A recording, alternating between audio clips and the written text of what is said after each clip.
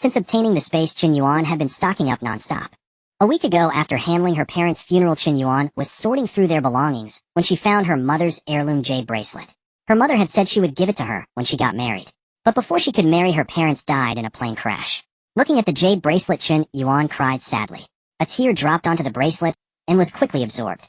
Soon she felt dizzy, and when she opened her eyes, she found herself in an ancient-style courtyard house. Could this be a space? She wanted to go out, and then she returned to her current home. How could Chen Yuan immediately guess it was a space? As a modern person, anyone who has read a few novels should know this. She just never thought such a bizarre thing would happen to her. Usually when a space is opened, it either means an apocalypse or a time travel. She had to prepare and not waste the billions of inheritance her parents left her. With a thought, she entered the space again. She needed to understand the space and then think about how to use it. When she appeared again in the space, she was standing in the courtyard house. It had 2 floors each with 4 rooms. Entering the house, the middle 2 rooms were the living room. In the center of the living room was a square golden silk namu table and 4 chairs. On the table lay as soon as she picked up the jade slip, it turned into a wisp of green smoke that drilled into her mind. In an instant, she learned everything about the space. The jade bracelet space was left by a cultivator to his descendants before ascending. Only descendants of the same bloodline could open it. How could it be opened? That was using true heart. If someone had told her to use true heart before she opened the space, she would have mocked them. But now she seemed to understand. Perhaps it was because the tear she shed at that moment was from the bottom of her heart. She was the only descendant to open the space. To the left of the living room was an alchemy room. To the right was a warehouse. It was infinitely large and could preserve freshness. In the center of the alchemy room was a furnace. On the left was a wall of Chinese medicine cabinets. She randomly opened a drawer and saw that the space inside was huge, much larger than it appeared from the outside. It was filled with herbs. She didn't know how big it was. The other 2 walls were lined with bookshelves full of medical books. These books would only gather dust with her because she knew nothing about medicine. Against the left wall was a staircase. She went up the stairs to the 2nd floor. The 2nd floor had the same layout. The middle 2 rooms were a living room with a table and 4 chairs. The left room was a bedroom. The right room was a guest room, both with simple furnishings, a carved canopy bed, and 2 small leaf rosewood wardrobes, and nothing else. Opening the wardrobe, she found that the space inside was huge. She guessed that all the cabinets in the space were storage spaces. The wardrobes were empty. Roughly estimated, each had about 200 to 300 square meters of space. 2 wardrobes would have 400 to 500 square meters. She would never worry about having no place to put clothes again. She planned to put furniture in the guest room and living room on the 2nd floor so she could live in the space later. In the courtyard, the 2 rooms on the left were the kitchen, the 2 rooms on the right were the bathroom. The kitchen was simple. Against the wall by the window were 2 stoves and 2 iron pots. Next to the stoves were 2 cupboards. There was nothing. As usual, she opened them. One cupboard had a few bowls and a chopstick holder with a few pairs of chopsticks. The other cupboard was empty. Both were storage cabinets similar in size to the wardrobes. She would fill them. She would fill the empty kitchen with modern appliances. The bathroom was even emptier with only a bathtub and nothing else. She would definitely fill this place. Fill it. Beside the gate was a spring of water that never decreased and never overflowed. This was a spiritual spring. Drinking it would not bring the dead back to life, but it could change one's constitution, strengthen the body, and beautify the skin. For seriously ill patients, long-term consumption could also cure diseases. Outside the gate was a small stream. Crossing the stream, there were hundreds of acres of farmland, as well as mountains, grasslands, deep forests, and an ocean. It was truly a small world. Early the next morning, Chen Yuan liquidated all of her company shares, bonds, funds, and real estate properties. As the full liquidation would take time, she first needed to spend the over 500 million yuan she had in cash deposits. After breakfast, Chen Yuan packed 20 large meat buns, 20 fried dough sticks, and 10 bowls of millet porridge, placing them in the space's cupboard when she returned to her car. She had tested both the cupboard and the warehouse, and both preserved freshness perfectly. After the meal, Chen Yuan drove directly to the wholesale market. She purchased 100 tons of various rice, 10 tons each of glutinous rice, millet, black rice, brown rice, soybeans, red beans, mung beans, peanuts, and oats, 100 tons of various flours, 2,000 5-liter buckets, each of peanut oil, soybean oil, rapeseed oil, cottonseed oil, and sunflower oil, and 2,000 bottles of sesame oil. Without delay, she went to the slaughterhouse and bought 100 slaughtered pigs, 30 cattle, and 20 sheep, asking the butchers to categorize and package all the different parts. At a nearby poultry farm, Chen Yuan bought 5,000 gene of regular eggs, 5,000 gene of free-range eggs, and 1,000 gene of duck eggs. Next, she visited a dairy wholesale market, purchasing 1,000 boxes of various brands of pure milk, 5,000 boxes of various yogurts, and 200 boxes each of different stages of milk powder, including soy milk powder, family sweet milk powder, elderly milk powder, adult milk powder, adolescent milk powder, and infant formula for stages 13. At the daily necessities wholesale market, she bought 5,000 boxes 10 bottles per box of facial cleanser, toner, lotion, face cream, shampoo, and conditioner, 5,000 packs of 24-roll toilet paper, 5,000 boxes each of daytime and nighttime sanitary pads, 2,000 boxes of various facial towels, tissues, and wet wipes, 500 bags of baby diapers in various sizes, 5,000 boxes of soap, 50 bars per box, 5,000 bottles of hand sanitizer, 5,000 boxes of laundry detergent, 10 buckets per box, 1,000 bags of laundry powder, and 5,000 toothbrushes, and 5,000 tubes of toothpaste. Then she went to the dried goods and seasoning wholesale market. She bought 5,000 boxes each of dried black fungus, dried shiitake mushrooms, kelp bean curd sticks, chili peppers, Sichuan peppercorns, star anise, cinnamon bark, and bay leaves. She also purchased 1,000 boxes each, 12 bottles per box of light soy sauce, dark soy sauce, oyster sauce, and cooking wine, 1,000 boxes of table salt, 50 bags per box, 5,000 boxes each of brown sugar, white sugar, and rock sugar, 50 bags per box, and 5,000 boxes each, 20 bottles per box of Lao Gan Ma chili sauce, fermented bean curd, chive flour sauce, sesame paste, broad bean paste, and chili paste. She also bought 500 sets of sportswear, 500 sets of casual wear, 300 sets each of summer and winter clothing, and 200 down jackets each in long and shorts. She purchased 50 quilts each of 2 jean, 5 jean, 8 jean, and 10 jean weights, along with 20 down comforters. After half a month of frantic shopping, she had spent a large portion of her cash, and the funds from the asset liquidation, totaling 5 billion yuan, finally arrived in her account. With the money in hand, Chen Yuan immediately flew abroad. In country, she bought 1,000 tons of coal, 1,000 boxes of chocolate, 1,000 large Russian bread loaves, 500 boxes of honey, 10 jars per box, and 500 boxes of large meat sausages, 50 per box. In country Y, she purchased 1,000 tons of crude oil. In country F, she acquired 1,000 bottles of red wine, 1,000 boxes of chocolate, and 1,000 assorted breads. In country D, she bought 2 sailboats, 2 yachts, 50 each of kayaks, assault boats, and jet skis, 5 off-road vehicles, and 5 each of motorhomes and travel trailers. In country A, she spent 50 million on firearms and ammunition, 20 million on cold weapons, and a further 1 billion on a large quantity of gold and jewelry, plus 10 million on fast food.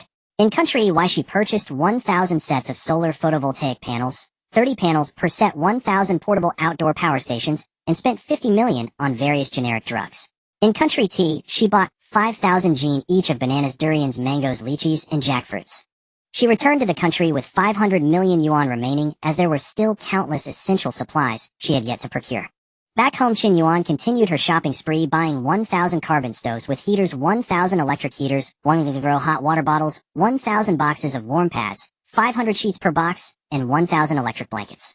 She purchased 50 ice makers and 50 refrigerators, along with 1,000 air conditioners and 1,000 air coolers. She also bought 100 vintage-style bicycles, 100 mountain bikes, 100 electric bicycles, and 100 compact electric cars. Chen Yuan then commissioned the construction of 100 electric heated brick beds, and 10 each of 10 square meter, triple-insulated mobile houses made of wood. Subsequently, she learned how to assemble solar photovoltaic panels and install plumbing, ensuring her space had electricity and running water. Anticipating potential wilderness survival, Chen Yuan visited an outdoor supply store and stocked up in bulk 100 ropes of each length. 10 meters, 50 meters, 100 meters, 50 folding ladders, 100 flashlights and searchlights, each 1,000 windproof lighters, 50 windproof and rainproof tents, 1,000 moisture-proof mats, 50 sleeping bags rated for 30C and 50C, each 100 military shovels, 100 sets of outdoor folding knives, Swiss Army knives, and multi-purpose knives, 100 wood stoves, alcohol stoves, and gas stoves each, and 100 sets of windproof outdoor cookware. She also bought 2,000 gas canisters, 5,000 units, each of 5 kilograms, and 10 kilograms gas tanks, and 1,000 gas stoves. Additionally, she purchased 1,000 barrels of 17-liter bottled water, 1,000 cases of 24 bottled water packs, and 1,000 cases of assorted sodas and beverages. For fruits she hoarded 1 ton each of grapes, cherries, and watermelon, along with 2,000 jean of cantaloupe, apples, and pears. She stocked 2,000 jean each of tomatoes, cucumbers, eggplants, green beans, potatoes, pumpkins, winter melons, zucchini, cabbages, radishes, spinach, lettuce, chives, green peppers, and red peppers.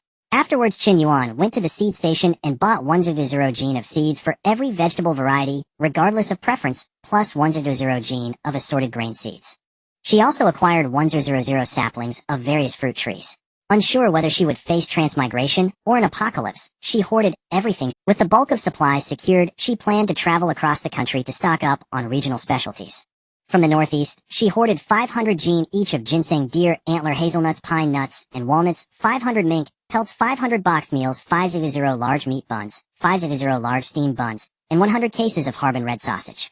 From Inner Mongolia, she stocked 500 boxes, each of cheese milk tablets, and milk tofu 100 boxes of assorted fresh milk and yogurt and copious amounts of beef jerky, whole roasted lamb, and roasted lamb legs. She also bought 2 rams, 6 ewes, 2 bulls, 6 cows, 2 male dairy buffalo, 6 female dairy buffalo, 2 boars, and 6 sows, raising them together on the grassland of her space. This ensured an endless supply of meat.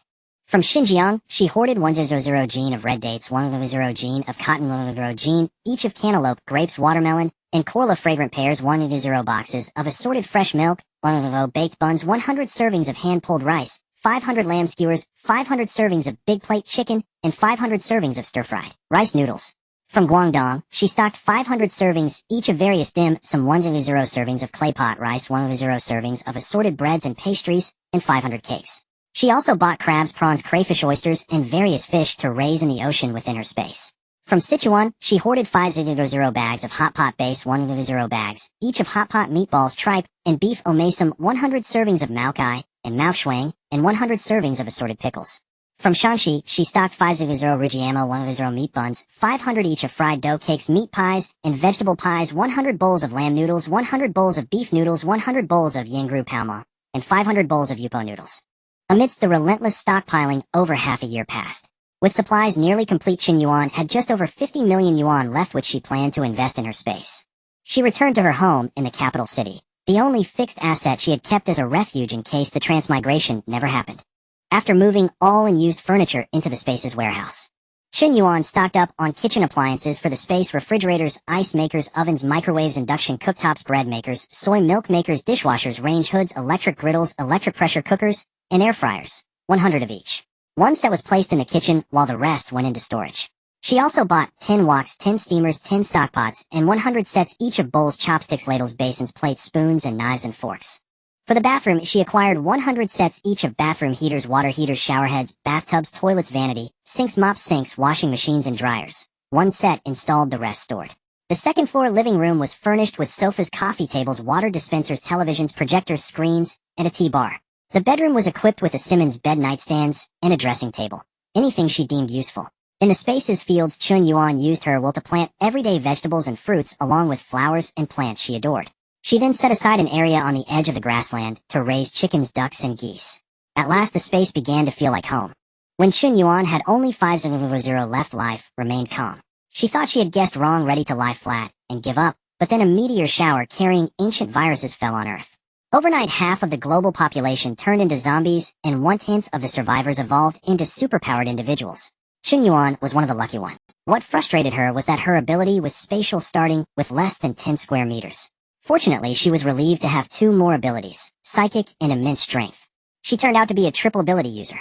In the apocalypse, even dual abilities were rare, let alone triple. She was truly fortunate.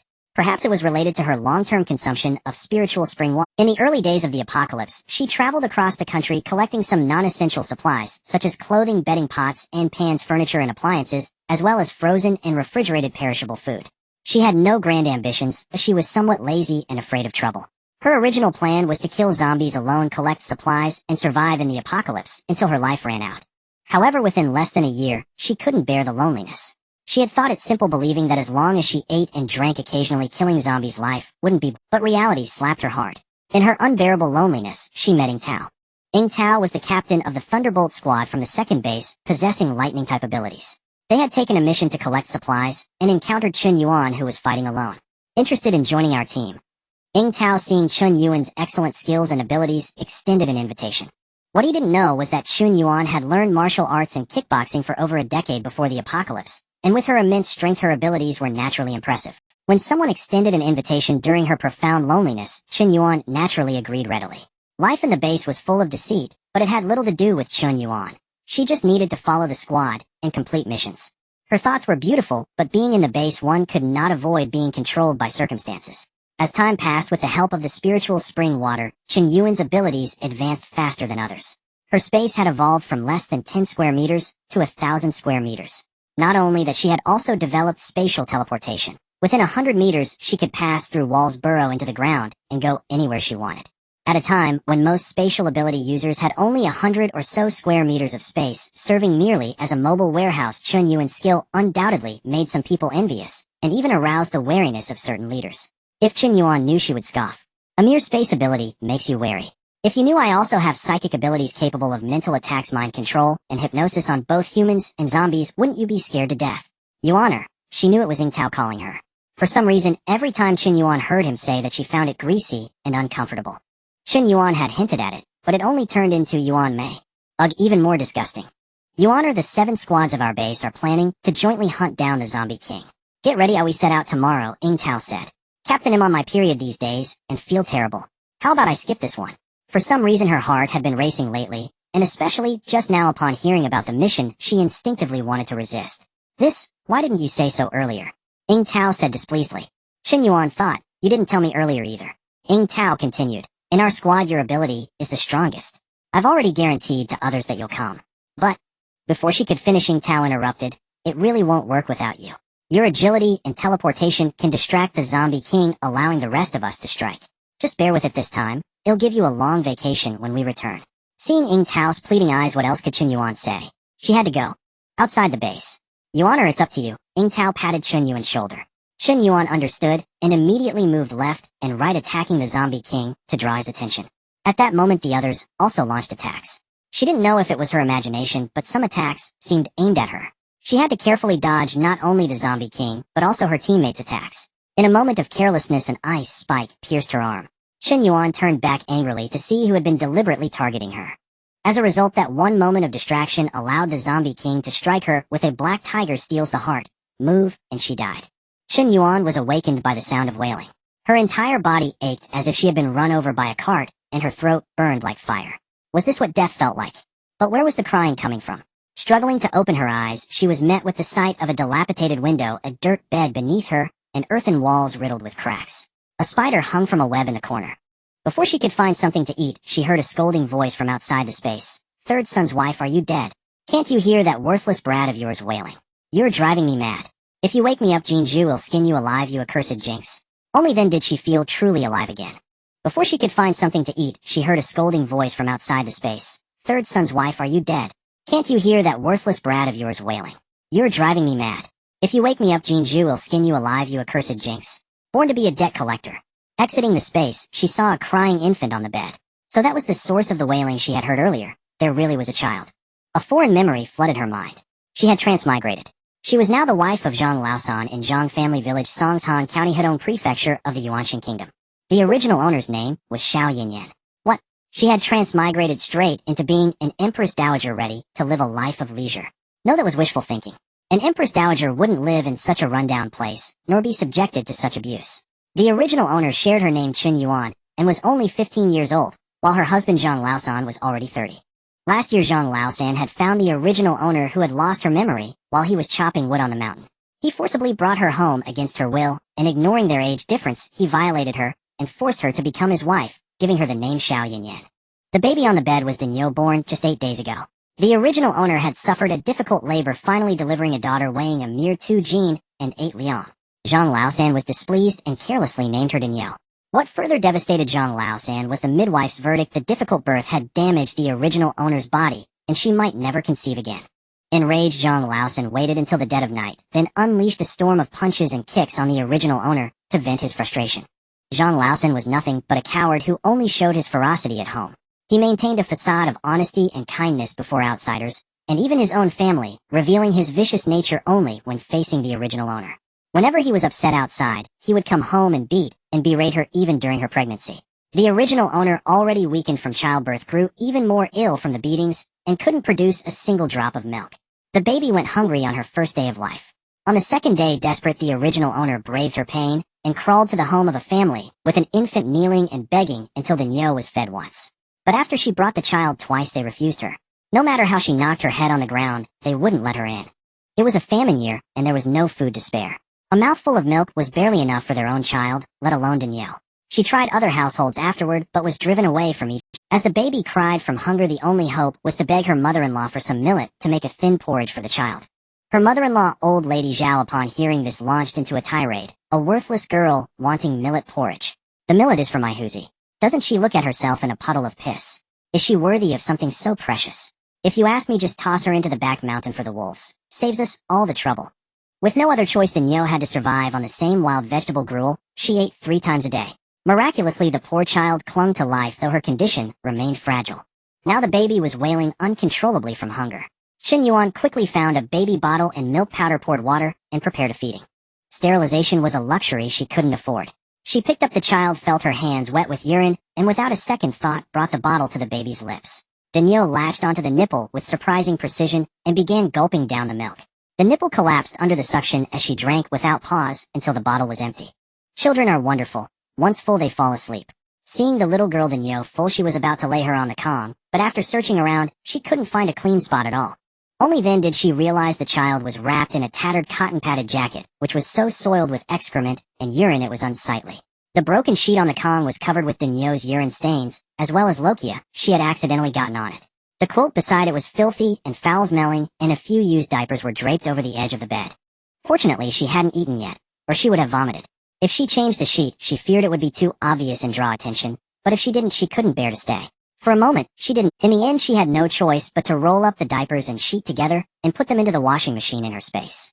Then she locked the door. Well, it was really just a stick wedged in place, and carried Danielle into the space to tidy up.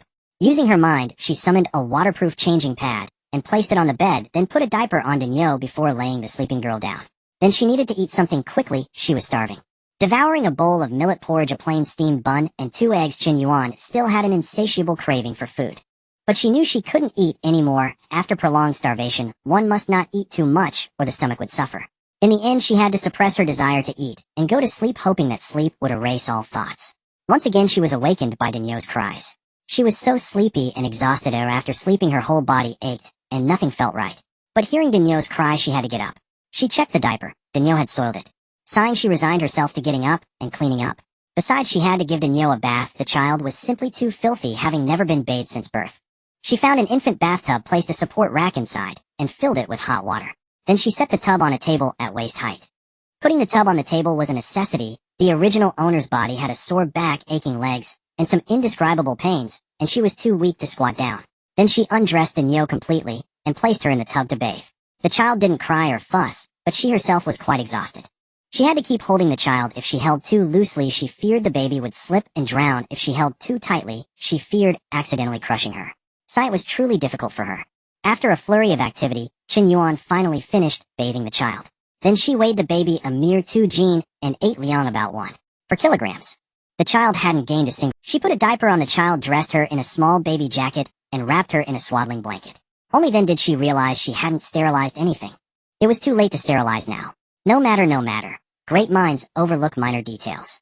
Enduring various discomforts, she took off her clothes and threw them into the washing machine along with the cotton jacket that had wrapped Danielle. Then she took the dried sheet outside the space and spread it on the bed. It wasn't that she was stingy or reluctant to throw away those ragged clothes. It was because she and Danielle had only these few garments. If she didn't wash them, what would they wear outside? She couldn't stay in the space forever. After feeding Danielle until she was full, she didn't need to worry about her anymore. The baby fell asleep on her own. Then Chen Yuan went to the bathroom. She couldn't stand it anymore. She also had to take a bath, even if she was still in the postpartum confinement period. Originally, she had only intended to have a quick rinse, but once she touched the water, she couldn't control herself. In the end, she washed thoroughly and meticulously for over. She had forgotten how weak the original owner's body was. This bath nearly made her faint. Fortunately, the original owner had been clean and had no lice in her hair, or she would have had to deal with that too, and then she would have truly wanted to die. Actually, the original owner had been very clean before giving birth. But after childbirth, her body was weak, and combined with Zhang Laosan's beatings, she could barely get out of bed, lacking the strength to clean the room or wash clothes and diapers. All the strength she had was used to hold the child and beg for milk. The original owner had endured in such a sickly state for 8 days, and in the end, she didn't survive, allowing her to transmigrate. After drying her hair, Chen Yuan went to sleep. Peeking outside her space, she saw that it was already dark and no one had come to call her for dinner. Well, that was to be expected. Given the original owner's standing in the family, she wasn't worthy of being summoned. Even if she went out to eat on her own, they would only complain that she was wasting their precious grain. There was no point in worrying about such things. Time to sleep. As for whether Chen Yuan feared being discovered by Zhang Laosan, while sleeping in the space, there was no need for concern. That Zhang Laosan was likely never coming back. This was the only thing that had brought Chen Yuan any comfort since she arrived here. Speaking of that matter, it was a long and tangled story like a child without a mother. There was too much to tell. The Zhang family village where the original owner lived was located in Hudong Prefecture, the northernmost region of the Yuanshan Kingdom, right next to Yinmen Pass. In the past 2 years, harvests had been poor, and the Tartars from beyond the border frequently raided. Since last winter, there had been no rain or snow, which had hit the Tartars hard as well. In desperation, they launched a massive attack on Yuanshan, threatening to break through the pass and invade the heartland. 5 days ago, the imperial court issued a conscription order requiring all healthy men between the ages of 13 and 60 to serve. The Zhang family with its many men was assigned 4 quotas, one of which fell to Zhang Laosan. Speaking of Zhang Laosan, one must talk about the old Zhang family. The family currently numbered 26 members. The patriarch Zhang Changfa, known as Old Man Zhang, was 55 years old and married to old lady Zhao, aged 54. Together they had 5 sons. The eldest son Zhang Youfu, known as Zhang Laodao, was 36 years old and married to little Zhao, who was also his mother's niece. He had 4 sons and 1 daughter. The 18-year-old eldest son Zhang Rinzhong married to Wang with an 8-month-old son named Huzi, 14-year-old twins Zhang Renshao and Zhang Fengxian, both unmarried, and 10-year-old twins Zhang Renli and Zhang Rini. The second son Zhang Yulu, 33 years old, had passed away. He was survived by his wife Cui and their 4 daughters, 15-year-old Daya, already married, 12-year-old Arya, 9-year-old Sonia, and 6-year-old Xia. The third son Zhang Youshou, known as Zhang Laosan, was 30 years old and married to Xiao Yinyan, the original owner of this body. They had a daughter Daniu who was only 8 days old. The fourth son Zhang Yoshi was 25 years old and married to Taoong.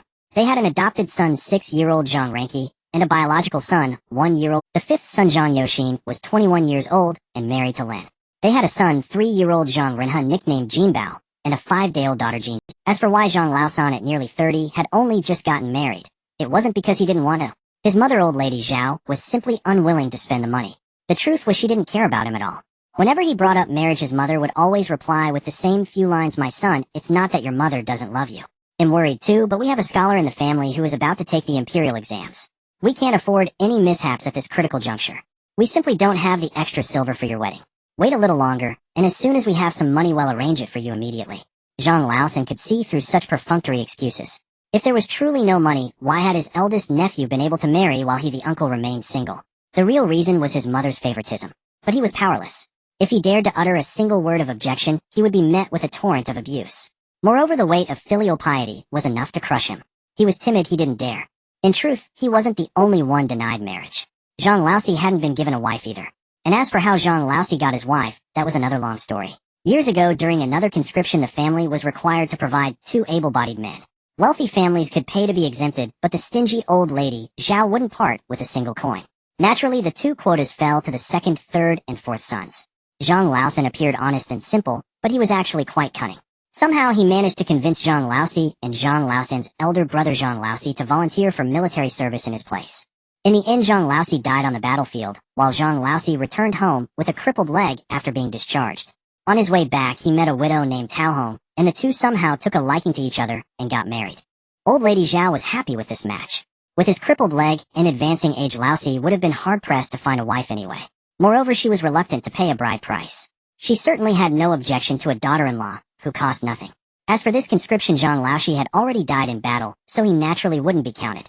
Zhang Laosi had a lame leg which also excluded him from the conscription.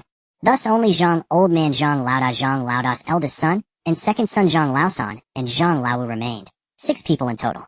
6 out of 4, or rather 5 out of 3, it went without saying that Zhang Laosan was bound to go.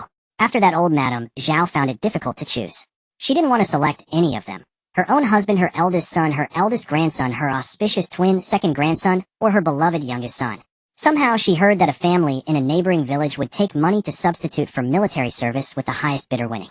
Old Madame Zhao rushed over without delay and finally secured the spot at a high price of 60 taels. 60 taels? Old Madame Zhao simply couldn't come up with that amount. She could at most manage 30 taels, which was originally set aside for her eldest grandson's upcoming examinations. What about the remaining 30 taels? One must say old Madame Zhao was truly vicious. She immediately thought of selling children. Naturally, the children would be the 3 daughters of the second son. In her words, they were useless goods that only wasted grain destined to belong to another family sooner or later. Sending them off early would save the household food. So ignoring the second daughter-in-law's cries and protests, she sold all 3 girls to the wealthiest family in the county town, the Zhou family, as maidservants. Selling all 3 together with a death contract master, Zhou generously gave 15 taels, a truly exorbitant price. 15 taels were still short.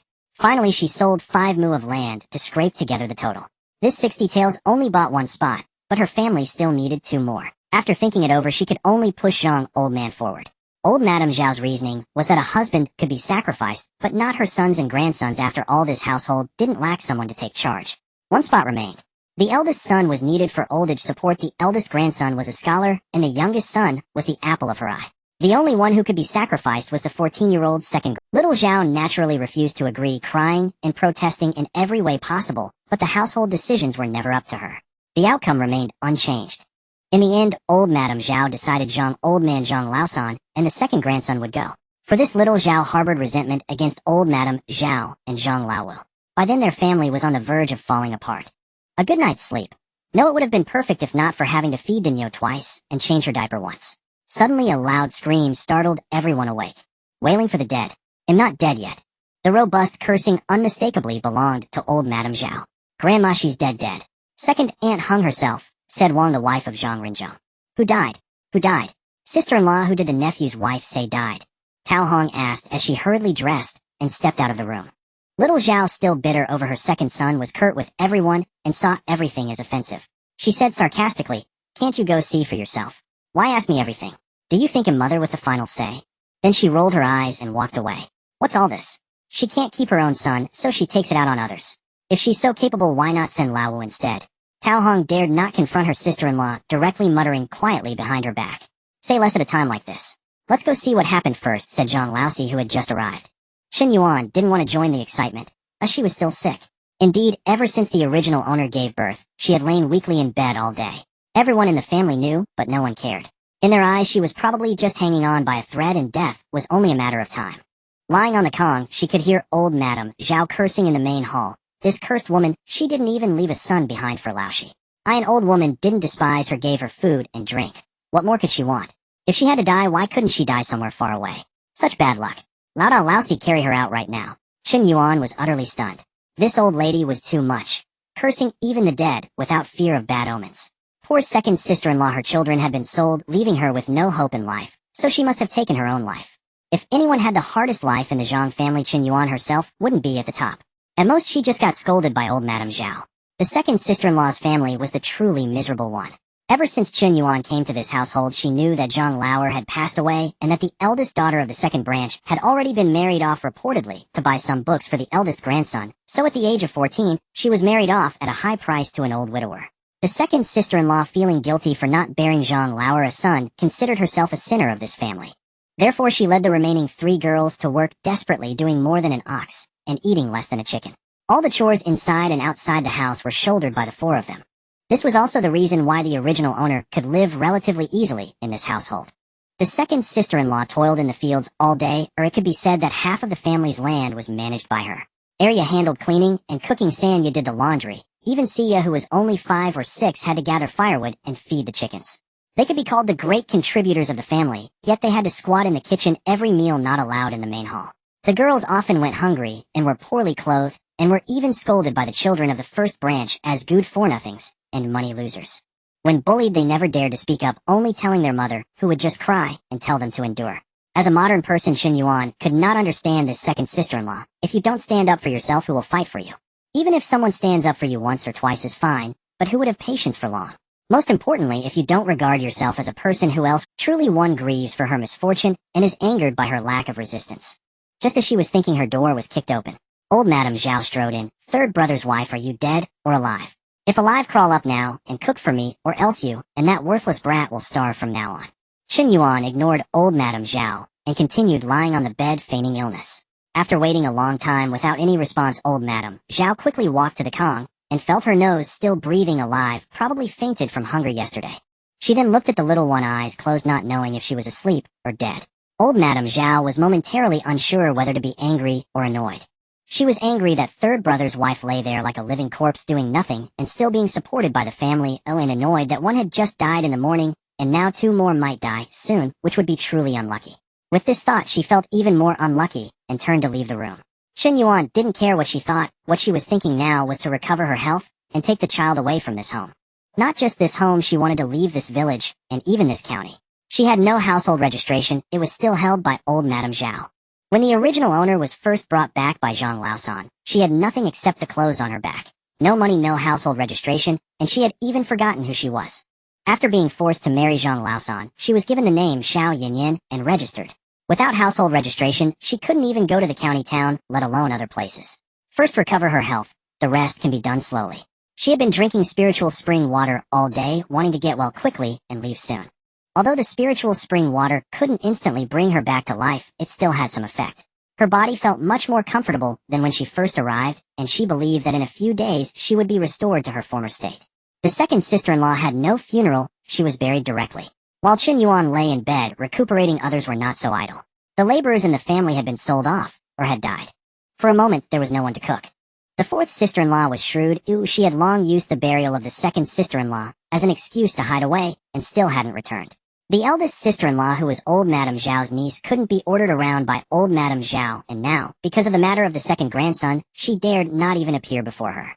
The fifth sister-in-law was even more of a pampered lady. Since entering this household, she had never done any work, always having food served and clothes handed to her. Moreover, the fifth brother shielded her, always managing to coax his mother into not making his wife work. Old Madame Zhao was fuming. Having searched everywhere and found no one to cook, she had no choice but to step into the kitchen herself. The moment the meal was set on the table, the entire household appeared, as if damn it all, were you all perched on the chimney? Your noses are too sharp for your own good. Old Madame Zhao nearly toppled over in a fit of rage. What her third grandson said next nearly sent her to her grave, and pushed her completely over the edge. Grandma, today's meal is truly awful. The vegetables are bitter, and the porridge is burnt. Which useless good-for-nothing made this? What a waste of good grain. With a sharp crack, old Madame Zhao slammed her chopsticks down. Who are you calling a useless good-for-nothing? You're all a pack of ungrateful wolves. In the early years I cooked, I washed clothes, I tilled the fields, and I raised you all with my own hands through thick and thin. Now that I'm old and still slaving away for your entire families. And this is the thanks I get. You dare to complain. If you don't like it, then get the hell out of my house. Don't you dare waste my grain. The eldest son's children had been spoiled rotten and had no sense of tact. But it's true, isn't it? The vegetables are bitter and the porridge is burnt. Grandma, didn't you always say our family's grain is like gold, and anyone who wastes it can't eat for 3 days? Already in a towering rage, old Madame Zhao lashed out, delivering a resounding slap that sent the child sprawling to the floor. The entire room fell into a stunned silence. The third child, Zhang Rinli, immediately burst into loud wailing sobs. This was the last straw for little Zhao. She decided to settle all old and new grievances at once. What's the meaning of this? First you send my second son away, and now you strike my third. You clearly have something against us. If you have a problem with me, come at me directly. Why take it out on the children? There's no need for such humiliation. The child speaks one sentence and gets slapped for it. Are we servants in this house to be beaten and scolded, to be butchered at will? Sister-in-law, what kind of talk is that? We're all one family. What's all this about servants and masters? What would outsiders think if they heard such words? And Rinli was indeed out of line. No one calls their grandmother a good-for-nothing, Zhang Laowu said disapprovingly. Little Zhao grew even angrier. My son is not yours to discipline. Worry about yourself. You've said plenty of improper things in your time. A grown man, always hanging around your mother, stirring up trouble and gossip, doing countless despicable deeds. And now you have the nerve to lecture others. What despicable deeds have I done? You explain it to me clearly. Do you really need me to spell it out? Just talking about it makes me feel dirty. Big brother, are you just going to stand there while your wife talks about me like this? We're all family. Let's all say a little less and not hurt our harmony. Listening to the chaos erupting inside the house, old Madame Zhao's heart turned cold. She couldn't understand how a family that had always been harmonious could be shattered by a single slap. In truth, she had regretted the slap the moment her hand connected. How could she not feel a pang of heartache for a grandson she had doted on for so many years? But before she could even find a graceful way to back down, her eldest daughter-in-law had already launched her attack. At that, old Madame Zhao felt her righteousness return. She no longer regretted the action, nor did she wish to offer any avenue for reconciliation. Zhao Yulian, if you have something to say it directly. Don't go around insinuating things about one person while pointing at another, old Madame Zhao said crossly. Fine, then I want beat around the bush. I want to divide the family. Sister-in-law, what are you saying? As long as our parents are alive, the family stays together. Apologize to mother at once. Of course you don't want to split up. You're counting on the whole family to support your family of 4. Sister-in-law, you should be ashamed to say that. Your eldest branch spends the most money in this household. All the family's money goes to support your scholar. Enough. Both of you quiet down. Old Madame Zhao's lungs were about to burst. Eldest, what do you have to say? At that moment, Zhang the eldest spoke calmly. Mother, let's divide the family. The children are all grown now. Old Madame Zhao stared at Zhang the eldest in disbelief, utterly speechless. She had believed her eldest son was the most filial, the most obedient, and would surely side with her. She never imagined she had been so blind. Yes, the most filial and obedient one was already dead. Fine. Well, divide the family. With those words, old Madame Zhao's eyes rolled back, and she collapsed in a faint. Although Chen Yuan did not participate, her mental acuity allowed her to fully grasp what was happening in the main room. Indeed, her powers from the apocalypse had come along. She felt more confident living in this other world. Lying around was rather dull, so watching a play was quite enjoyable. However, Chen Yuan did not expect the family division to happen so quickly. The Zhao family's insistence on splitting was not only due to the second son's military service, but also largely because of the death of the second son's wife. Previously, the entire family relied on the second son's household for support, living comfortably now that the caregivers were gone who would handle the household chores. The fourth son's wife was quite adept at deceit and cunning. As for the fifth son's wife, did she not know her aunt's temperament? They were certainly expected to care for the fifth son's family, which she was unwilling to do. Zhang Laodao thought too much, who currently their family had the most men. If there were more conscription efforts in the future, his mother would still have to cherish the fifth son, as it was their family that would provide the manpower. He did not want to shoulder the burden for the fifth son. Oh, why should he? If they had to serve in the military, they should all go together. No one should think they could escape. The decision to split the family was set by the resolute attitude of the eldest couple. It was said to be the eldest couple because the fifth couple did not want to split at all. Their two children were still young, and the fifth son's wife had been spoiled since childhood. She had never done any work at her family home, and after marrying she had done even less. Now being in confinement, the only capable person in the household was the fifth son, and he was not able to handle much. With his mother's favoritism at home, life was still not too bad for them. If they split, how would their family survive? The fourth son's wife was also not keen on splitting. Like the fifth son's wife, her two children were still young, and the fourth son was a cripple unable to exert much strength. The eldest son had the most strong laborers. If they did not split, they would work together, and no matter how many there were, they would not let the fifth son's family go hungry. If they split, although they would not be as helpless as the fifth son, they would still have to toil harder. As for Chen Yuan, no one cared about her. In their eyes, she was merely a dying woman. Each family member had their own thoughts, and no one even prepared lunch. Of course, some people would not go hungry. For example, the fifth son, who shared the leftover pastries from his daughter's washing ceremony with his wife in confinement and their 3-year-old son. If Chen Yuan had known, she would have cursed loudly. The treatment for a similarly newborn girl was so disparate.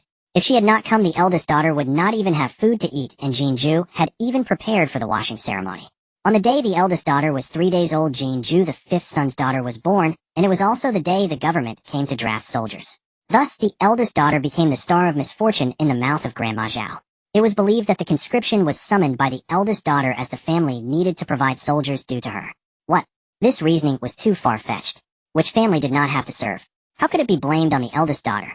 Moreover, if there truly were a star of misfortune, it would be the daughter born that day, Jinju. Truly, to assign blame without reason. When others do not favor you, everything you do is wrong. After causing a scene in the morning, Grandma Zhao fainted, yet this still could not stop the momentum of the family division enough to show how eager the eldest family was. They did not even have time to eat lunch, though after the meal hour passed, they went to invite the clan leader and the neighborhood chief. At this time, Grandma Zhao was also helped into the main room. She had long since woken up. She did not want to come, but her niece threatened her, saying that if they did not split today, she would divorce and take the children back to her family. Just thinking of her brothers and sisters in her natal family made her fearful. When it came to being tough, she was no match for her sister-in-law. It was not just that she feared her sister-in-law's commotion, but she was also afraid of losing her natal family and of being estranged from the eldest son, as she still needed him to support her in her old age. She could not depend on the fifth son's family. As for whether she regretted spoiling the fifth son, she did not. In her words, my fifth son should be born a young master destined to be served, just born in the wrong family. Thus, I must compensate him well. One could not understand where her confidence to say such things came from. The villagers would not pay her any mind. The most discussed topic was, isn't the fifth son just good-looking and fair-skinned? Who in your family doesn't look good? If you don't work the fields, anyone can look fair. To return to the matter at hand about the family division. Mother of Changfa, do you truly wish to divide the family? Brother Changfa and his 2 children have just left. If he knew you were splitting the family, the moment his back was turned, his heart would grow cold. Besides, the summer harvest is nearly upon us. If you divide the family now, what will become of the crops? The village head was already displeased with their family for pushing old man Zhang into military service. It defied all reason that a man in his 50s should be sent to war while his sons and grandsons remained hale and hearty at home. Now this latest development only deepened his disdain for the entire household. Uncle, it's not that my mother wishes to divide the family. It's that someone's ambitions have grown too large.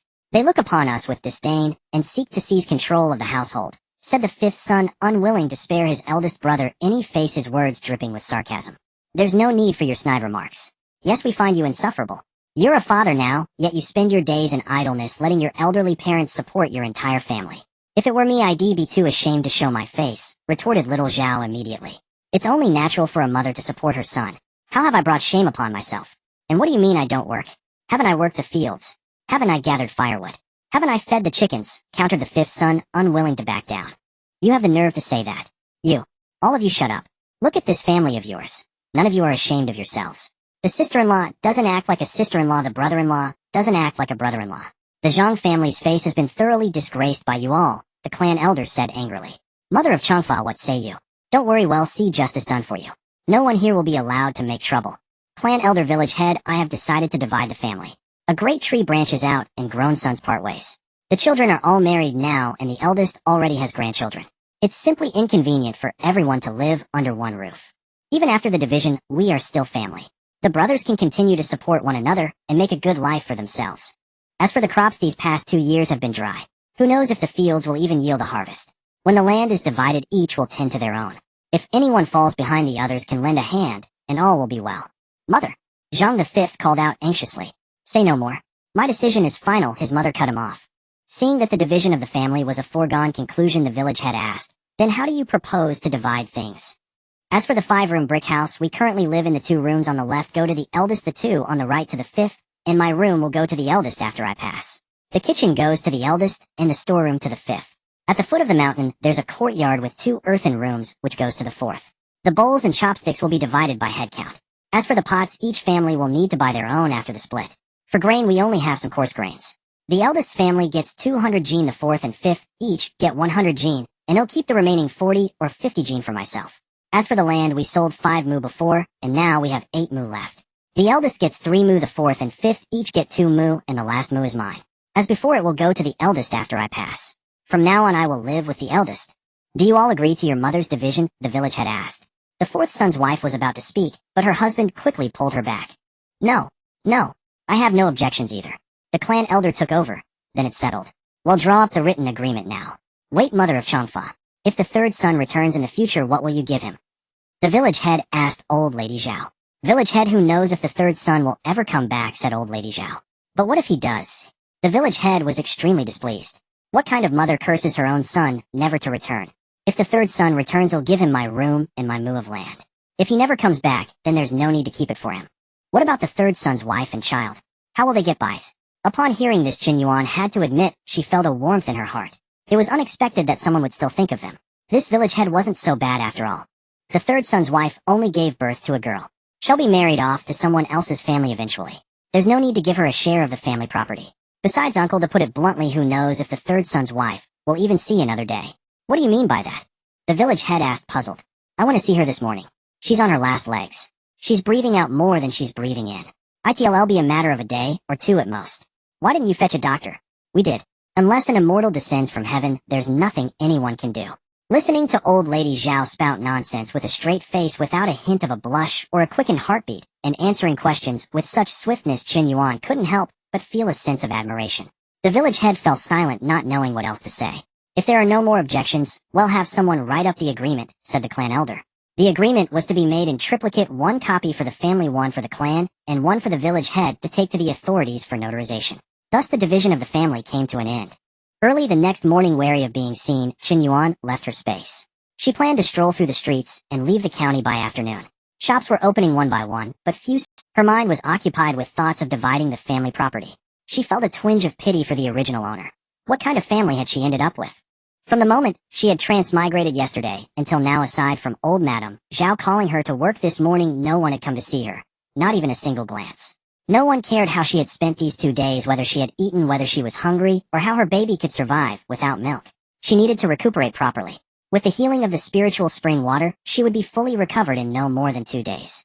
Then she would go negotiate with old Madame Zhao and leave this family forever. Yet her plans were perfect, but reality was harsh. The next morning, while she was still sleeping in the space, she suddenly heard a loud banging on the door. Why bother knocking? Just break the door down. She's been given too much face. She quickly carried Daniel out of the space. Just as she wrapped Daniel in a ragged coat, the door burst open with a bang. Seeing Chen Yuan awake, she scolded, "Truly a scourge lives 1,000 years. You're quite resilient. Get up now. Carry that jinx and get out of here." This place belongs to fifth brother now. Chen Yuan put on a sickly look and said, Mother, where are we mother and daughter supposed to go? Go wherever you like, just don't cling to our Zhang family. Oh, and erase the divorce letter. I wrote it on behalf of third brother. Take it and get out.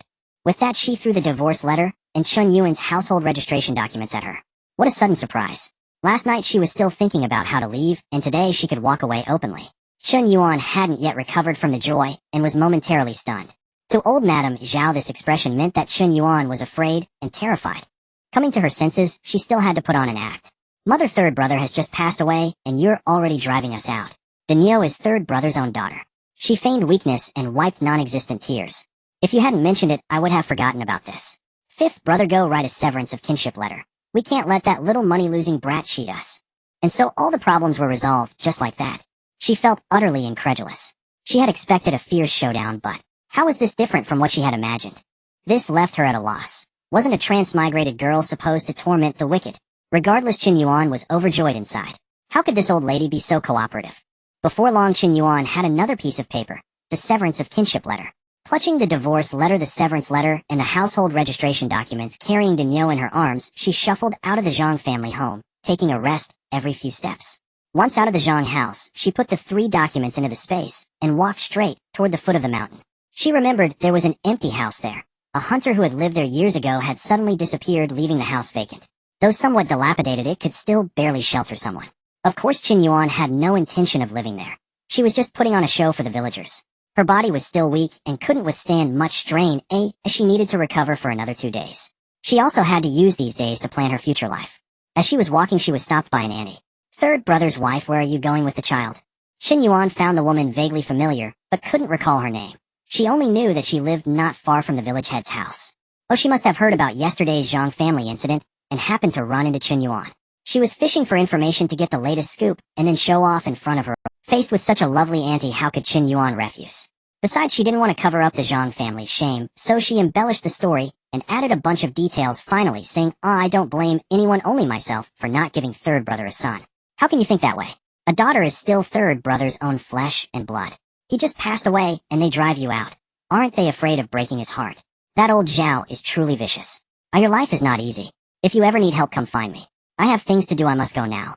With that, she hurriedly trotted away. This auntie, was she in such a rush? Whether you run or not, the villagers are still there, it wouldn't delay much time.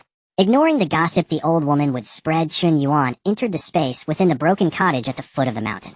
She needed to rest, recuperate, and nourish her child. No, the child was now called Nyo. Chen Yuan had also given her a formal name, Chun Xinyo, hoping she would live a life of leisure and peace. She had to plan for the future. Since she was leaving this place, she needed a place to settle. The capital where Chen Yuan had lived before was her destination. She was going to avenge her predecessor. The original owner was the legitimate daughter of the Marquis of Anping. Her father Chen Ping lived up to his name. Unremarkable, and without merit, inheriting his title only through ancestral grace. By the time the Marquisate reached his hands, it had long been in decline. He was a mediocre man, poor at management, and under his stewardship the household's finances grew worse than ever. The old madam of the Marquisate then set her sights on the imperial merchant Lin family. The Lin family had only one daughter. If they married her, wouldn't the Lin family become the Marquisate's money bag? So the old madam and her son Chen Ping orchestrated a scene of a hero saving a beauty. Her mother Lin Wan came from one of the most prominent imperial merchant families in Yuanxing. The staged rescue made her fall for Chen Ping, vowing to marry none other than him, even going so far as to make the scandalous move of cooking the rice before it was ready. Old man Lin had no choice but to agree to the marriage. Even though old man Lin was reluctant when it came to his only daughter's wedding, he still gave a tenth of his fortune as her dowry. The grand wedding with its 10-mile-long dowry procession became the talk of the capital. But good times did not last. With the birth of the original owner, the tale of bliss quickly turned into a joke. The Chen family had been single son for 3 generations, and they could not let the line end with him. So the old madam arranged for her own niece Lu Man to become a concubine. 3 women make a play, and the drama in the Marquisate's inner court was easy to imagine. 7 months after entering the household, Lu Man gave birth to a pair of twins. Her status rose even higher. One might have mistaken her for the legitimate wife. Though the birth was full term, they insisted it was premature. By they, of course, I mean the old Madam Chen Ping, Lu Man, and the household physician. Lin Wan knew she had been deceived and regretted it, but she was helpless. She was already on the Marquisate's ship. Her natal family could not speak up for her, and she could not fight the entire household alone. Gradually, she retreated to the Buddhist shrine, spending her days chanting sutras. When the original owner was 12, her mother unexpectedly became pregnant again. But no one could have foreseen that when the time came both mother and child would die. Chen Yuan never understood back then. Her mother had been healthy, and it was her second pregnancy. How could they both die? Later she overheard the servants talking, and learned that her mother had been murdered by those people. After that, Lu Man was promoted to legitimate wife. It truly echoed a popular saying from the modern world, spending the original wife's money sleeping with the original wife's husband, and beating the original wife's child. From then on, the original owner lived even more cautiously. Beatings and scoldings were a daily occurrence. But even so, Lu Man did not let her go. When the original owner was 14, the Prince of Wu, coveting her maternal family's wealth, conspired with Qin Ping to bring ruin upon the Lin household. Yet overnight, all the Lin family's assets vanished without a trace. Having schemed in vain and gained nothing, the Prince of Wu's fury was beyond imagination. Qin Ping in turn vented all his wrath upon he announced that she had died of illness, handed her over to Lu Man, and washed his hands of the matter. Lu Man, ruthless as she was, found a human trafficker and sold the girl beyond the passes to be ruined by the barbarians. One day, as they were about to cross the border and passed near Zhang family village where Chen Yuan now lived, the original owner resolved to die and threw herself off a cliff. That was how she came to be saved by Zhang Laosan, only to leap from a tiger's den into a wolf's lair. With a destination in mind, the first issue to resolve was transportation. Unlike modern times where a GPS navigation system could clearly map out all routes, the ancient world offered no such convenience. Now, not only did she lack a navigation device, but she didn't even possess a single ancient map. More importantly, the moment she stepped out, she might not even be able to distinguish east from west. The most pressing matter was to find a map of this era. Alternatively, she could hire an experienced driver to take her to the capital, but honestly, she wasn't keen on that option.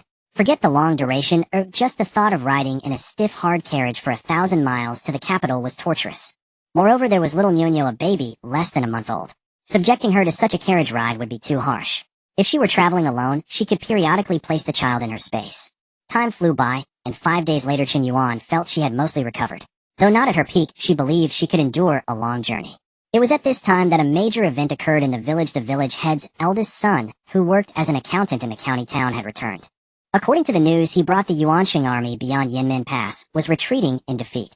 With the barbarians on the verge of breaching the pass, many wealthy merchants in the county town had already fled south to avoid the conflict. If this news caused panic, what followed brought profound grief. The men conscripted just 10 days prior had been used as cannon fodder and perished on the battlefield. The entire village was instantly filled with the sound of weeping. For Chen Yuan, however, this was good news. She had no desire for any future entanglement with Zhang Laosan. That damn Zhang Laosan. It was fortunate he died early. Had she ever encountered him again, she would have hacked him to death. While the villagers discussed their own futures, Chen Yuan placed Nuno in her space and went to the home of Zhang Monsong, the village's oxcart driver. Since her predecessor arrived in Zhang family village, she had never left its bounds and had no idea of the routes to the town or the county. Zhang Monsong, as the village's seasoned driver, had traveled these roads for over a decade. Is Uncle Monsong home? Chen Yuan asked from outside the wicker fence. Who is it? Im Chun. Im Xiao Yinyan. Xiao Yinyan with Xiao Yinyan. Aunt Monsong asked, stepping out of the house. Oh, it's old San's wife. Oh, look at my mouth. It's just a habit I haven't broken. He'll just call you Yin Yan. That's fine, Auntie. Is Uncle Monsong home? He's gone to the ancestral hall. With the barbarians about to attack, the village head called everyone together to figure out a plan. Aunt Monsong said, then asked, what do you need him for? Chen Yuan replied, well, Auntie, I want to make a trip to the county town, but I don't know the way. I was hoping to ask Uncle Monsong. Why go to the county town at a time like this? Are you sure you're up for it? You haven't even finished your month of postpartum confinement yet. According to old Zhang's wife and the village head's wife, you were on your deathbed, but you look fine to me, she said, slapping her thigh. I see. It must be that Zhao woman spreading rumors because she doesn't want you two mother and daughter around. That cursed old hag, her heart is still as venomous as ever. How did our village ever produce such a scourge, always up to such despicable tricks? Listening to Aunt Mankang's tirade, Chen Yuan wondered if she should join in and vent her anger by cursing old lady Zhao alongside her. After thinking it over, she decided against it, fearing that once she started, she wouldn't be able to leave today. Finally, she managed to say, it's really not that bad. Yinyan, has their family been bullying you? Don't be afraid. Our village has its rules. If you speak up, the village head will see that justice is done for you. Chen Yuan lowered her head, pretending to be afraid, and remained silent. Child, what's there to be afraid of? Besides, you're no longer part of their family. They can't do anything to you. She still remained silent. She was about to leave and couldn't afford to stir up any trouble now, as it would only delay her journey. Besides, there was nothing more to say. Seeing that Chen Yuan remained silent, Aunt Monsong lost her enthusiasm. When you left their house, you didn't have a single grain of food. What have you been eating all these days? Just then Zhang Monsong returned. Old woman, hurry up and pack some things. Oh, we have a guest. Uncle Monsong, Chen Yuan greeted. Old man, this is Yin Yin, formerly Zhang Laosan's wife, Aunt Monsong explained. Zhang Monsong said, I thought she looked familiar. Fearing they might say something else irrelevant, Chen Yuan quickly said, Uncle, I'd like to go to the county town. Could you please show me the way? Why go to the county town at a time like this? Pack up quickly and head south with everyone to take refuge. I want to see a doctor. I can't keep putting this off. Also, I want to inquire about my parents and see if I can find them. Chen Yuan fabricated an excuse. Aunt Monsong asked, do you have any money? How will you pay for treatment? Once I get to the county town, I'll find a way, Chen Yuan replied. Aunt Monsong fell silent. Zhang Monsong said, I'll tell you, and you remember this. He then found a wooden board and a piece of charcoal, drawing and explaining as he spoke. Chen Yuan listened and watched, memorizing the directions for a long while. Uncle, could you give me this wooden board? Take it, Zhang Monsong said. Are you sure you won't come south with us? If you change your mind, wait at the village entrance tomorrow morning. Our village departs at dawn. Thank you, Uncle. Aunt will be going now. Chen Yuan said her thanks and left. She planned to leave tonight, fearing that if she delayed, the people in the county town would be gone, and she wouldn't even be able to buy clothes. She needed to buy several outfits for herself and Nyonyo. Her current clothes were simply unwearable, but she had almost been too embarrassed to go out earlier. She also needed to buy a map. The original owner of this body had been penniless. Just as she was wondering whether to exchange a piece of gold or pawn a glass cup, her spiritual sense accidentally swept over a pile of treasure. What a coincidence! That pile of treasure was buried 4 or 5 meters deep in the backyard of old John San's house. It consisted of 6 large chests, 4 filled with silver, 1 with gold, and 1 with jewelry and ornaments. No one knew who had hidden them there. Presumably his family had no idea the treasure was in their backyard. Otherwise, given their nature, they would have been living a life of luxury and leisure like landed gentry. Perfect. It was all hers now, a fitting compensation for the original owner. In the dead of night, the village was utterly silent. Chen Yuan first went to old Zhang San's house to collect the gold, silver, and jewels, then drove her small electric car out of the village. She didn't even need to turn on the lights. With her spiritual sense guiding the way, there was no chance of crashing into a tree. It took over 2 hours to reach the county town. The road was so long. What she didn't know was that if Zhang Monsong had taken his ox cart, it would take 5 hours to get there and 5 hours to return, essentially consuming an entire day. Arriving at the city gate tower, she stored her car and used a spatial teleport to enter the county town. She slipped into the space within a locked-up wealthy household. After eating something, taking a bath, feeding Nyonyo, and changing her diaper, Chen Yuan went to sleep. Early the next morning, Chen Yuan used her spiritual sense to scan the entire 3-courtyard compound.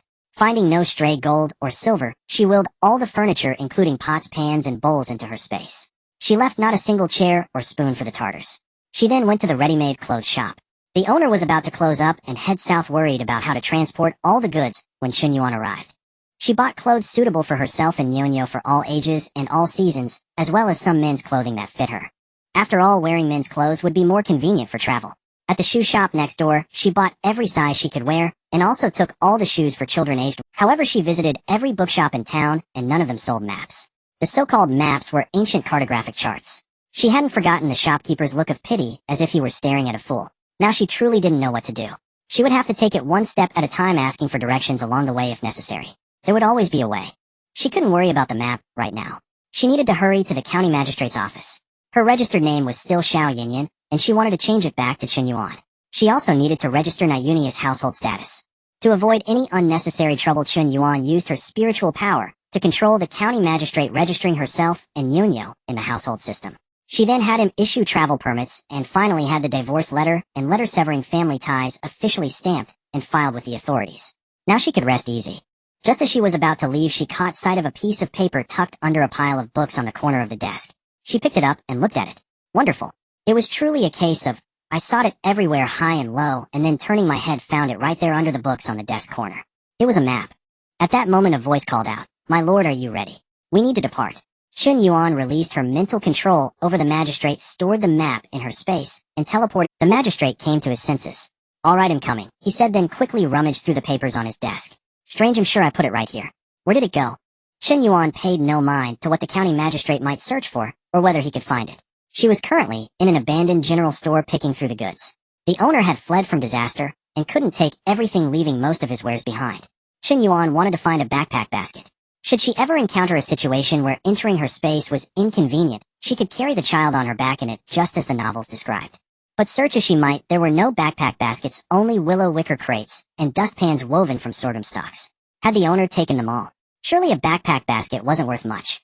A sudden realization flashed through her mind, and she nearly slapped herself. She was in the north now.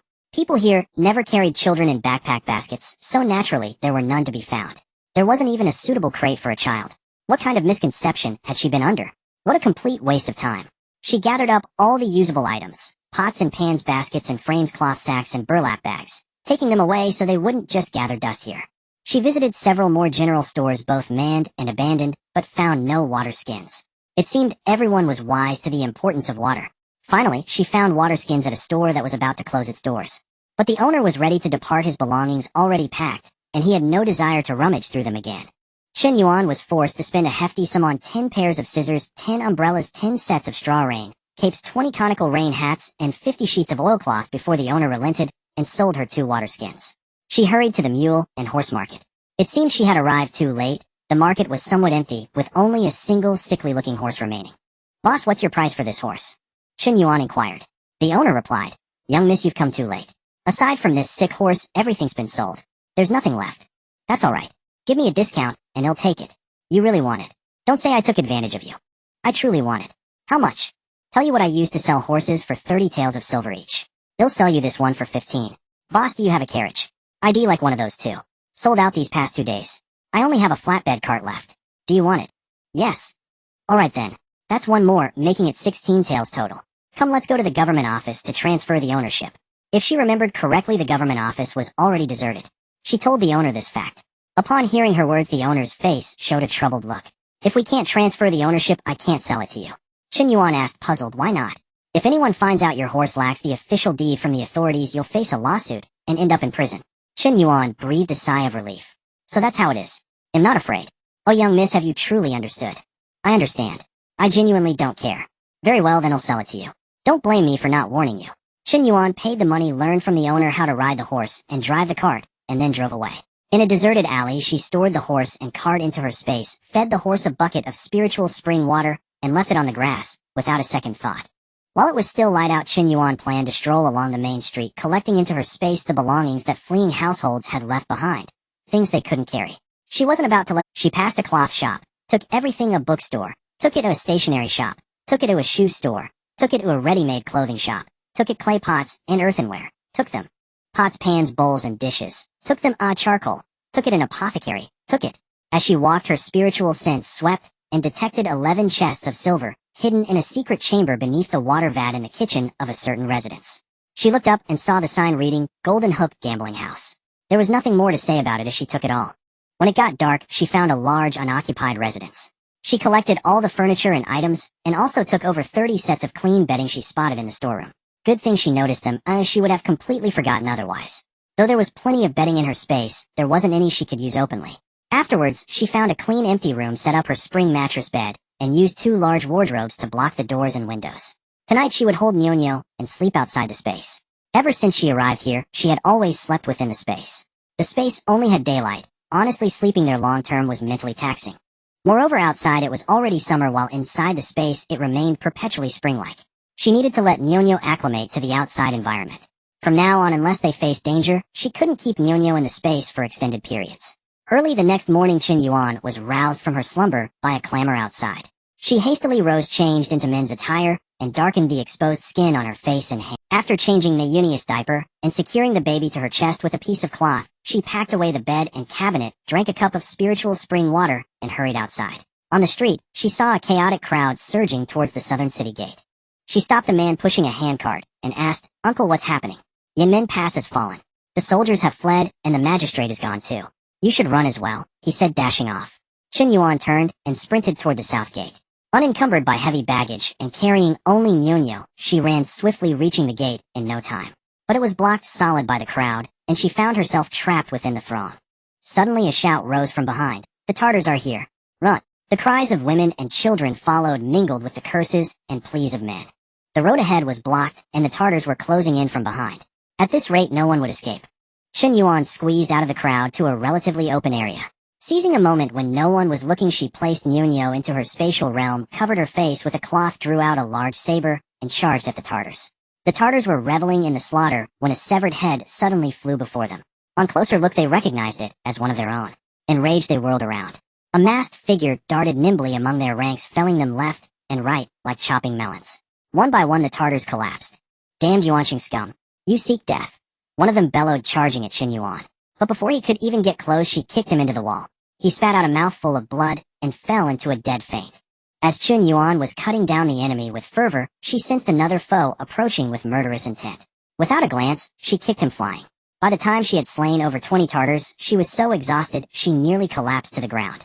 She had thought her body was fully recovered, but this battle revealed how far her current strength fell short of her past lives' prowess. Hero, thank you for saving us. Bless the merciful Bodhisattva, thank heavens. Hero, you are the champion of Yuansheng. A cacophony of gratitude and praise erupted from the crowd. Say no more. The main Tartar army is not far behind. Everyone must flee now. Chen Yuan urged the crowd. She knew these were merely the vanguard. The main force was surely approaching, and this county town was doomed to fall. She slipped into her spatial realm in a secluded spot. During the fight, she had heard Nyonyo crying. The baby had likely been jostled awake during the run, and having gone without feeding for a while had burst into tears. She washed the blood from her face and hands, changed her clothes, and picked up Nyonyo to nurse her. The baby fed and fell asleep again. Infants in their first month are easy to care for. Eat when hungry, sleep when tired, which saved her much effort. She hastily devoured 2 meat buns, drank a cup of milk, and packed a bundle with 2 sets of men's clothing for flatbreads, 2 tails of loose silver, and a water skin. Then holding Nyonyo, she left the spatial realm and continued her journey. Exiting the city gate, she followed the flow of refugees heading south. To reach the capital, she had no choice but to go south. Last night, she had studied a map comparing it with modern geography through careful analysis and finally pinpointed her current location. In modern terms, she was in the Yinmen Pass area of northern Shanxi. The geography was broadly similar, yet there were many notable differences. To the north lay the Tartar lands, to the west the Yellow River, and to the east the Taiyang Mountains. For the refugees, the only escape route was southward. To leave Hedong Prefecture, one had to travel south to Pingyan County, then either cross the Yellow River by boat to reach Qinzhou Prefecture, or take a mountain path to reach Yuzhou Prefecture. The capital, located in Yuzhou Prefecture, was over 200 kilometers from the prefectural seat. In other words, for Chen Yuan to reach the capital, the shortest route was to take the mountain path. At the sight of the wagons, Chen Yuan remembered she had one of her own. She simply hadn't grown accustomed to such conveyances in this ancient world and had forgotten. At the sight of the wagons, Chen Yuan remembered she had one of her own. She simply hadn't grown accustomed to such conveyances in this ancient world. Glancing at the passers-by, she decided it wasn't the right moment to reveal it. She would retrieve it when the opportunity arose. Everyone hurried along, and from time to time children's cries pierced the air. Mother, slow down, I can't keep up. Mother, I'm tired, I can't walk anymore. Grandma, when will we arrive? I have no strength left. These children would eventually harden, just like the kids in the apocalypse. She glanced down at Nyonyo in her arms, who was still sleeping soundly, perhaps dreaming sweetly in her mother's embrace. The heat grew unbearable as she walked. How could it be this hot right at the start of summer? A mistake on her part. She hadn't brought a straw hat. Truly, hindsight is always 20/20. As she trudged along, she spotted a man carrying a shoulder pole with several straw hats dangling from its ends. It was like a pillow arriving just as drowsiness set in. Was fate delivering supplies to her doorstep? A burly man had already approached. How much for a straw hat? 200 coppers. 200 coppers. They usually cost 2 or 3 coppers. Are you robbing people? That's the price. Take it or leave it. Chen Yuan hurried over. He'll take one. The burly man looked at her as if she were a fool and muttered, some people just have money to burn. Ignoring him, she put on the hat and walked off, thoroughly pleased with herself. It was only because the exodus had just begun that the hat seller hadn't been robbed yet, and a fool like Chen Yuan could escape unscathed. By midday, the heat had become unbearable for Chen Yuan. Even in the apocalypse, she had never suffered like this. With her spatial storage and abilities, life had been quite comfortable back then. She found a secluded spot to feed Nyonyo and change her diaper. She didn't dare wrap her in a swaddling blanket anymore, only dressing her in a short-sleeved onesie and binding her to her chest with a cloth. Chen Yuan herself had no appetite in the heat. She merely drank 2 bowls of iced mung bean soup and sat down under a tree that still had some leaves. This land had been drought-stricken for a year. Without the Yellow River, the people would have perished long ago. Truly, the Yellow River was worthy of being called the Mother River. Just then a young woman approached Chen Yuan. Brother, all alone? She asked. Looking up, Chen Yuan saw the woman with a baby on her back, another in her arms, and a 5- or 6-year-old girl standing beside her, bent nearly double under an enormous bundle. No, Chen Yuan replied dismissively. Oh, don't be so distant with me. I've been watching you the whole way. You've been alone the entire time, the woman said, sitting down beside her. You've been following me. What do you want? Chen Yuan asked, displeased. Now we're all heading south. I wasn't following you specifically.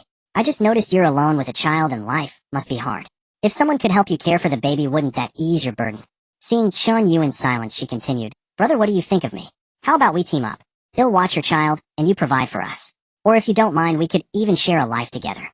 Chen Yuan thought to herself. When someone is overly kind, their motives are rarely pure. She suspected that the woman had seen her by the straw hat and had pegged her as an easy mark. Of course I mind. Look at you. You can barely manage your own children. How could you possibly care for mine? Chen Yuan said disdainfully. So that's what's bothering you. Don't worry about that. My eldest girl is a whiz at looking after kids, the woman said, gesturing to the little girl. Her. Chen Yuan voiced her doubt. Don't underestimate my Daya just because she's small. She's already 7 and skilled at both washing and cooking, the woman said, proudly pulling the girl forward. Daya, come and greet your uncle. Before Daya could speak, Chen Yuan interjected. You might want to call me Annie. The woman was stunned. Chen Yuan continued. Can't you tell? Can't you hear it in my voice? I knew your voice sounded strange, a bit effeminate, the woman said, her eyes darting as she quickly recovered. Well then I'll call you sister. I was just rambling earlier, don't mind me. Times are hard for everyone. The two of us women should stick together and look out for each other on the road, don't you think? She was determined to latch onto her, wasn't she? Chen Yuan had no intention of letting her have her way. Sister, I've decided to stay and wait for my family, Chen Yuan said, feigning delight. You're going to stay? Listen to me, sister. The Tartars will be here any moment. You can't stay. I want leave until my family arrives. Why are you so stubborn, girl? Sister, I rushed out in such a hurry that I didn't bring much food. Could you lend me some money to buy provisions? The children will be ever so grateful. Chen Yuan. If this were before the apocalypse, this person would definitely be a sales talent. I thought I would meet my family soon, so I spent 200 won on a straw hat just now, and now I only have 2 copper coins left, she said, opening her bundle to show the woman. In the bundle there was only a set of clothes and 2 copper coins, the rest had been transferred to her space. Chen Yuan continued, to be honest, if I can't wait for my family, I don't know what it'll do. Little sister, you will surely wait for your family. I won't disturb you, then you rest for a while, said the woman, grabbing the 2 copper coins and leaving with her child. Finally gone. Chen Yuan always felt that the things that could be solved with a few copper coins were not worth the trouble. In this scorching heat, arguing was both hot and tiring. What was the point? Wouldn't it be better to sit and rest? She rested until the sun was about to set, fed Ñoño, changed her diaper, secretly ate a bunch of sunshine rose grapes, drank a cup of spiritual spring water, and then continued on her journey. Only she could manage with the spiritual spring at her disposal. If it were anyone else, such exertion during the postpartum month would probably be unbearable.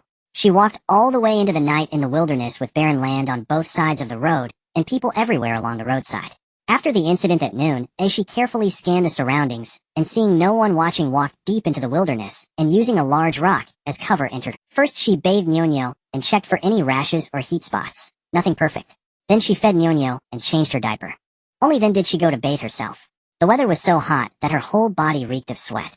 After bathing, she tossed the dirty clothes into the washing machine and went to sleep, not even wanting to eat. The next day, after eating and drinking her fill, she left the space. The sky was already bright, and the air still carried waves of heat. That sick horse, nourished by the spiritual spring water for the past 2 days, looked much more spirited.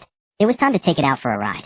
She disguised herself as a middle-aged man, donned a bamboo hat, shouldered her bundle and a broadsword, placed Ñoño in the space, and spurred the horse. To be honest, her horsemanship was truly poor. She rode in a swaying, crooked manner, startling passers-by into cursing at her. Sorry, I can only apologize to everyone in my heart. If it weren't for her spiritual strength controlling the horse, she would have fallen off several times and crashed into trees along the way. Not only was her skill terrible, but after just half an hour of riding she couldn't take it anymore. What could she do? Her aspiration was to ride all the way to the capital. Her inner thighs ached, her buttocks hurt. After dismounting, she could barely stand, almost unable to walk. She simply couldn't understand how ancient people could ride for an entire day. Her little car was so much better. With no other choice, she slipped into the wilderness on the right side of the road again. She walked deep into the area, and seeing no one following, she slipped into her space. Speaking of the apocalypse, what hadn't she encountered? She had slain zombies, captured mutant beasts. But whether killing zombies or capturing mutant beasts, she had always been shuttled by car. When had she ever walked in the scorching heat? Was it that the heavens thought she had it too easy in the apocalypse, and so sent her here to undergo trials? She drank a cup of spiritual spring water, applied some blood-activating and stasis-dispelling medicine to her inner thighs, and rested for a while. She felt much better. She longed to drive a car, but she could only think about it. The entire road was full of people. Even at night, people were on both sides of the road. There was no way to drive. Better not to fuss, and just move forward honestly. She washed off her makeup, darkened her face, and continued on her way holding Ñoño. No more trouble occurred along the way, and by nightfall, she finally saw a village. The villagers had also fled. The empty houses were occupied by refugees. She found an unoccupied house and entered her space. She bathed Ñoño, changed her diaper, and fed her, but Ñoño was still awake. These days Ñoño had been awake for longer periods. She couldn't do anything yet. just rolled her eyes around, or blew bubbles for fun. In 2 more days Nuno would be a month old. She now weighed over 4 Gene, about 2 kilograms. Although she wasn't plump and fair, at least she was no longer skin and bone. Today she had braised pork ribs and sauce eggplant, paired with a cup of almond milk. She hadn't eaten well for days, so this meal was especially delicious. After eating she bathed and left the space. She put the original furniture in the room into her space. Actually, just a broken leg table and 2 stools. She couldn't take the Kong-heated brick bed, but it didn't take up much space anyway. She still used the large cabinet to block the door and window, set out the big bed, and went to sleep holding Nuno. That night, she slept especially soundly, even forgetting how many times Nuno had fed during the night. The new day began as usual, with a cacophony of noise. After a simple breakfast, she left carrying her bundle, wearing a wide-brimmed straw hat, and holding Nuno in her arms. The moment she stepped outside, she understood why the voices sounded familiar. It was the people from Zhang family village. They had left the day before her, yet here they were. Ignoring their clamor, she pressed on. Fortunately, she was dressed as a man, with her face darkened and her eyebrows thickened beneath the hat, so no one recognized her. The more she wished to avoid them, the more she encountered them. Just behind her were the family of Zhang Laosan. Zhang Laoda and Zhang Laowu each pushed a wooden cart. Zhang Laosa's family was nowhere to be seen. "Laowu, it's your turn to push mother today," said Zhang Laoda. "Elder brother, please help me out here. Yue is still recovering from childbirth, and Jinbao and Jinju are too young to walk. The cart is full, there's simply no room for mother," Zhang Laowu pleaded with a pitiful look. "Laowu, I've pushed mother for 3 days straight. Don't lecture me about how precious a confinement period is. She's been sitting for over 20 days now. It's pure indulgence. Today you must push her, no excuses." Zhang Laoda retorted angrily. "Mother, your son truly has no choice. Yue is frail, making her walk would be akin to sentencing her to death. Mother, can you bear to see your son's family destroyed?" "Forgive me, mother," Zhang Laowu said, bursting into tears. Chen Yuan, walking ahead, rolled her eyes. "Laoda, look at how difficult it is for Laowu. Who has it easy? Wanshi is 3 months pregnant, her pregnancy isn't even stable yet, and she's walking. I'm carrying Huzi myself, all because you insist on riding. What is Lin Yue, the only person in this world, and my daughter-in-law isn't?" Old Madame Zhao's words were cut off by young Madame Zhao. "Laowu, if you don't push mother today, don't blame me for no longer treating you as a brother," Zhang Laoda interjected. Zhang Lao's face darkened. "I won't ride anymore. I can walk," Old Madame Zhao declared, hopping off Zhang Laoda's cart. "Mother, just a few days ago you said your back and legs ached so much you couldn't walk. What is the meaning of this now?" Zhang Laoda said, displeased. "After riding for a few days my back and legs have recovered," Old Madame Zhao quickly defended. "Mother, let's get this straight. If you help Laowu today and don't ride his cart, then if you can't walk one day, it's still Lao's responsibility. His wife can't stay in confinement forever." With that he pushed his cart and left, not even glancing back at his mother. This family was as chaotic as ever. At noon, the people from Zhang family village stopped to rest, but Chen Yuan didn't pause. She continued on her way, determined not to travel with the Zhang family. But she hadn't even walked a li when she heard shouts from ahead. "Bandits! Run! I'll help! Mother! Don't leave me! Mother, I'm scared!" "Sure to. Shida, where are you?" Chaos erupted instantly. "Grandpa, watch out!" A voice suddenly rang out beside Chen Yuan. Following the sound, she saw a young man, and following his gaze, she saw an old man kick to the ground a bandit, raising a blade to strike him down. In the blink of an eye, Chen Yuan's flying knife pierced the bandit's throat. The bandit fell silently. "Lao Ba, you damned bastard, I'll kill you," another bandit roared. In a swift motion, Chen Yuan lunged forward, kicked up the fallen blade, and charged at These bandits had little real martial arts training. At best they knew some superficial moves. They relied on brute force and ruthless savagery to terrify the common. Thus for Chen Yuan, who possessed both great strength and skill, dispatching them was not a difficult task. In less than a moment, she had slain all 7 of the bandits. Yet these 7 men had managed to inflict heavy casualties among the refugees. "Why didn't you come sooner? If you had killed them earlier, my husband wouldn't be dead," a woman wailed accusingly. Before Chen Yuan could respond, another voice interjected. "Tianfang's wife, don't talk nonsense." "I'm sorry, young master. She just lost her husband. Ooh, she's distraught. Please don't take it to heart." Chen Yuan said nothing, turned, and walked away. Nuno began to cry, wailing loudly.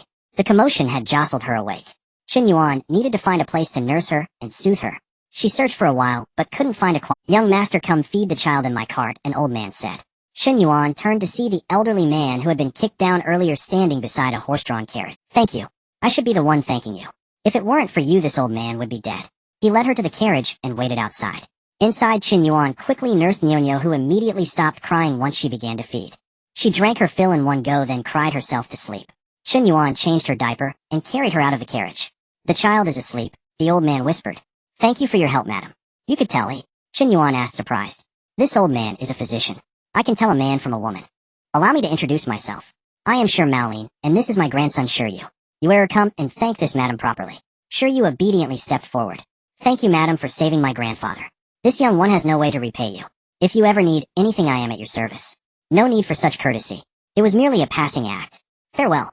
With that, Chen Yuan turned to leave. May I ask where you are headed, madam? If our paths align, perhaps we could travel together, the old man hastily interjected. No need.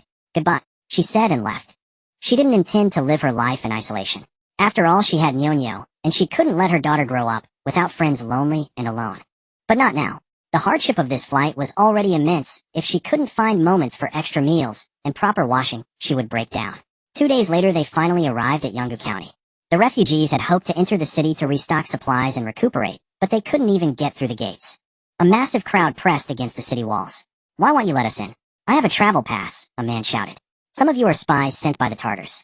For the safety of Yanggu County and all the people of Yuanxing, no one is allowed entry, an official declared. Sir, I'm a local. I have my household registration, another cried out. No exceptions. No one enters. On what grounds do you refuse us? Let us in. I want to go home. The crowd erupted in chaos. You have no regard for the common folk. You're no different from the Tartars. You. The man's words were cut short as an arrow struck him down. Anyone else who incites trouble will be killed without mercy. Archers ready. They're killing people. The soldiers are murdering us. Run.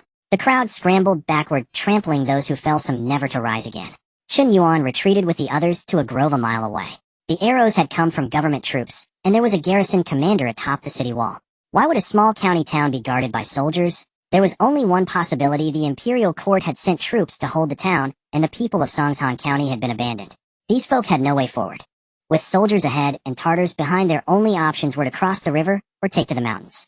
The Yellow River here had no ferry crossing. Crossing it was a pipe dream. The mountains were the only path left. Tianlin Mountain, known today as the Tying Mountains, was a vast web of peaks stretching for hundreds of miles. No one knew how long the mountain paths would take, or how many would ever find their way out. As for entering the city, Chen Yuan wasn't worried. In the dead of night, a single teleport would get her inside. It was the fate of the people outside that troubled her. Fancy meeting you here, young friend, an old man said. Chen Yuan glanced at him. It was the villager shed saved from bandits the other day. She thought, there's only one road, so it's hardly a surprise, but only gave a curt, I never got to thank you properly before you left, and it's weighed on me ever since. Now that we've met again, I must tell you. In the village head of Shashan village. We're heading into the mountains to find a safe place to wait out this trouble. If you're willing, join us. It's better than being alone, the old man said. You're not leaving? No. The mountains are full of beasts, the trails are long and treacherous, and no one knows the deep terrain. With our old and young, we'd likely get lost trying to find our way out. He added, the other villages plan to settle in the mountains too. There's nothing there. How will you survive?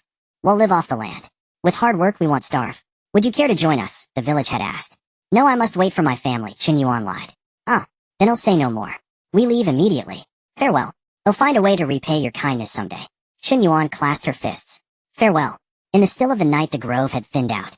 Chen Yuan quietly rose and made her way toward the city wall. When she judged the distance was right, she teleported into the county town.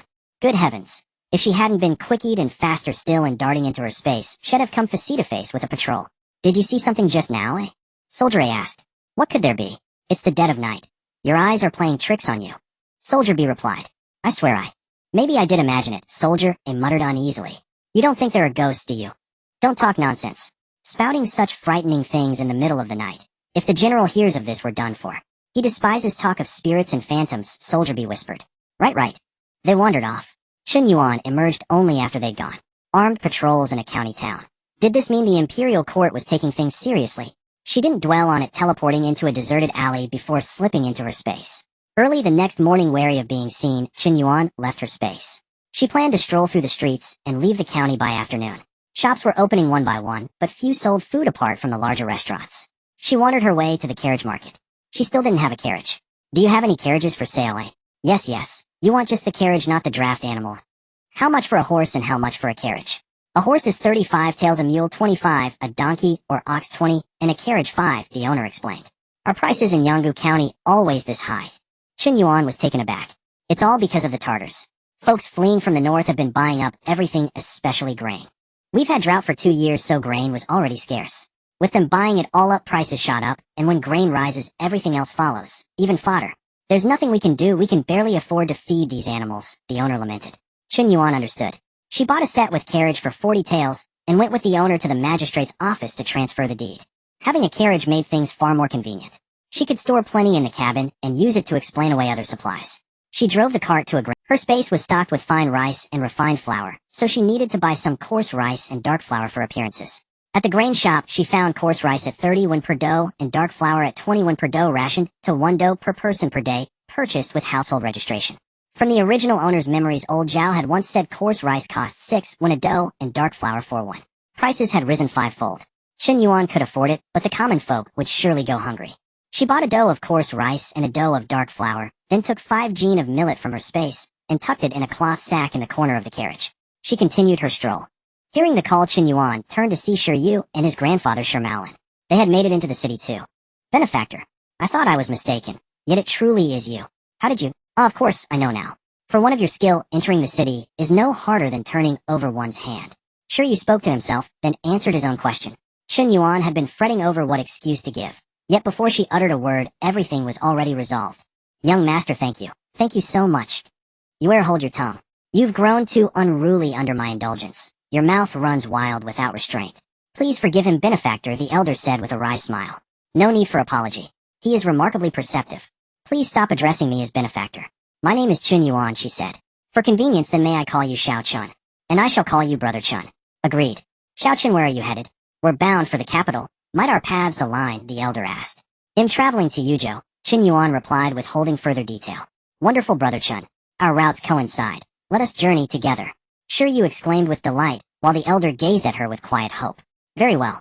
With a carriage's cover, and provisions to be purchased, the concealment of her spatial realm would remain intact.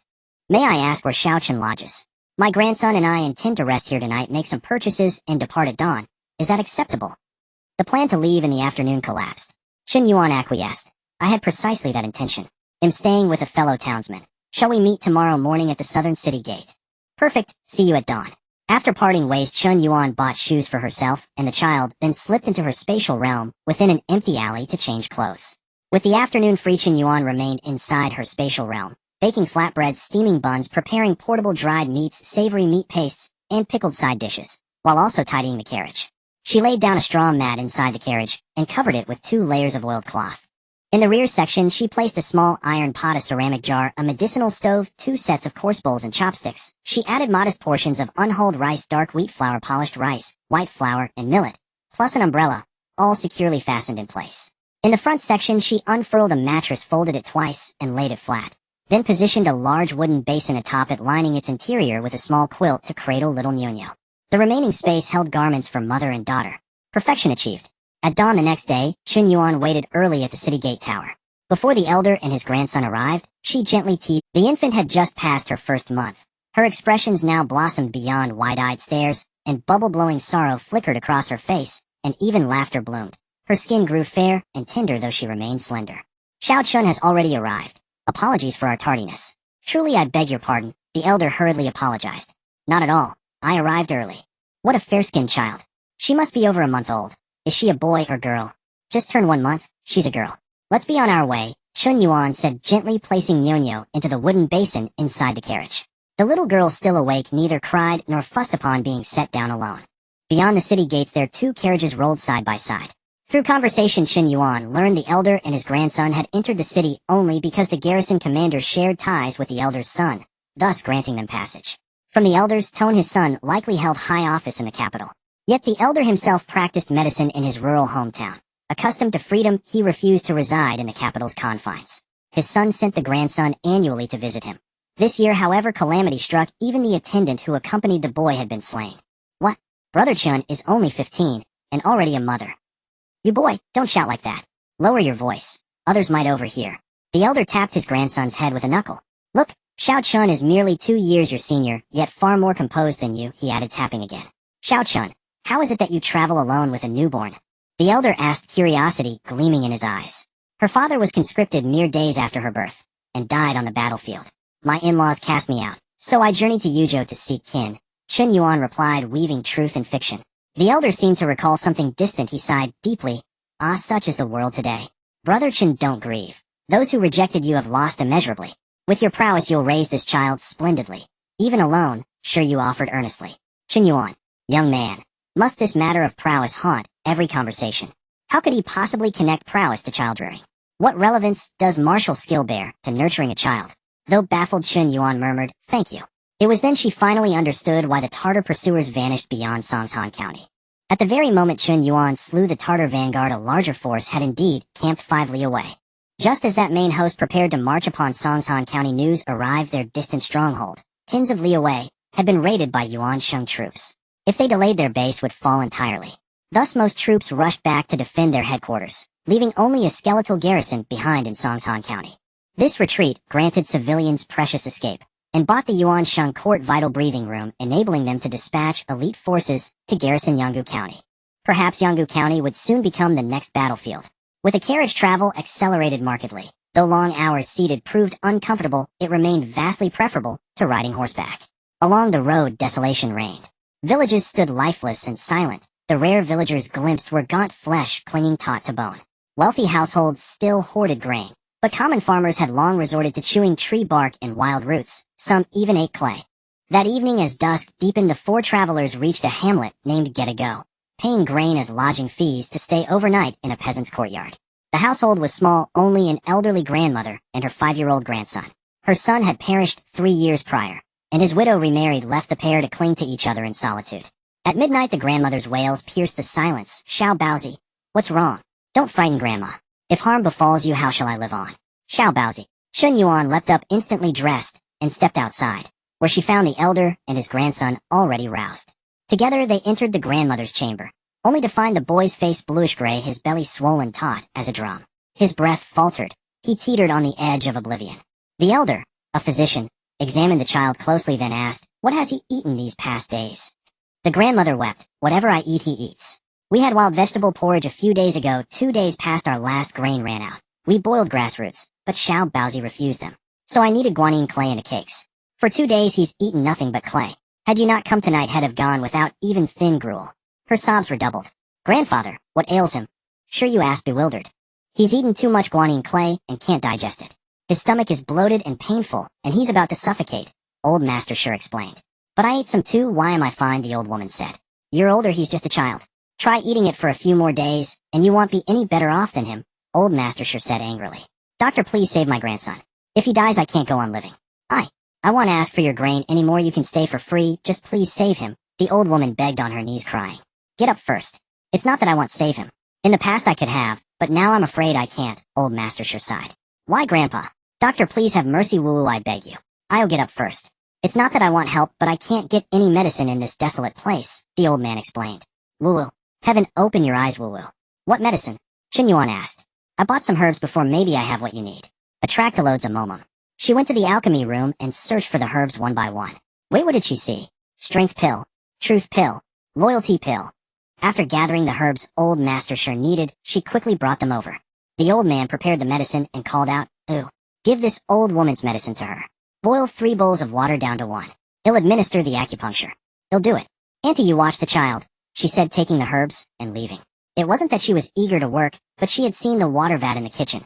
The water was murky. If she hadn't seen it, she wouldn't have minded, but having seen it, she felt uneasy. If she weren't afraid of exposing her space, she would have swapped it for a vat of clean river water. Xiaobazi received acupuncture and drank the medicine, and his complexion was visibly better. Alright, he should wake up by tomorrow morning. This ordeal has damaged the child's spleen and stomach. Don't give him anything hard to digest from now on. Let him drink more millet porridge to nourish his stomach." "Thank you, doctor.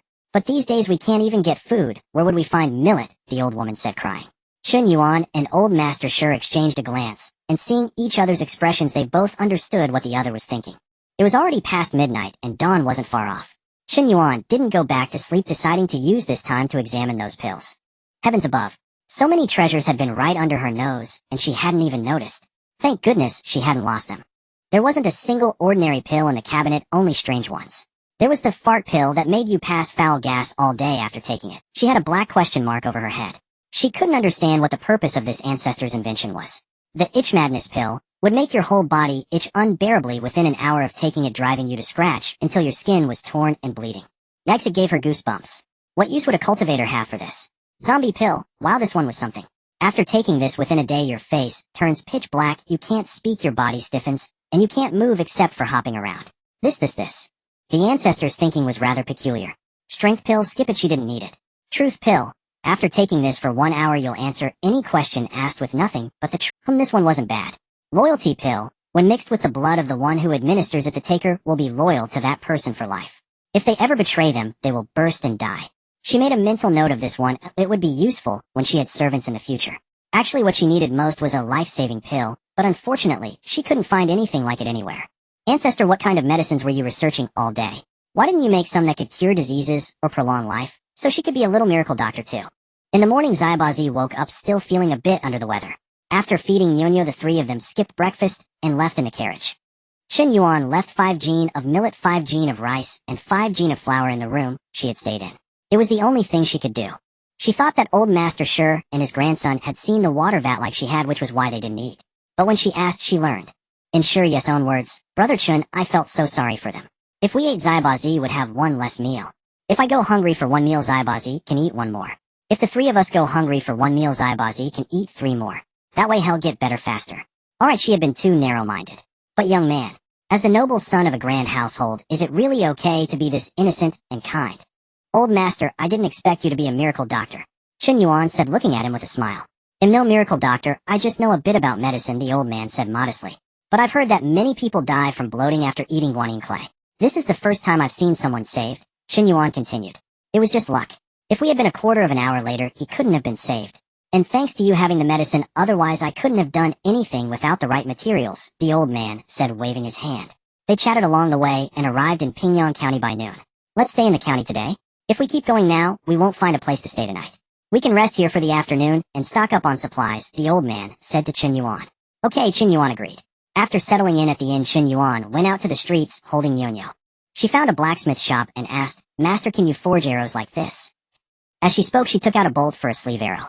The blacksmith, who was busy at the forge, looked up briefly and said, I can, but not with this precision. How many can you make between now and tomorrow morning? Can you make 50? Chen Yuan asked. The blacksmith then took a closer look at Chen Yuan. That depends on what you're willing to pay. What do you think is fair, master? The blacksmith held up 1 finger. 100 taels. Chen Yuan ventured. Yes. This is delicate work and you need it urgently. My brothers and I would have to work all night without rest.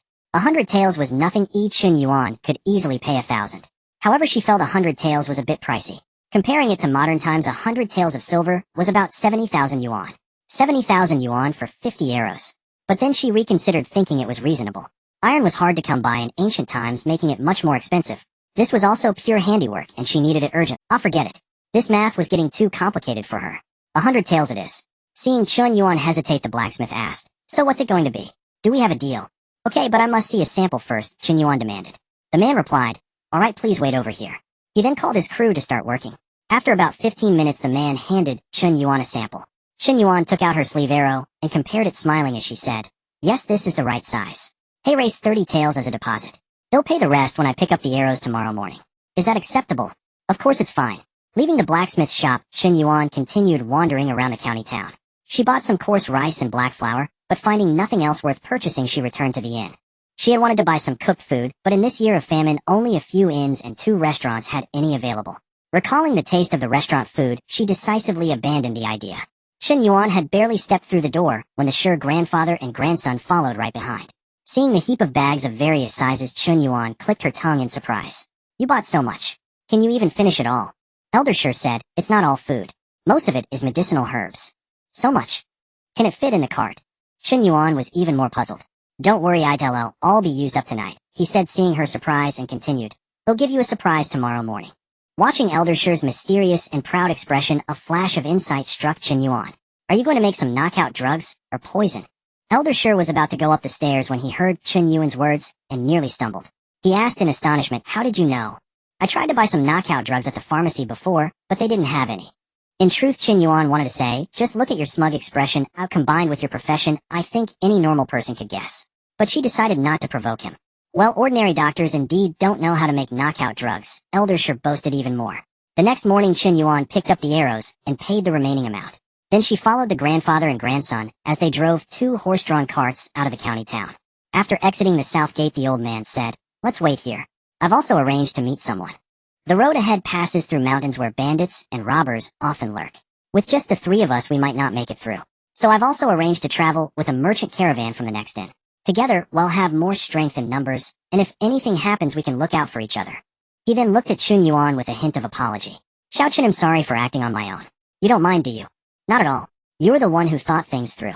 I should be thanking you for such a good arrangement. Then she took out 2 sleeve arrows and 30 bolts. I had these made at the blacksmith's yesterday. One for each of you. She helped them strap the sleeve arrows to their wrists, gave each 15 bolts, and taught them how to use them. Elder Shur divided the knockout drugs he had made into 3 portions, one for each of them. Before long, a merchant caravan approached them. The caravan consisted of 6 carts, each with 2 drivers plus 2 men on horseback flanking the convoy, and a middle-aged man leading the group. That made 15 people in total, and with the 3 of them, 18 altogether. The leading middle-aged man clasped his hands and bowed.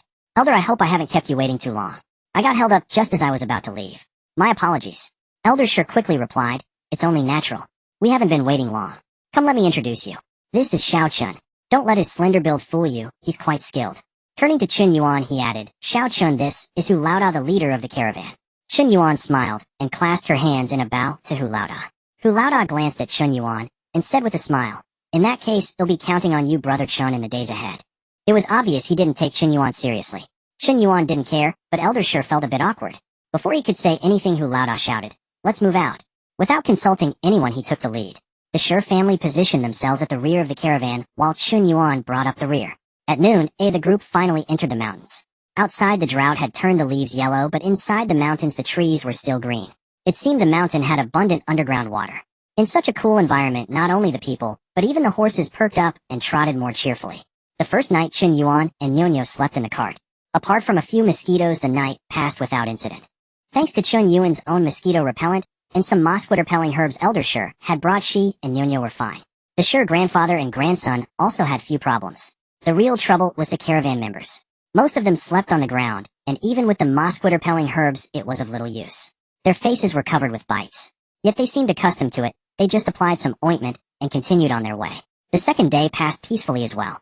The trouble came on the third day at noon. Chen Yuan's group had just stopped to rest, when suddenly 21 men burst out from both sides of the forest. The leader, a one-eyed man, declared, this mountain is mine, these trees are mine. If you want to pass, leave your toll. Chen Yuan nearly laughed out loud. Were these bandits mass-produced by a film crew? The look and the lines were completely copied. She had been a bit tense at the sight of the bandits, but now she found herself completely relaxed. Hu Laoda hurried forward and handed a bag of silver to the one-eyed man. Brother, this silver is for you. Take it and buy your men some drinks. We're just small-time merchants. Please be generous and let us pass. The one-eyed man weighed the silver in his hand. This little bit. Are you insulting us? Hu Laoda felt a surge of displeasure and silently calculated the odds if they were to fight. The one-eyed man saw Hu Laoda's lack of reaction and snorted. Boys, they look down on us. Let's show them what we're made of. Attack. As he spoke, the bandit closest to Chen Yuan raised his knife and charged at her with a yell. Brother Chen, watch. Before sure you could finish the word out, the bandit was kicked into a tree by Chen Yuan. Everyone on the scene was stunned. To kick a man into a tree, what kind of strength was that? A stout, dark-skinned bandit recovered his wits and cursed, you're asking for death. He also charged at Chen Yuan. Before he could reach her, he too was sent flying into the tree by a kick, joining the first one. This time, everyone saw it clearly. Sure, yes, mouth formed an O shape, his eyes gleaming with excitement. The one-eyed man was panicking. Was this even human?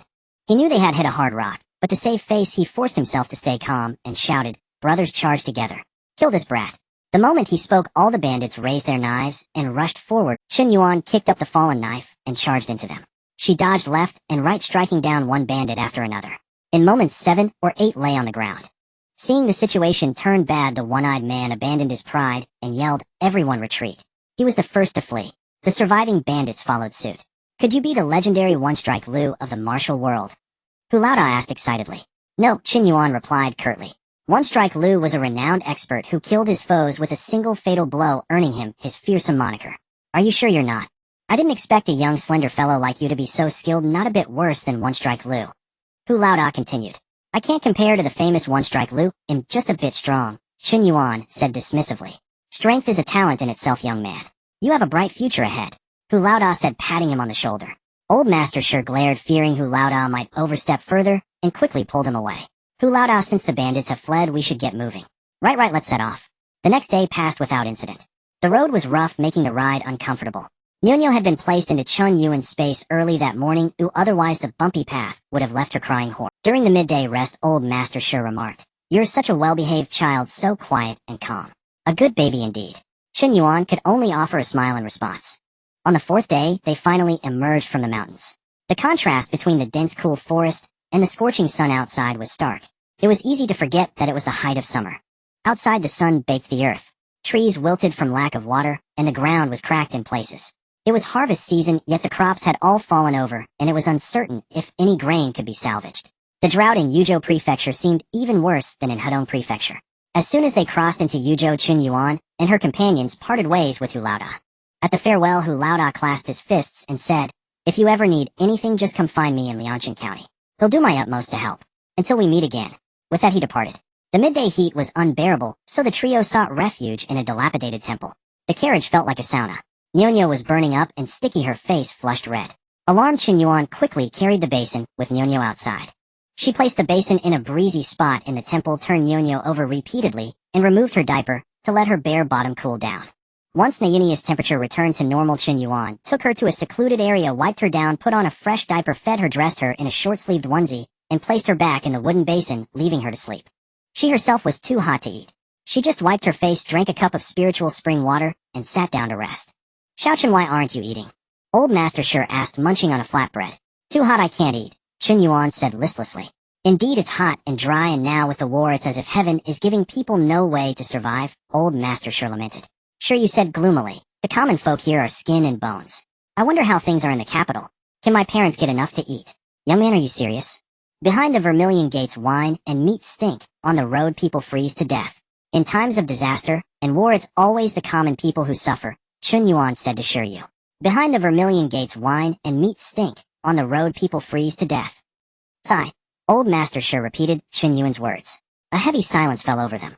Chen Yuan was starting to doze off when she suddenly heard the sound of chaotic footsteps, and quite a few of them. Her drowsiness vanished instantly. 5 or 6 burly men strode in.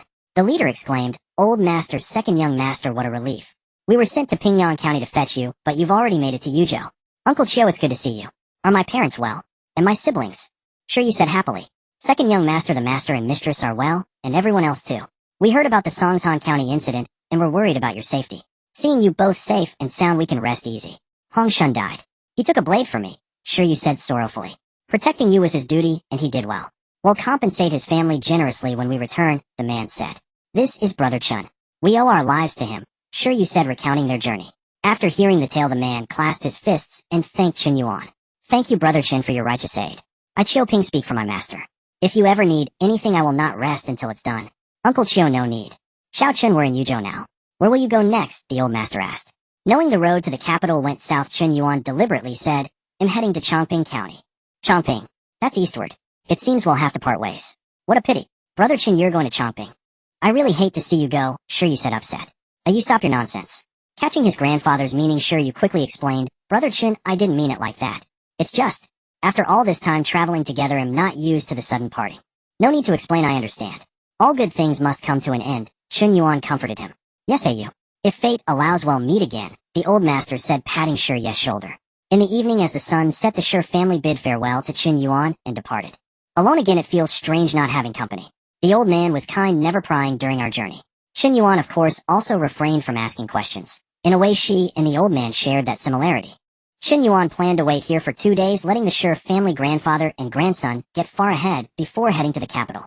After resting in the space for 2 days, she set off again on the second night, driving her electric car along the official road under the cover of darkness. She had grown wary of the daytime heat. Sitting under the sun, even with a bamboo hat, caused endless sweating. Driving at night with the cool breeze was far more pleasant and comfortable. Traveling by night and sleeping by day, she passed the prefectural city within 3 days. At dawn on the 4th day, Chen Yuan arrived at a village called Taoyuan Village. It was a small village just outside the prefectural city, over 200 kilometers from the capital. She estimated that with her car, she could reach the capital in just... "Little girl, do you know where I might find an empty house?" Chen Yuan asked a small child of 5 or 6.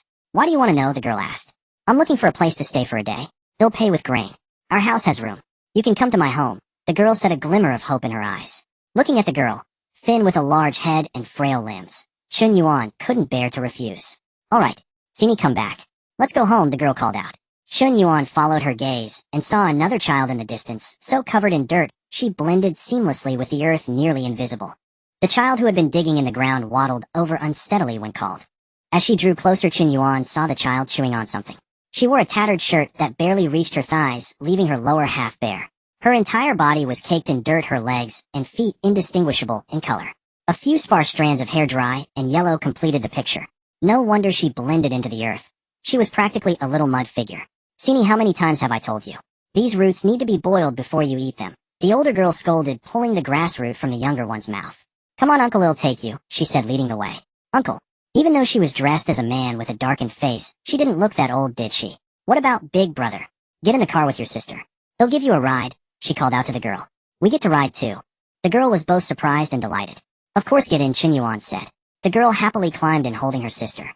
It was nearing noon, and the sun was scorching, so the streets were empty. They traveled from the edge of the village all the way to the end before reaching their home. It consisted of 2 rundown, thatched huts, one with a large hole in the roof.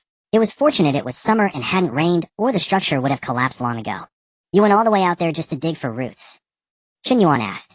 "We've already dug up everything nearby.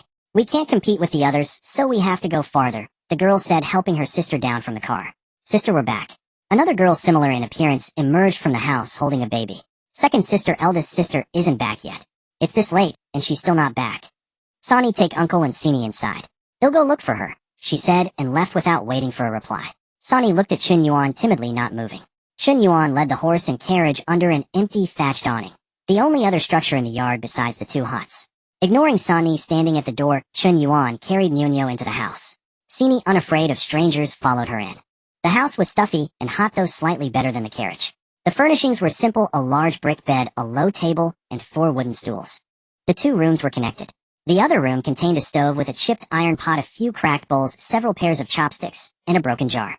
The place was bare and exposed. Just then the baby in Sani's arms began to cry. Sani rocked her, gently patting her. Oh, Winnie, don't cry. Sister will be back soon." Oh, Winnie is the best, don't cry, don't cry." It was clearly futile. The baby continued to wail. "Let me see her," Chen Yuan said. Sani hesitated, then slowly approached. "Just a moment," Chen Yuan said, carrying Nuno out to the carriage. When she returned, she held a wooden basin with Nuno inside it. It wasn't that she was being fussy. She had considered putting Nuno on the Kong, but a single glance changed her mind. The urine on the bed hadn't dried, and there was a yellowish stain she didn't even want to think about. She placed the basin on the ground, took Winnie from Sani's arms, sat down on a wooden stool, and put a finger to Winnie's lips. Winnie immediately opened her mouth, and tried to suck on it. The baby was hungry. "Hold her for a moment. I have some leftover rice porridge from this morning in the car. Let me go get it," she said, handing Winnie back to Sani and heading to the carriage. Winnie opened her mouth for a long time without getting anything to eat, and cried even harder. Chen Yuan returned from the car, actually from her storage space, with a bowl of warm millet porridge. She took Winnie back and fed her spoonful by spoonful. Winnie ate voraciously, as if she wanted to plunge her hand into the bowl. Each spoonful vanished the moment it touched her lips, and she opened her mouth wide, crying out for more. As she fed Winnie, Sini began to cry too, whimpering softly. "Sini, don't cry. Winnie is younger, let her eat first. She'll leave some for you," Sani tried to soothe her. She was hungry too, and watching her little sister eat made her cry from longing. But with Winnie's appetite, leaving leftovers was out of the question. Sure enough, Winnie polished off every last drop. Seeing the empty bowl, Sini's crying grew even louder. Chen Yuan handed Winnie back to Sani and went to the car to get a cloth sack of black flour cakes. She had made them a few days earlier just for appearances, and today they finally came in. Back inside, she gave one to Sini. Sini wiped her tears and took a bite. She gave another to Sani. "They'll wait for my sister to come back, so we can eat together," Sani said softly. "Give me Winnie. You eat. There's plenty here," Chen Yuan said, patting the sack and taking Winnie back. Only then did Sani begin to eat, taking small, cautious bites. As they were eating, the girl, Ernie, returned with her older sister. She must have been Daniel, as thin and dark as Ernie. "Why are you eating other people's food without permission?" Daniel scolded. Sani timidly stopped chewing. "I let them eat. Consider it payment for our stay," Chen Yuan said. "Big sister, did you manage to borrow any grain?" Sen and I asked. Day and I immediately wilted, about to say something, but Air and I cut in first. "No." Not only did they refuse to lend, they even beat Big Sister out. If I hadn't gone, she'd still be kneeling in front of their house. "Big Sister, how many times must we tell you? They have no humanity at all. You could kneel there until you die, and they wouldn't spare you a glance. Don't go to them again. We have our own hands and feet. We can survive on our own," Air and I said indignantly. "We can eat grass roots, but what about Wu and I? She's only 5 months old. She'll die," Do and I cried. "Big Sister, Wu and I has had some rice gruel," Sen and I said. "Uncle, thank you. Otherwise I don't know how much longer Wu and I could have lasted," Air and I said. Uncle, I'm your elder sister." Chen Yuan rolled her eyes internally. Do and I and Air and I each ate only one flatbread before stopping. All the children were remarkably sensible, but their days were simply too bitter. From the sisters, she learned that their father had been an unloved son in the family. At the start of the year, he went to the city to build houses for a wealthy family, and was crushed to death while demolishing an old structure. The rich family compensated them with 10 taels of silver, but their grandmother took it all, not giving them a single coin. Their mother, pregnant at the time, went into premature labor from the shock. She remained frail and sickly, barely holding on for 3 months before passing away 2 months ago. After that, their grandmother kicked the 5 sisters out of the house. With nowhere else to go, they cleaned up this abandoned house at the edge of the village and moved in. Happy families are all alike. Every unhappy family is unhappy in its own way. How old are you? Chen Yuan asked, looking at Do and I. I'm 11. Er and I, and San and I, are twins 7 years old. Si and I just turned 2, and Wu and I is 5 months, Do and I replied. Have you thought about how you'll live in the future? The 3 sisters hung their heads at a loss. 2-year-old Si and I was playing with 5-month-old Wu and I on the heated brick bed. The capital isn't far from here. Have you ever thought about going there? Chen Yuan's underlying meaning was that even begging in the capital was better than this. We can't. First, we don't have household registrations. Second, the villagers say the capital is under martial law. Many people who fled there before couldn't even get through the city gates, and were driven back. If they refused to leave, they were killed as vagrants. We heard you need some kind of pass to enter the city gates, Do and I explained. What kind of pass? She wouldn't need any pass. But without a household registration, she couldn't go to the prefectural city either. Does your grandmother hold your household registrations? Chen Yuan asked. Yes, but only for me, Er and I, and San and I. The younger 2 don't have any, Do and I said. Looking at the little ragamuffins, she thought of the original owner of this body, and Nyo. If she hadn't transmigrated, they would have suffered just like this. Chen Yuan felt she had to help them. Otherwise, these children wouldn't survive much longer. If I can get you household registrations for the capital, and take you there, would you go? But let me be clear, once you're there, you'll have to fend for yourselves. The 3 sisters looked at each other, unable to decide. Then Er and I answered, well, go.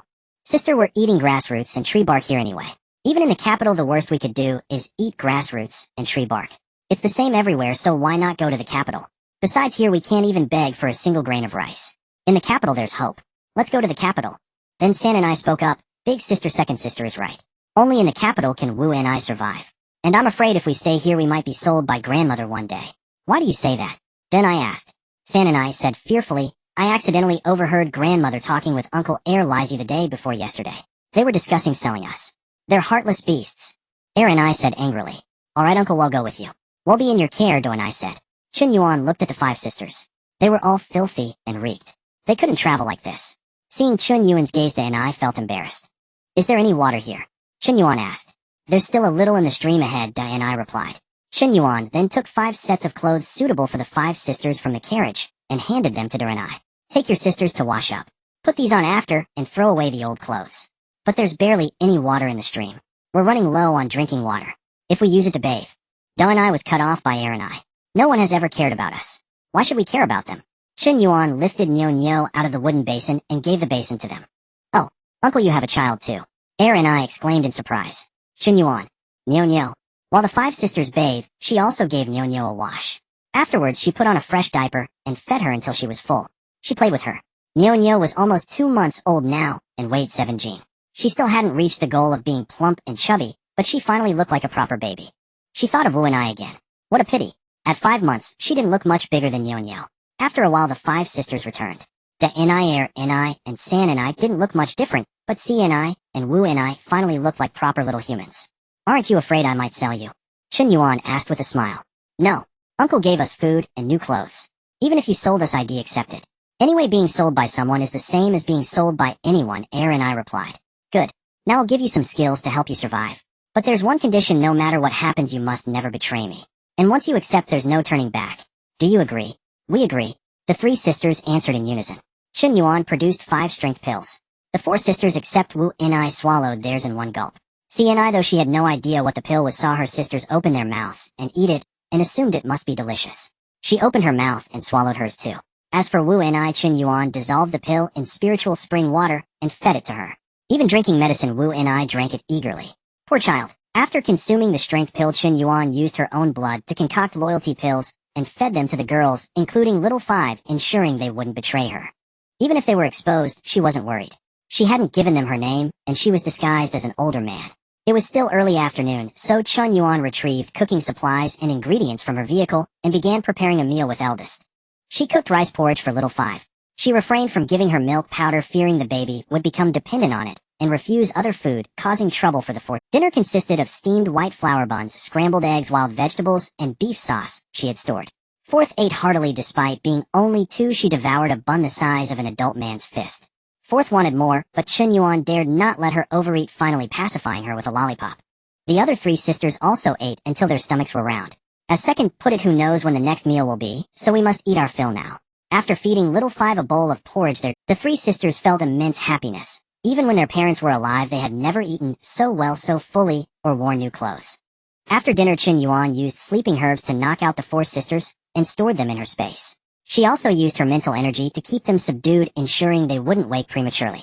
Little 5 didn't need such measures. Chen Yuan simply carried her into the space, put on a diaper, placed her on a play mat, and surrounded her with a safety fence, tossing in a plush toy and leaving her be.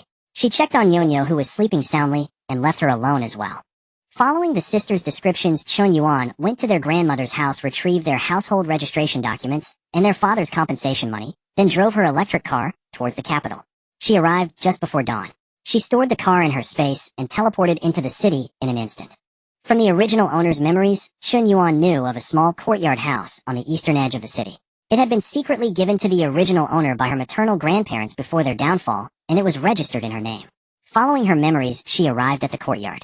It had been unoccupied for a long time, looking desolate with weeds growing half a person tall. Ignoring the yard, she went straight inside. The compound had 5 north rooms, 2 west rooms, 2 east rooms, and 3 south rooms. The 3 central north rooms served as the living room and study with a bedroom on each side. The 2 west rooms were the kitchen, and the 2 east rooms were for storage. The 3 south rooms were empty.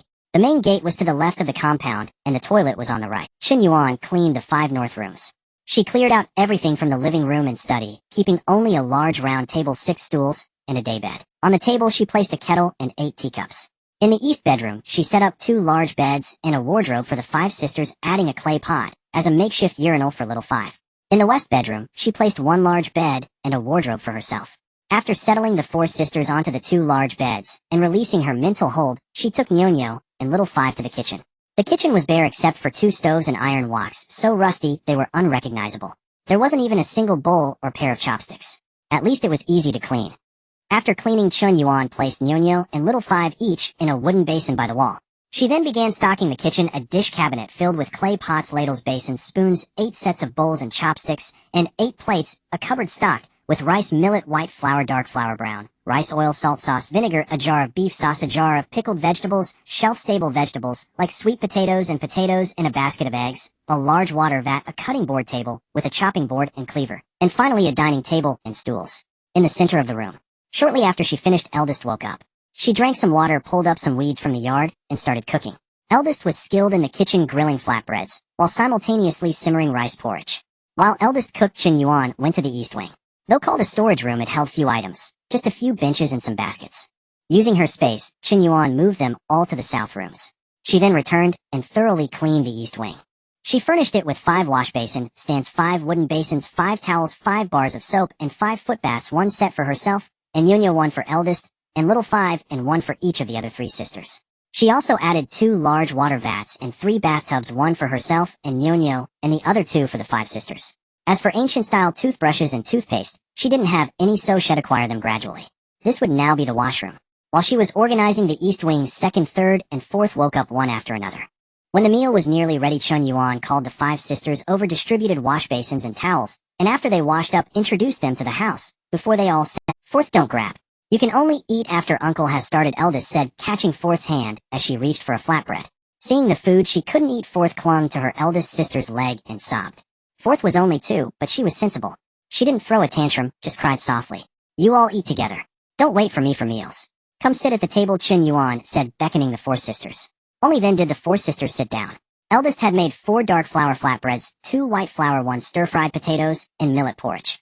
Watching the 4 sisters eat the dark flour flatbreads, Chen Yuan said, "From now on, cook with white flour and rice. Boil an egg for each person every day.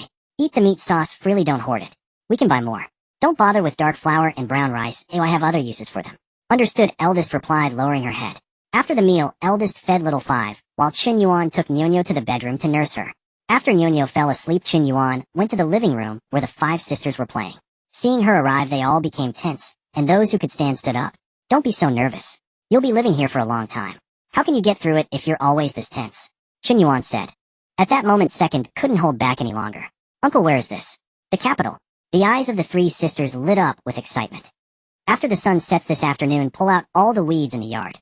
Once you've made dinner, you're free for the day, Chen Yuan instructed. Oh, and don't call me for lunch. With that she returned to her room to sleep. Chen Yuan was overthinking. Farmers never ate lunch, only a morning meal and an evening one. Thus Danny had merely left a bowl of rice water for Woony with no intention of preparing a midday meal. Hearing Chen Yuan's words, she was still somewhat bewildered. Under the same sky, beneath the same sun. It wasn't even noon yet, and the heat outside was already unbearable. Fortunately, this was a brick and tile house, which offered some respite. If it were a thatched cottage, Chen Yuan would have to endure the swelter again, as she hadn't slept properly for 2 days and 2 nights. Holding Nyonyo, she slept soundly until the evening. Danny had already prepared the meal. Seeing Chen Yuan awake, she said, Uncle, you're awake. The food is ready, let's eat. Chen Yuan replied. Walking into the courtyard, she saw that the weeds were gone and the debris had been swept into a pile. Uncle, we couldn't find a dustpan, and we didn't know where to discard the rubbish, Danny said. Chen Yuan was taken aback. She didn't know either. Leave it for now. We'll deal with it tomorrow, she said with composure. Subsequently, Danny went to the bedroom to call Ernie, Sonny, and Sini. From now on, don't wait for me. Set aside a bowl for me and eat without me, Chen Yuan instructed. All right, understood, Uncle, Danny replied. The kitchen was dim, and Chen Yuan only then remembered she hadn't brought out any candles. You all start eating, she said, rising to return to her room. In the bedroom, she retrieved a set of candlesticks and candles from her space, along with some tinder and flint. She placed one set in the living room, one in each bedroom, one in the washroom, and brought another set to the kitchen, setting them on the table. If any candles burn out, come to me for more, she told the 4 sisters. Okay, understood. The meal concluded with clean plates, a true clean plate campaign. After dinner, the sisters, taking advantage of the remaining daylight, washed up and went straight to bed, unwilling to waste a single candle. Whether they could fall asleep was another. She had plenty of candles. During the apocalypse, she had acquired an entire candle factory. Upon returning to her room, Chen Yuan entered her space, took a bath, and watched a movie before leaving it to sleep. During the night, she fed Nyonyo twice and changed her diaper once. She also heard Woony cry once. The next morning after breakfast, she summoned the 4 sisters to the living room. The medicine I gave you the day before yesterday, do you remember it? Without waiting for them to respond, Chen Yuan continued. That was a strength pill. After taking it, one's strength increases. Sonny, try lifting that table. Obediently, Sonny began to lift the table. Then, to their astonishment, she managed to lift the solid wood table that would normally require 2 men to move, albeit with some effort. The 3 sisters were utterly stunned. Then Ernie, snapping out of her shock, raised her hand and declared, Uncle, I swear I will never reveal this to anyone. I swear too, Danny and Sonny echoed. Do you remember the second pill you took? If you betray me, you will die from your bodies exploding, Chen Yuan stated. We will never betray you, Uncle, the 3 replied. Now I will teach you some self-defense and combat techniques. Once you have achieved some proficiency, you are free to leave, Chen Yuan said. All right, the 3 sisters agreed, albeit with a tinge of reluctance. For the next several days, apart from cooking, eating, and cleaning, the sisters spent all their time practicing martial arts in the south room, and Sini was no exception. The south room had been cleared out, providing ample space. During these days, while the sisters practiced, Chen Yuan often went out into the streets carrying Woony on her back and holding Nyonyo to gather information. The eastern part of the city where the courtyard house was located was relatively underdeveloped in the capital. Most nobles and officials resided in the northern and western parts, while the imperial palace sat at the city's center. After several days of exploring, she had gathered a wealth of information: where to register for household registration and land deeds, who held the most power in the capital, and the locations of the Onping Marquis estate and the Prince's mansion. That night, Chen Yuan went to the county magistrate's residence. Using her mental power to control the magistrate, she had the household registrations for the 5 sisters changed and new ones issued. For the 5 sisters' new identities, she borrowed the status of a family that had died out. The parents had passed away from illness, and there were no relatives or clan members, leaving only the sisters alone and helpless. This made their identities difficult to trace. The next morning, she handed the registration documents to the sisters and explained their new backgrounds. They were no longer villagers of Taoyuan village. They were now city dwellers with capital household registrations. Danny was so overjoyed, she wanted to cook a celebratory meal. Danny, do you know how to stew meat? Chen Yuan asked. Danny looked embarrassed. I've never eaten it. If one has never even eaten it, how could one know how to stew it? Come here, I'll teach you. Ernie and Sonny, come and learn too. Chen Yuan made braised pork, stir-fried garlic sprouts with cured meat, and scrambled eggs with tomatoes, and also steamed a pot of rice. The 3 sisters watched, their mouths watering. Even Sini, who was supposed to be watching Woony in the bedroom, was lured in by the aroma. Sini stared intently at the pot of meat, her eyes gleaming with a hungry, almost feral light. It was only because they had been eating their fill these past few days that Sini wasn't crying from sheer craving. This meal was immensely satisfying for Sini. She had been so happy lately, not only eating her fill every day, but also experiencing delightful surprises daily. The day before yesterday, Uncle brought back apples and grapes, which were delicious. Yesterday, Uncle brought back pastries and candies, which were also delicious. And today, she had eaten meat, which was the most delicious of all. In the blink of an eye, over 2 months had passed, and it was now the end of August. August should have been autumn, but the weather was unusual this year. It was only now at the end of August that the weather had become somewhat cool. The 3 sisters had trained diligently in martial arts, and were all quite skilled. Coupled with their immense strength and the improved constitution from the spiritual spring water, each of them could now easily handle 1 or 2 ordinary men. During this period, the 3 sisters also learned from Chen Yuan how to make soap and various pastries. This way, even if they had to leave Chen Yuan, they would have the skills to make. Another day later, Chen Yuan took the 5 sisters to a 3-sided courtyard house located 2 streets away from her current residence. This courtyard had 3 north rooms, 2 west rooms, 2 east rooms, and a wooden shed on the south side. The middle north room was the living room with bedrooms on either side, both connected to it. In the center of the living room was a round table with 6 chairs. On the west wall was a fireplace which was connected to the heated brick bed Kong in the west wall in the west room. As long as the fireplace was lit, both the wall and the Kong would become warm. She had a premonition that this year would be exceptionally cold. Entering the west room, a large Kong occupied half the space. On the Kong were 5 thick quilts and 2 Kong cabinets. On the floor was a wardrobe. In the east room, 3 large canopy beds were placed against the 3 walls, each with 2 sets of bedding. A wardrobe stood by the window, filling the room.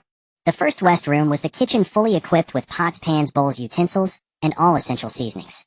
The second west room was a washroom connected to the kitchen. One east room was a storage room, and the other was a latrine.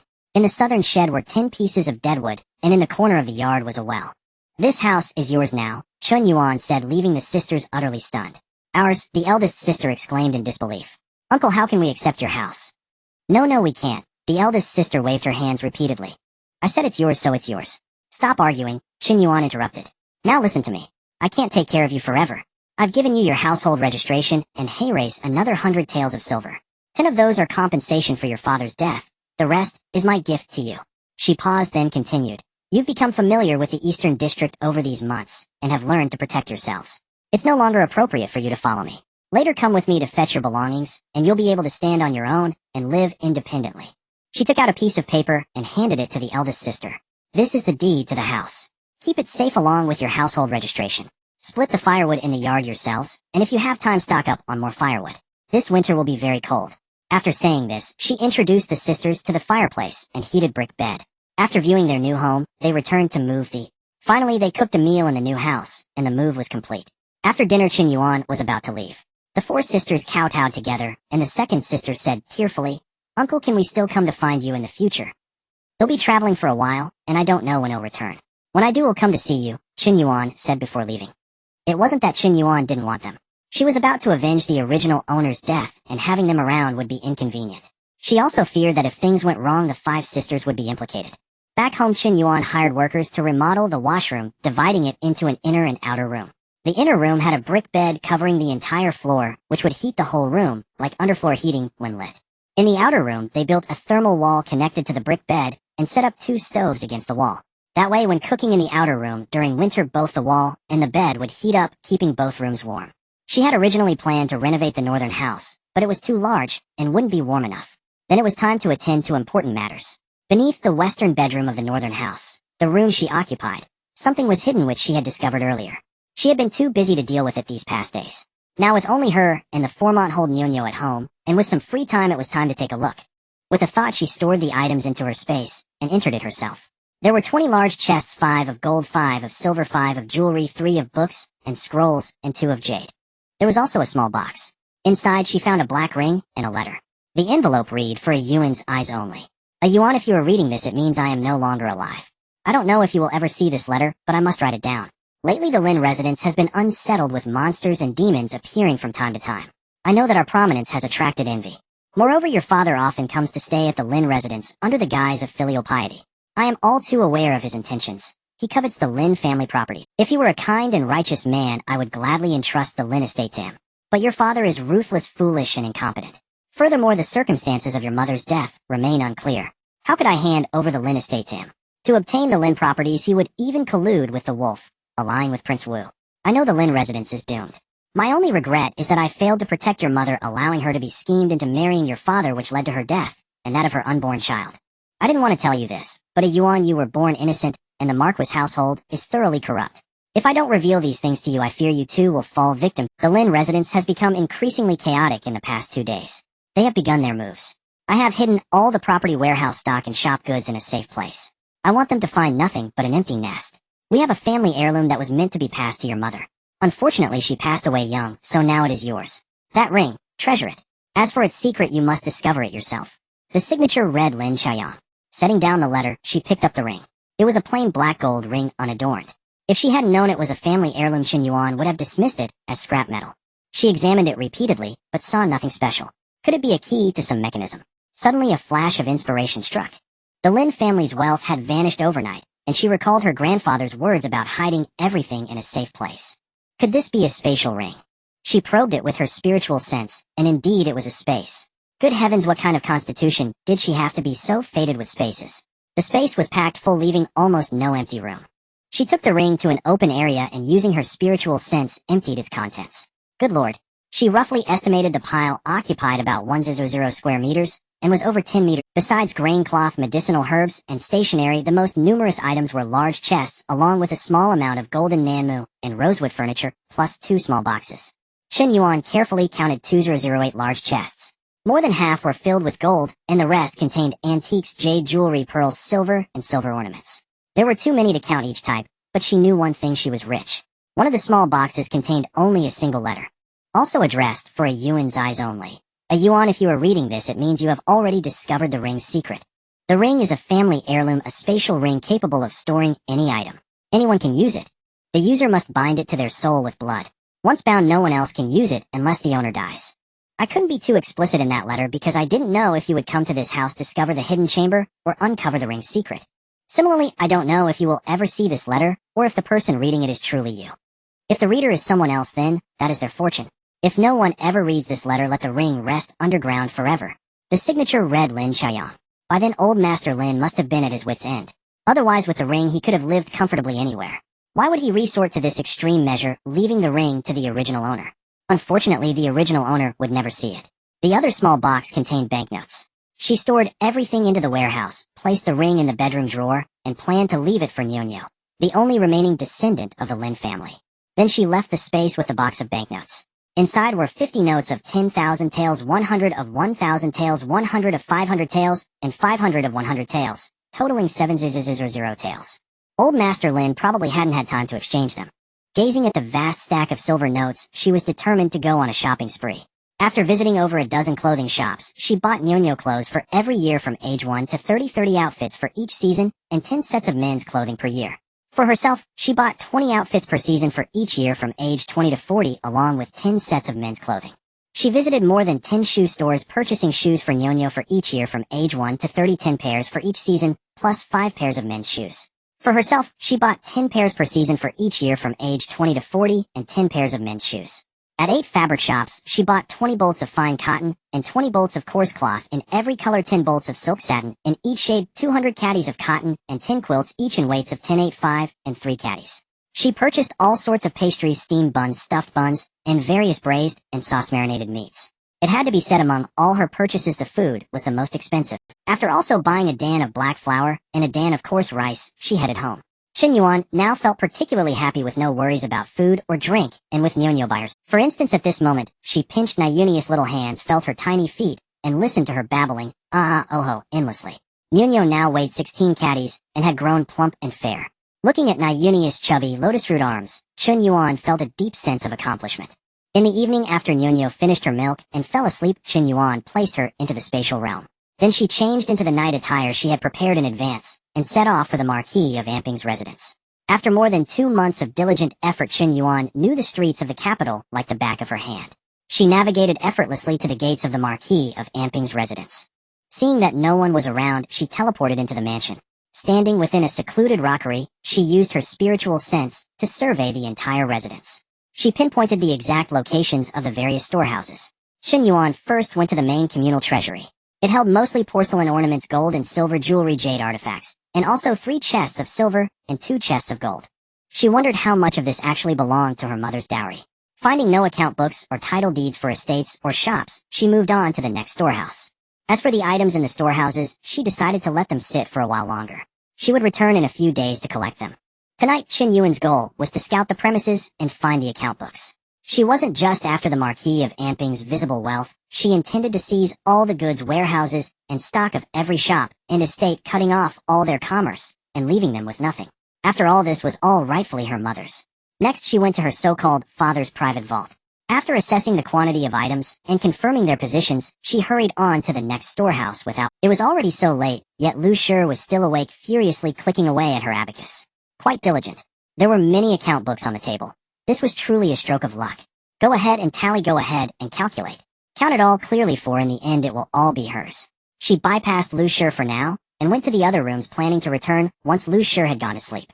After leaving Lu Shi's courtyard, Chen Yuan went directly to visit Chen Yuru. Chen Yuru, Lu Shi's twin daughter, had no shortage of jewelry in her room. A ruby headdress, a white jade magnolia hairpin, gilded bracelets. Weren't these all her mother's belong?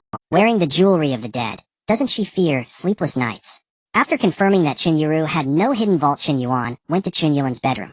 Chen Yuan was Lu Shi's twin son. Before she even entered the room, she heard discordant sounds. She quickly circumvented it, and decided to go elsewhere first. As she left the courtyard, Chen Yuan inwardly scoffed, thinking how precocious and reckless the young man was. Doesn't he worry about ruining his health? Chen Yuan then headed to the courtyard of Lu Shi's youngest son, Chen Yuqi. The boy was 7 years old, and even more vicious than his older sibling. According to the original owner's memories, he frequently bullied her. Despite his young age, he was adept at slandering and framing her, then feigning innocence in front of his father, prompting Chen Ping, who already disliked her, to punish her. The moment she stepped into the room, Chen Yuan was enraged. By the entrance stood a 6-paneled Wang wood screen, which was part of her mother's dowry. There was also a white jade brush rested Duan inkstone, and a gold-flowered jade-topped incense burner. Was this family a bunch of beggars? They used her mother's dowry for everything. May they be too poor to survive. She would endure for 2 more days, and then she'd have them all out on the streets naked. After confirming that Chen Yuqi had no hidden stash, she went straight to the old lattice room. Again, it was her mother's dowry. A colored glazed vase, a jade ruby, a pearl curtain of 5 colors. She didn't even know what to say anymore. This family was a den of... The old lattice private hoard was modest. 3 chests of silver, 2 small chests of gold, and a chest of jewelry and headdresses. Even this, she suspected, was only amassed after her mother married into the family.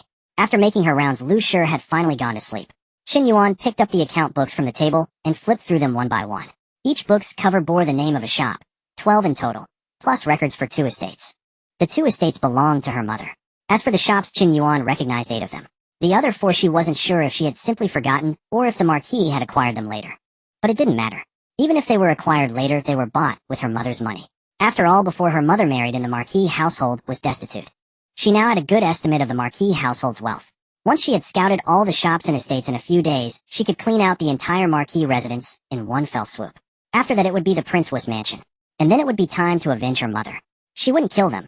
Death would be too merciful. She intended to torment them thoroughly. The pills in the spatial realm weren't potent enough for her purposes. She wanted concoctions that caused impotence, perpetual heat, and full-body pustules. Suddenly, she remembered that the pill refining chamber in the spatial realm had 2 walls lined with medical texts. There must be manuals for crafting all sorts of pills. She needed to... After that, she stayed indoors. During the day, she read and selected books in the spatial realm, and at night, she went out to scout her targets. After half a month of relentless effort, she had thoroughly mapped out both the Marquis of Amping's residence and Prince's mansion. She had also read a fair number of pill-making texts. All that remained was to empty the treasuries of both households, and then focus on crafting her pharmaceuticals. In the dead of night, Chen Yuan, clad in a night suit, entered the Marquis mansion. After incapacitating everyone with her spiritual sense and sleeping powder, she began to collect the household's belongings. Starting from the entrance, she swept through everything. Tables, chairs, teacups, and teapots in the gatehouse, the rockeries, flowers, and plants in the front courtyard, the stone tables and stools in the pavilion, and the koi fish in the pond. Nothing escaped her grasp. In each master's courtyard, she not only took all the gold, silver, and jewels, but also the tables, chairs, wardrobes, and beds. Even the quilts and clothes were stripped away, leaving everyone to sleep naked on the cold floor. Before leaving, Chen Yuan used red paint to inscribe 8 characters on the walls of each master's bedroom. Murder must be avenged, debts must be repaid. She then wrote the same phrase on both sides of the mansion's main gate before departing with a flourish. Arriving at Prince's residence, her mission was twofold: to loot and to retrieve something crucial. During her earlier reconnaissance, she had discovered evidence of Prince's corruption, bribery, the buying and selling of official posts, and 2 letters from the Tartars. These letters were her primary objective.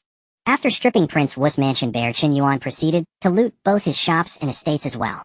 Seizing the remaining hours before dawn, she made a swift trip to the imperial palace. She placed a stack of letters on the old emperor's bedside, then left with a flick of her sleeve, disappearing into the night, her deeds known only to herself.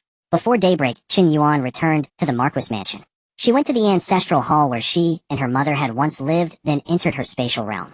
She wanted to witness the family's destitution and despair. Soon after she entered the space, a piercing scream echoed through the mansion. It was the old lady who had woken up first. The old lady had been sleeping soundly, dreaming. She was lying on a sheet of ice frozen to the bone. She reached out to pull her quilt closer, but her hands grasped nothing. Who had stolen her quilt? Still half asleep, she thought. It must be one of those lazy maids who forgot to cover me. Nanny Zhao. Nanny Zhao. The old lady called out groggily. When there was no answer, she called again. Chuanxing. Chuanxing. Chuanxing, who had been sleeping in a daze, felt a chill all over. Just as she reached for her quilt, she heard the old lattice calls. She turned over to get out of bed, only to find herself lying on the floor. Confused, she scrambled to her feet, and her confusion only deepened. Where in the world was she? The realization hit her like a bolt of lightning. Had the family moved while she was asleep?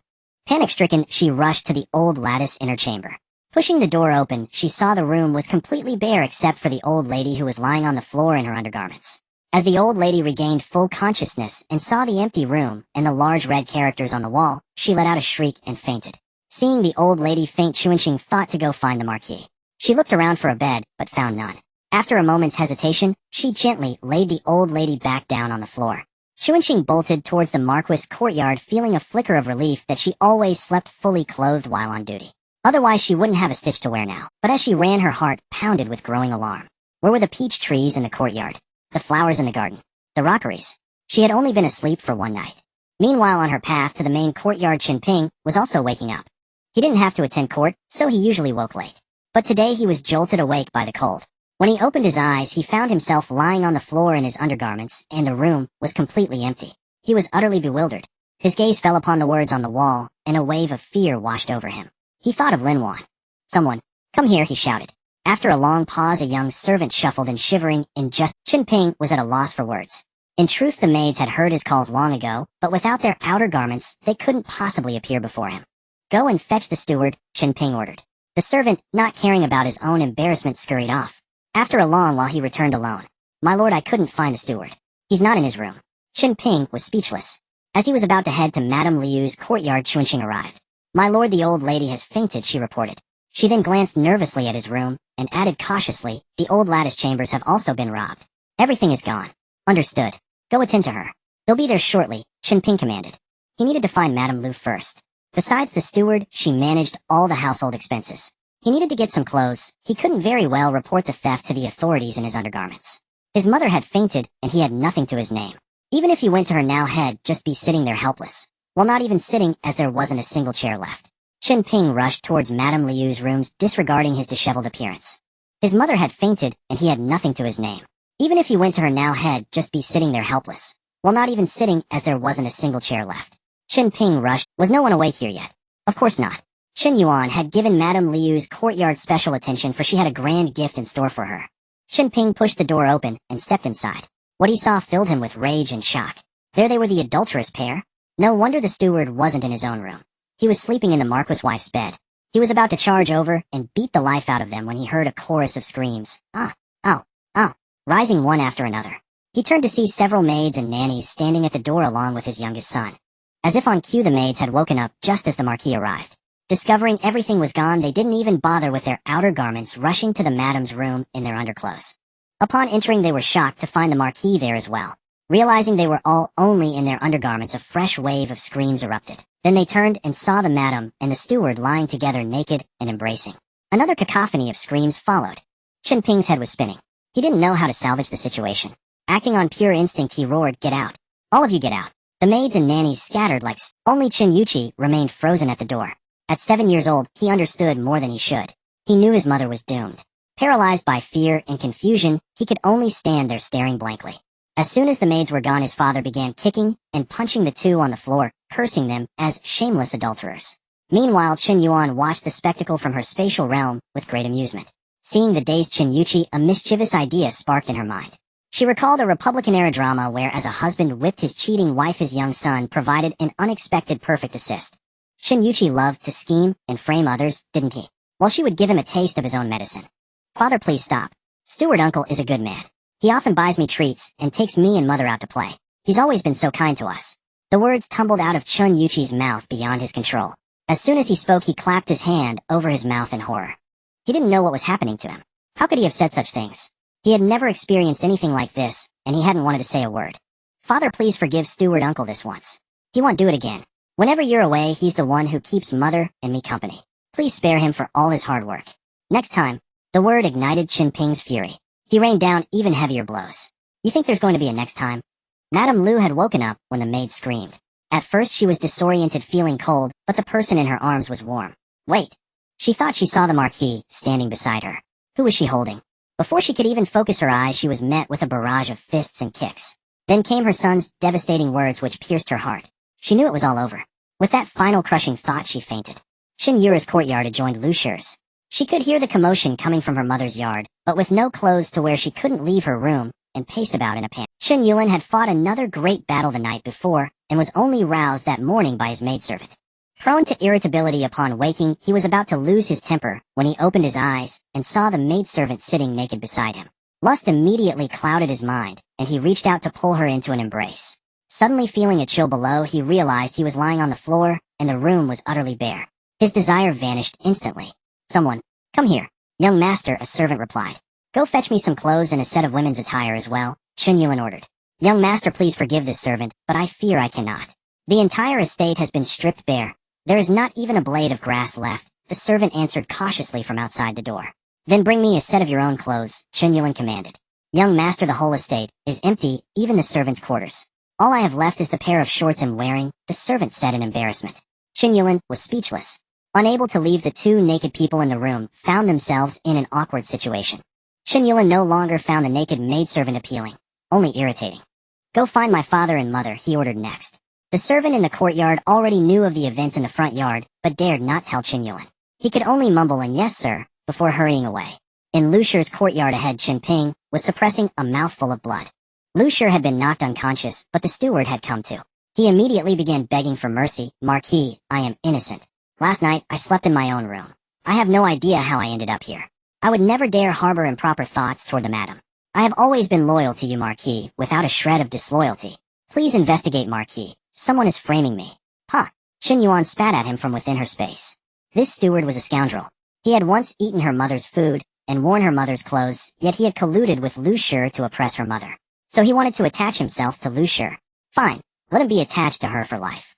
Given the scene before him and his youngest son's ambiguous testimony, how could Chen Ping possibly believe the steward? He was about to call for someone to tie up the steward when it suddenly struck him that both of them were naked. He cared nothing for the steward, but Lu Shi was still his wife.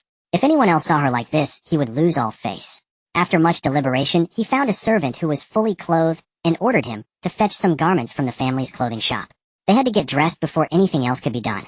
This servant was only a lowly menial in the household, usually assigned to night watch and patrols. He had seen nothing unusual the night before and, exhausted from his rounds, had fallen asleep without even removing his clothes, which ironically had spared him. Such an errand would never normally have fallen to him, so he went joyfully. Sometime later, he returned empty-handed and trembling with fear, followed by the manager of the clothing shop and several other shopkeepers. The shopkeepers were stunned by the sight of the Marquis' estate as soon as they entered. Upon seeing the Marquis, they immediately began to wail. Marquis, our shops have been robbed. All the goods are gone. Even the tables and chairs are gone. The other shopkeepers chimed in with similar complaints. Chen Ping could finally hold it in no longer. With a puff, he spat out a mouthful of blood and collapsed. Quickly fetch the madam. But the madam, a central figure in this adulterous affair, was still naked and unable to come. Quickly fetch the old madam. The old madam had just woken up frightened and chilled and had fallen ill. She could not come either. Quickly fetch the young master. But the young master, after his night of debauchery, was also naked and even less able to come. As for the young miss, skip her. In the inn, the shopkeepers conferred among themselves, and each brought some garments from their own homes, dressing the masters, so that at least someone could take charge.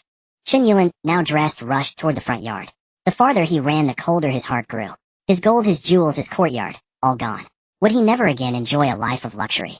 Arriving at the front yard, and seeing his father lying on the ground, he roared in fury, "You useless pack of idiots! Are you all dead? Can't any of you find a bed to lay my father on?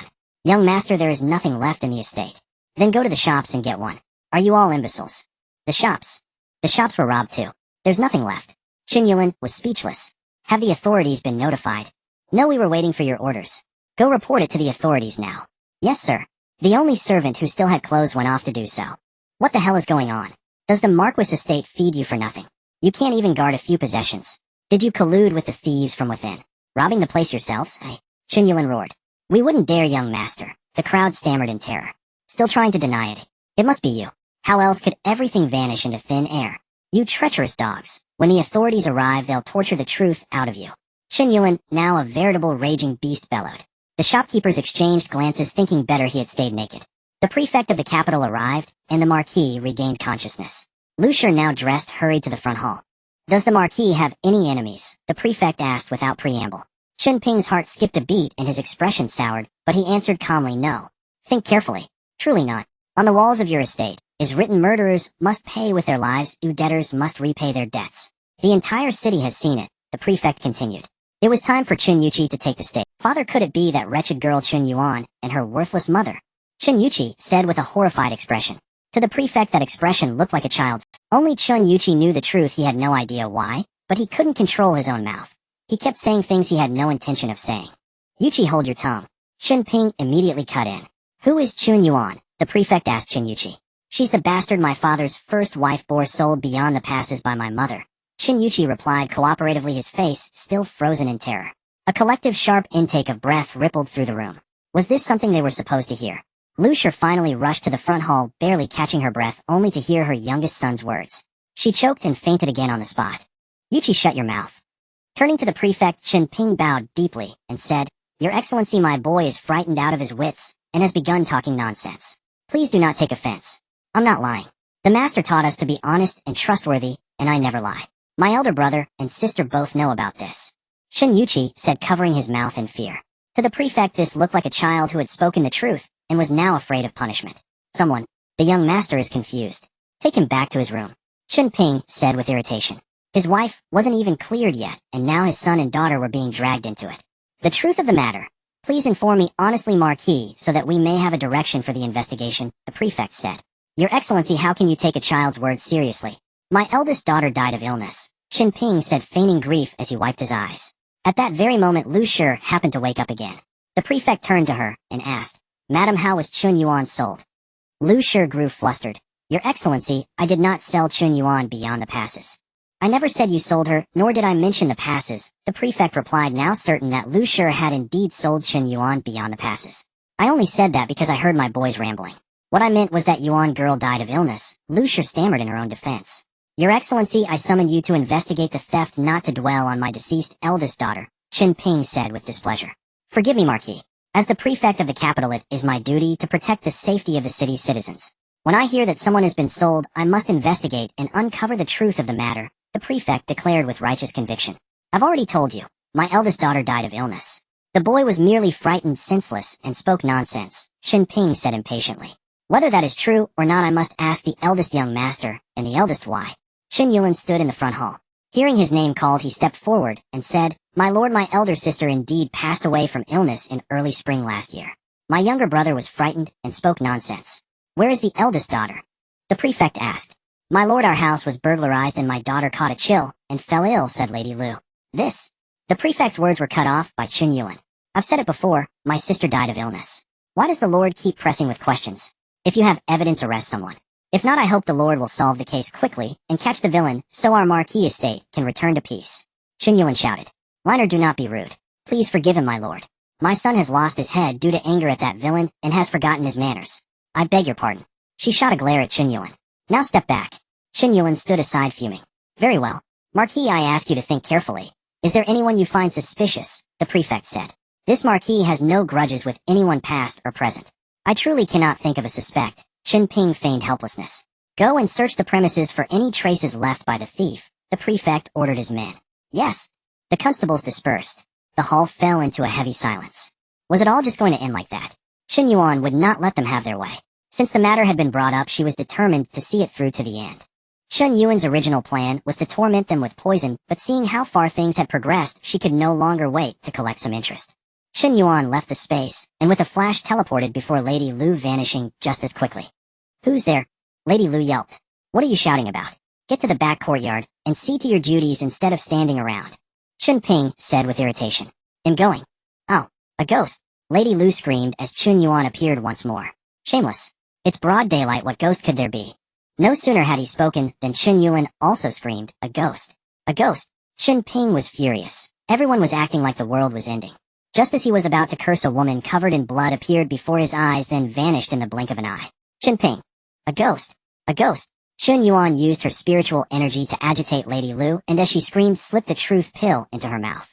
The prefect asked in confusion, where is this ghost? This official sees nothing. It's Lin Wan. Lin Wan has come with her daughter to take revenge. It must be Lin Wan. Lady Lu shrieked. Silence. Get back to your room this instant. Chen Ping roared. Marquis, at this point, will you still conceal the truth from this official? He turned to Lady Lu. Why would she seek revenge? I slipped poison into her medicine during childbirth, causing both her and the child to die, and then I sold her daughter, Lady Lu answered truthfully. The prefect asked, then why did you previously claim Chen Yuan died of illness? How else could we silence the gossiping tongues? When? Sold to whom? And to where? Confess everything, one detail at a time. Lady Lu obediently confessed it all. Seeing there was work to be done, the clerk quickly recorded everything. Before Chen Ping could even react, Lady Lu had already spilled everything. You venomous woman. I treated you well, yet you dared to harm Wainer and sell my honor. Chen Ping kicked her. Marquis, you must not administer justice with your own hands. This official will make the judgment. Allow me to ask, Marquis. Were you aware that your eldest daughter was sold? The prefect inquired. Aye. Chen Ping started to deny it, but felt something slip into his mouth, melting instantly before he could spit it out. Of course I knew. As the sole heir of the Lin family, she couldn't even secure the Lin estate's wealth. I had to take matters into my own hands. Since she was so useless, I cared little whether she lived or died. It's not as if I lacked daughters. Despite the prefect's stern expression, inwardly, he was ecstatic. This family was cooperating far too well. Never had an interrogation been so satisfying. Ask and you shall receive. And what of Lady Lin's death? Were you aware of it? The prefect asked, feigning calm. Not at first. It wasn't until after her death, when I accidentally overheard Lady Liu's conversation, that I learned the truth. Why did you not report it to the authorities then? She was already dead and buried. What was the point of reporting it? She was merely a merchant's daughter. If not for her generous dowry, why would I have married her? Chen Ping said with a sneer. Then, starting from his schemes against Lin Wan, he recounted everything up to how he colluded with Prince Wu to ruin the Lin family. A smug, self-satisfied expression adorned his face. Chen Yuan was truly dumbfounded now. First his younger brother, then his mother, and now his father. What had gotten into them? Were they possessed by ghosts? The prefect of the capital was already racking his brain. This case was bizarre. Who could possibly have the power to empty the entire Marquis estate in a single night, even removing the rockery all without a trace? This didn't seem like the work of human hands. But now, with the confessions of the Marquis of Anping and Lady Lu, why bother chasing a thief? Once both Chen Ping and Lady Lu were brought to justice, the Marquis estate would be no more. And with the estate gone, what case was there left to solve? Everything would be neatly resolved. The prefect of the capital rushed the confessions to the emperor without a moment's delay. Meanwhile, in the palace, the emperor had just woken up to find a letter mysteriously placed at his bedside. Upon opening it, he flew into a rage. Damn it! In the palace with such heavy security, someone had managed to slip a letter onto his bedside undetected. If the intruder had come to assassinate him, he dared not even imagine the consequences. And that third son, Prince Wu, he had driven a knife right into his father's heart. He was the son the emperor cherished most, yet he had committed treason and colluded. He lost his appetite entirely, and immediately summoned Prince Wu to the palace. As for Prince Wu, upon discovering the theft, his first thought was of the letters hidden in the secret chamber. Not even bothering to dress, he rushed to the secret chamber and found it completely empty. In that instant, he felt as if all his vitality had been drained from him, and he collapsed weakly to the floor. Before he could even recover his wits, he received the emperor's summons. In a daze, he entered the palace, but the moment he saw the emperor, he was jolted back to full. He knelt in terror. The old emperor snatched up the letter and flung it before him. Look, does this look familiar? Prince Wu glanced at it. Father, this is a frame-up. You didn't even look at it properly. A frame-up? Who would frame you? The old emperor mocked. Father, your son has always. Silence. Do you truly think I know nothing of your deeds? I thought you were merely a little greedy, so I turned a blind eye. But I never expected you to harbor such treacherous intentions. Are you so impatient? With that, he hurled his teacup, smashing it at Prince Wu's feet. At that moment, the prefect of the capital arrived, seeking an audience. Your servant greets your majesty. I have a confession that I beg your majesty to review. A confession requires my personal review. What use are you then? The old emperor fumed. Forgive me, your majesty. This confession concerns the Marquis of Anping's estate. He glanced at Prince Wu. And Prince Wu. I dared not make a decision on my own. The prefect said cautiously. Prince Wu's heart skipped a beat at the mention of the Marquis of Anping's estate. instantly guessing what it was. That useless Chen Ping, what a spineless fool. To let something so secret be dug up. Once I get out of this. Well, let's see if I get out of this first. The old emperor read the confession. You scoundrels. To commit such deeds right under my nose. Do you have any respect for the laws of Yuanxing? Someone, draft the decree. Chen Ping, the Marquis of Anping, doted on his concubine, and murdered his wife, shielded the true culprit, and framed loyal subjects. His title is revoked, his property confiscated. Lady Lu, the Marquis' wife, murdered the first wife Lin Wan, and sold the legitimate daughter Chen Yuan. Her crimes are unpardonable. She is sentenced to death by beheading in the autumn. All other members of the Marquis household are to be expelled from the capital. Prince Wu for corruption, bribery, framing loyal subjects, and treason. He is stripped of rank, his property is confiscated, and he is to be sent to the imperial ancestral temple to keep vigil for the ancestors. After all, he was still the old emperor's most beloved son. There was a hint of reluctance. Your Majesty, your servant has another matter to report, said the prefect. The emperor rolled his eyes. Speak. The prefect then recounted the full story of the theft at the Marquis estate. The emperor. The Prince of Wu immediately cried out, Father, my residence has also been robbed. He then began to sob. Father, I was momentarily foolish. I only received a letter from the Tatters, but I never conspired with them. There is no need for excuses, I have already made my judgment, the emperor declared, then ordered, guards, take the Prince of Wu away. He finally understood why Yuan Sheng, despite having ample provisions, and triple the soldiers of the Tatters, had still suffered defeat at Yinmen Pass. Meanwhile, at the Marquis residence, upon receiving the imperial decree, the entire household cried out, in protest, wailing, and weeping. Among them only Chen Yuru and the old madam truly felt wronged. They had just gotten dressed knowing nothing at all, and had been cast down into the mud. The Anping Marquis household met its downfall as Lady Lu was thrown into the death cell, the rest were exiled from the capital, and the front gate was sealed with official notices. In a flash, the tale of the Anping Marquis household became the talk of the town. At the residence of the Minister of Works, Shi Malin summoned Shi Yu, and said, You err, from now on do not mention anything about Xiao Chun in front of others. Why, grandfather? Shi Yu suddenly thought of something, and asked, Could it be that the Chen Yuan, the legitimate daughter of the Anping Marquis household, who is the talk of the town, is actually Brother Chen? It can't be such a coincidence, can it? Perhaps it's just a name similarity. Didn't Brother Chen go to Chongping? Shi Malin looked at his grandson, and said, Whether it's a coincidence or not, do not speak of it. If, and I say if it turns out to be true, it could bring trouble to Xiao Chun if others find out. I understand, grandfather, Shi Yu replied. Time flew by, and it was now the end of November. 3 months had passed, and Nyonya was already 7 months old. She could sit up and play by herself, and was now learning to crawl on the heated brick bed. Watching her little feet kick endlessly while she stayed in place, Chen Yuan couldn't help but smile. This winter was as bitterly cold as Chen Yuan had predicted. She had already moved into the renovated eastern room. During the day, she burned a mixture of charcoal and firewood, and at night, after sealing the charcoal fire, she would take out 2 electric heaters from her spatial realm and plug them into a portable power source. This kept the bedroom just as warm. Her only worry was the heavy snow falling outside. When the snow first started, not only she but all the common folk were overjoyed, letting out a collective sigh of relief that the drought was finally over. Yet the snow had fallen continuously for 6 or 7 days without any sign of stopping, already piling up to a meter deep outside. Initially, she was excited and used square molds to collect snow blocks. After gathering over 40, seeing no end to the snowfall, she quickly lost interest and simply waited for the snow to fall thick enough to shovel it all into her spatial realm. Once she had collected most of the snow in the courtyard, Chen Yuan placed Nyonyo into the spatial realm and headed to the home of the 5 sisters. She hadn't seen them in months, and given the weather, she felt she should check on them. The snow was piled high on both sides of the walls outside the 5 sisters' gate. She knocked loudly for a long time before someone peered through the crack in the door. Uncle, you're back. Danny called out happily as she opened the door. Come in quickly, it's cold outside. Let's talk inside. Elder sister, who is it? Ernie asked just as she saw Chen Yuan enter. Uncle, great you're back, she said joyfully. Have you been doing well these past few months? We've been great. Thanks to you teaching us how to make soap, Uncle, we've been earning 100 won every day these past months. Ernie said cheerfully. Just then Sani came out of the bedroom, holding Mooney in her arms with Sini trailing behind. Uncle, you're back. Sini, now 2.5 years old, and able to speak, echoed, Uncle. Sini, you still remember me? I remember, Uncle. Sini said proudly. Mooney was now over 10 months old. Having eaten well, and been well cared for by her sisters these past months, she had finally put on some flesh, and looked like a normal baby. Upon seeing Chen Yuan, she babbled incessantly. Mooney remembers you too, Uncle, Danny said. Through their conversation, Chen Yuan learned that the sisters made soap together in the afternoons, and the next morning Danny and Ernie would take it to sell. Business was good, and they sold out every day. Though some hooligans had tried to cause trouble, they were easily dealt with by the 2 sisters' strength and martial skills. Meanwhile, Sani stayed home to watch over Sini and Wooney while the 2 older sisters went out to sell. Buy more grain to stock up at home during this time. Try to go out as little as possible. And all of you must stay vigilant. I fear someone might come in the dead of night to steal. Did you stock up on firewood as I asked you to before? We've stocked up a lot. The storage room and the shed are both full. In a bit I'll go with elder sister to buy more grain. If anyone tries to rob us, we'll send them packing back to their grandmother's house. Seeing that the 5 sisters were doing well, she felt relieved. She figured she wouldn't need to worry about them anymore.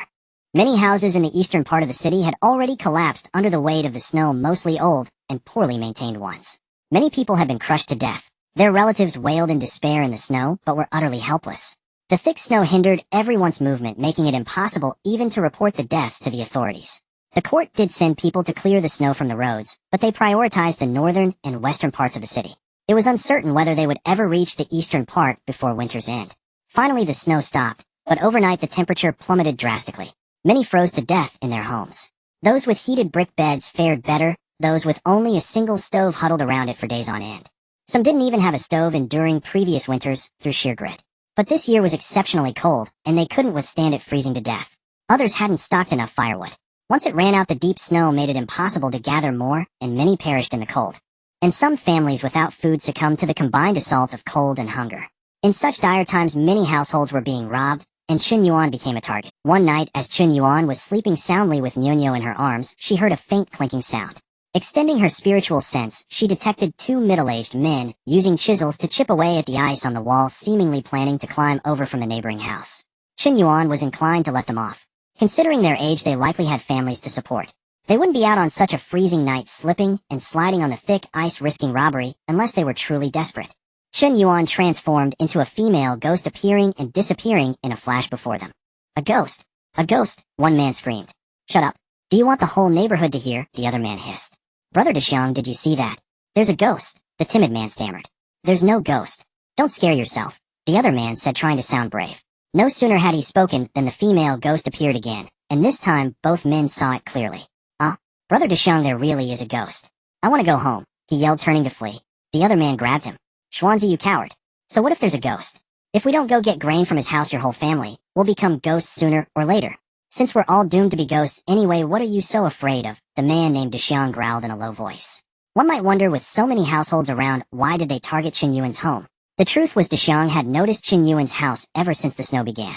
Her chimney smoked from morning till night. Without stopping, a clear sign, she had plenty of firewood. Furthermore, the snow in front of her gate was piled high and untouched, meaning no one had gone out to buy food, indicating she had ample supplies. That was why they had set their sights on Chen Yuan. Chen Yuan observed everything. In these times, it was hard enough to be a good person. She had intended to let them off, but they simply refused to give up until they hit a dead end. Since that was the case, she would not be lenient. Chen Yuan stepped out of the space and walked straight up to the man named Dexiang. She raised her hand and delivered a flurry of slaps left and right with a sharp crackling sound. Xuanzi screamed, a ghost.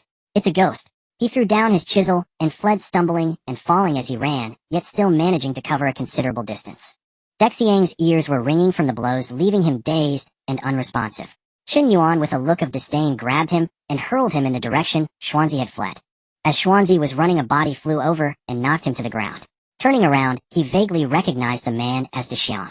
He quickly hauled him up, and the two supported each other as they staggered away. Seeing them leave, Chen Yuan teleported back into the house. A man covered in blood was lying on the floor. She hadn't even noticed him. Had she been too absorbed in what just happened? Curious about anyone who could enter her home undetected, she turned him over. Well, what a coincidence. She knew very few people in the capital, and this man was one. Gao Boyan, 25 years old, a deputy commander of the Imperial Guard. Of humble birth, orphaned at a young age, he was raised by his master and trained to be highly skilled. He was one of the top martial artists in Yuanxing.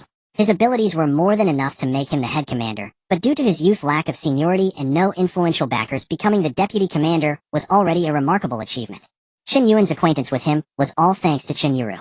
3 years ago, when Chen Yuan was 12, she was accompanying Chen Ping and Chen Yuru to their maternal grandfather's home when they ran into Gao Boyan, who had just been appointed deputy commander of the Imperial Guard. Chen Yuru excitedly praised him to her father and brother. Chen Yuan, curious, took a glance. And that one glance was enough to remember him. Gao Boyan was stunningly handsome at the time. Though not as beautiful as Pan and or Song Yu, he was still dashing and debonair. More importantly, he was spirited, ambitious, and accomplished at a young age, making him the dream lover of many young women, including the 11-year-old Chen Yuru. Speaking of which, this man had quite the taste in choosing a place to hide.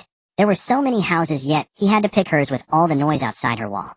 And even then, of all the rooms, he chose the remodeled East Room she was currently living in. To be fair, accusing Gao Boyan of choosing this place intentionally would be a grave injustice. He had been betrayed and pursued by assassins. While fleeing across rooftops, he passed over Chen Yuan's house. Hearing a noise, he instinctively glanced down, and in that moment of distraction, his foot slipped. He used the last of his strength to land safely.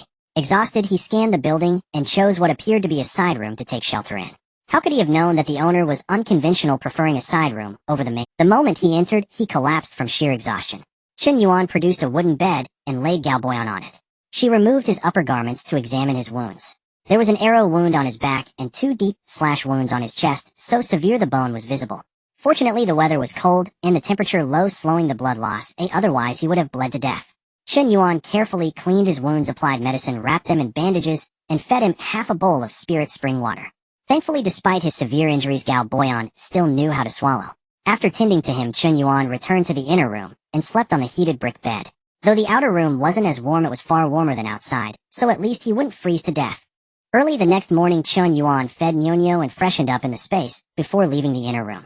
Gao Boyan was still unconscious in the outer room, but she ignored him for the moment. She first stoked the fire, ate breakfast, and then cleaned the house. Noticing that Gao Boyan still showed no signs of waking, she went over to check on him. His face was flushed, and upon closer inspection, he was trembling slightly. Chen Yuan quickly reached out and touched his forehead. It was burning hot. He had a fever. Only then did it vaguely occur to her that in TV dramas, injured people always took anti-inflammatory medicine to prevent wound infections from causing fevers. Sighing, she couldn't really blame herself. In both of her lives, she had never encountered such a situation or cared for a sick person before. How could she have remembered that the injured could develop a fever? Besides, she had fed him spirit spring water. Without overthinking, Chen Yuan quickly retrieved anti-inflammatory and fever-reducing medicine from the space and fed them to Gao Boyan with spirit spring water. Now all she could do was wait for the fever to break. As for Gao Boyan, after he fainted, he felt an intense cold all over his body and had a premonition that he was about to die. In a daze, he felt someone tending to his wounds, then a mouthful of sweet water flowed down his throat and spread through his body. Instantly, a wave of warmth enveloped him, and he felt completely at ease. He knew he would survive this time. With that thought, he slipped into a deep, dreamless sleep. When Gao Boyan woke again, he felt hot. He forced his eyes open and found himself in an unfamiliar place. He seemed to be in a kitchen. It was warm, cozy, and spotlessly clean. Looking further, he saw a woman sitting not far away playing with a child. The heartwarming scene struck him right in the chest. He had a fleeting illusion, as if he were surrounded by a wife and child, a picture of peaceful, idyllic life. Chen Yuan was happily playing with Nyonyo when she felt someone watching her. She turned her head and met a pair of bright phoenix-shaped eyes. What a handsome pair of eyes. "You're awake," she said, walking over and reaching out to touch his forehead. "Still a bit feverish. The medicine is ready. One more bowl should do it." With that, she turned, and Chen Yuan didn't see Gao Boyan's face turn red.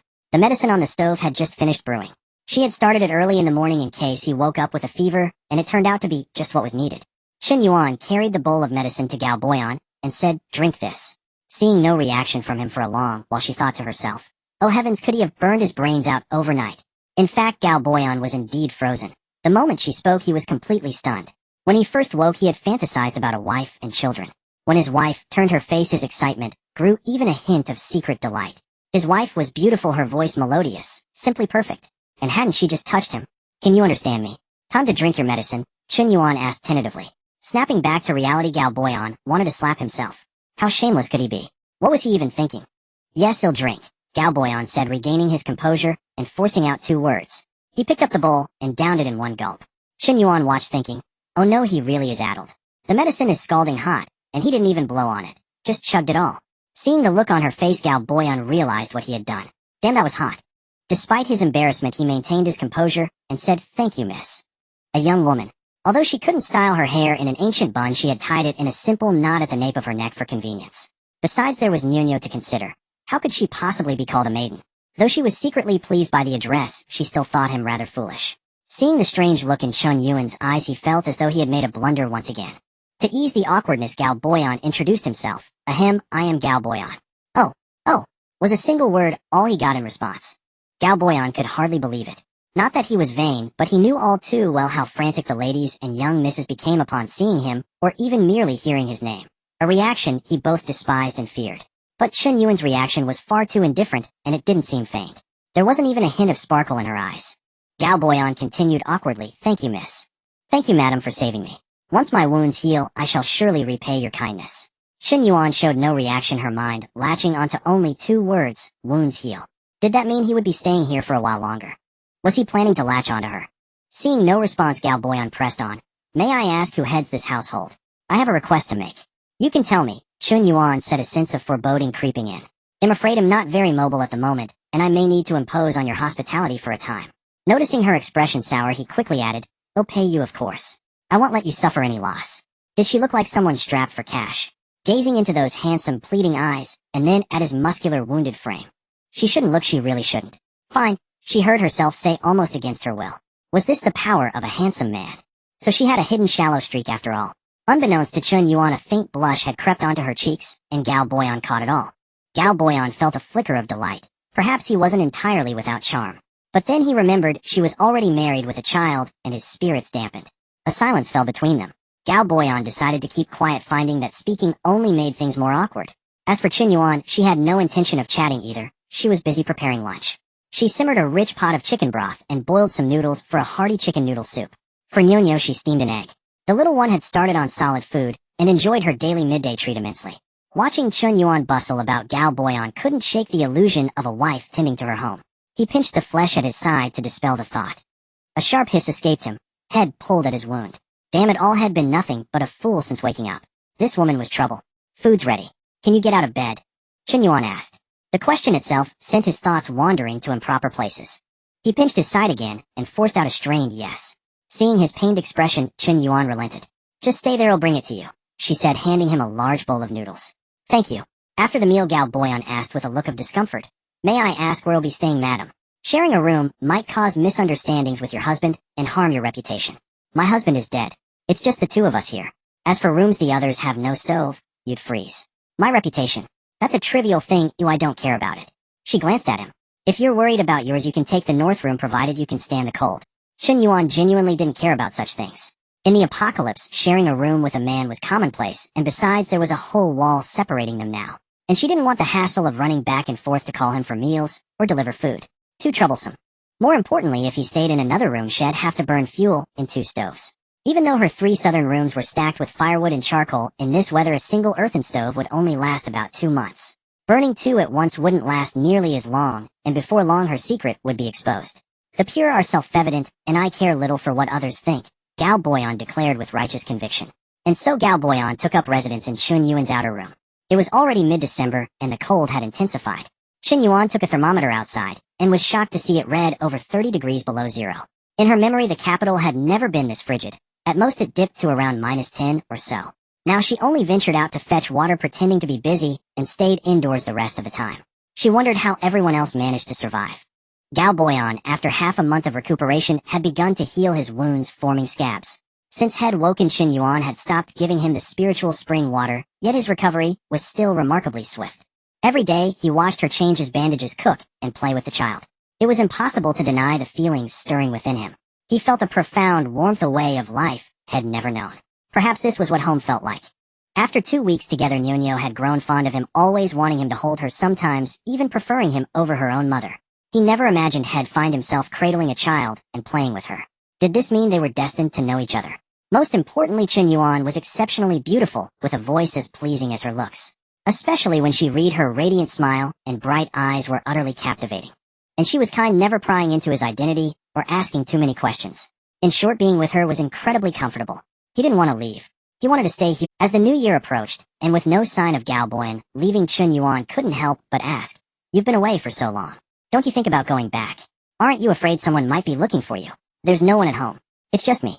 No one will come looking," he answered with a perfectly straight face. Chen Yuan rolled her eyes inwardly. Was that what she meant? Could he not read between the lines? Despite her thoughts, she asked calmly, "What about friends and relatives? Doesn't anyone care about you?" Galboyan understood her implication perfectly well, but he had nowhere else to go, and he didn't want to leave. "I don't have any relatives either," he said, adding with a touch of bitterness, "and as for friends, those days are long gone." What else could she do? It was strange. She had seen men more handsome than Galboyan, but none of them had that certain something he possessed. Galboyan was exactly the kind of man who fit her aesthetic perfectly, as if tailor-made for her. Faced with someone like him, she simply couldn't bring herself to ask him to. Heavens, what a torment. Save her. Watching Chen Yuan in silence, Galboyan secretly rejoiced. He was never stupid. He sensed that Chen Yuan had some feelings for him. Then he couldn't leave. He had to perform while striving to make Chen Yuan unable to part with him. If Chen Yuan knew what he was thinking, she would surely mock him. Young man, you don't even know her name or age, yet you dare to think such things. And so Gao Boyan continued to stay. In recent days, Chen Yuan noticed that Gao Boyan had sneaked out several times at night, returning only near dawn, yet acting as if nothing had happened during the day. Chen Yuan didn't call him out. Whatever he did, as long as he didn't cause her trouble, it was fine. After eating, wash the dishes and bring back a basket of charcoal, Chen Yuan instructed. Okay, later bring out your clothes too, I'll wash them together, Gao Boyan said without a trace of embarrassment. Chen Yuan wondered if it was her imagination. Though they lived naturally, now she felt Gao Boyan was trying to please her, sometimes even with a hint of flirtation. For instance, the last time Gao Boyan insisted on cooking, Chen Yuan asked, "Can you handle it?" He replied, "The man of your house certainly can." If not for his deadpan expression, she would have thought he was being a rogue. Or just now, when Gao Boyan offered to wash their clothes. Now Eunice was fine, but he wanted to wash hers too. What was that supposed to mean? No need, I'll do it myself. Just fetch 2 more buckets of water. It's no trouble. Women shouldn't use cold water in winter, and boiling water wastes firewood. He'll wash them, Gao Boyan continued calmly. Chen Yuan didn't know what to say, as she always felt at a loss for words before him. Gao Boyan usually seemed aloof, but when he started spouting logic, he wouldn't stop until had thoroughly confused you. Let him be. Seeing that Chen Yuan said nothing, Gao Boyan secretly breathed a sigh of relief. At least she wasn't angry. He was afraid she would think him too forward and kick him out. Though he did have some ulterior motives, he simply couldn't control himself. By the time Gao Boyan finished washing the clothes, it was already pitch dark. Here, use this for your hands. Chen Yuan handed a box to Gao Boyan. What is it? Hand balm. Apply it, and warm yourself by the fire. Be careful not to get frostbite. Gao Boyan normally wouldn't want such cosmetics, but since Chen Yuan gave it, he had to take it. For the first time, he applied something like a woman's ointment. Though it felt awkward, his heart was blooming with joy. He was sitting by the stove warming himself, when he turned to see Chen Yuan reading by candlelight. He couldn't help saying, "The candlelight is too dim, it's bad for your eyes. Read less at night." Chen Yuan gave him a long look, but still put the book away, fearing he would nag endlessly. By the way, I still don't know your name. Gao Boyan hurriedly stopped her as she was about to return to the inner room. Vice Commander, don't you think you're being a bit too talkative? Chen Yuan thought to herself. She had heard that Gao Boyan was aloof, never associating with corrupt people, and not good at conversation. But the man before her, could he be an imposter? If Gao Boyan heard that, he would feel wronged. He had been working so hard. In this short period, he had spoken more than in his previous 20+ years. He had tried every trick in the book just to please Chen Yuan and get closer to her. My surname is Chen. Don't call me madam anymore. I'm younger than you, so just call me Xiao Chun, she said, getting up to leave. I'll call you Chen Mei then. Xiao Chun sounds disrespectful. You said you're younger. How old are you exactly? Seeing her about to leave, he quickly added, Chen Mei. A bit cheesy, wasn't it? But she couldn't tell him her real name. Oh, how foolish she was. Why did she have to be so honest? She should have just told him her name was Xiao Yanyan. Even as she thought this, she answered honestly, "I'll be 16 after the new year." 16. Now it was Gao Boyan's turn to be speechless. She was 10 years younger than him. Suddenly he felt a bit old. What should he do? While Gao Boyan was dazed, Chen Yuan successfully slipped back into the inner room. By the time he came to, she was already gone. Damn it, dating was too hard. Head rather The 23rd day of the 12th lunar month, the day to welcome the kitchen god, auspicious for consecration and travel. Early that morning, Chen Yuan was startled upon leaving the inner room. There were 2 large chests piled in the outer room. She knew he had gone out last night, but she hadn't expected him to bring back 2 chests. How had he carried them back? When Gao Boyan saw Chen Yuan awake, he said, "Breakfast is ready. Eat first. Both chests are for you. You can look at them after eating." Chen Yuan felt that Gao Boyan was becoming more and more domestic. "Vice Commander, is it really you?" After the meal, Gao Boyan opened the 2 chests. One was filled with gold and silver, the other with jewelry and ornaments. "These are all for you. I said I wouldn't let you suffer, and I also want to thank you for taking care of me during this time." But speaking of taking care, she was the one being taken care of. Ever since Gao Boyan insisted on cooking that one time, it had snowballed. He did everything: washing, cooking, cleaning, afraid that she would kick him out. "So are you planning to leave?" That was what Chen Yuan understood from his words, and she asked directly. Gao Boyan. He didn't mean that at all. He was merely expressing gratitude. But it seemed his words were flawed. They did sound like that. Damn it, why didn't he just say he was giving them to her? Why did he have to say so much? Now how was he supposed to respond? If he said he wasn't leaving, the atmosphere had already been built up to that point, and it would be inappropriate to stay. If he said he was leaving, he really didn't want to go. Once he left, he would never be able to move back in. "I have some matters to attend to in the next couple of days," he said, not waiting for Chen Yuan to speak, then continued. "But don't worry, I'll be back before New Year's." Gao Boyan shamelessly added, "Chen Yuan." That sounded a bit odd, like a husband going on a long trip giving instructions to his wife. Given his words, and everything that had happened before, Chen Yuan was certain this guy was definitely up to something. He had taken a liking to her. Though a bit annoyed, she also felt a trace of delight. Oh, another O. But this time Gao Boyan was happy. Chen Yuan hadn't confirmed it, but she hadn't refused, either had she. That meant he could come back in a few days. Gao Boyan forced himself to stay calm, gave some instructions about daily life, kissed Nyonyo, and left with a smile on his face. He was just going to use these few days to settle some matters. Chen Yuan. To be fair, Gao Boyan was a meticulous man attending to every detail of daily life. Yet he simply abandoned 2 large trunks, and left, leaving Chen Yuan feeling rather speechless. It was fortunate that she possessed great strength and ample space. Anyone else would have been at a loss over how to move them. Eventually, Chen Yuan stored the 2 trunks in the secret chamber. She considered placing them in her spatial realm, but feared she might forget and inadvertently reveal her secret before Gao Boyan. After Gao Boyan's departure, Chen Yuan found herself strangely unaccustomed to the solitude. Humans are peculiar creatures. They had only lived together for a month, yet his absence already left her feeling uneasy. She had lived for months with the 5 sisters before, yet never felt this way. The day after Gao Boyan left, Chen Yuan felt a sense of boredom. After her meal, she fed Nyonyo, placed her into the spatial realm, bundled herself up warmly, and ventured out onto the streets. She hadn't left the house for over a month, and was curious about the current state of the outside world. Although the snow outside the main gate was no longer a meter thick, the ice beneath had frozen solid to a depth of about a foot. With the new year approaching, the streets showed no sign of festivity. The bustling vendors were gone, and only a few scattered shops remained open, mostly selling non-essential goods like groceries, cosmetics, and stationery. Although one grain store was open, it was guarded by soldiers with a long queue stretching out front. Chen Yuan approached a man waiting in line and asked, "Uncle, what's going on here? Why? It's obvious you haven't bought grain recently. The soldiers have been here for half a month now. I heard that many grain shops were looted during the snowstorm. The ones that survived belonged to powerful families with many guards," he said, then leaned closer and whispered, "These shops didn't want to sell at first, but the government forced them to. If they didn't, what would we common folk eat? The capital would be in chaos. So to prevent trouble and looting, officials are stationed there every day." Chen Yuan then asked, "So is the grain cheap?" "Cheap? You must be joking."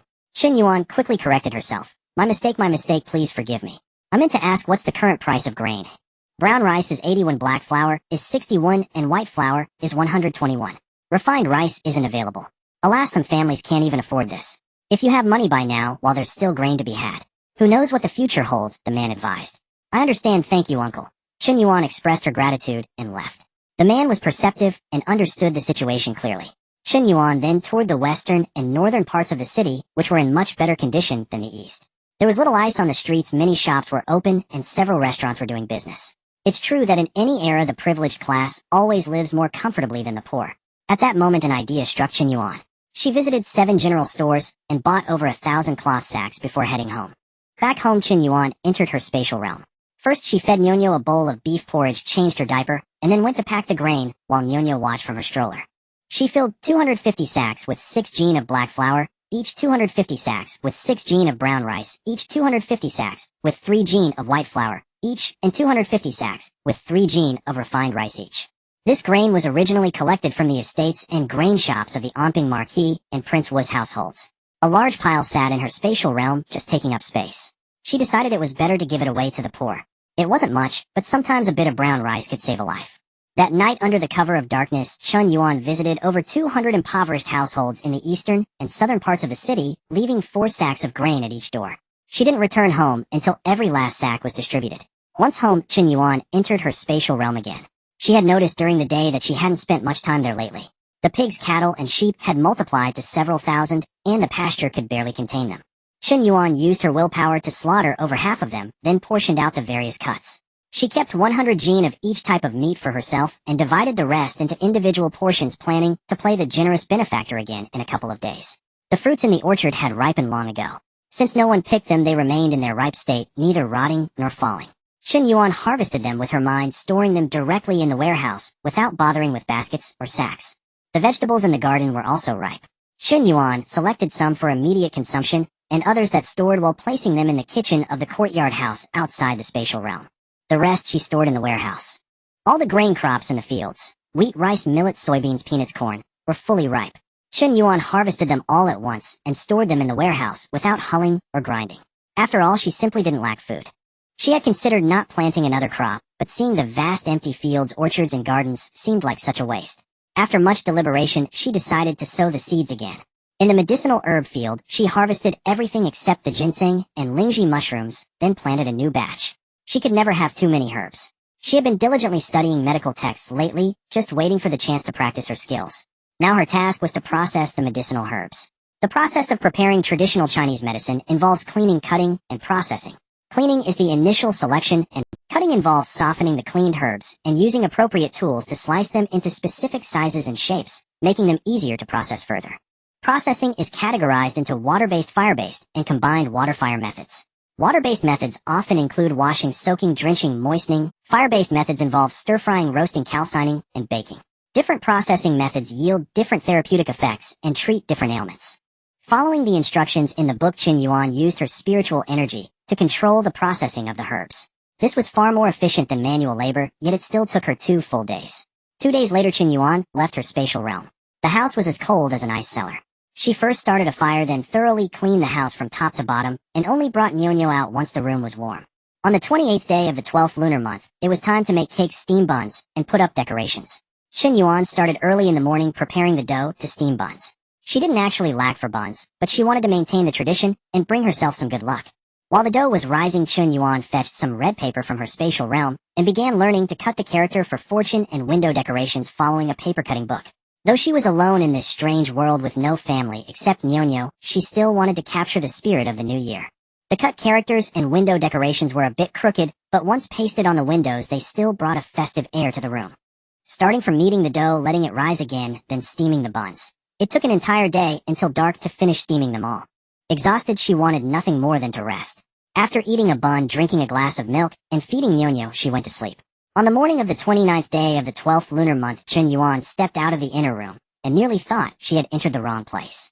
In the outer room stood 3 large chests, 4 sacks, 3 baskets of vegetables, 5 slabs of meat, and Gao Boyan himself. When had this fellow returned? She had no idea. Perhaps she had been too tired yesterday and slept too soundly. And all these goods, had he moved them without making a single sound? While everyone had their secrets. You're awake. I brought you some pastries. Eat first, the porridge will be ready soon, Gao Boyan said before Chen Yuan could collect her thoughts. Come Nyonyo, let uncle hold you. Did you miss me? He kissed Nyonyo as he spoke. Chen Yuan was speechless. Where was the aloofness? Where was the reticence? This was a social butterfly far more adept than she was. Why did you buy so many things? Chen Yuan couldn't help asking. They were all gifts, not much at all, Gao Boyan replied nonchalantly.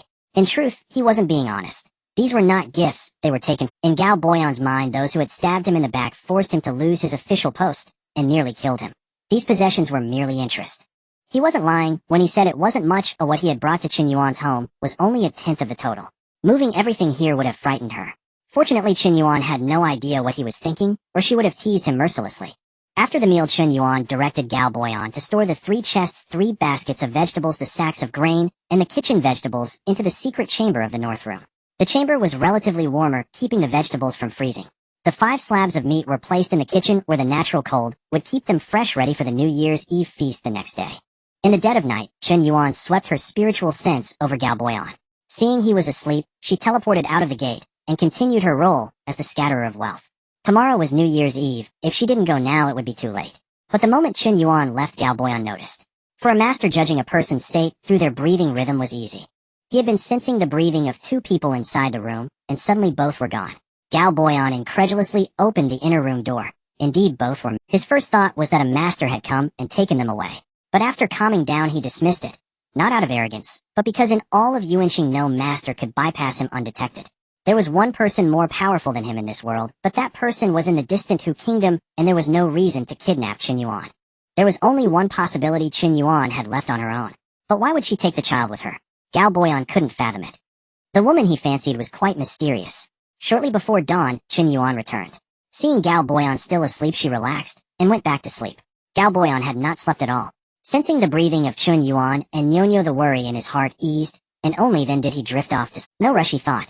He believed Chen Yuan would eventually accept him and tell him everything. The next morning, both woke up late. If not for Nyonyo crying from hunger, they would have slept on. Chen Yuan quickly got up to feed Nyonyo, while Gao Boyan prepared breakfast.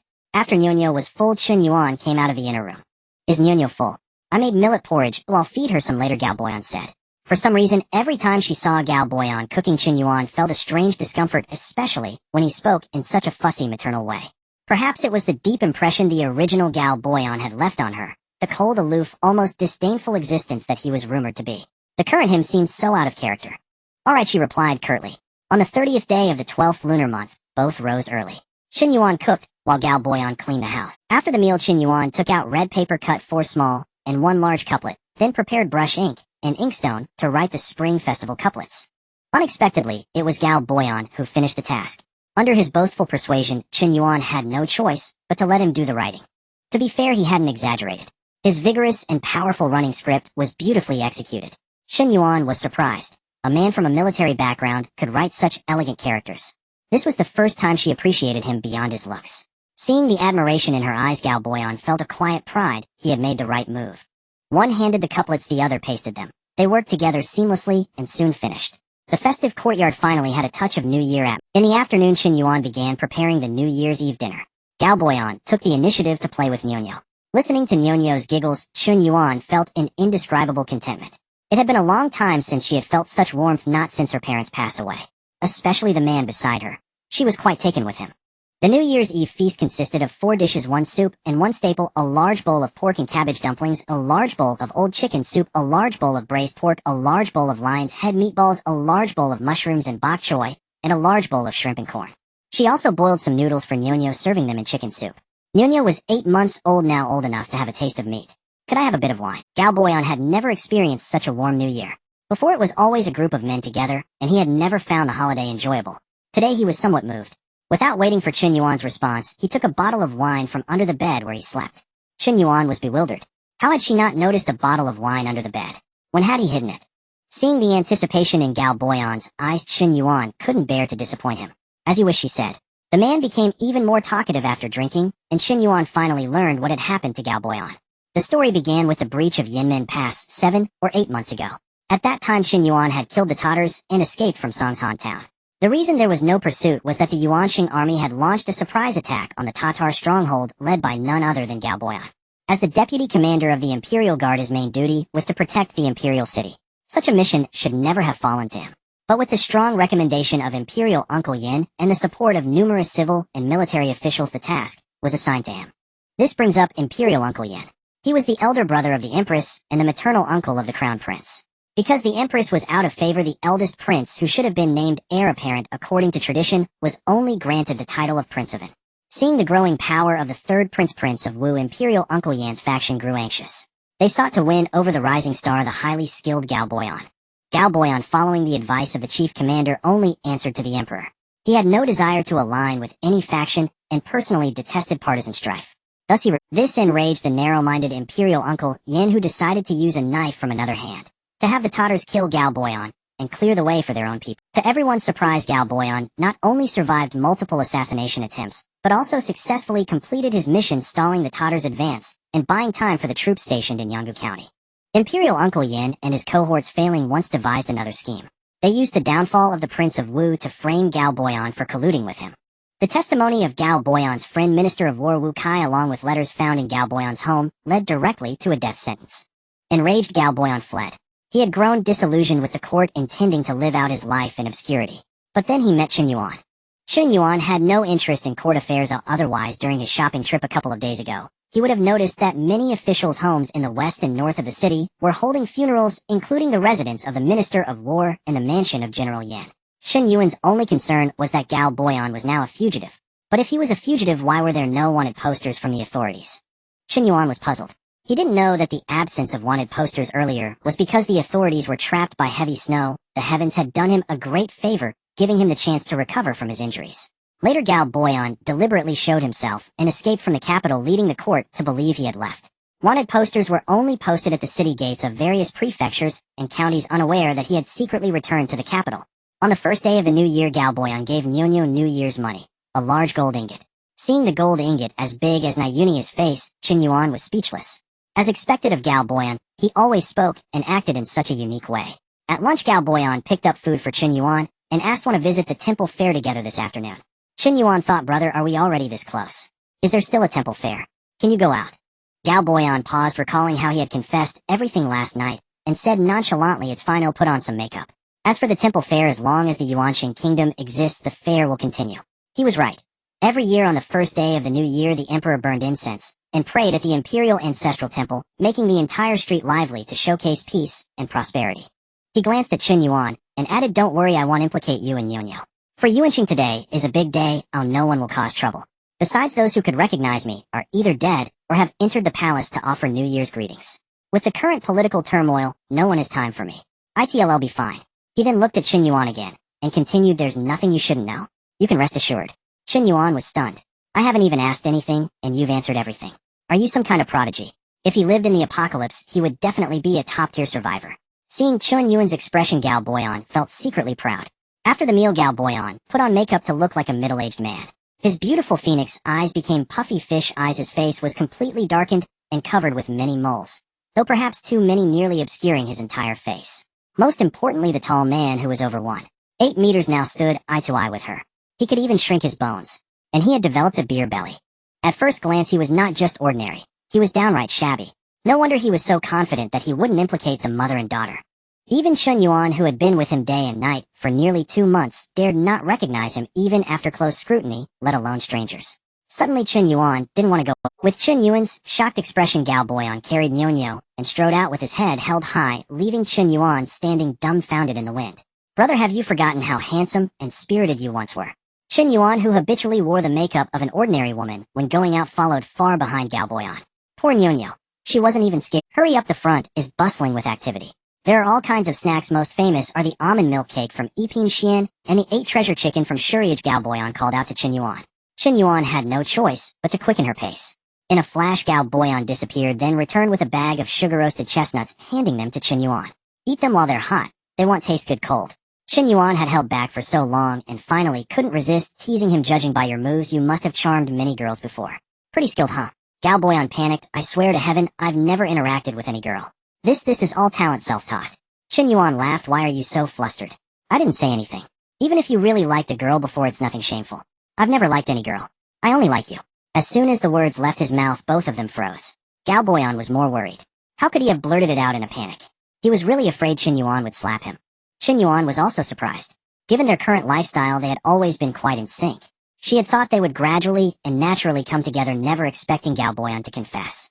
Chen Yuan chuckled, ate a chestnut, and continued walking. Gao Boyan was confused. What did she mean? Since he had already confessed, he might as well ask directly.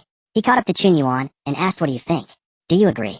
"To be honest, looking at you now, I have no feelings at all. What about the original me?" Chen Yuan didn't answer him, but instead asked, "I've been married before and have a child. Do you mind that I'm old?" Gao Boyan retorted. Chen Yuan paused and said, "Seriously, no." Gao Boyan said, "I don't care about those things. I never disliked you from the start.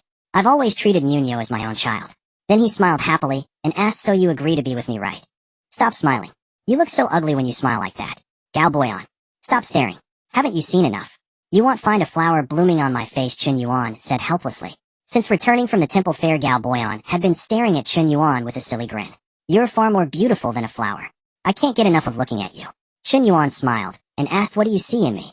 "To be fair, I'm sure you've seen plenty of beautiful young ladies from noble families. I don't know. I just like you, everything about you. As for those beautiful ladies, I really don't know what they look like. So if a beautiful lady stood here right now, you might not necessarily like me, is that it?" Chen Yuan teased deliberately. "Impossible. I don't even want to look at them. Besides, are you that insecure about yourself?" "I'm insecure about you," Chen Yuan replied with a smile. In truth, Chen Yuan didn't love Gao Boyan deeply, yet she just liked him a lot and enjoyed being with him. Being with him was easygoing and harmonious. Seeing him made her happy and dispelled her loneliness. She wasn't bound by ancient conservative thinking.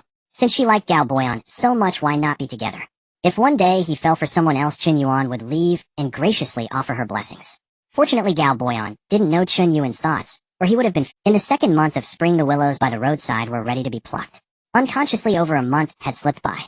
By mid-February, the temperature had risen slightly, and the ice on the streets had mostly melted away. On this day, in the early hours, while most of the capital's residents were still lost in slumber, Chen Yuan was dozing off with Nyonyo in her arms, when suddenly the earth began to shake violently. Before she could fully react, the roof came crashing down. Instinctively, she clutched Nyonyo and vanished into her space, just as the house collapsed around them. In an instant, she thought of Gao Boyan. She swept her spiritual sense outward, and was relieved to find him unharmed. His bed had been pressed against the wall, and when the beams fell, the wall and the bed formed a triangular pocket that shielded him. He was trapped, but out of mortal danger. Thank heavens, thank heavens. Chen Yuan breathed a sigh of relief.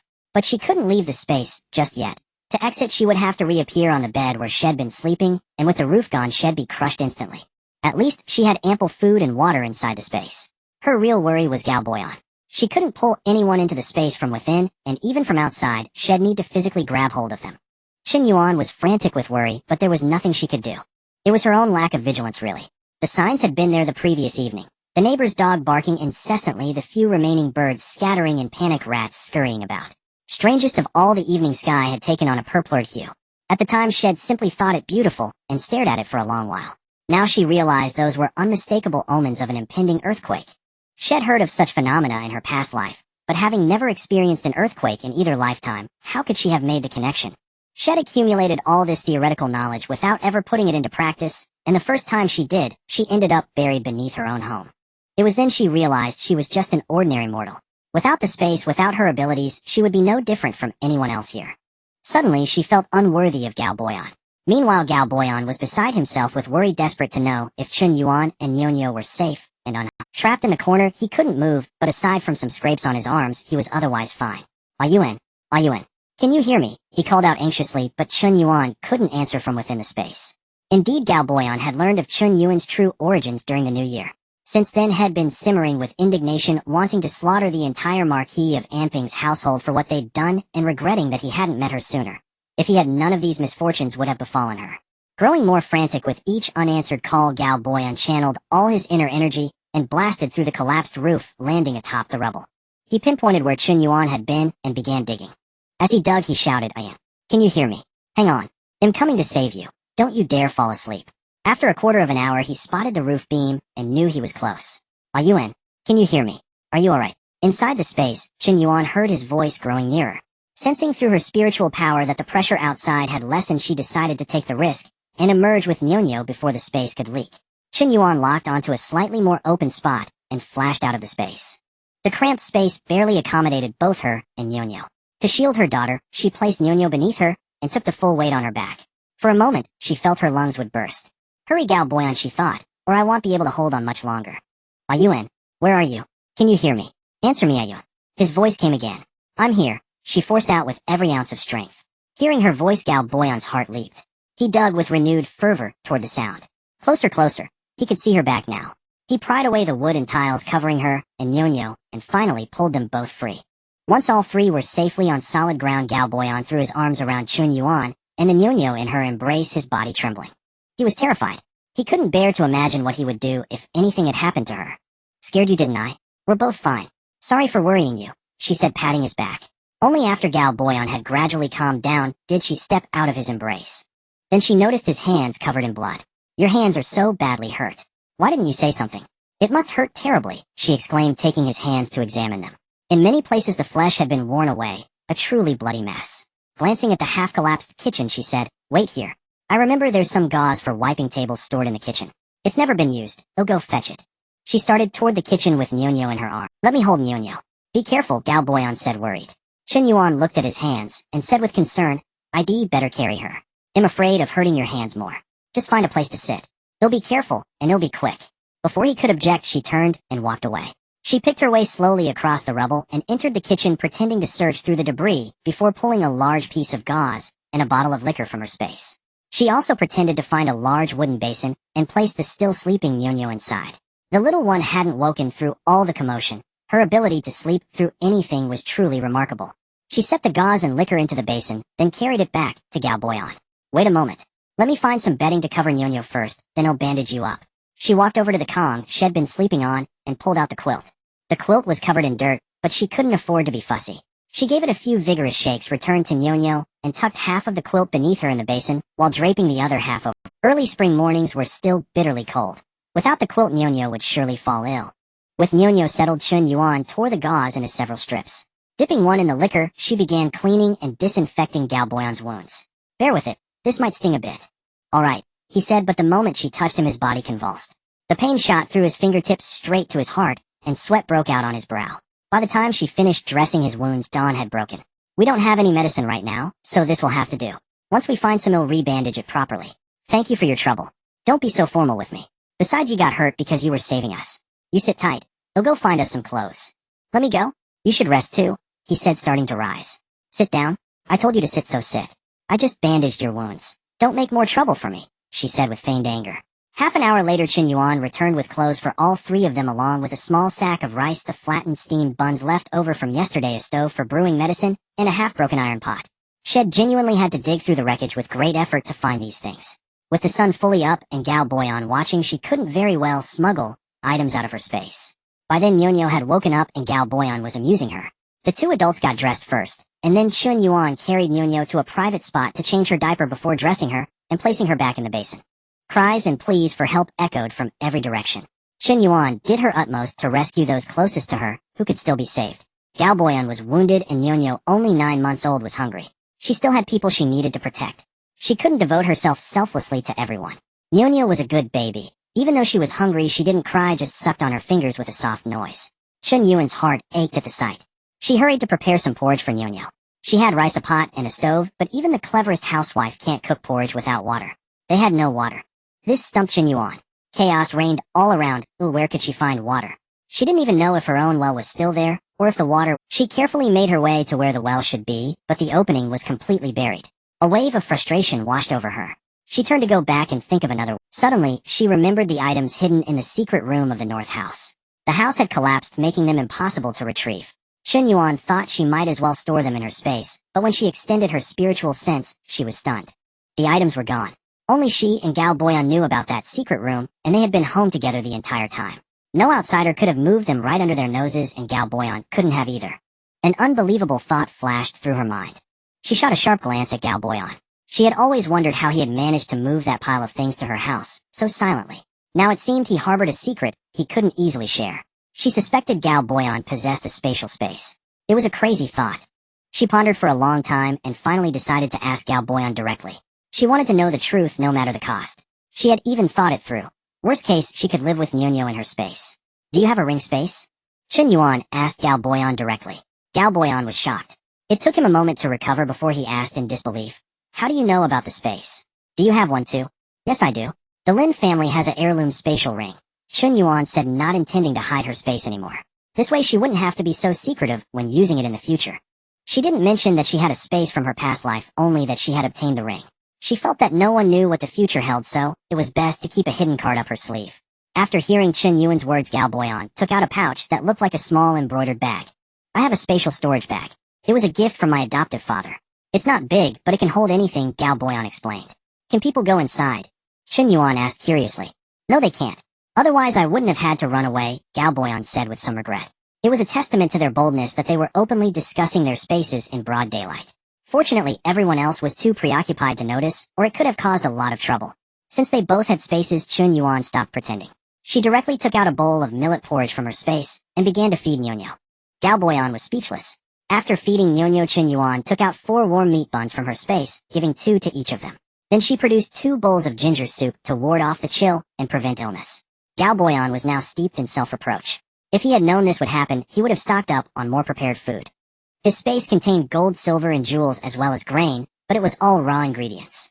He had collected these from the vice minister's mansion and the duke's mansion just before the new year. Without waiting for his reaction, Chen Yuan unwrapped the bandage on his hand, applied some medicine, and rebandaged it. Gao Boyan thought to himself, you must have been dying to do this, holding it in all this time. The house is gone. What are you planning to do? Gao Boyan asked. I haven't figured it out yet, but I heard it usually rains after an earthquake. The priority is to find a place to shelter from the wind and rain. Chen Yuan set her mind finally clear on this point. Come with me then. I know a place with sturdy walls. Let's go see if it's still standing, and if it is we can stay there for a few days, Gao Boyan suggested. Alright, Chen Yuan agreed. Wait a moment, let me pack some things up. With a thought, she stored the grain and usable furniture from under the rubble into her space before they got ruined by the rain. She then found a piece of cloth and tied Nyonyo to her chest before following Gao Boyan step by step, carefully making their way out. The eastern part of the city where her home was located was relatively poor, with many residents living in mud brick houses. Some had collapsed during the heavy snow, and those that survived the snow had not fared well against the earthquake either. Almost all the houses around Chen Yuan had collapsed except for a few half-destroyed structures in the distance. It was uncertain if they were still habitable. Just as she was thinking this, another tremor hit. The ground shook violently. Chen Yuan, who was stepping over the rubble, lost her balance and started to fall backward. Luckily, Gao Boyan was quick and grabbed her, preventing her and Nyonyo from getting hurt. Grab hold of me and crouch down, Gao Boyan commanded. This tremor lasted about half a minute, and the few remaining broken houses finally collapsed as well. We can't stay here. Let's move while the tremors have stopped, Gao Boyan said to Chen Yuan. The eastern part of the city was now a complete ruin filled with the sounds of wailing cries for help, sobs of those who had lost family, and curses directed at the heavens. Brother, sister, please help me. My son is still in the house. Please help me get him out. A woman grabbed Chen Yuan, sobbing. Chen Yuan glanced at the rubble. Could anyone still be alive in there? Even if the child were alive, they couldn't dig him out quickly. Gao Boyan's hand was injured, and she was holding Yonyo. How could they possibly help? I'm sorry, I can't help you, Chen Yuan said. How can you be so heartless? Just because your own child is safe, you can't bear to see others' children suffer. Shirtu is only 1 year old. Woo. The woman cried, blaming her. Chen Yuan was furious. Are you insane? Your child is 1. Was he sleeping with me? How come you're standing here safe and sound, but he's still in there? When you were fleeing for your life, you only thought of yourself and ignored your child. Now that he's gone, you try to blame others. Do you think that will ease your guilty conscience? Dream on. You can never change the fact that you abandoned your child. With that, she turned and left, ignoring the woman's reaction. Don't be angry. She's not worth it. Gao Boyan caught up to comfort her. I'm not angry, just a little disheartened. There are all kinds of parents in this world. Chen Yuan set her mood low. Gao Boyan thought she was thinking about the Marquis household and reassured her. Those people aren't worth it. You have me. Thank you. I'm glad to have you by my side so I don't feel so alone, Chen Yuan said, looking at him gratefully. As they talked, they walked to the northern part of the city. There only a small fraction of the houses had collapsed, though some had cracks. It was in much better shape than the east. Following Gao Boyan through a maze of twists and turns, they arrived at a secluded house. Is this where you used to live? Chen Yuan asked curiously. No, this was originally a secret prison. It used to be Prince Wu's hidden base for storing his privately forged weapons. The bricks used for this house are the golden bricks exclusively for the Imperial Palace, extremely hard. There's also a room reinforced with iron plates that even I couldn't break into. He used it to hold his private prisoners. Besides Prince Wu, I'm the only one who knows about this place, Gao Boyan explained. Chen Yuan was taken aback. So you really were colluding with Prince Wu? Seeing the surprise in Chen Yuan's eyes, Gao Boyan quickly explained, I stumbled upon it by chance while on duty. That night, I noticed King Wu sneaking around in the dead of night, and I followed him to discover this place. I have no other connection with him. Very well, I'll trust you. The house was a 2-courtyard sahio and modest in size for the northern part of the city. They chose a relatively spacious and bright room as their temporary dwelling. The room itself had an inner and outer section. In the inner chamber, Chen Yuan placed a large carved bed, and for Gao Boyan, she set up an equally grand carved bed in the outer area. Do you have a bed in your space? Chen Yuan asked. No, he replied. Then this bed is yours. Keep it in your storage from now on. My space is nearly full, Gao Boyan said, looking a bit embarrassed. Chen Yuan thought, just how much have you packed in there? It's not much, just that my space is a bit small, said Gao Boyan, who could read minds. As he spoke, over a dozen large wooden crates materialized in the open area of the room. Put these away first, I have many more in my space. Seeing Chen Yuan hesitate, he added, I genuinely can't fit any more, and I want to save room for other things. Consider it a favor, just store them for me. Chen Yuan reluctantly stored them, and immediately another dozen large crates appeared on the floor. Hurry and put these away, Gao Boyan urged. Aren't you keeping any for yourself? Chen Yuan asked. I still have more. Just take these to free up some space. Can your space hold them? Yes. In the end, Chen Yuan stored away 66 large crates, 80 sacks of flour, 100 bags of rice, over 100 bolts of various fabrics, more than 60 quilts, and bedding sets, 5 large crates of writing brushes, ink sticks, paper, and inkstones, 13 burlap sacks of salt, a commodity hard to come by in ancient times, and a pile of armor and weapons. There was so much stuff that the combined inner and outer rooms, nearly 50 square meters, couldn't hold it all. And Gao Boyan still claimed he had taken out less than a third of his total. Buddy, do you have any idea what small means? Chen Yuan did some rough calculations and figured Gao Boyan's space must be well over 150 square meters. You really did keep some for yourself, right? You won't run out when you need it. Chen Yuan asked. I kept plenty. If you don't believe me, look, he said, and with that he released another pile of items, a bit of everything. This time Chen Yuan was reassured. Put it all away now. It'll cook a big meal, and you can store some in your space too. She brought out 3 iron stoves and 3 iron woks, giving 1 set to Gao Boyan, and using the remaining 2 for cooking. You don't have a stove or a pot, do you? Put these in your space. When we're out in the wild, you'll have something to cook with. It was just like a woman to think of such things. How had he never considered packing a set of cookware? It was already past noon, so Chen Yuan decided to make a combined lunch and dinner. While she was cooking, a light drizzle began outside, quickly intensifying, until it seemed like buckets of water were being hurled from the sky. Thunder rumbled and lightning flashed. Heaven was showing no mercy to the common folk. Many had no shelter from the downpour, and those cracked, dilapidated houses would surely collapse under such a deluge. They weren't saviors and couldn't concern themselves with all that. Chen Yuan made 6 large bowls of pork rib noodles, setting aside 2 for them to eat, while having Gao Boyan store the rest. After the meal, Chen Yuan kneaded a large batch of dough, planning to steam a pot of manta buns later. While waiting for the dough to rise, she also simmered a big pot of the room they had chosen had 3 steps leading up to it. Despite the short duration of the rain, the sheer intensity was overwhelming. Before long, the water level had risen to the first step. How much longer will this rain last? Chen Yuan worried as the floodwater nearly covered the first step. It's a thunderstorm, so it shouldn't last long. Once this squall passes, it should clear up.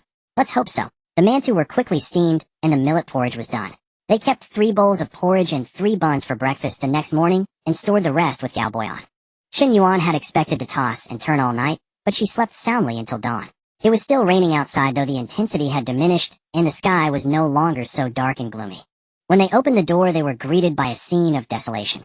Petals and rotten leaves were scattered all over the courtyard. Tree branches had been snapped off, and scattered straw and broken planks had been blown in from who knows where.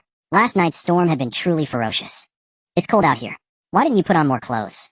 The wind howled all night, rattling the door so loudly that I had to stack 3 big crates against it to keep it quiet, Galboyan said as he stepped out, draping an outer robe over Chen Yuan's shoulders. Spring had just started to bring some warmth, and now this rain will send temperatures plummeting again, Chen Yuan sighed. When heaven decides to change its mood, no one can stop it. Let's go back inside, but it's chilly out here. Galboyan stir-fried some greens, and Chen Yuan brought out beef paste and pickled vegetables. They finished their breakfast of mantou and millet porridge together. After the meal, Galboyan fed Nyonyo, while Chen Yuan washed the dishes. The rain had finally stopped. We still don't know what the court intends to do. They'll go out and gather some information later. You and Nyonyo should rest here for a while, Galboyan said. Alright, be careful. After Galboyan left, Chen Yuan placed Nyonyo in the stroller and began to braise some meat. She planned to cook a large batch of prepared food over the next few days. She feared that peaceful days might be a thing of the past. Throughout the morning, Chen Yuan braised a large pot of red braised pork and pig trotters, stir-fried 4 plates of scrambled eggs, with tomatoes, 5 plates of mapo tofu, and 5 plates of decent sien. She also steamed a large pot of rice, setting aside 1 plate of each dish, and storing the rest in her spatial realm. Just as she was feeding Nyonyo her steamed egg custard, Galboyan returned. Galboyan said with a grave expression, "The capital is no longer safe." What happened? After the earthquake yesterday morning, the emperor issued a self-incriminating edict. But by the afternoon, Prime Minister Bien, using the excuse that the emperor was fatuous, self-indulgent, and had incurred heaven's wrath, staged a coup to usurp the throne. How did he get into the imperial city so easily? What about the imperial guard? The Grand Commander Li Zixiong is Prime Minister Bien's brother-in-law. Chen Yuan was speechless, and the princes just let them usurp the throne. Except for the eldest prince, Prince N, and the third prince, Prince Wu, none of them are of much consequence. Prince Wu has already been deposed. As for Prince N, having just lost his key allies, and with his power greatly diminished, he fled the capital yesterday afternoon. I heard he has declared himself king under the banner of eliminating traitors and restoring the Ning dynasty's rule, basing himself in his fiefdom Ruzhou prefecture. He paused, took a sip of the tea Chen Yuan handed him, and continued, "The emperor's brother, the Prince of Yozhou, has also declared himself king, and will soon march north to avenge his brother. With natural disasters still upon us, now we face war and chaos. The capital is no longer peaceful. These people in the face of calamity only scramble for territory and ignore the suffering of the people. They expect the people to support them. That's nothing but a pipe dream." Chen Yuan looked at Galboyan and asked, "So does this mean the wanted order for you has been rescinded? With a change of dynasty, who cares about a wanted order? What if your former superior, whom you regarded as a mentor, were to recruit you back?" Chen Yuan asked. "Don't mention him. I misjudged him. I always thought he was an upright and just man, but he colluded with thieves to usurp the state. From now on, he is no longer a mentor to me. If we meet again, he'll be a stranger. What if someone else tries to recruit you? I've long been disillusioned with the court. I won't fight for them anymore. From now on, all I want is to live a free and unfettered life with you." Galboyan swore he saw stars in Chen Yuan's eyes. He could tell she yearned for such a life too. Overwhelmed with excitement, he pulled her into a tight embrace. Nyonyo in the stroller watched them speechless. "Let's eat first. After the meal, we can plan our future life together," Chen Yuan said, patting Galboyan's back. Galboyan reluctantly let her go. After the meal, once Nyonyo was patted to sleep, Chen Yuan sat beside Galboyan and asked, "In your opinion, when is the best time for us to leave the capital?" Galboyan was studying a map.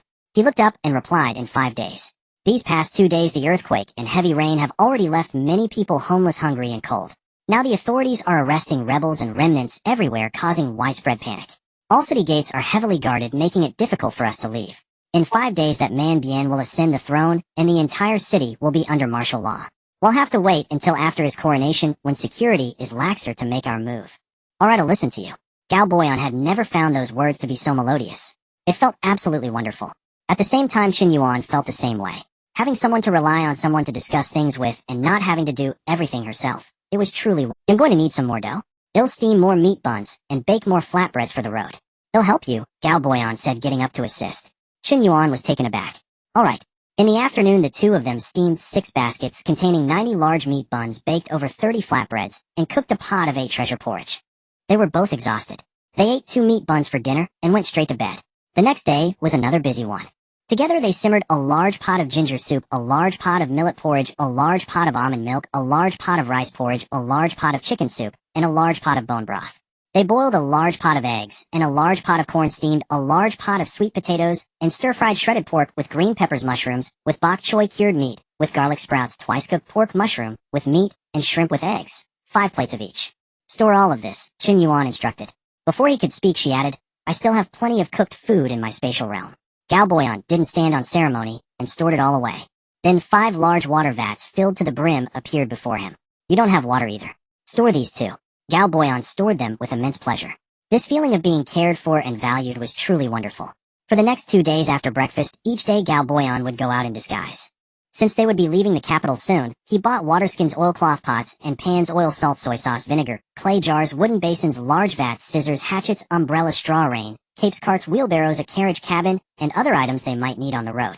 His spatial realm was packed to the brim. During these 2 days, Chen Yuan had also steamed over 100 buns, over 100 steamed buns, and 50 black wheat buns. She also baked 50 meat pies, 20 black wheat flatbreads, and cooked 2 large pots of rice. After dinner that evening, they sat by the candlelight, poring over a map, discussing their plans. Is there anywhere you'd like to go? Gao Boyan asked. No. I have an idea if you're agreeable, he said, looking at Chen Yuan. I'd like to return to Shu to pay my respects. My adoptive father is buried there. Seeing the hopeful look in Gao Boyan's eyes, Chen Yuan couldn't bear to refuse. Alright, I don't have anywhere I need to be anyway. Gao Boyan happily returned to studying the map. To reach Shu, they would have to pass through Yuzhou City. I've heard the Prince of Yuzhou isn't easy to deal with, Gao Boyan said. Chen Yuan thought about it. That made sense, otherwise the old emperor wouldn't have infected him to such a distant place. After a moment's thought, she said, easy or not, we can just avoid him. If worst comes to worst, with our skills, killing him wouldn't be a problem. Hearing the word, our Gao Boyan remembered that Chen Yuan could come and go as she pleased, and figured her martial arts must be formidable as well. They discussed their plans late into the night, ending with a goodnight kiss from Chen Yuan. Only Chen Yuan slept soundly that night. Gao Boyan was too excited by the kiss to sleep, finally drifting off in the early hours of the morning. In the morning, Chen Yuan stewed chicken soup, baked flatbreads, made a cold cucumber salad, and scrambled some eggs. Breakfast was ready. She woke Gao Boyan, then began feeding Nyonyo, who was having 8 treasure porridge today. Seeing Gao Boyan awake, Nyonyo abandoned her food and reached out her arms, babbling, for him to pick her up. Gao Boyan picked her up, spun her around, lifted her high in the air, gave her a kiss, and then set her down to finish her meal. After breakfast, they began to pack up. Today was the day of the new emperor's coronation. They planned to leave tomorrow, so they first tidied up the things they wouldn't. Suddenly reminded of something, Chen Yuan slapped her forehead and produced a movable wooden hut. Keep this. At least you'll have shelter from the elements out in the wild. Gao Boyan's eyes widened in surprise. How do you have everything? Before he could even finish his sentence, a pile of items appeared on the ground. Scythes, axes, saws, machetes, ladders, and hemp ropes, a jumble. Before Gao Boyan could recover, another pile of herbs appeared. For fevers, colds, injuries, diarrhea, heat stroke, bleeding, insect repellent, and even knockout powder. Left with no choice, Gao Boyan released over 30 chests and 40 sacks. Hide these away. I'm out of space. This time it was Chen Yuan's turn to be stunned. Suddenly Gao Boyan said, quick, put everything away. Someone's coming. He swiftly stashed his own items, and Chen Yuan, snapping to attention, cleared hers as well. Once Chen Yuan was done, Gao Boyan grabbed his bow and yanked the door open in one swift motion. Who's there? Stop skulking and come out, or I'll loose an arrow, and it won't be my fault if it finds its mark. An elderly man emerged from behind the wall, leading a young man and a little girl. Chen Yuan, following close behind, widened his eyes the moment he stepped out. You? Are you Xiao Chun? The old man asked tentatively. Master, sure it's me, Chen Yuan replied. The newcomers were Sure Mao Lin and Sure Yu, though the little girl was unfamiliar to him. Brother Chen, it's you. Sure Yu exclaimed joyfully, then added, and you're Deputy Commander Gao Boyan of the Imperial Guard. Why are you two together? Ayu, mind your manners, the old man chided sternly. Don't be too hard on him. Let's talk inside, Chen Yuan invited. Well, seeing the old man hesitate, Chen Yuan asked, is something troubling you? My brother is here too. He's hurt just behind the wall, Sure Yu said bluntly, while the old man looked embarrassed. Then let's bring him in. Give them a hand, Chen Yuan said, signaling Gao Boyan with a glance. No need, Xiao Chun. We're afraid of bringing trouble to your door, Master Sure said guiltily. Others maybe. But we're friends. You know me well enough. Do I strike you as someone who fears trouble? Even as he spoke, Gao Boyan had already dragged the man out.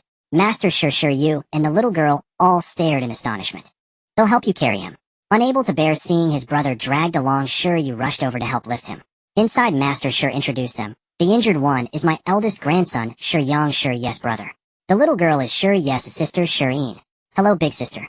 Hello uncle. The little girl who looked 7 or 8 said politely. Gao Boyan was taken aback.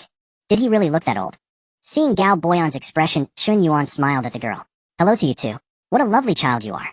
Noticing that the family looked like they'd been fleeing for their lives, Chen Yuan couldn't help but ask, what happened? Are you in some kind of trouble? Master Sure took a sip of tea and sighed heavily. It's all that traitor Bian Yanjiang's doing. A few days ago he usurped the throne. My son as Minister of Works refused to support a rebel's claim to the crown, so Bian charged him with treason and threw our entire family into prison. My son was tortured to death in his cell. My daughter-in-law, heartbroken, took her own life against the wall to follow him. Today, with the usurper's coronation and the lax guard in the prison, a few loyal servants drugged the jailers and risked everything to break us out. They took arrows for us and died in our place. I'm so useless. He choked up. Please don't dwell on it. The dead cannot return. If you come to harm, as well their sacrifice would be in vain. Chen Yuan consoled him. You're right. I can't let them die for nothing. I'll avenge them when I get the chance. But now we're fugitives, and I'm afraid we've brought trouble upon you, Master Sure said apologetically. Chen Yuan glanced at Gao Boyan and said, I'm not afraid of trouble. Gao Boyan was taken aback. He used to be a trouble. What are your plans now? Chen Yuan asked. We can't go back home. If we can make it out of the capital alive, we'll head to Ruzhou to seek refuge with my youngest son. Just then, hearing a commotion outside the courtyard, Chen Yuan extended his spiritual sense and found officials conducting house-to-house searches. They were only 2 doors away. Gao Boyan heard it too and immediately informed everyone. What do we do now? Sure you asked anxiously. We'll leave right away, Master Sure said, moving to carry Sure Yang. Where would you go? Chen Yuan blocked him. We can't bring trouble upon you. Gao Boyan thought for a moment. There's a hidden chamber here. You can hide in it for now. The 4 members of the Sure family had just entered the secret room when a loud knock echoed from the front door. Chen Yuan looked at Gao Boyan. Maybe you should hide in there too. What if someone recognizes you and stirs up more trouble? We're not worried for ourselves, but there's the Sure family to consider. In times like these, it's better to avoid unnecessary complications. Don't you think? Reasoning with him, Gao Boyan nodded and slipped into the hidden chamber. Chen Yuan had another motive for sending Gao Boyan to the secret room. She planned to hypnotize the soldiers. With Gao Boyan present, it would be hard to do so discreetly. She hadn't yet figured out how to explain her abilities to him. Open up. Anyone inside. If you don't answer, well, break the door down, the soldiers outside shouted. With a creak, the door opened and 5 officers entered. By order of the authorities, we're hunting fugitives. Shelter them, and you'll share their fate. Is anyone else here? Come out, we're searching the premises. As he spoke, he felt his head grow foggy, and the other officers seemed dazed as well. A voice echoed in their minds. This courtyard houses a family of 3. You searched the entire place thoroughly and found no one suspicious. Your task is complete. Move on to the next house. Understood. The 5 men nodded in unison and left, heading for the next door. The group emerged from the hidden chamber. Sure you asked, are they gone? Yes, they searched and found nothing, so they left. Chen Yuan lied. Gao Boyan gave her a strange look. Stay here. They'll go out and see what I can learn. With that, he left. A low rumble echoed from someone's stomach. Little Shireen clutched her stomach, looking embarrassed. Oh, I got so caught up in talking. You haven't eaten yet, have you? Let me boil some noodles with chicken broth. How does chicken noodle soup sound? Chen Yuan offered. Anything would do. We're not picky. We're truly sorry for all the trouble we're causing, Master Sure said apologetically. Don't stand on ceremony. Just wait a moment, it'll be ready soon. Pretending to fetch it from the inner room, she brought out a jar of chicken broth and cooked 4 bowls of noodles. One was for Sure Yang, who had woken up upon leaving the secret room, but was too weak from blood loss to do much, though he could probably manage a bowl of noodles. Watching the young girl devour her food ravenously, old Master Sure felt somewhat embarrassed. You must forgive us. The children haven't had much to eat in prison. Please excuse our manners. Not at all. Is that enough? I can cook more if needed. It's plenty. They haven't had a proper meal in so long, I fear eating too much at once might upset their stomachs. Chen Yuan nodded, understanding the logic. After they finished their noodles, Gao Boyan still hadn't returned. Chen Yuan applied medicine to Sure Yang's wounds once more. They then began chatting about their lives since they had parted, and were deep in conversation when Gao Boyan finally returned. Quick, pack your things, we must leave now. Chaos has erupted outside. We need to get out of the city before the gates are sealed. Gao Boyan urged urgently. Xiao Gao, what on earth has happened? Old Master Sure inquired. I just heard that Bian Yinjiang is dead. He was shot by a group of masked men during his coronation. The city is in complete turmoil, he said, hurriedly gathering belongings. I've secured 2 carriages. We must pack and leave immediately. Let's go, hurry. Hey, you help me carry your brother out. Old master sure instructed, sure you. No need, grandfather. Hey, you just support me, I can. Before he could finish his sentence, he was hoisted over Galboyan's shoulder and carried out of the courtyard. As the group rushed out of the courtyard, they saw Shi Yang's face was bright red, whether from embarrassment or lack of breath was unclear. The Shi family took one carriage, while Chen Yuan, Galboyan, and Nyonyo took the other. I need to grab something, I'll be right out, Chen Yuan said, running back inside. Galboyan knew she was retrieving her belongings. Within a minute she was out. Let's go. The two carriages headed one after another towards the south gate, with Galboyan leading the way. The roads were strewn with rubble and debris, forcing them to take constant detours. Eventually, a squad of 6 government officers blocked their path. The leader shouted, by order of the capital magistrate's office, everyone must disembark for inspection. Galboyan glanced at Chen Yuan, who understood his intent. She used her spiritual power to hypnotize them, commanding, you saw nothing. Continue on your way. The squad immediately turned and left. It's impossible to keep any secret from you, Chen Yuan remarked, looking at Galboyan. It was good that he knew she wouldn't have to worry about explaining it to him. Then you'd better be careful. In front of a master of internal martial arts, nothing stays hidden, Galboyan teased. Chen Yuan was stunned, speechless. It was confirmed. This man had been nothing but a rogue all along. Rogue? Galboyan was bewildered. What did I say? Seeing him still feigning innocence, Chen Yuan let out a huff. Galboyan was even more confused. After nearly 2 hours of winding paths, they finally reached the south gate. It was heavily guarded. Who goes there? Don't you know it's a lockdown today? Everyone turned back. Just as Chen Yuan thought she'd have to use her abilities again, Galboyan produced an official token. We're from the Court of Judicial Review, heading out on official business. Open the gates at once. Sir, our orders are that no one leaves the city today. Are we just anyone? This is a matter of urgency. Can you bear the responsibility if something goes wrong? Galboyan barked sternly. But sir... Galboyan released his imposing aura. Yai, sir.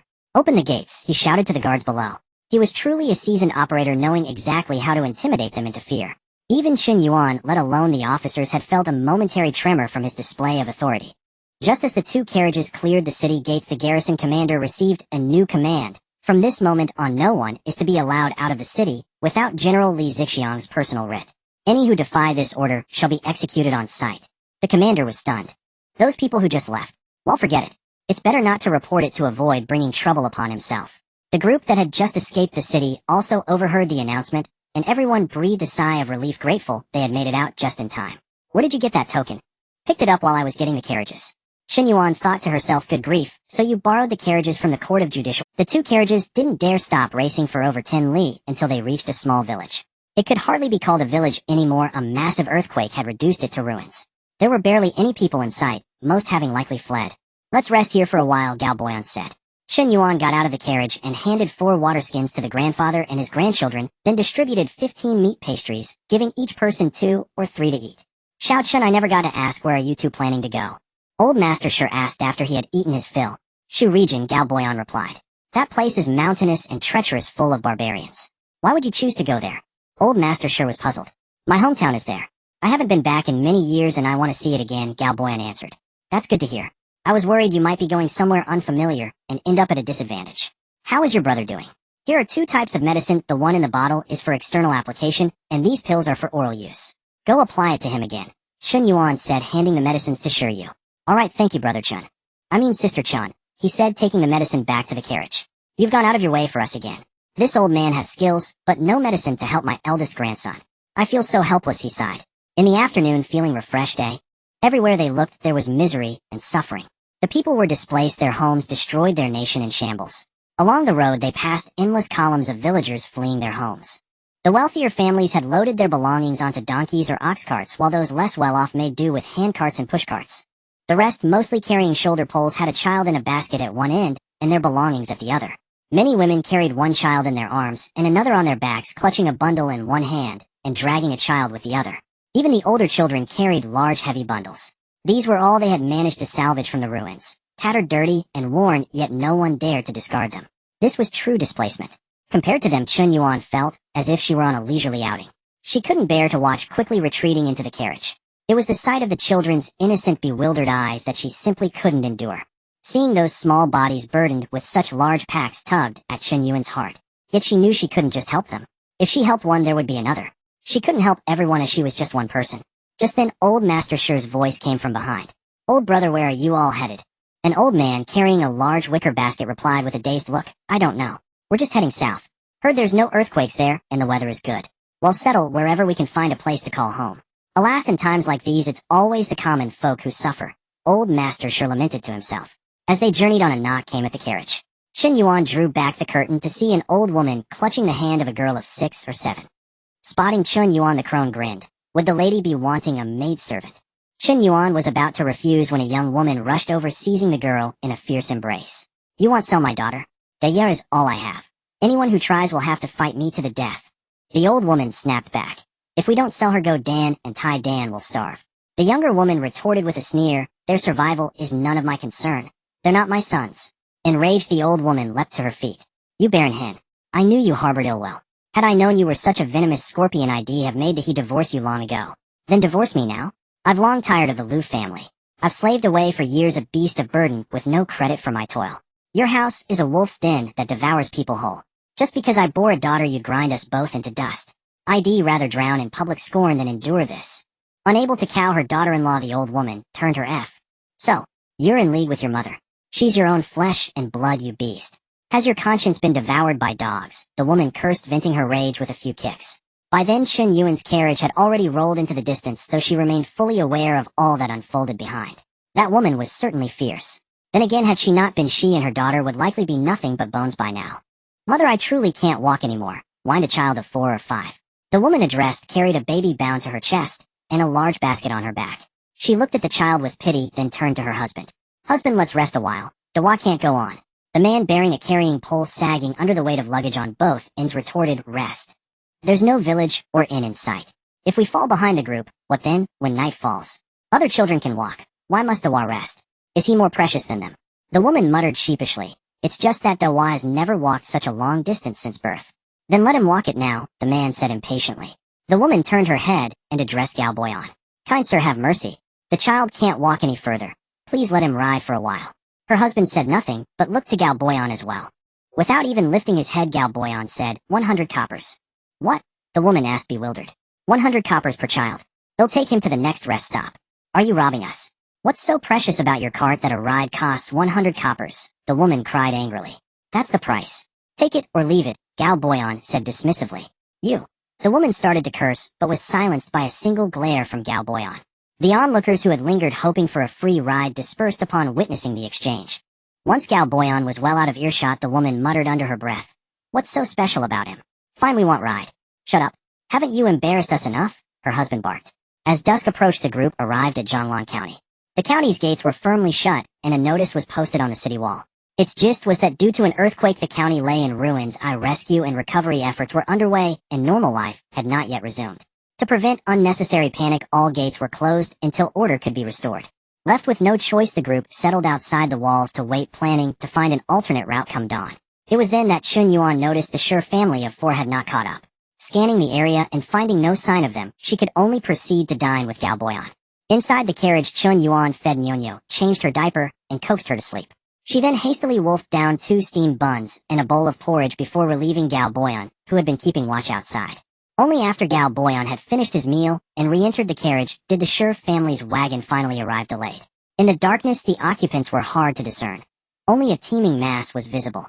As they drew closer, it became clear old Master Sure and Sure Yu were walking, leading the horse with disheveled steps, while Sure Yang sat pale-faced in the driver's seat, an old woman beside him.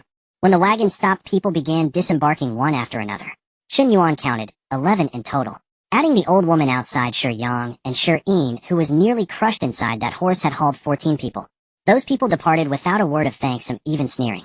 One individual shot a humph toward Galboyan's direction before turning and walking away. It was the woman who had sought a ride that afternoon.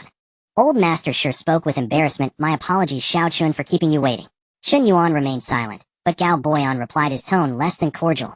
No need to apologize. We were merely resting. The old master's face fell with awkwardness. In truth, both Chen Yuan and Galboyan had learned of the Sure family's afternoon doings. They were frankly displeased. It wasn't that the Sure family had no right to give rides. It was their manner that chilled Chen Yuan. That afternoon, when Galboyan refused her, the woman had latched onto the Sure family instead. With tears and dramatic flair, she had launched into a scathing, embellished denunciation of Galboyan's misdeeds. Sure Yu was the first to crack, telling his grandfather, I always knew that Gal fellow wasn't a good man. Heartless and cruel, just as I suspected. And Sister Chun, how she fell in with him I don't know, but she's become just as Blackheart. So cold and callous. Old Master sure said nothing, but his silence was tacit agreement. Without consulting Shi Yang, they allowed the woman's child into the carriage. Once that crack opened, the floodgates were breached. People kept pleading for rides, and even when the carriage was full they refused to take no for an answer, accusing the family of looking down on common folk and lacking compassion. They blocked the wagon's path until it couldn't move. Eventually Old Master and Shi Yu were forced to disembark, squeezing two more inside. Had Shi Yang not been ill, and Shi Yin so young, the entire family would have been walking. Shi Yu bristled at Gao Boyan's words and seemed about to retort, but Shi Yang held him back. Brother Gao's sister-in-law Chun, my sincerest apologies. My grandfather and younger brother are too soft-hearted and failed to see through people's schemes, which led to this afternoon's incident. We held you back. From now on, I'll keep a close watch. It won't happen again, Shi Yang apologized. The address, sister-in-law, warmed Gao Boyan's heart, and his demeanor softened considerably. No need for apologies. What becomes of your family is none of our concern. We'll part ways once we pass Zhonglan County anyway. You're leaving. Xiao Chen Xiao Gao, I apologize. Please forgive this old man's presumptuousness. Old Master sure said, his voice urgent with regret. Chen Yuan could bear it no longer. It's not about that. You're heading to Ruzhou, and we're bound for Shuzhou. Past Zhonglan County our paths were always meant to diverge. One east, one west. Old Master sure wilted. Chen Yuan handed a few flatbreads to Shi Yang. Eat these in the carriage. Rest early, we have a long journey tomorrow. With that she followed Gao Boyan back into the carriage. Inside she discussed with him. You sleep tonight, I'll keep watch. Don't argue with me. You've been driving all day and have more to do tomorrow. You need your rest. I can sleep on the road tomorrow. The carriage floor was padded soft and thick. 2 straw mats, an oilcloth, 3 quilts, and a bedroll on top.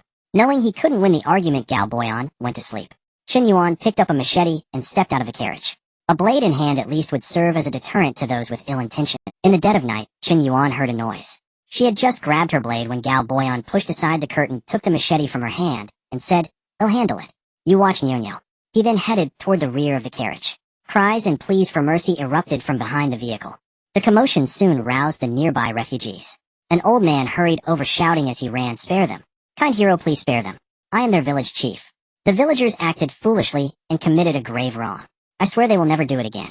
Please, hero, show mercy this once. Your word means nothing.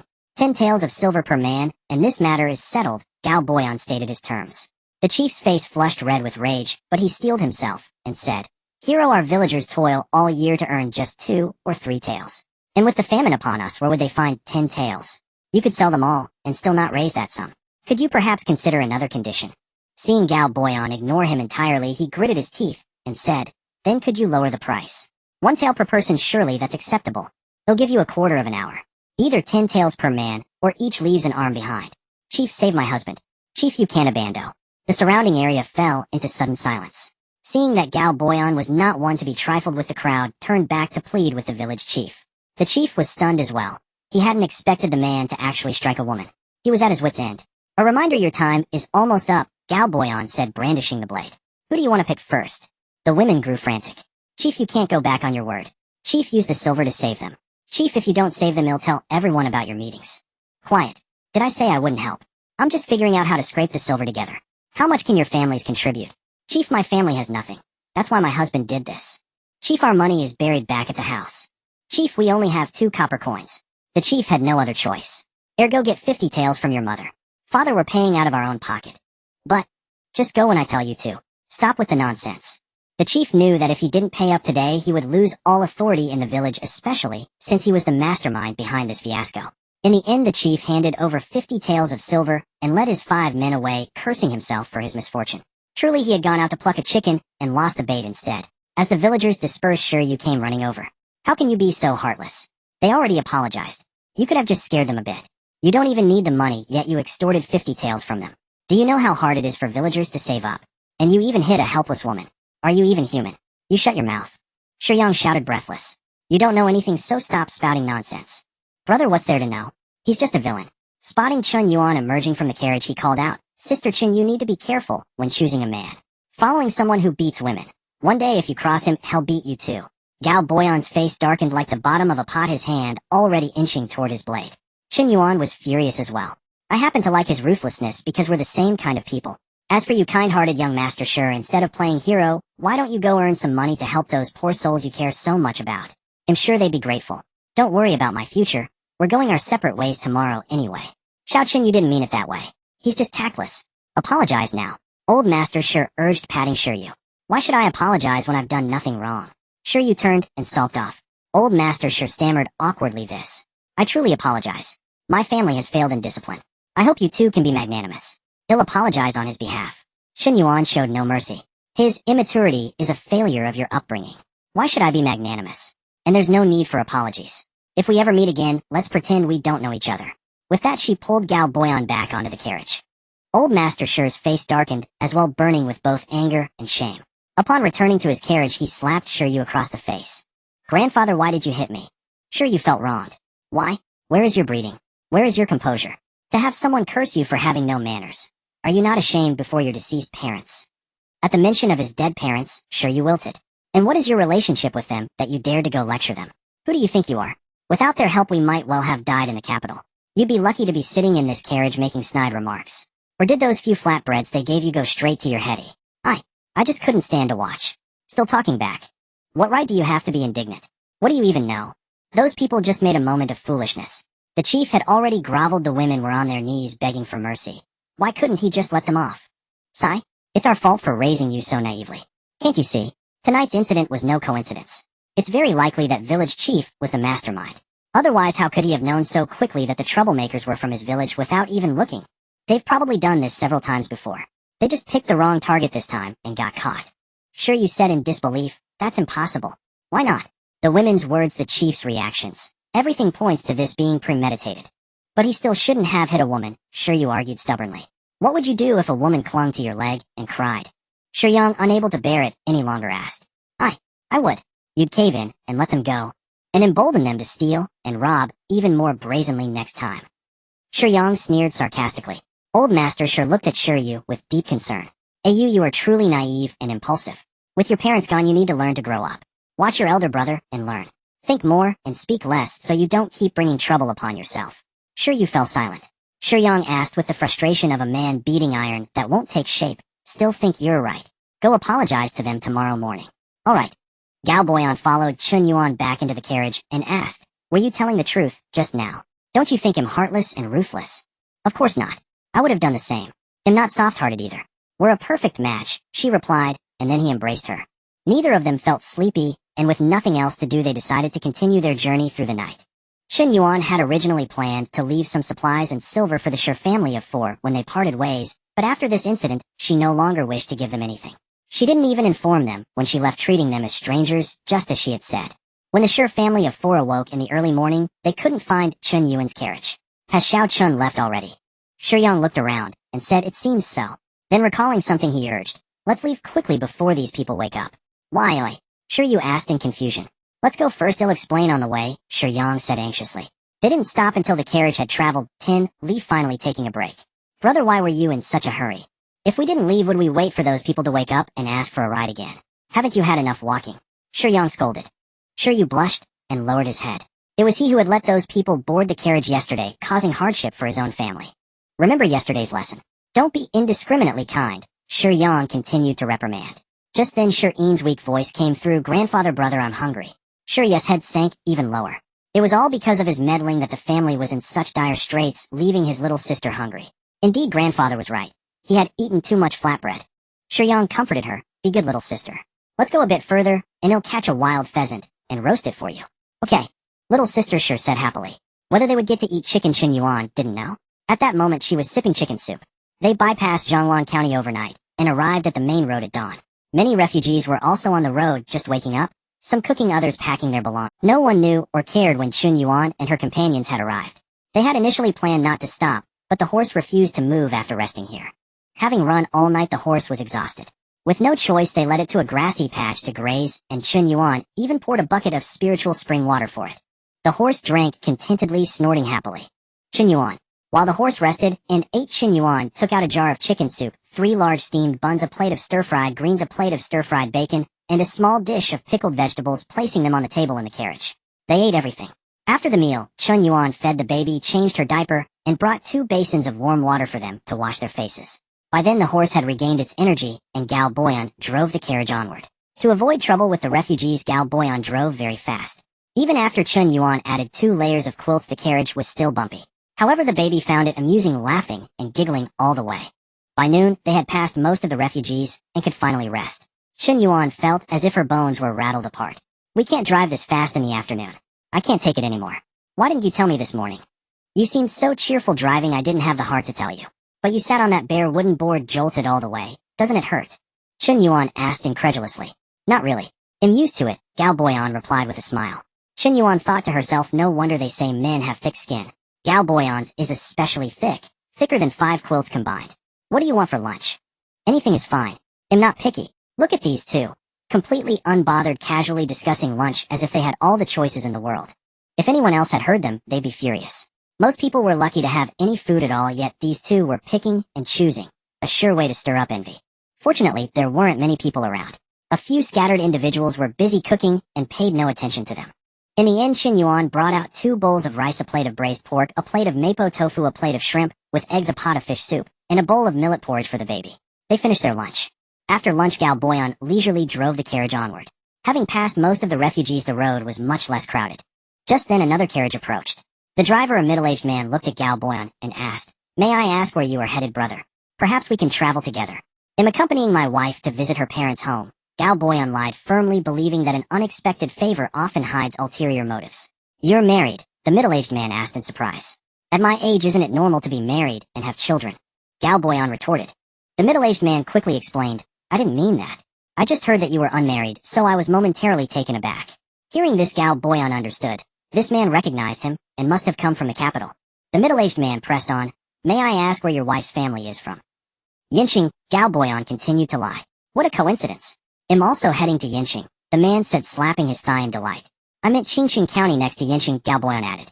The middle-aged man froze. Even he could tell Gao Boyan was mocking him, yet he didn't lose his temper, forcing a laugh to ease the awkwardness. Brother, you have quite a sense of humor. Seeing Gao Boyan ignore him, he continued, I am Sun Qianzhou. May I ask your name? Yin Chun. Gao Boyan persisted in his fabrication. If you want to play pretend, he'll play along. Sun Qianzhou. How could he continue the conversation? Gao Boyan simply refused to follow the script. Otherwise they could have had a proper reunion. He regretted not cutting to the chase directly. Why had he wasted so much time beating around the bush? He wanted to slap himself. Chen Yuan was utterly amused. Gao Boyan truly had a way with things. Just then a woman emerged from the carriage of Sun Qianzhou. Young Master Gao, please forgive my father. He is blunt of speech. Allow me to offer my apologies on his behalf. Sun Qianzhou laughed awkwardly. Indeed. I am not one for smooth words. I hope you can forgive me, brother. I recognized you at once, but since we had never met, I feared you might not know me, so I beat around the bush. The father and daughter rambled on for a while, but seeing that Gao Boyan paid them no heed, they both felt a pang of embarrassment. Yet this did not deter the woman. This humble one is Sun Ilan. I was fortunate enough to catch a glimpse of young Master Gao in the capital once. May I ask where you are headed? Young Master Gao? How nauseating. Chen Yuan felt goosebumps prickling all over her skin. Having discerned the father and daughter's intentions, Gao Boyan lost all desire for conversation. Seeing his daughter humble herself to no avail, Sun Qianzhou finally lost his temper. He barked, Later, get back here. He's nothing but a commoner putting on airs. If not for the chaos in the land, he'd be a fugitive. A man of such status is unworthy of our family. Sun Ilan, however, stared defiantly at her father, refusing to retreat. Be obedient and go back. Your father will find you someone far better. Only when she heard the anger in his voice did she reluctantly climb back into the carriage. Sun Qianzhou then let out a cold humph and drove his carriage away, taking the lead. Chen Yuan lifted the carriage curtain and, sitting at the edge, teased, "So is that Miss Sun pretty?" "I wouldn't know. She certainly isn't as beautiful as you."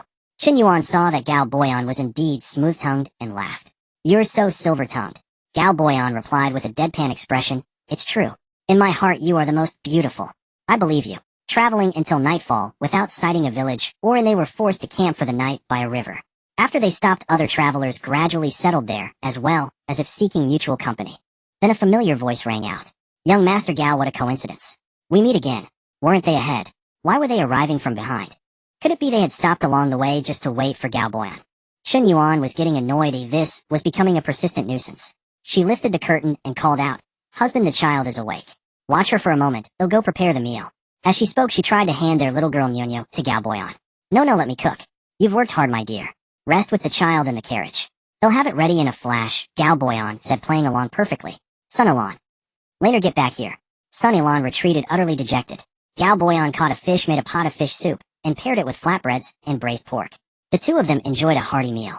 The meal would have been perfect if it weren't for the lingering, affectionate gaze of a certain someone.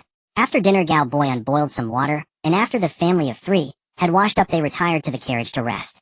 Once inside the carriage, Gal Boyan said, "No need to stand watch tonight. Let's all get a good sleep. I'm a light sleeper. If there's any disturbance, you'll know immediately."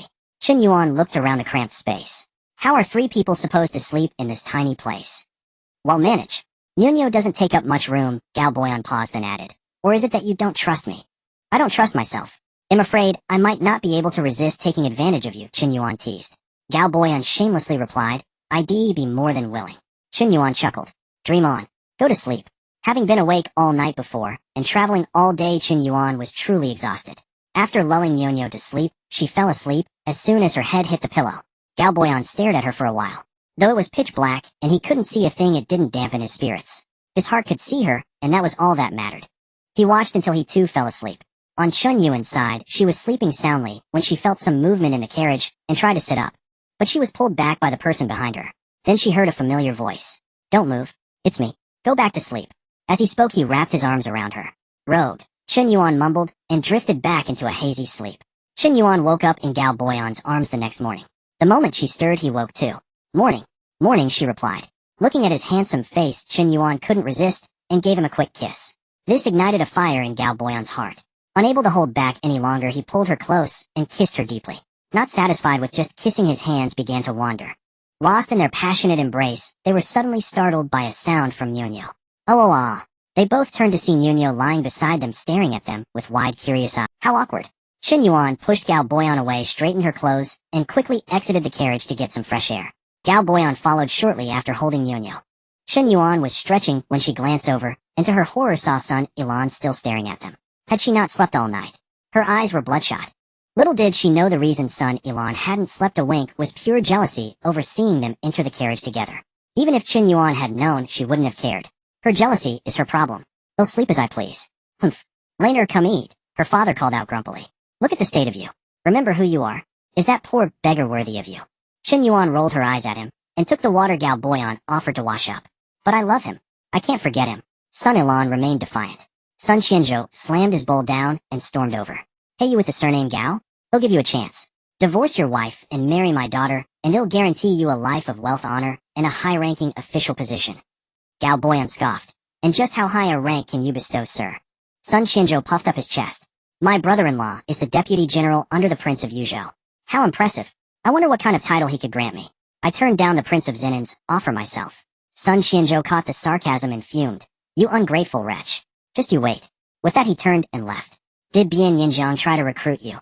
Chen Yuan asked. Don't I know how to spin a good yarn? Chen Yuan wasn't so sure. She had a feeling that the man had indeed tried to recruit him, and Gal Boyan had simply... They thought Sun Qian's threat to wait would lead to some kind of retaliation. But after they finished breakfast, they saw the father and daughter hastily packing up their carriage and leaving. The three of them traveled leisurely in their carriage, with another carriage following slowly behind them. Annoyed, Gal Boyan steered their carriage into a small grove of trees by the roadside. The carriage behind them came to a stop as well. A middle-aged man stepped down from the carriage, walked up to Gal Boyan, and clasped his hands in greeting. Greetings, Commander Gao. I am Wangzan, serving under the King of Yuzhou. I have long heard of your esteemed reputation, and seeing you today, it is indeed well-deserved. Gal Boyan, adhering to the principle of never striking a smiling face, responded cordially. May I ask what position you hold under the King of Yuzhou? Wangzan smiled obsequiously. I am but a mere military advisor, I'm ashamed to say. Oh, you are a man of great talent, sir. My apologies for not recognizing it earlier, Gal Boyan praised. You flatter me, Commander Gao. It's merely a job to put food on the table. The two exchanged pleasantries. I am now but a commoner, sir. Please do not call me Commander.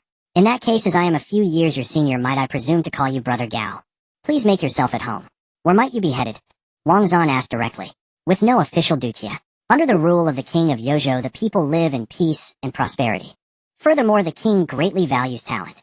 With your brilliance and strategic mind, brother, your addition would surely make Yuzhou even more prosperous and stable, and the king's ambition to reclaim the Central Plains would be within reach. Reclaim the Central Plains. Gao Boyan was astonished. The traitor Bian, who extended the river's border, is a thief who stole the kingdom, seizing the Ning dynasty's throne. Our king, being of the Ning royal bloodline, is justified in reclaiming our land. Men of ambition and righteousness should pledge their full support. Wangzan declared with indignation, as if he himself were a member of the Ning clan. What do you think, brother? I am no longer in the court, and do not meddle in its affairs.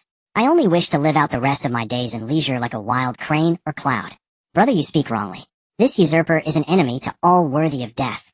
With your skills, would it not be a pity to not serve your country? Galboyan waved his hand firmly. Say no more, sir. My heart has grown cold, and I have no interest in court affairs. Seeing Galboyan's resolve, Wang Zan said, Very well, let us not discuss court matters for now. Where do you plan to head next? If our paths are somewhat aligned, we could travel together. I feel an instant kinship with you, and would like to learn much from you. How could I possibly teach you anything? Galboyan said modestly.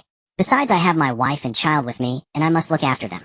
We will rest more and travel less, which would likely delay your important affairs. In that case, I will take my leave first. If you ever change your mind, the gates of Yuzhou. After Wang Zan left, Chen Yuan stepped out of the carriage. He doesn't seem like the type to give up easily. I'm afraid they might cause trouble once we reach Yuzhou. We'll deal with whatever comes our way. If it comes to a fight, I'm not afraid of him, Galboyan said dismissively. Regardless of Yu's intentions, food was the priority. Galboyan hunted 2 wild pheasants in the woods, cleaned them, and roasted them over a fire. The roasting lasted until the afternoon, so they combined their lunch and dinner. The pheasants were roasted to perfection. Crispy on the outside, tender and juicy on the inside. It had been a long time since they'd had barbecue, and Chen Yuan savored every bite. Satisfied and full, they decided not to travel further, and planned to rest in the woods for the night. They continued deeper into the forest until dark, arriving at a lakeside. They stopped, believing no one else would be around.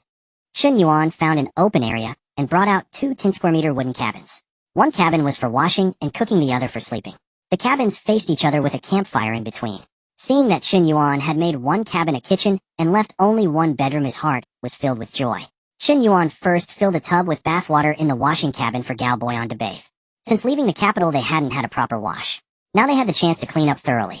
Meanwhile, Chen Yuan prepared the congee for the next morning's breakfast outside. Before long, Galboyan finished his bath, and took over Chen Yuan's spot, tending to the pot. Chen Yuan took their daughter Nyonyo to wash. Once the door was closed, she took Nyonyo into her spatial realm, as bathing there was far more comfortable. Galboyan sensed Chen Yuan's entry into the spatial realm the moment it happened. He suppressed the urge to follow her, waiting impatiently.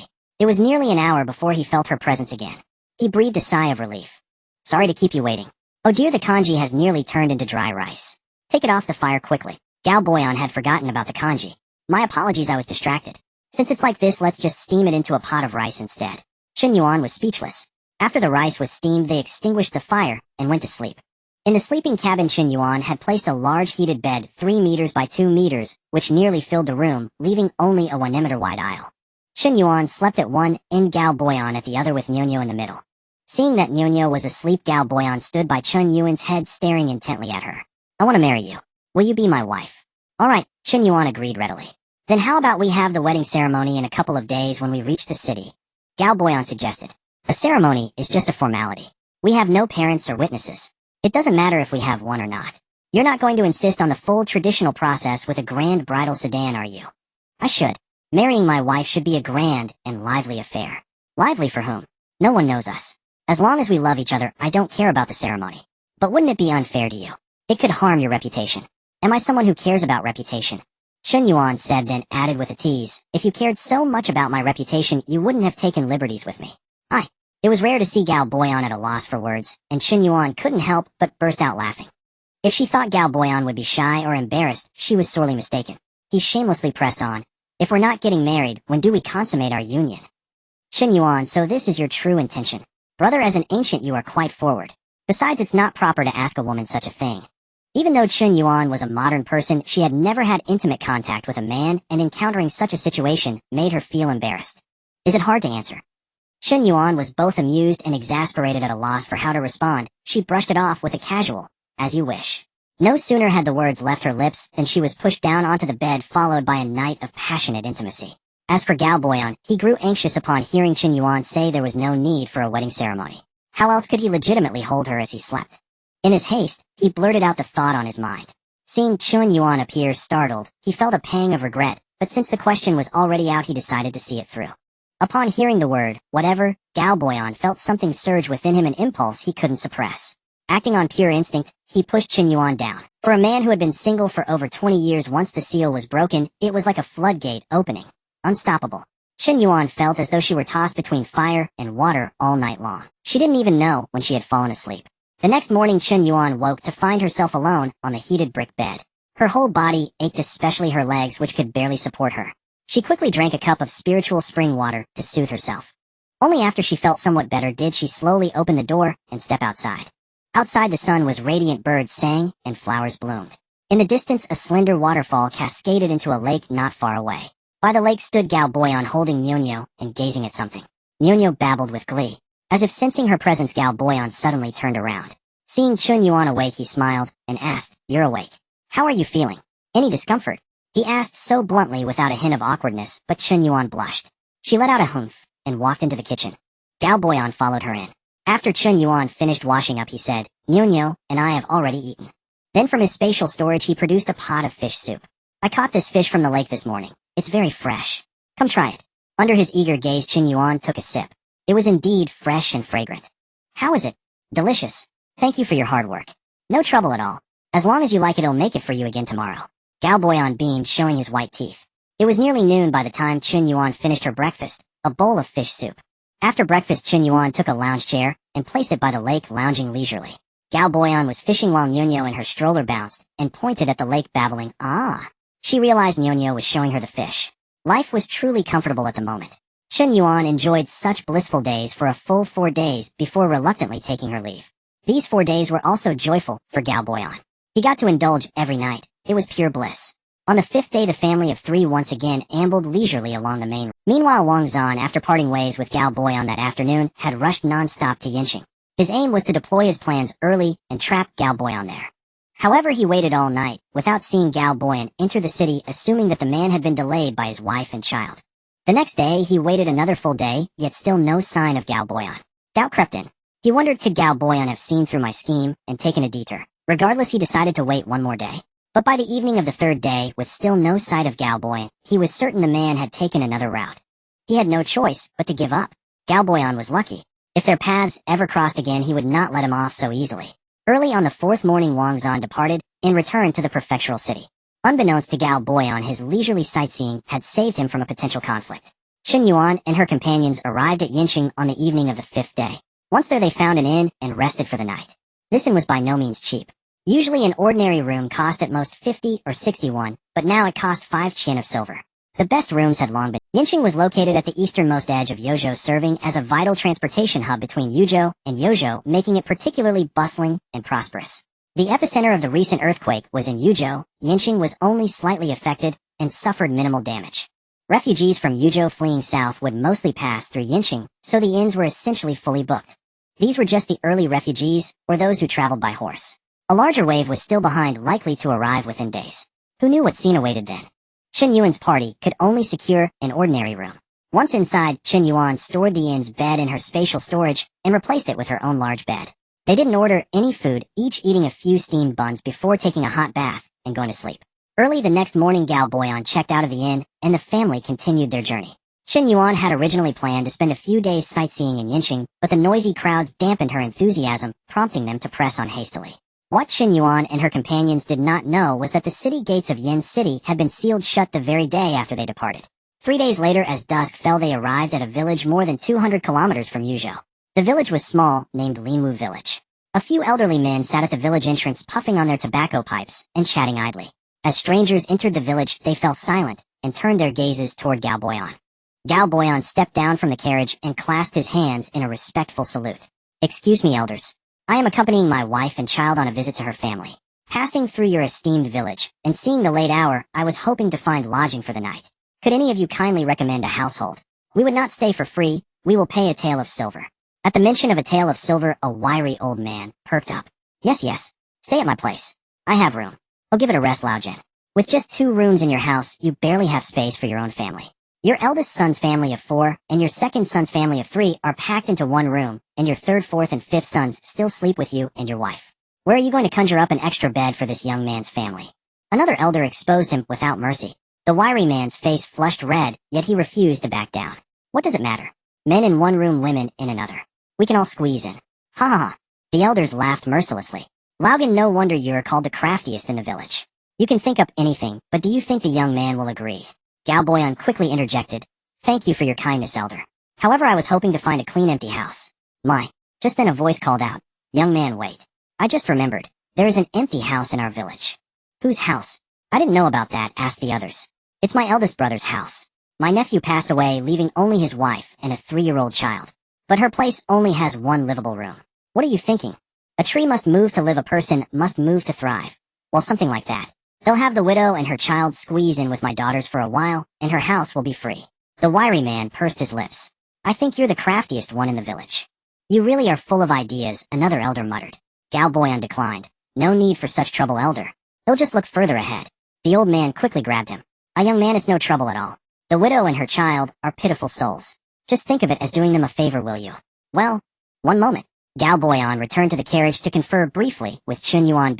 Before long, the elder led Galboyan to a courtyard surrounded by a bamboo fence. Old woman, come out here. What's all the fuss about? An elderly woman emerged from the house. Why aren't you home for dinner, shouting out here? Just come here. Stop with the chatter. Once she drew near, the elder pulled her aside and whispered something. Got it. Now go. All right, I'm off. She took off with brisk, vigorous strides, her body seemingly robust and full of energy. Come, young man, let's wait at my place, the elder invited. No, my wife and child are still in the carriage, it's not convenient. We'll just wait here. After about a quarter of an hour, they saw the elderly woman hurrying back, leading a woman and a child. Sorry to keep you waiting. We swept the house clean before leaving, so you'd have a comfortable stay. Thank you for your trouble, madam, Galboyan said with a bow. Oh, these city folk and their manners.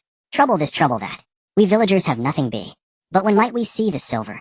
The elder shot an awkward glance at Galboyan, then scolded his wife. Woman, what are you saying? Does this young man look like someone who can't pay? Do you have to ask him to his face? It's only right, Galboyan said. I should have thought of it myself. He produced a tael of silver and handed it to the elderly woman. The elderly woman turned and gave the silver to the young widow beside her. Come, I'll show you the way, the elder said as he set off, and Galboyan hurriedly urged the carriage to follow. The elder led them to 3 earthen houses. A few rows of vegetables grew in front, and there was not even a bamboo fence for a barrier. The left house had half collapsed, and the right house had a gaping hole in its roof. Only the middle one remained relatively intact. The elder stopped at the door. This is the place. We'll be heading off now. Get some rest early. If you need anything, come find me at my house. Can you find your way? Yes, please, take care.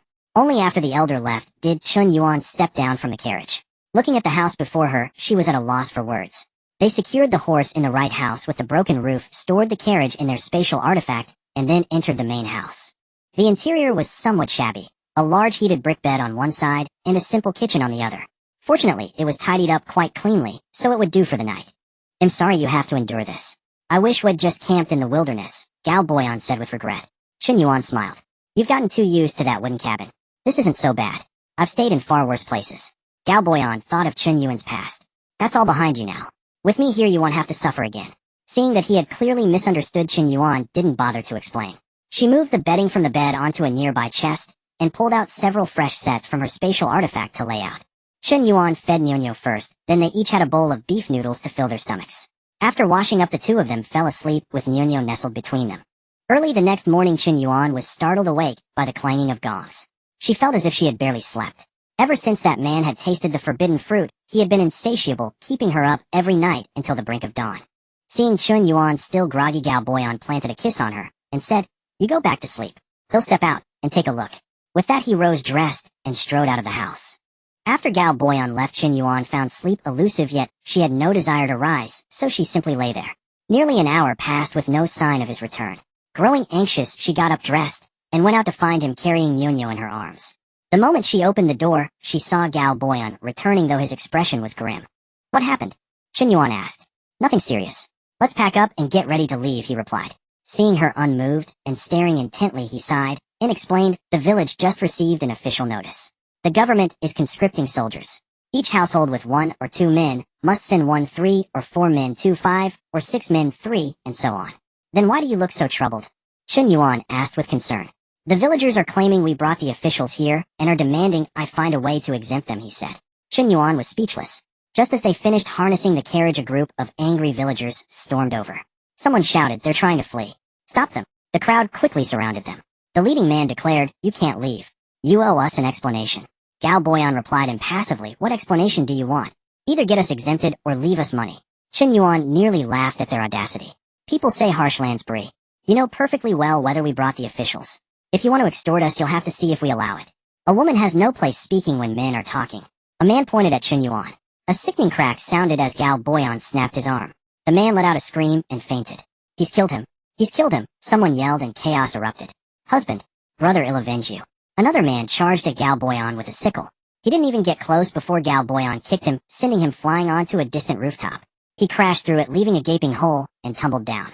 Just then the old man who had hosted them the previous night stepped forward. Oh dear, what's all this? Can't we talk things out? Why resort to violence? Ligo, you have some nerve. You're the one who brought them here. A wiry dark-skinned man with drooping eyes yelled at him. Hey Ershing, don't twist things. Yesterday, it was your father who stopped them first. They just didn't fancy your place, so they stayed at my nephew's. If anyone invited trouble, it was your father, the old man shot back. Bullshit. You. The village head is here. The village head is here. The village head clacked his pipe. What's all this racket? Shameful, the lot of you. He turned to Galboyan. Young man and the head of this village. You've wounded 2 of our people right off the bat. How do you intend to compensate? He made no mention of the villagers' provocation, demanding payment outright. Chen Yuan stepped forward with a smile. Village head, you've got it backwards. They should be paying us a re. But they were sorely mistaken. The moment they got close, Chen Yuan felled them with a single punch or kick. Any who tried to take advantage of the chaos found their arms swift. Galboyan's side was no different. A whole swath of villagers fell in an instant. Within moments, not a single villager remained standing. Chen Yuan taunted. Is there anyone else whose family wants to be exempted from service? Send them over. We'll be sure to give you a proper explanation today. After a long silence with no one daring to speak, she said, no one. Think carefully. If truly no one steps forward, we'll be on our way. Don't accuse us of bullying you or refusing to give an explanation then. The village head, gritting his teeth against the pain, dared not utter a word. He finally understood this couple was not to be trifled with. Even the entire village united wouldn't stand a chance against them. He could only lower his head and play the coward. Chen Yuan said to Galboyan, let's go.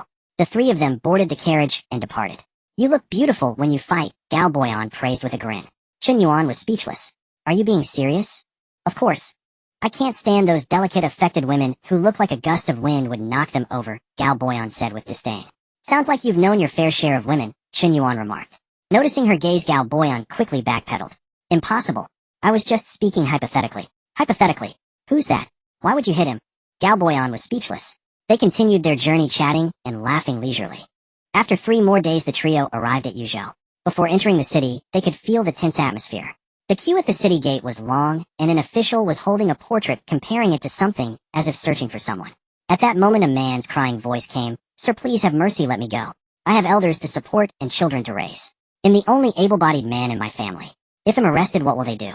Dare to disobey the decree. Your whole family will die? Stop talking nonsense, move. Hearing that his whole family would die, the man wilted and obediently followed. Chen Yuan and the other were puzzled. They pulled the old man at the end of the line and asked, Excuse me, elder, what is happening? Why are they arresting people and making us line up? It's all because of that villain Bien. Heard he killed the emperor and declared himself king. Our prince, being the emperor's own younger brother, naturally wants to avenge his brother and reclaim the Ning family's throne.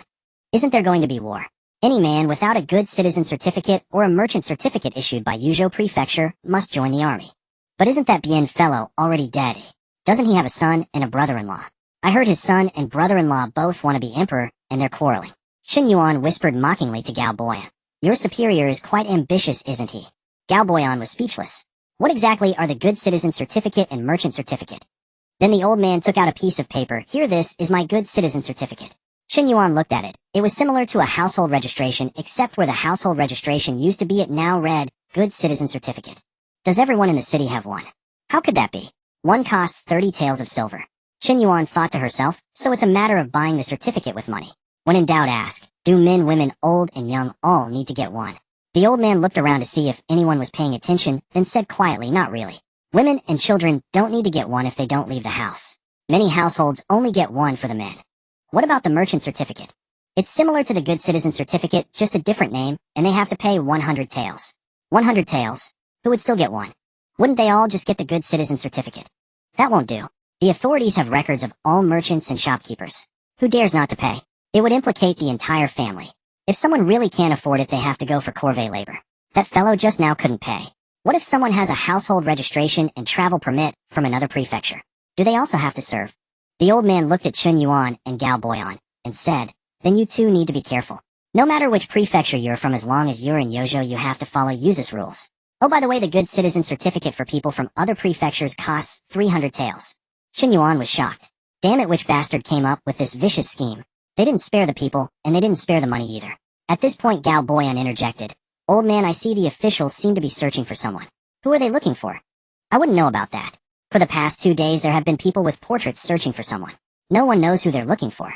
Chen Yuan quickly thanked the old man and pulled Gao Boyan away. Remember Wang Zan. He's probably looking for you. Gao Boyan agreed, probably. They were indeed correct. When Wang Zan returned to Yuzhou, he reported to the Prince of Yuzhou about Gao Boyan. The two figured that Gao Boyan should still be within Yuzhou territory. Somehow they also learned that his hometown was in Shuzhong and concluded that he was heading to Shuzhong, which would inevitably pass through Yuzhou. So from that day on they sent someone every day with a portrait to wait at the city gate for Gao Boyan. At this moment Chen Yuan and Gao Boyan retreated to a dilapidated temple 3 kilometers away from Yuzhou city. Is this the only way? Chen Yuan asked Gao Boyan, who was looking at a map. Not exactly. There's another route, but it's too troublesome. Would have to cross the Lan River, first reach Jiang County, in Qingping Prefecture, then pass through Qingping Prefecture City to reach Linlan County, and finally cross the Daqing Mountain to get to Shuzhou. It was so complicated that Chen Yuan was completely confused. Then while climb over the wall at night, Chen Yuan said firmly. Gao Boyan asked the question he had been wanting to ask. Do you know Qinggong lightness skill? Aye. Chen Yuan thought for a moment, and then told Gao Boyan. I don't know Qinggong, but I can teleport. Seeing Gao Boyan's confusion, she explained. It's like the Taoist technique of shrinking the ground into an inch, a single thought, and you can go anywhere you want. Seeing Gao Boyan's shocked expression, she added, Of course I'm not that powerful. My skill is limited. I can only teleport within 100 meters. That's already amazing. Gao Boyan gave a thumbs up. No wonder several times I noticed you suddenly disappear. You must have teleported away. Chen Yuan was speechless. Gao Boyan instructed, Don't tell anyone else about this. If people find out you have such a mysterious power, you'll be in danger. Chen Yuan thought to herself, if you hadn't asked, I wouldn't have told you. Gao Boyan, who seemed to have mind-reading abilities, said, I was too forward. I want to ask about your secrets anymore. By the way, if we enter the city, where will we stay? I suppose inns also require a good citizen certificate, Chen Yuan said. She had decided that unless she one day decided to tell Gao Boyan about the space, she would never enter the space again. Gao Boyan was just too shrewd. How about I go and first get a few good citizen certificates, and then you disguise yourself, and come in? Chen Yuan suggested tentatively. Gao Boyan glared at her. You underestimate your man. Although I can't teleport, my Qinggong is excellent. I can even come and go freely in the Imperial Palace. Look at you, so cocky. Then the two sold their horses cheaply to a passing merchant without any paperwork, since the horses were stolen and had no documents anyway. In the early hours of the night, they entered the city one after another and arrived at their prearranged meeting point. Once they met, without a moment's delay, they went to the Yuzhou Prefecture Yamen. Under Chen Yuan's mental hypnosis, they smoothly obtained 3 good citizen certificates. Afterward, the two wandered the streets, while looking for an inn. But before finding an inn, they first found an empty house that no one lived in. Lying on the big bed in the house, Chen Yuan sighed. If I knew we'd find an empty house, why did we bother getting those good citizen certificates? Completely useless. Keep them. You never know when they might come in handy. They don't take up much space in the storage. In fact, Gao Boyan felt the same way, but he forced himself to comfort her to prove they hadn't done something foolish. The next day, the 3 slept until noon. Actually, Chen Yuan and Gao Boyan slept until noon. Nyonyo had woken up earlier. Chen Yuan fed Nyonyo, found a bed with railings around it, put her inside, tossed in a few cloth dolls, and let her be. After their brunch, Gao Boyan, as if to prove that getting the good citizen certificates wasn't unnecessary, dragged Chen Yuan out for a walk. This time, to accommodate Chen Yuan's feelings, Gao Boyan only disguised himself as an ordinary middle-aged man, and his figure was only slightly shorter. The 3 enjoyed themselves all day, eating and drinking right under Wang Zan's nose. That day the two bought a bunch of things, pastries, and cooked food, a pile of toys for Nyonyo. And when there was nothing left to buy, they ended up buying clothes and shoes for all seasons for everyone. During this time, they also ate at a restaurant, but the good citizen certificates never made an appearance. Seeing Gao Boyan's deflated expression, Chen Yuan almost died laughing. The 3 left Yuzhou on the morning of the 3rd day. Originally, they had planned to climb over the wall the previous night. But Gao Boyan, for some unknown reason, insisted on waiting until daytime to leave, openly and above board, through the city gate. Chen Yuan was left speechless. Oh well, at least his wish was granted, and the good citizen certificates finally had their moment to shine. In April, the trio finally arrived at the borders of Shu. Nyonyo was now 11 months old, and had begun to babble mother and dada, which filled Gao Boyan with immense joy, for the word dada felt especially endearing to him. Once they entered Shu, the roads became treacherous. The couple had long since abandoned their carriage, for the rugged terrain made the journey unbearably jarring. Storing the carriage in their spatial realm, they led the horse on foot, taking turns carrying Nyonyo, as they trudged step by step toward Yinchuan County, nestled on the outskirts of Shu. Why hasn't anyone thought to mend these roads? Chen Yuan remarked, perplexed. The situation here is complicated.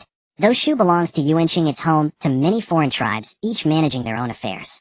Rivalries run deep, and no one is willing to play the fool by building roads for others' benefit. Moreover, the terrain is mountainous and rocky. It would take tens of thousands of men decades to carve a path, and where would one find such a workforce? Most critically, the imperial court would never permit it, Gao Boyan explained, noting her puzzled expression.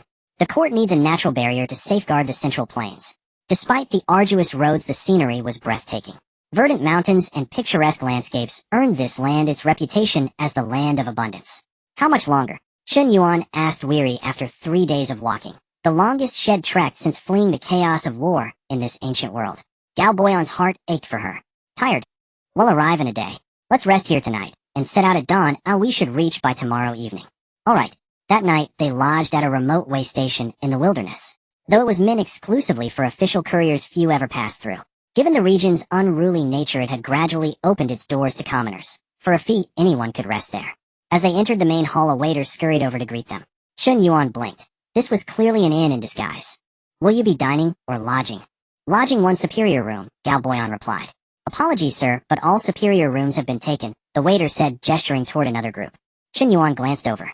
At first glance they appeared Han, but a closer look revealed subtle differences in their attire adorned with distinct ethnic flourishes. Just as she turned away, a young woman from the group stepped forward, eyeing Gao Boyan with bold curiosity. Such a handsome young man. Might I ask your name? Gao Boyan remained silent. Chen Yuan interjected. You should call him uncle. Before the girl could react, she added, and in your Annie. The girl. Gao Boyan. The girl flushed with anger. Who do you think you are, daring to presume such familiarity? I am his wife. As for taking advantage, Chen Yuan said, scanning her from head to toe, someone like you hardly offers anything worth taking. The girl was stunned for a moment, then hearing Gao Boyan's chuckle, her fury ignited. You're asking for death. She lunged, palm striking toward Chen Yuan. In a flash, Chen Yuan tossed Nyonyo to Gao Boyan, spun behind the girl, and delivered a kick that sent her sprawling face first into the dirt. One move sealed. The girl scrambled to her feet, still defiant and eager to continue, but an elder intervened. Aki, come back. Have you not shamed us enough? But uncle, I was wrong, she protested, yet a stern glare from the elder silenced her. She let out a resentful humph and retreated. The elder cast a sinister glance toward Chen Yuan's group before nonchalantly resuming his meal.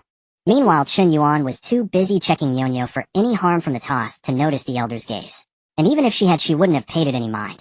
In the dead of night, while all slept soundly, Gao Boyan abruptly sat up, and Chen Yuan stirred beside him.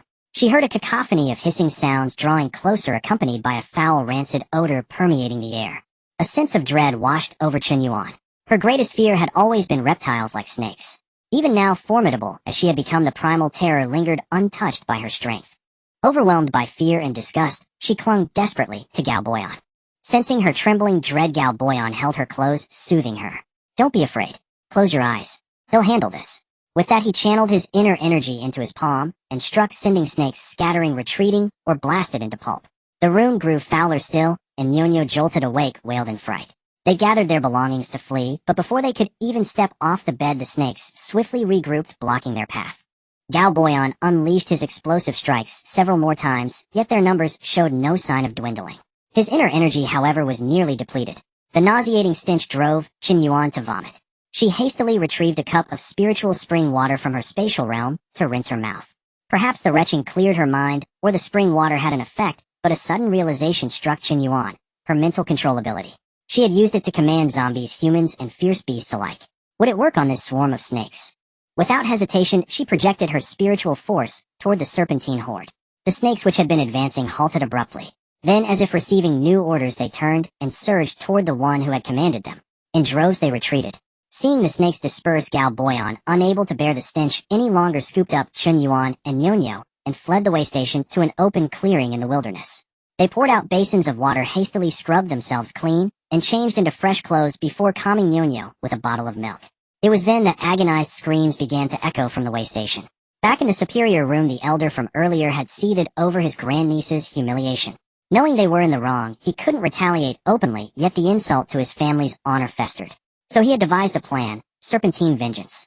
Under the cover of night, while others slept, he had directed the snake swarm to Chen Yuan's room, then listened as the sounds of inner energy blasts rang out. He knew they had a formidable martial artist among them, but so what? Inner energy had its limits, while his snakes were endless. When he heard the baby's cries, his smug satisfaction only. His kin and clansmen, roused by the explosions, knew the elder had made his move. They gathered in his room, awaiting the outcome. Yet the blast ceased, leaving only the baby's wails. Then those faded too. The group assumed Chen Yuan and her companions had met their end in the serpent's jaws. Sneers of triumph spread across their faces. But their triumph was short-lived. Instead of retreating as planned, the snake swarm surged into the elders' room, catching them utterly off guard, and in a single, overwhelming wave they were devoured. As for the way station's doorman and waiter, they had long since fled at the first sign of trouble. Not a single member of the elders' party escaped. They were bitten into unrecognizable bloody messes, leaving behind only mangled remnants and bones. It was their own undoing, for had they not plotted harm, they would not have met such a fate. Chen Yuan and her companions lingered no longer. Under the cover of night, they retrieved their horse, hitched the carriage, and departed. Chen Yuan was probably traumatized by the snake appearing listless with a pallid complexion throughout the journey. Gao Boyan said with concern, "Why don't you get some sleep? When you wake up, all be over." "I can't sleep. Every time I close my eyes, all I see are snakes." Gao Boyan was speechless. "Then let me tell you a joke. A good laugh will help you forget the bad things," he said, and began. One day an elephant finished his business in the woods, but realized he had no toilet paper. Spotting a little white rabbit nearby, he asked Rabbit, "Do you shed your fur?" The rabbit replied, "No, I don't." So the elephant used the rabbit to wipe his bottom. Ha ha ha. Chen Yuan couldn't help but burst out laughing. Seeing her smile, Gao Boyan became even more enthusiastic. The next day, after finishing his meal, the elephant again forgot to bring a napkin. He asked the little squirrel beside him, "Squirrel, do you shed your fur?" The squirrel said, "No, I don't." So the elephant used the squirrel to wipe his mouth. Guess what the squirrel said? Gao Boyan paused, engaging Chen Yuan. Chen Yuan played along and shook her head. The squirrel said, "Brother, I'm the little white rabbit from yesterday. I haven't even washed all the crap off me yet." Ha ha ha. He laughed heartily at his own joke again. Chen Yuan was amused too, not because the joke was particularly funny, but because of Gao Boyan's earnestness. They stopped only for meals, pressing on without rest, and arrived at Yunqing County by the afternoon. Qianwu Town, located over 10 kilometers from Yunqing County at the foot of the Daqing Mountains, was predominantly inhabited by Han people, and was where Gao Boyan had grown up. Gao Boyan led Chen Yuan to a secluded courtyard house on the west side of the town. The arrival of the carriage was a major event in this quiet alley, and soon a few elderly men and women gathered around. Just then an old woman recognized Gao Boyan, and stepped forward to ask, "Are you Little Yin?" Gao Boyan nodded and replied, "Yes, auntie, it's me." "Oh, it really is Little Yin. I thought you looked familiar," another auntie chimed in. "It's been so many years I almost didn't recognize you. Are you back for good, or just visiting?" The crowd buzzed with questions. Gao Boyan clasped his hands in a gesture of respect, and said, "Thank you all for your concern. I plan to stay for a while." "Oh, Little Yin, is this your wife?" "She's quite beautiful. And the child is so big and healthy looking," praised one auntie, clearly skilled at flattery. Gao Boyan smiled, and said yes. Chen Yuan quickly pretended to fetch a bag of sweets from the carriage, and offered some malt candy and barley sugar to everyone present. "Aunties and uncles, please take some home for the children. Little Yin, you've got a wonderful wife. Beautiful and kind-hearted," the talkative auntie said, and the others echoed in agreement. "Dear neighbors, I've just returned, and the house isn't tidied up yet, so I won't keep you. I'll have a proper chat with you all another day when I'm free." Of course. "Do come visit us when you have time," invited the gregarious auntie. And with that the small crowd dispersed. "Your eyesight is remarkable.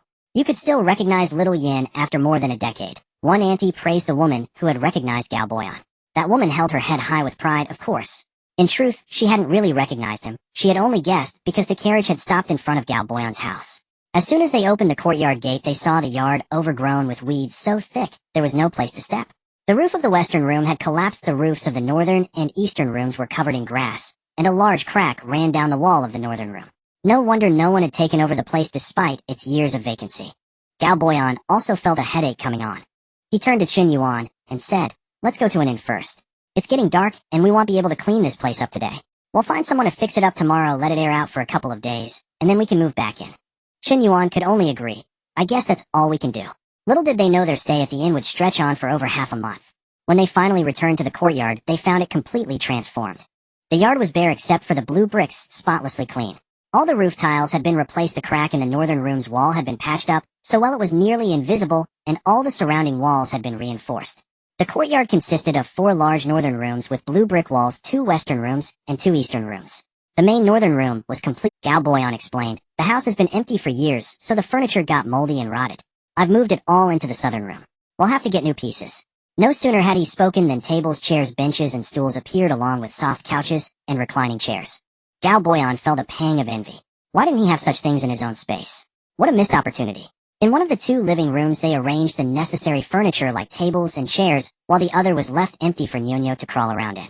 Nyonyo was already 11 months old, but since they had spent most of their time traveling she hadn't had much chance to practice crawling. He hoped it wasn't too late. The entire floor of the room was covered with a layer of straw matting over, which was laid in oilcloth. On top of that, Chen Yuan spread out crawling mats, and finally a thick layer of quilts. Wasn't she afraid Gao Boyan would discover the crawling mats? She really wasn't. Even if he did, he wouldn't ask about them, just like he never asked about the diapers after all this. If any ordinary family saw this setup, they'd scold her for being wasteful. A whole room's floor covered in brand new quilts. How much money did that cost? Chen Yuan didn't care about that. She also had wooden fences custom made to enclose the remaining open side, completing the Unius play area. After settling in, they didn't bother cooking, and went straight to a restaurant. On the way, they bought some yellow paper spirit money and incense. It had been over half a month since they arrived, and with all the time spent fixing up the house, they still hadn't offered incense to Gao Boyan's adoptive father. Early the next morning, they woke Nyonyo up, packed the items they had bought the day before along with prepared food, wine, and fruit, and headed up the mountain.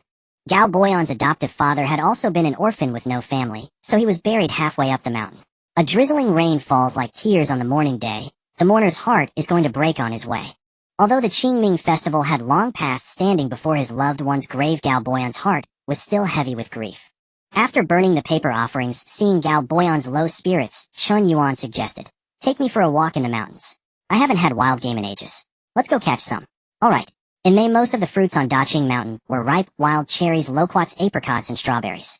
Chen Yuan picked them with great delight. Despite having plenty of fruit in her space, she couldn't resist the urge to stock up. "Wait, don't move.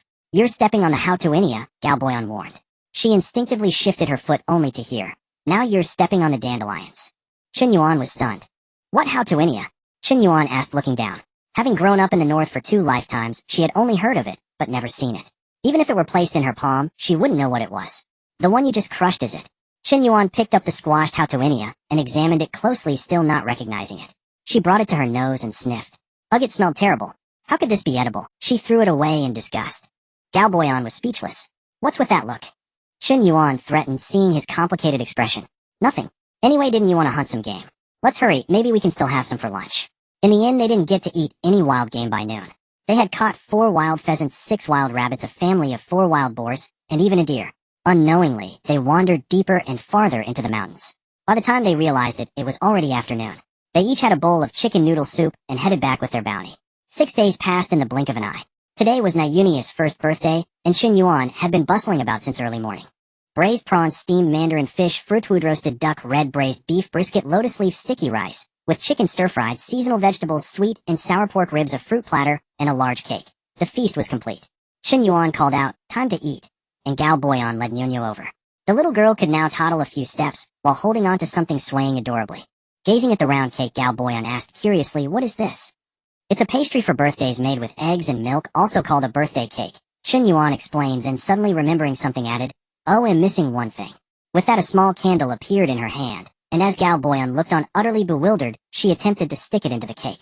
In the end, she couldn't push it in, and simply placed it beside the cake. She hadn't found a candle holder, so there was no way to make it stand upright. She had thought her supplies were comprehensive, but now that she was truly living day to day, she realized she was missing this and lacking that. "Happy birthday to you, happy birthday to you, happy birthday to you, happy birthday to you." While Gao Boyan still wore a dazed expression, Chen Yuan finished the birthday song, then waved her hand in front of his face. "Snap out of it, stop daydreaming, let's eat." Alright. Apart from Nyonyo, the 2 adults thoroughly enjoyed the first birthday feast. Chen Yuan had planned to give Nyonyo just a few bites of cake for the sake of formality. But while they weren't paying attention, the little girl grabbed a handful of cream and shoved it into her mouth, smearing it all over her face amidst Chen Yuan's cries of "Hey, hey." Chen Yuan had just finished wiping her clean, when Nyonyo, seizing the moment they were distracted, grabbed another fistful and smeared it across her face once more. Well, the cake couldn't stay out, and the table had to be cleared. Next came the most important part of the ceremony, the object selection test. Chen Yuan laid out a writing brush, ink, stick, paper, inkstone, and abacus coins, jewelry, rouge, pastries, a cloth, tiger scissors, and embroidery thread on the crawling mat. Seeing nothing missing, she went ahead. When she returned, she saw a conspicuous large wooden sword among the items. Chen Yuan was speechless. Did it have to be this big? Was he afraid Nyonyo wouldn't see it? Gao Boyan took Nyonyo and set her down on the mat. They both watched as the little girl crawled straight toward the big sword. No, Chen Yuan pleaded inwardly. Unfortunately, Nyonyo didn't hear her silent cries and grabbed the sword without hesitation. Watching Gao Boyan joyfully lift Nyonyo high in the air, Chen Yuan felt a wave of speechlessness. These past days, she felt like she was growing mold. Ever since arriving in Shu, it had been mostly cloudy and rainy. Especially recently, heavy and light rains had been relentless. The rain was particularly intense now.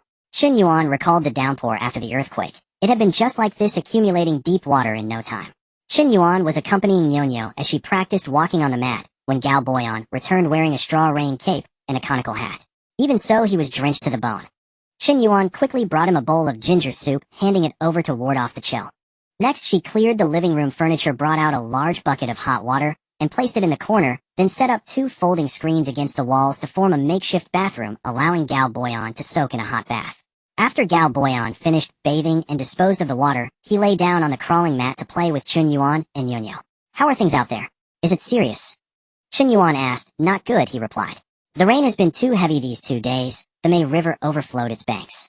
Families living on low ground near the shore have already been evacuated. What about that family that was making a fuss this morning? That lot. They'd rather die than lose their money." The whole family had moved to higher ground, but the old lady remembered silver coins hidden under her bed and insisted on going back for them. There was no choice. The son and his wife went back together. On their way back, crossing the stone bridge, the son somehow slipped and fell into the river, swept all the way into the main current. Everyone searched for him all morning, but he hasn't been found. "It doesn't look good. The old lady must be deeply regretful now," Chen Yuan remarked. Suddenly struck by a thought, she wheeled away all the furniture in the kitchen, bathroom, and bedroom, leaving the living room empty except for the crawling mat beneath them. "Is there anything else you need to pack or buy?" Chen Yuan asked Gao Boyan. Somewhat puzzled, he replied, "Why? I'm worried that if this rain keeps up, this place might get flooded too." They exchanged a glance, both realizing the gravity of the situation. "Nothing I need to buy," Gao Boyan said, then after a moment's thought added, "But perhaps we should get a boat." Just as he was thinking about it, a large and a small wooden boat appeared before him. Gao Boyan was stunned. "How do you have everything? Do you have room in your space? Keep these 2 boats, do I have more?" With that, she also handed him 2 bamboo rafts and 2 large wooden planks. Gao Boyan felt utterly useless. "Let's wait 2 more days to see how the rain goes. If it doesn't let up, well, move to Dakingshan. Remember the cave we found when we were catching rabbits? We'll take shelter there first and decide our next move based on the situation." Chen Yuan agreed. As the 2 were making plans, Nyonyo toddled over to Gao Boyan, babbling, "Ah dada," and pointed at her mouth, crying, "Grandma. Oh, our little Nyonyo is hungry and wants to eat." Chen Yuan noticed the sky was getting dark. They'd been so engrossed in conversation that they'd forgotten to eat. She quickly set the food on the table and called to Gao Boyan. "You didn't have lunch, so go ahead and eat. I'll feed Nyonyo." Nyonyo was placed in her high chair, and seeing her little bowl, she snatched it up immediately. Fortunately, no food had been served yet, or it would have been all over the floor. Chen Yuan took the bowl back. Seeing Nyonyo pout and her eyes well up with tears, she immediately threatened, "Don't you dare cry. If you do, you'll only get rice porridge from now on." At that, Nyonyo instantly held back her tears. Gao Boyan watched this exchange, utterly dumbfounded. Women were truly fickle. In the end, Nyonyo happily got her shrimp and vegetable porridge. The 3 of them slept in the living room that night. The rain was so heavy that they couldn't even step out the living room door. The living room had now become a combined kitchen, bathroom, and bedroom. Over the 2 days during the daytime, one of them played with Nyonyo, while the other installed large umbrellas on the wooden boat. These were actually courtyard parasols that Chen Yuan had taken out from her space. Fearing the colors might be too conspicuous, they had Gao Boyan paint over them, and sew a layer of oil paper on top. Gao Boyan installed 2 large umbrellas, one at the bow and one at the stern. Taking advantage of Nyunia's nap, Chen Yuan fetched several waterproof suits. The 2 adult ones fit perfectly, but Nyunia's was too large. Chen Yuan altered it until it fit, then conveniently placed it within easy reach. 2 days later, the heavy rain still showed no sign of stopping. The 2 of them grew restless and decided to relocate. Chen Yuan and the others first put on the waterproof suits underneath, then their normal clothes over them. Next, they put a canvas rubber raincoat on Gao Boyan, and finally a straw rain cape and a bamboo hat over everything. Gao Boyan thought he had never worn such a troublesome outfit in over 20 years. As for herself, she strapped Nyonyo to her chest, then put on a transparent motorcycle raincoat that could even cover her face, allowing Nyonyo to see outside. Finally, Chen Yuan also draped a straw rain cape and put on a bamboo hat. Gao Boyan thought just one question: can the bamboo hat still fit on top of that? Before leaving, Chen Yuan also grabbed a large oil paper umbrella covering the front of her body, especially the area where Gao Boyan was almost in awe. How did she come up with all this? Upon stepping out the main gate, they found that the water outside had already overflowed into the courtyard. It seemed it wouldn't be long before it flooded the house. "Wait for me in the entrance hall for a moment. I'm going to inform the neighbors." With that, he left. He returned a quarter of an hour later. Why did it take so long? The rain was too heavy. Some households couldn't hear the knocking, so it took extra time. What did they say? Will they evacuate? That I don't know. I've delivered the message. Whether they heed the advice is up to them. Chen Yuan nodded, and they left one after another. Gao Boyan led the way with a long pole probing ahead, while Chen Yuan followed closely. A short stretch of road took 3 or 4 times longer than usual. The farther they walked, the deeper the water became. When the water reached Chen Yuan's thighs and threatened to soak Nuno, they looked around to ensure no one was watching, then retrieved the wooden boat with its umbrellas. Galboyan sat at the bow steering the direction, while Chen Yuan and Nuno sat in the back. The boat didn't need rowing, it drifted along with the current. If not for Galboyan using his inner energy to control the direction, they would have been swept away. As they drew closer to Daqing Mountain, the current grew increasingly turbulent. They exerted all their strength to row toward the mountain, but the boat refused to get any closer. Just then a thunderous rumble was heard. Chen Yuan sensed trouble. Likely something had happened upstream. She glanced at the direction of Daqing Mountain and estimated that teleportation would fail, or she would fall into the water. Galboyan's inner energy was mostly depleted, so he probably couldn't fly up either. As they were in a state of anxiety, a massive surge of floodwater rushed in, causing the small boat to sway violently. Suddenly a wave struck, and Chen Yuan was knocked into the water. The moment she entered the water, her only thought was to send Nuno into the space.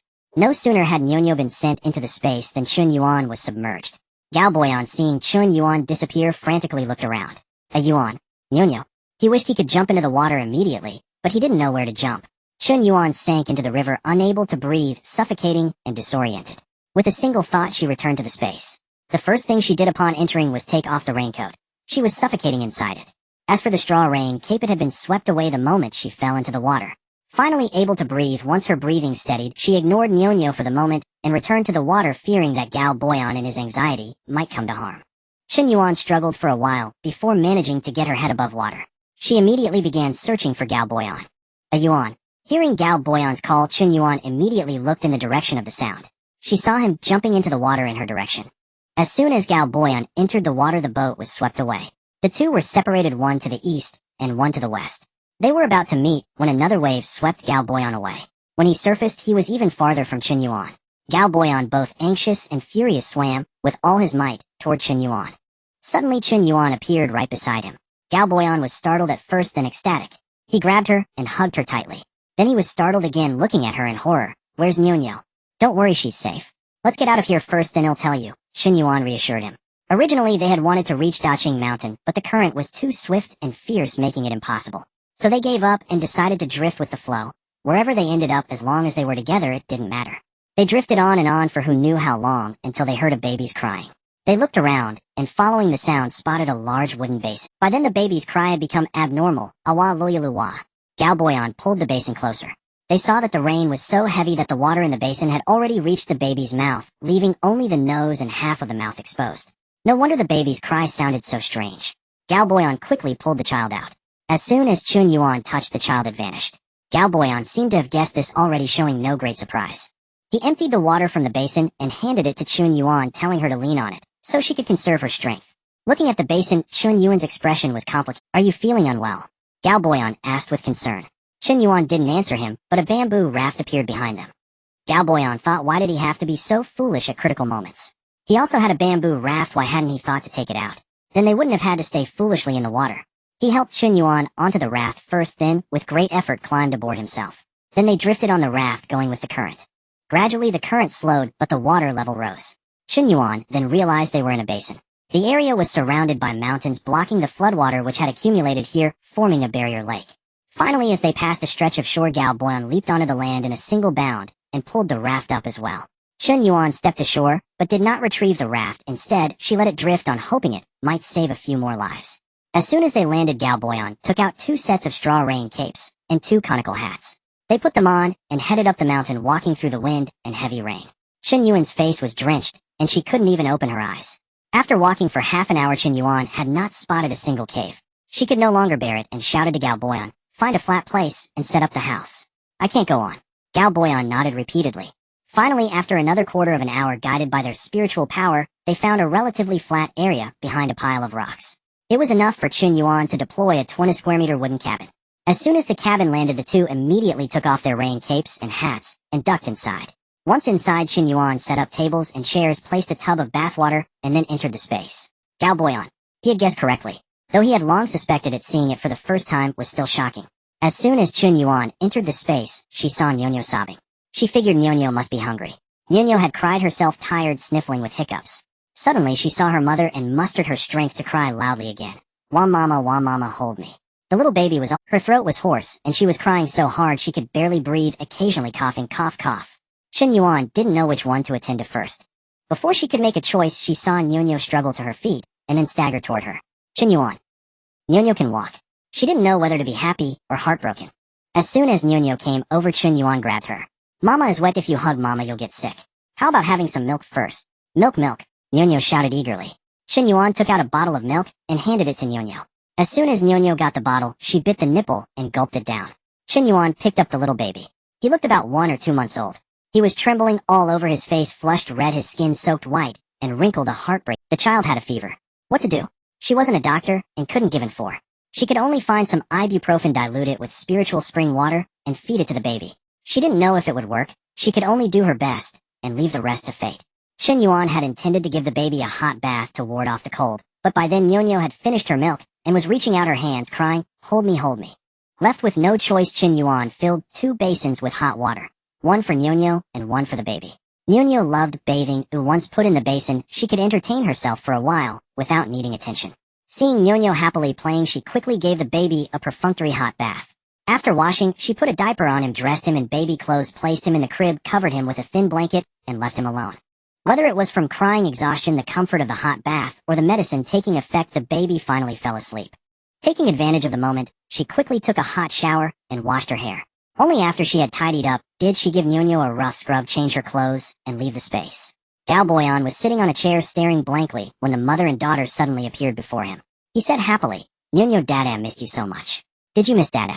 As he spoke, he took Nyonyo and held her in his arms. "Ah, Dada, I knew I didn't spoil you for nothing. Give me a kiss, moi."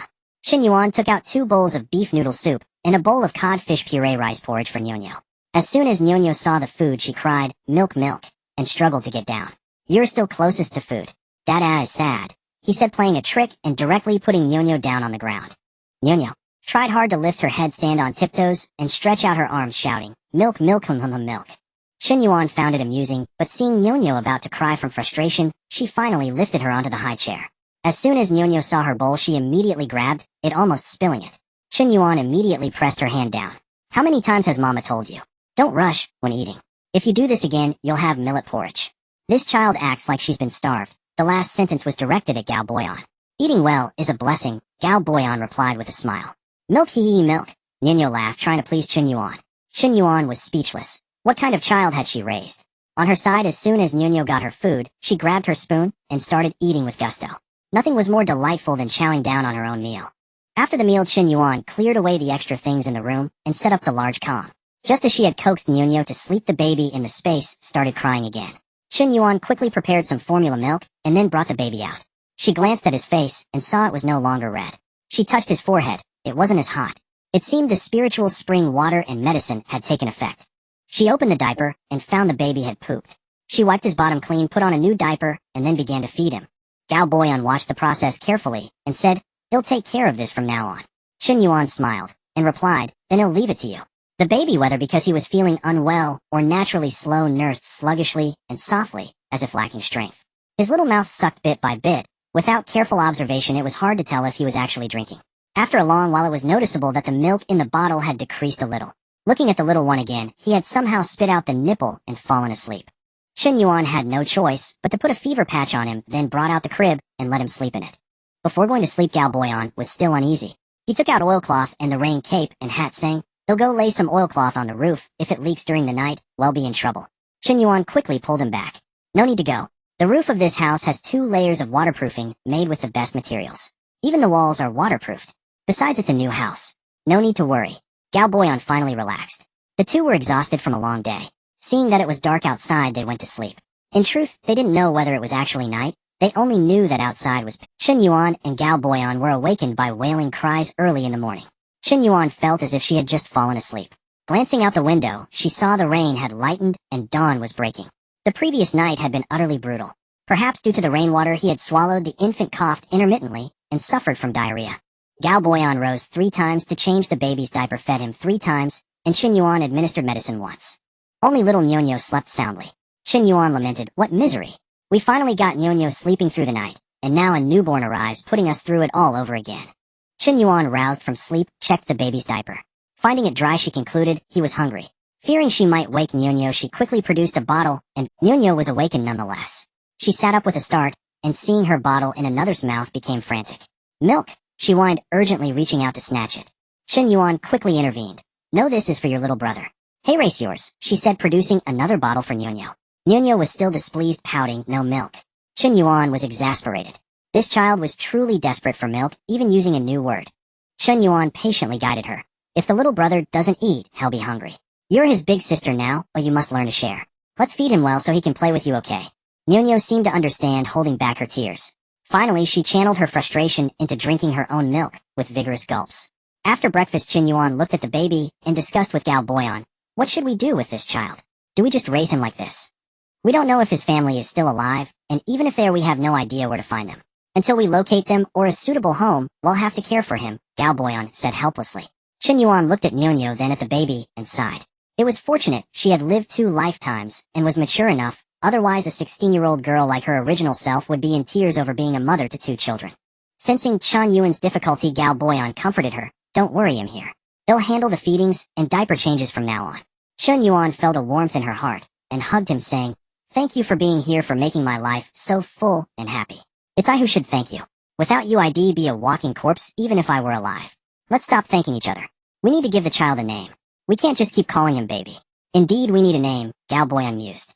"This fate was arranged by heaven. How about Tian Yuan? Tian Yuan sounds a bit feminine. Then how about Tian Fong?" Seeing Chen Yuan's less than enthusiastic expression, he added, "Or Tianlin. You choose." "Tianlin, yes. It's like heaven sent him to us." Chen Yuan finally smiled in approval. From then on, they had not only their daughter Nuno, but also a son, Tianlin. Unknowingly, they had stayed in the mountains for 4 days, and the rain finally ceased. The mountain air was humid, and after days of rain, moss had even grown on the wooden cabin's exterior walls. 2 more days passed, and the sun finally appeared.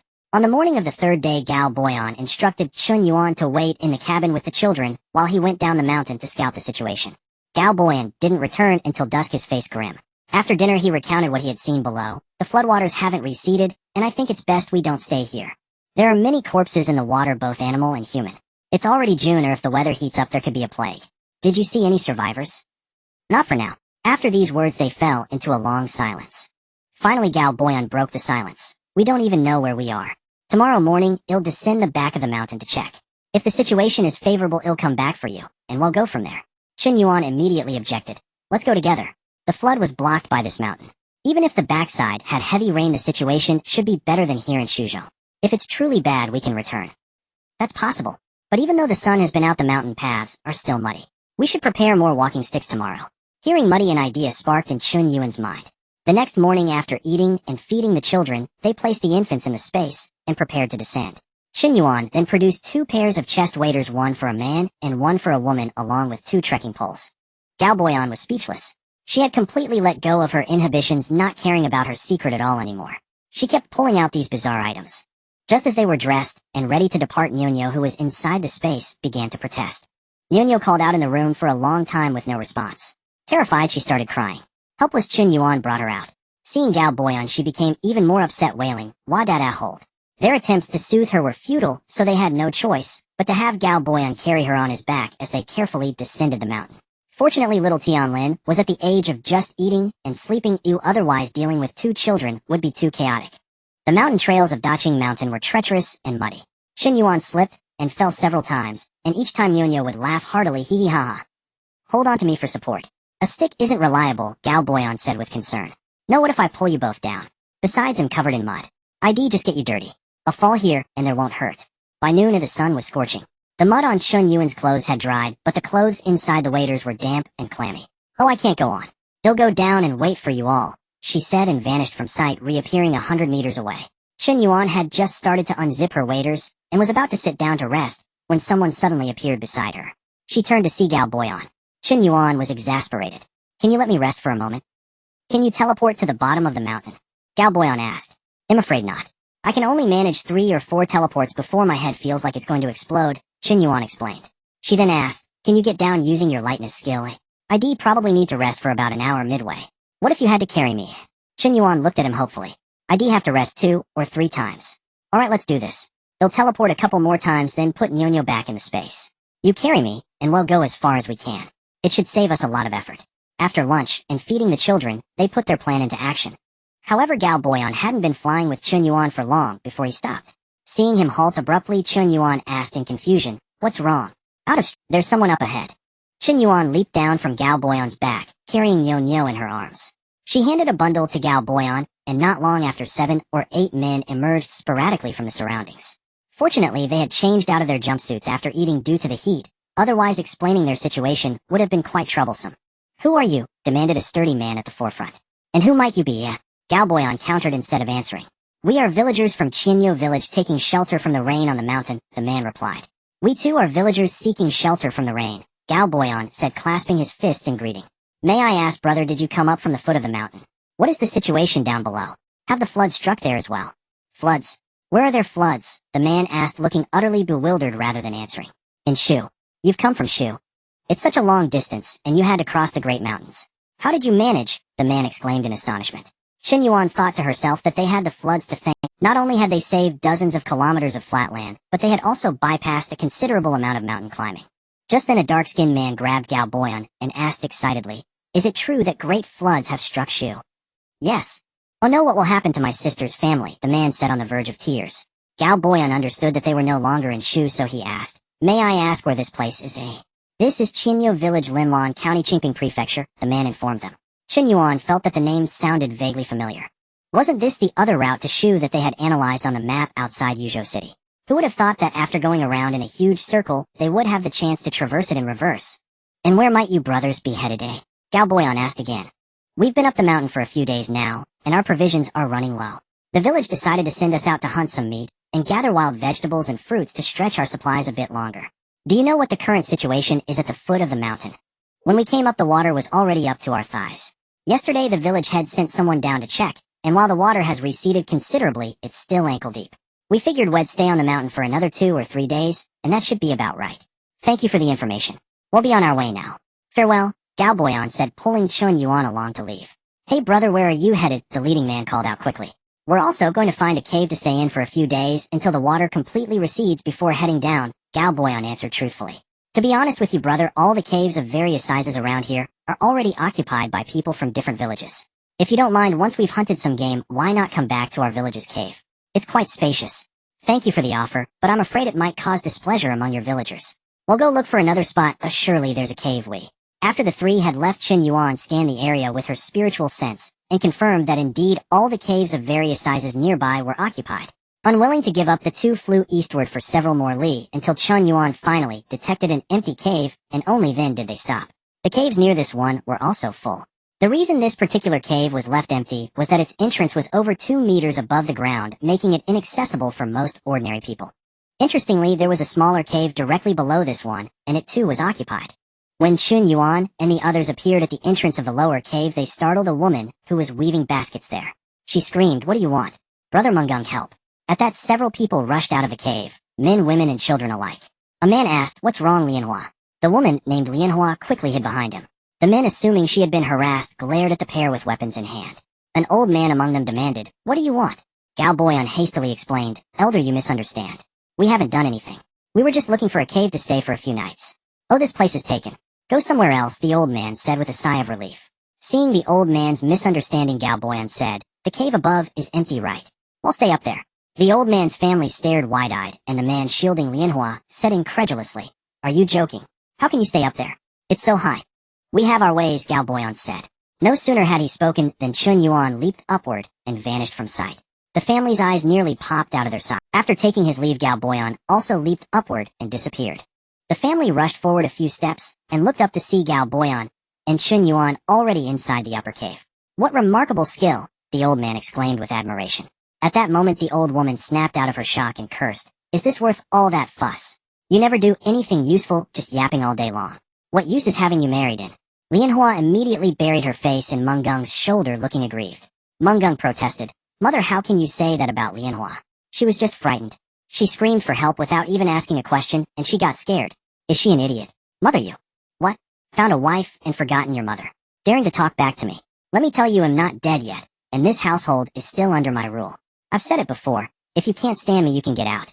They'll give you your freedom to set up your own household and be your own master. But since you're staying, you'll keep your mouth shut and obey." And the remaining men also cast them disdainful looks before leaving. "I'm sorry, Brother Monsong, it's all my fault. I displeased Mother, and that dragged you into this," she said, sobbing uncontrollably. "How could it be your fault? They simply don't understand what love is.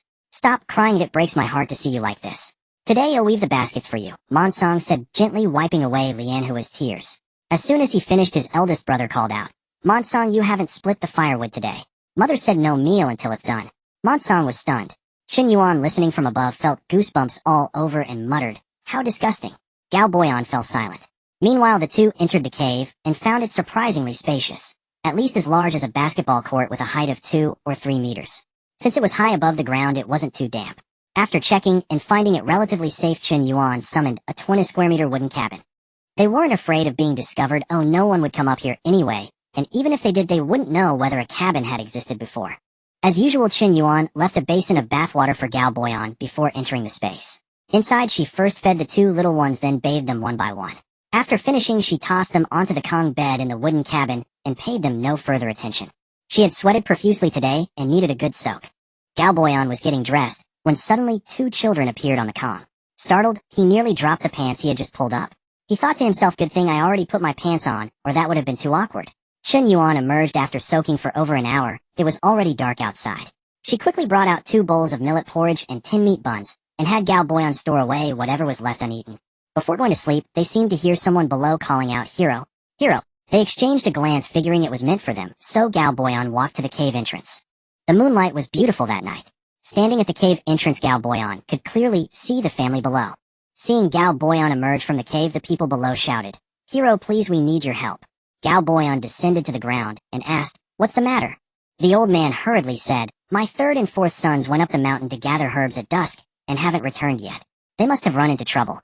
I thought since you are a man of great skill, I might be bold enough to ask you to accompany my eldest and 2nd sons to look for them. Gao Boyan pondered briefly and agreed. Very well, let me inform my family first. The old man nodded, of course. In truth, Chen Yuan had already overheard. When Gao Boyan came back up, she only reminded him to wear more clothes against the night chill, and to be careful, then watched him leave. Once Gao Boyan left with the eldest and 2nd sons below, the old woman began to scold again. What sin have our family committed to deserve a cursed jinx like you? All you do day in and day out is cry and play the victim. You can't even cook a meal, you can't do any work, and you can't even raise a child properly. Even a dog would be better than you. Seeing Lianhua about to cry again, she snapped. What feeling wronged? Save your crocodile tears, no one's buying your act here. Still not satisfied, she continued. You're worse than a beast. At least a beast knows to protect its young. But you let your own 3-year-old son wield a knife to split bamboo strips. You vicious woman, why don't you just laze yourself to death? Let me tell you, if anything happens to 3rd son today, neither you nor 4th son will get off easy. The cursing and shouting went on for a while. Chen Yuan finally pieced together what had happened. Lianhua had been lazy and made her 3-year-old child split bamboo. The child was crying incessantly from pain while the adults were shouting and cursing, a lively commotion. Seeing her own 2 little ones sleeping soundly, Chen Yuan found herself wide awake. She got up, found some hemostatic medicine, and took it down below. Chen Yuan stood at the cave entrance and called out, is anyone there? Could someone come out? The old man walked to the entrance and said, it's the female hero. What is it? Oh, the male hero and my 2 sons haven't returned yet. I'm not here for him, Chen Yuan said, producing the medicine. This is a hemostatic for external use. Apply it to the child's wound first. This one is for reducing fever and inflammation. Brew it, and take it orally in case the child develops a fever tonight. Thank you, female hero. I don't know what to say. When my sons return, we will surely repay your family's kindness. The old man said, tears of gratitude welling in his eyes. No need for repayment. As long as the child recovers, he'll be at ease. Chen Yuan waved dismissively. We must repay your great kindness, the old man insisted. We'll talk about it later. The priority is to tend to the child. He'll go back now. Alright, take care, he said, then hurried back into the cave X.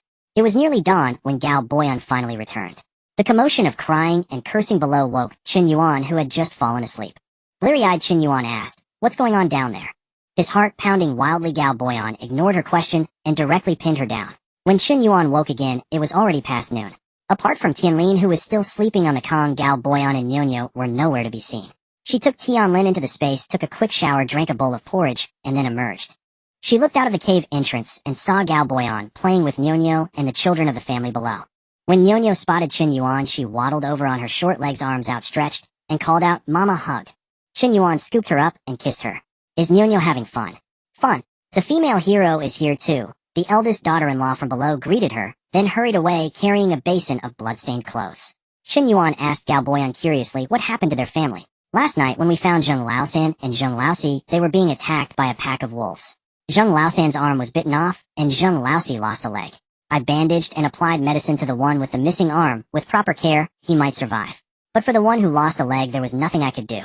Chen Yuan then told him what had happened after they left. Gao Boyan simply sighed. Truly a bad wife ruins 3 generations. At that moment the old man emerged with a wooden box, his face etched with worry. Upon seeing the two he hurried over and said, "Thank you both for your help. This is a small token of my gratitude. I hope you won't think little of it." As he spoke he opened the box, revealing a scant few taels of silver scattered inside. Chen Yuan quickly pushed the box back. "There's no need. We didn't help you for any reward. I know this isn't much, but it's everything we have. I'd have liked to invite you for a meal, but out here in the wilderness there's nothing to offer, so I won't make a fool of myself." Gao Boyan advised, "Uncle, don't fuss over this. Your family has the wounded to care for, and needs the money. Take it back for emergencies. Just don't refuse us if we ever need your family's help in the future." "How could we ever refuse? It's just that my conscience won't rest easy." "Then have your grandson spend more time playing with my daughter. As the lady says, watching over the children is no." Looking up at the darkening sky, Chen Yuan remarked, "It's getting dark again." Gao Boyan gave her a meaningful glance. Chen Yuan, pervert. The wooden door closed, marking the end of another day.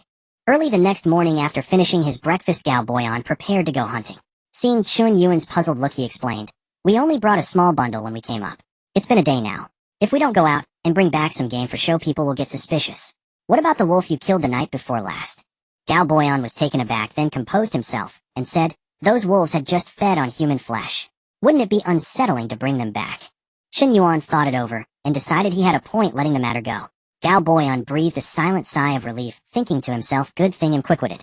If ID said I was too busy saving people that night to remember, she'd probably have laughed at me. "Then be careful out there, and take plenty of cooked food," she said, laying out 20 meat buns, 3 bowls of pork rib noodles, 3 bowls of chicken soup noodles, 3 bowls of millet porridge, 3 bowls of hot ginger tea, and 10 bamboo tubes of warm milk. Gao Boyan said, "That's more than enough. They'll be back by dusk at the latest, and I still have plenty stored in my space. Take it all anyway. By the way, do you have enough water? Bring out the vat, and I'll fill it for you. I haven't even used it yet."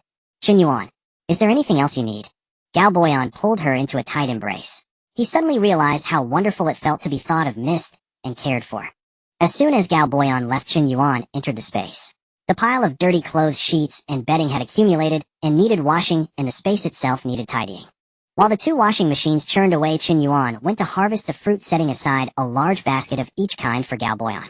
She did the same for the vegetables while the grain was all stored away. She glanced over at Nyonyo, who was squatting on the grass pulling weeds. Within a 20-centimeter radius of her, the ground had been picked clean. What a little terror. Chen Yuan couldn't fuss over her right now. She hung up the washed clothes and loaded another batch of dirty ones. A day in the life of a homemaker was busy and fulfilling, yet fleeting. Before she knew it, the sky had darkened again. Leaving the space, she saw that Gao Boyan still hadn't returned. Worry crept into her heart. She paced back and forth to the cave entrance several times, but there was no sign of him. Unknowingly, she drifted off to sleep. She was awakened by Tianlin's cries. After feeding him, she saw that Gao Boyan still wasn't back, and true panic set in. Knowing his character, he wouldn't stay away without a reason unless something had held him up. Whatever could detain him must be serious. Chen Yuan abandoned any thought of sleep. She gathered the 2 little ones' house and all into the space, and left a note for Gao Boyan saying she had gone to look for him. If he returned, he should wait for her there. Fortunately, Gao Boyan had mentioned he was heading east to the uninhabited area where game could be found. So Chen Yuan dashed out of the cave and ran eastward, scanning as she went. When her teleportation was exhausted, she continued on foot, searching for him. It wasn't until nearly dawn that she scanned an unusual spot. A section of the mountain was missing, leaving a concave indentation as if it had somehow she felt certain this was connected to Gao Boyan. She scanned with her spiritual sense, but found no trace of him. However, she unexpectedly discovered an ancient tomb. With no other leads to find Gao Boyan, Chen Yuan had to take a leap of faith and steeled herself to enter the tomb. She needed to wait a while for her teleportation to recover. In the meantime, she searched the surrounding area for an entrance. After circling the area, she found nothing. The only entrance had likely been sealed. After more than an hour, she teleported directly into the tomb. She had a searchlight on her head pointing backward, and a powerful flashlight strapped to her waist shining forward, using the light to bolster her courage. The dread of the ancient tomb was impossible to suppress, even with her abilities and space. Chen Yuan followed the tomb's passage, scanning as she went. After half an hour, she finally picked up a signal. Gao Boyan was indeed below. At that moment, Gao Boyan was wedged in a narrow crevice with a giant python, keeping a menacing watch outside. It couldn't get in, and he couldn't get out. The creature was like it was clad in armor impervious to blades and spears. Gao Boyan had exhausted his inner energy, only managing to inflict a few wounds on it, which only enraged it further. Gao Boyan had been hiding for a long time, thinking that it must be dark outside by now, and that Chen Yuan would be worried. Just then he thought he saw a faint light in the distance. He wasn't mistaken, it was light. It grew closer and brighter. Looking more carefully, he saw Chen Yuan standing in the light walking towards him. She looked like Guanyin Bodhisattva, radiating a divine glow, illuminating the darkness, and warming his heart. Years later, the memory of that moment would still heal Gao Boyan's heart. The giant serpent sensed the presence of another human. It turned its head, and the intense light shone directly into its eyes. Agitated, it became even more enraged, and lashed its tail towards her. "Hey Yuan, watch out." Gao Boyan rushed out in a panic. His inner energy had mostly recovered. Seeing the serpent focused entirely on Chen Yuan, he thrust a long spear towards its eye. The serpent was caught off guard and struck directly in the eye. Blinded with pain, it thrashed about wildly, smashing everything in its path. Gao Boyan seized the opportunity to reach Chen Yuan. "Take this. When you get a chance, pull this pin and throw it into its mouth," Chen Yuan said, demonstrating for Gao Boyan. Seeing the doubt on his face, she explained, "This is a powerful explosive. It'll blow its belly to pieces." With that, the two of them worked together amidst the serpent's chaotic rampage, one drawing its attention while the other prepared the bomb. Finally, as Gao Boyan tossed the bomb into the serpent's mouth, he shouted, "Hey Yuan, get down." A dull thud followed, and the giant serpent's internal organs were obliterated. It was thoroughly dead. At that moment, the entire tomb chamber shook violently, stones raining down from above, clearly collateral damage from the earlier explosion. With a heavy thud, a massive boulder crashed down, blocking more than half of the passage they had entered through. "This place is collapsing. We need to leave now," Gao Boyan shouted, grabbing Chen Yuan by the hand and darting towards the opposite side of the chamber. They ran for what felt like an eternity, only stopping when they burst into a separate, seemingly stable tomb chamber. "How did you find me here?" Gao Boyan asked, pulling Chen Yuan into a tight embrace. Chen Yuan's voice was laced with reproach. "You said you'd be back by dusk, but I waited half the night, and you never showed. If I hadn't come looking for you, you'd be snake fodder by now." Gao Boyan was filled with remorse. "I'm so sorry, it's all my fault for making you worry. I never expected to fall into this pit. It's all that damned monkey's fault. If I ever get my hands on it, I'll skin it alive." He then recounted the tale of how he had tumbled into the tomb. It turned out that the previous day Gao Boyan had hunted 2 wild boars, 4 rabbits, and 3 pheasants. He was heading back when a wild monkey started taunting him from the roadside. At first, the monkey just made faces trying to provoke him. When that failed, it began hurling stones. Seeing Gao Boyan dodge effortlessly only infuriated the creature, and it resorted to its ultimate trick. Using its incredible agility, the monkey darted and scratched Gao Boyan and then bolted. It repeated this taunt several times, finally igniting Gao Boyan's anger. He gave chase, attacking as he ran. The chase led them to the edge of the ancient tomb, where the monkey stopped, stuck out its tongue, and chattered mockingly. Gao Boyan, channeling all his inner energy into his palm, unleashed a powerful blast. To his surprise, the ground was not solid, and it gave way, instantly collapsing and burying him in the tomb passage below. With the entrance sealed, Gao Boyan had no choice but to search for another way out. It was then that he stumbled into the empty chamber and encountered the giant serpent. As he spoke, a sudden realization dawned on him. "Now that I think about it, that monkey did it on purpose. It deliberately provoked me, luring me into this tomb to be the snake's meal. Damn it. Has that monkey become some kind of spirit?" Chen Yuan nodded in agreement. "Very likely. The monkey and the snake were in cahoots, deliberately tricking people in here to feed it. It seems this wasn't the first time. At least the serpent is dead now. Consider it a service to the community." She produced 2 chairs and said, "Sit down, I'll apply some medicine to your wounds. No need, it's just a scratch. It'll heal in a couple of days." Chen Yuan insisted, "You must apply the medicine. Otherwise people might think I was the one who scratched you." Gao Boyan was speechless. After the medicine was applied, the two finally began to survey their surroundings. The large chamber was empty except for a single coffin placed in the very center. There were no other exits besides the door they had entered through. The emptiness felt unsettling. Chen Yuan watched as Gao Boyan circled the coffin once before stopping on the left side. His hand seemed to turn something, and a grinding sound of stone on stone filled the air. She turned to see a stone door on the left wall sliding open. "I didn't know you had such skills," Chen Yuan said admiringly. "My adoptive father taught me about mechanisms found in tombs. They're mostly the same in principle," he replied. "Your adoptive father must have been a remarkable man." They walked through the stone door together. Once inside, Chen Yuan retrieved a wooden stick from her spatial storage and wedged it under the stone door to prevent it from closing. Gao Boyan gave her a thumbs up and Chen Yuan walked in with a proud chest out, stride, though internally, she was terrified. She had seen too many horror movies in her past life where the door would slam shut the moment someone entered. As soon as she stepped in, Chen Yuan's eyes were dazzled. Gleaming gold, shining silver, sparkling jewels of every color, pearls, agate, jade ornaments. It had everything one could imagine. It looked like a royal treasury. Who was buried here to warrant such a lavish burial? And was that serpent originally here to guard these treasures, or did it just move in later? She wondered aloud. Amidst the pile of treasures, Chen Yuan spotted a small box. Her heart began to race. It was identical to the box her grandfather, Old Master Lin, used to store his spatial ring. With a mix of trepidation and hope, she opened the box. A black gold ring lay quietly inside. A wild thought crossed her mind. Could this be the Lin family's ring somehow transported into this tomb? The thought startled her. She quickly used her spiritual sense to check the drawer of her vanity in her spatial storage. Seeing the ring still there, she breathed a sigh, but the mystery deepened. Was she opening this world the wrong way? Or was this actually an era of cultivation? Seeing Chen Yuan staring blankly at the black gold ring, Gao Boyan asked with concern, "What's wrong? Are you feeling unwell?" Chen Yuan shared with him the story of the ring and her thoughts. Gao Boyan pondered for a moment. "That's not strange. My adoptive father once told me that a few hundred years ago there was a sect that knew immortal arts. For unknown reasons they vanished, and no one knows where they went. He said this spatial pouch of mine came from that sect. Could your adoptive father have been from that sect?" "I don't know. I only know he was an orphan. I'm not sure where he came from. He only settled in Shu later on." Chen Yuan picked up the ring and probed it with her spiritual sense. It was empty inside, but the space was vast, far larger than Gao Boyan's current spatial pouch. Chen Yuan handed the ring to Gao Boyan. "Use this. It's much more convenient than your pouch. And with it on your finger, you don't have to worry about it being stolen." Gao Boyan considered this, then put it on, dripped a drop of blood onto it to bind it, and went back to the outer chamber. He transferred everything from his spatial pouch into the ring's space. Seeing the contents of Gao Boyan's pouch, Chen Yuan understood immediately.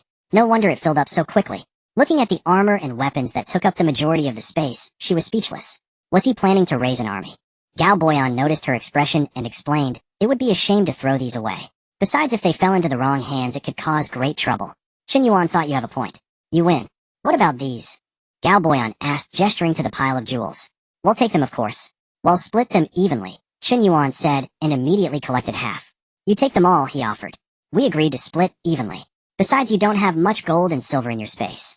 Seeing her insistence, Gao Boyan reluctantly stored his share. Looking at the now empty secret chamber, the two began searching for a way out.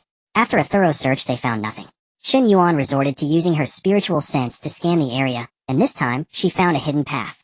On the eastern wall of the secret chamber, there was a deep crack, its opening sealed with rubble and earth, its color blending so seamlessly with the wall that it was nearly imperceptible at a glance. The two of them produced pickaxes, and with rhythmic strikes chiseled the crack open. Gao Boyan took the lead while Chen Ying brought up the rear, venturing one after the other into the depths of the fissure. After about 2 hours, the far end of the crack opened into a stone cavern. An underground river flowed through it, the air damp and heavy with moisture. On the wall across from the fissure, a faint glimmer of light seeped through as if from a window. Whether it was an illusion or not, they seemed to hear the clamor of human voices. Both knew they had found the right place. Clambering up to the window, they discovered that beyond it lay another cavern, its walls lined with blazing torches. No wonder the window had emitted such a glow. The group within seemed to be packing up, preparing to depart. Many of them clutched bulky bundles, and holding torches aloft, they slowly filed. They must be villagers who took shelter from the rain. "Well, wait until they've all left before we make our move," Gao Boyan suggested. Chen Ying nodded in agreement. Only when the last few had departed did the two descend into the outer cavern. The stench within was overwhelming. Enduring such an environment for days was a feat in itself. Chen Ying covered her mouth and hurried out of the cave. The air outside was finally fresh. It was high noon, and the sun blazed down upon the earth. "Why has it suddenly become so hot?" Chen Ying complained, producing 2 straw hats and handing one to Gao Boyan. "It's already the 6th month. If not for the recent rains, it would have been hot long before now. Still, this weather is indeed unusual. But who can control the heavens? The villagers have all descended the mountain. Oh, let us be on our way as well." With that, he took Chen Ying's hand and headed down the mountain path. They had walked less than a quarter of an hour when they discovered the collapsed entrance to the ancient tomb. Could it really be this close? They had walked for over 2 hours through the caverns. The number of villagers around them had noticeably increased, all hurrying home with their families and belongings. The two of them, in contrast, seemed almost incongruously leisurely. "Young folks, are you heading down the mountain too? Which village are you from?" An elderly man with free hands fell into step beside them. Unlike the others behind him, burdened with baskets, bundles, or carrying poles, even a child of 4 or 5 lugging a pack, he strolled along with an air of ease. "We're just passing through visiting relatives," Gao Boyan replied. "No wonder I haven't seen you around. Where are you headed?" The old man was clearly bored and eager for gossip, but Chen Ying had no desire to engage him. Gao Boyan, growing impatient as well, offered a curt reply. "Yuzhou. Yuzhou. Oh, you mustn't go there. I've heard they're at war conscripting every able-bodied man. There's hardly a young person left, only the old, weak women and children. Going there would be like walking into a slaughterhouse. At war. Galboyan couldn't help but ask. It started before we came up the mountain. I heard it's against the capital. The Prince of Yuzhou even came to our Prince of Qingping to borrow troops. Did Qingping lend troops? Galboyan was most curious. How could he? Our prince loves his people like his own children, the old man said with a hint of pride. Galboyan, however, thought differently. The Prince of Qingping's refusal to lend troops was likely born of a grudge. The Prince of Qingping was a nephew of the late emperor, and also a nephew of the Prince of Yuzhou. His father had been at odds with the Prince of Yuzhou since childhood, their enmity once escalating to the brink of open conflict. All that talk of driving out the rebels and restoring the Ning dynasty was pure nonsense, merely a pretext for seizing the throne for himself. There was also the Prince of Ruzhou, whose claim was far more legitimate. It would never be his turn. Not lending troops was one thing, not kicking a man while he's down was only out of respect for the shared surname. Besides, to the west of Qingping Prefecture lay the covetous Nanzhao Kingdom. Lending troops at such a time would be inviting an opportunistic invasion. The two of them listened to the old man's endless praise of his prince all the way down the mountain. Uncle, what village is this? Galboyan asked. Honyo village. Thank you. Galboyan clasped his hands in a bow and took his leave. The old man was left speechless. Once they were far from the crowd, Chen Ying released Nyonyo from the spatial realm. The child was already sobbing, uncontrollably wailing through her tears. Mama. Wah. Hold me. Scared. Wah. Galboyan observed her for a long moment before speaking. It seems we can't keep Nyonyo in the space anymore. She gets frightened, and she's old enough now to have a loose tongue. If she accidentally reveals the space, we'd be in trouble.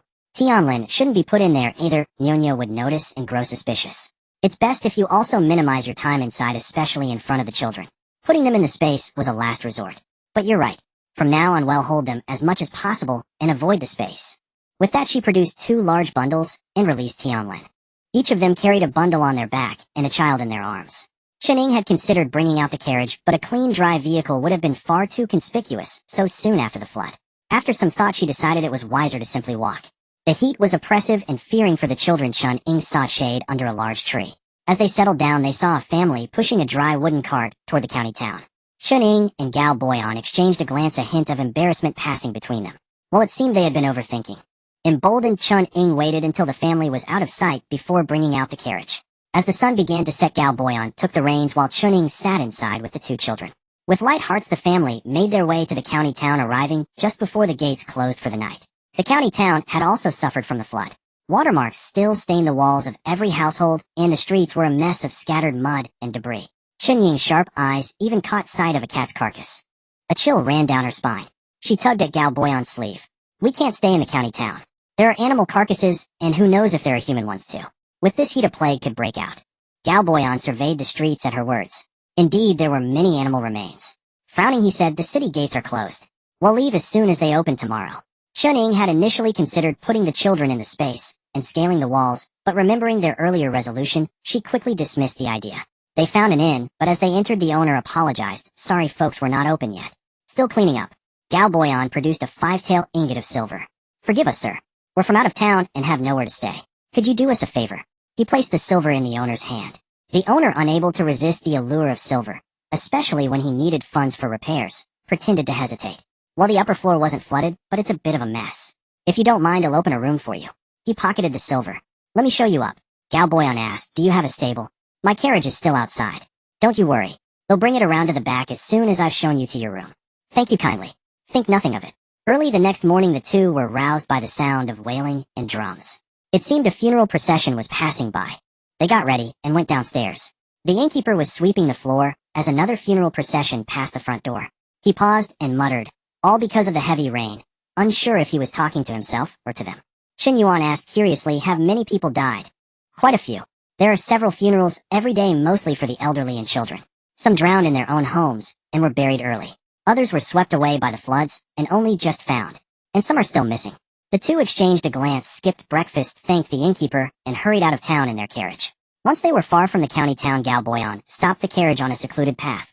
He fed Tianlin some milk, while Chen Yuan and Nyonyo ate them. After Chen Yuan finished eating, Galboyan took his turn to eat, and Chen Yuan went to feed the horse.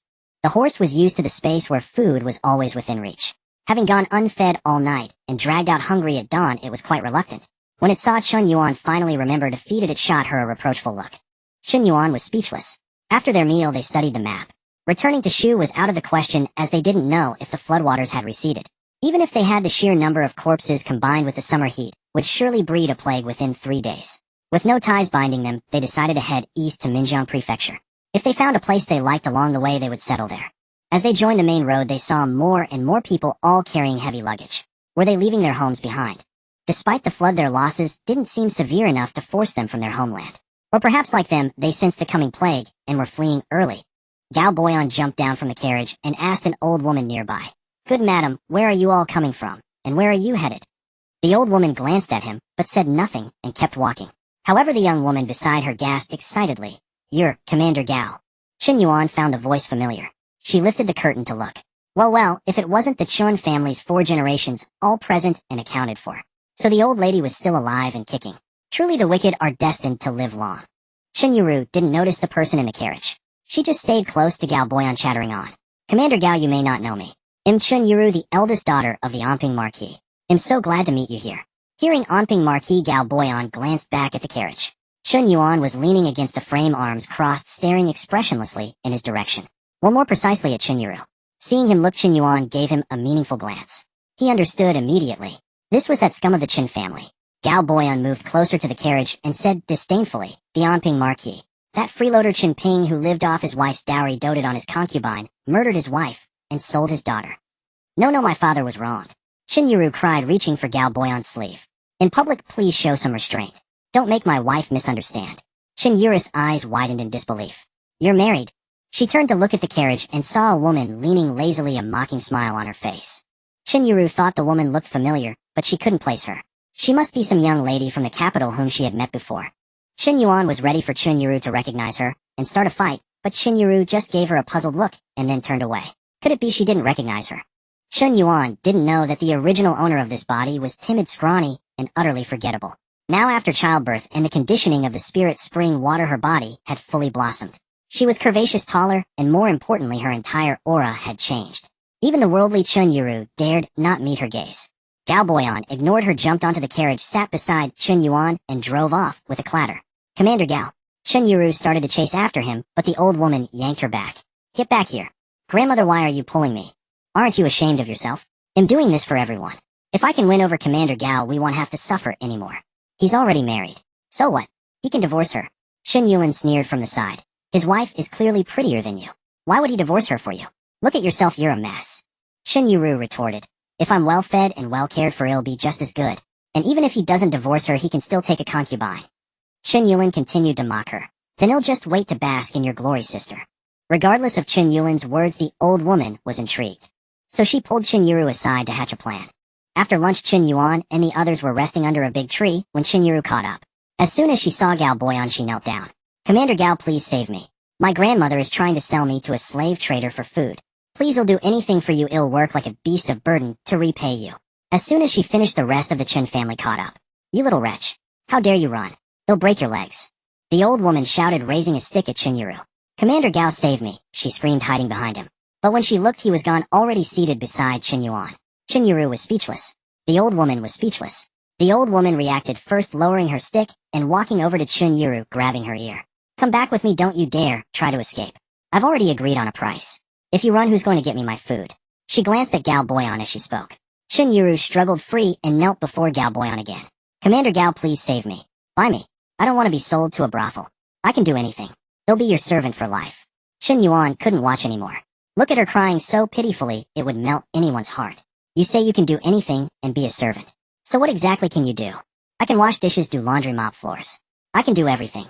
To be honest, since Chun Ping and Lady Lu had been brought to justice, Chen Yuan had no intention of pursuing the rest of the family. For some, being forced to live a life of poverty and shame for the rest of their days was punishment enough. But since Chen Yuru insisted on putting on a show for her, she'd play along. "So you're saying you can actually replace the horse to pull the cart or the ox to plow the fields?" Chen Yuru's heart skipped a beat, and she was at a loss for words. It was the old woman who reacted. "Even if my granddaughter is sold to a brothel, she's still a human being, even if a lowly one. How can you be so cruel as to treat her like an animal? Wasn't that her own offer?" "Wah!" Chen Yuru started crying in tandem with the old woman. She thought, with a wife so vicious and a girl so pitiful, surely Commander Gao will speak up for me now. People nearby began pointing at Chen Yuan, and Chen Yuru cried, even more pitiably. "I was just joking. I have a horse, and I don't need your granddaughter to pull a cart. And I don't have any fields, so I don't need her to be an ox. But seriously, I have enough maids for laundry and cleaning. What we need now is a carriage driver. Can you drive a carriage? We also need a cook. Can you prepare an imperial banquet? Chen Yuan was speechless. What can't do anything? So you were hoping to become the lady of the house. Should I just step aside for you? Don't be angry, madam, Gao Boyan chimed in. A woman of such low character isn't even fit to empty our chamber pots. Don't ruin your health over her. Chen Yuan flushed with humiliation at his words, yet still sobbed. I'm wrong, Commander Gao. I truly never thought such a thing. I simply had no other way to survive, and hoped you might buy me. Fine then, since there's no way out for me, let me just die. With that she made to dash toward the large tree behind them, but was restrained by two stout women. How can you all be so heartless watching this girl seek death, right before your eyes? What harm would it do for you to spare a bit of grain to buy her? It's not like you're short on supplies. Chen Yuan shot her a sardonic look. Auntie, you look so well-fed yourself, I doubt your household lacks for a few measures of grain either. Why don't you buy her? She can work like an ox or a horse, and she might even warm Uncle's bed at night. You cursed little wretch. Get back here. What business is it of yours? Always sticking your nose into everything. Husband, they're too cruel. The poor girl is so pitiful. Shut your mouth. If you keep blabbering, I'll divorce you, and buy her as my second wife. The auntie seemed to have her throat suddenly gripped, unable to utter another word. She no longer found Chen Yuan pitiable, and rising she followed her husband away. Seeing no one left to speak for her, Chen Yuan wailed. I truly didn't think that way. Madam, you've wronged me. Dare you swear to heaven? Swear that you hold no improper thoughts toward my man. If you're lying, may you be plagued by endless foul farts. Chen Yuan was speechless. The onlookers were speechless. It was the first time any of them had heard of using flatulence as a curse. Truly unheard of. Chen Yuan thought to herself, whether I fart or not is entirely up to me. Holding one in is hardly a challenge. Fine, I swear. I truly hold no improper thoughts toward Commander Gao. If I do, may I fart endlessly. No sooner had the words left her mouth than she let out a long, lingering, and utterly foul fart. The onlookers recoiled. So foul. It stinks to high heaven. The girl looked so clean, but her farts could choke a horse. Chen Yuan's face flushed crimson with embarrassment. It's not what you think. I just have an upset stomach. It's pure coincidence. No sooner had she spoken than she let out another one. Quick, let's go. It stinks. Liar. A young man cursed, pinching his nose as he fled. Upset stomach. You said your family had no food left. What did you eat to upset your stomach, you stinking liar? An older woman said, pinching her nose and running off as well. I didn't. It wasn't me. Chen Yuan kept protesting while continuing to emit foul farts. The people around her could no longer stand it, covering their noses and cursing as they scattered. Damn, that's putrid. Did you shit yourself? Did you eat shit to get an upset stomach? It smells that bad. Nuno burst into tears, crying, stinky. Chen Yuan was mortified. This was a case of cutting off one's nose despite one's face. Hurting herself while trying to harm the enemy. She hurriedly scooped up Nuno and ran off. Gao Boyan quickly followed with the carriage. Inside, little Tianlin was staring wide-eyed at the carriage roof, unsure whether he had been awakened by the stench or jostled awake by the ride. The four members of the Chen family were left alone, standing bewildered amidst the lingering stench. Only after they had run a good distance away did Chen Yuan get into the carriage with Nuno. Seeing Tianlin staring with wide, aggrieved eyes on the verge of tears, she felt a pang of guilt. She had completely forgotten about him, leaving him to be suffocated by that noxious air. An elderly man nearby struck up a conversation with Gao Boyan. Sorry about earlier, young man. We misjudged you. That girl seemed honest enough, but who'd have thought she had such a scheming heart? Gao Boyan waved his hand, dismissively unconcerned. Old sir, where are you folks from? Chao County in Yuzhou. Yuzhou. And where are you headed? Minjiang. We heard there's no war there, and no drought or floods either. I see many of you seem to know each other. Are you all together? Yes, we're all from the same village, or neighboring ones. A man away from home is easily looked down upon. Traveling together keeps us united, so we won't be bullied by outsiders. That's wise. But the war hasn't reached Yuzhou itself. Why are you? The war may not be there, but the people of Yuzhou can't survive. It's not just conscription. Even the taxes have been raised by 30%.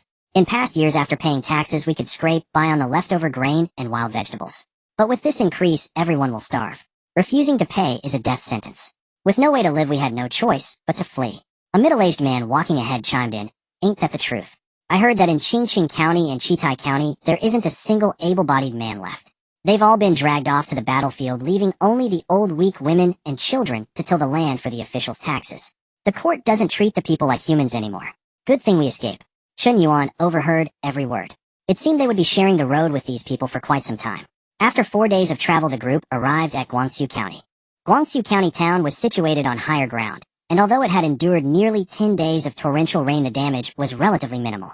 Unsurprisingly, the entire group was stopped outside the city gates. Chen Yuan and her companions had grain and a cart, so they were not worried. It was the genuine refugees who were on the brink of despair. They had fled all the way from Yuzhou with limited provisions. When they reached Lanlin County, they were caught in the heavy rain and had taken refuge in the mountains with the locals for nearly 10 days, nearly exhausting their food. By the time the floodwaters reseeded, Lanlin County was also in dire straits with no grain to be had. Furthermore, they needed to replenish their supplies of oil, salt, vinegar, needles, and thread, all the essentials of daily life. They had hoped to buy these in Guangzhou County, only to find the city gates barred to them. Chen Yuan noticed the rising agitation in the crowd and sensed trouble brewing. She was about to tell Gao Boyan to get the carriage moving when a sudden commotion among the rioters threw everything into chaos. Let's all charge in together. If they want, give us a way to live, we'll make our own. Yeah, there's strength in numbers. We'll break in and get the grain we need to survive. We want to live. Charge. We want grain. We want to live. Pandemonium erupted. Chen Yuan and Gao Boyan each grabbed a child and swiftly slipped away from the mob, abandoning the carriage entirely.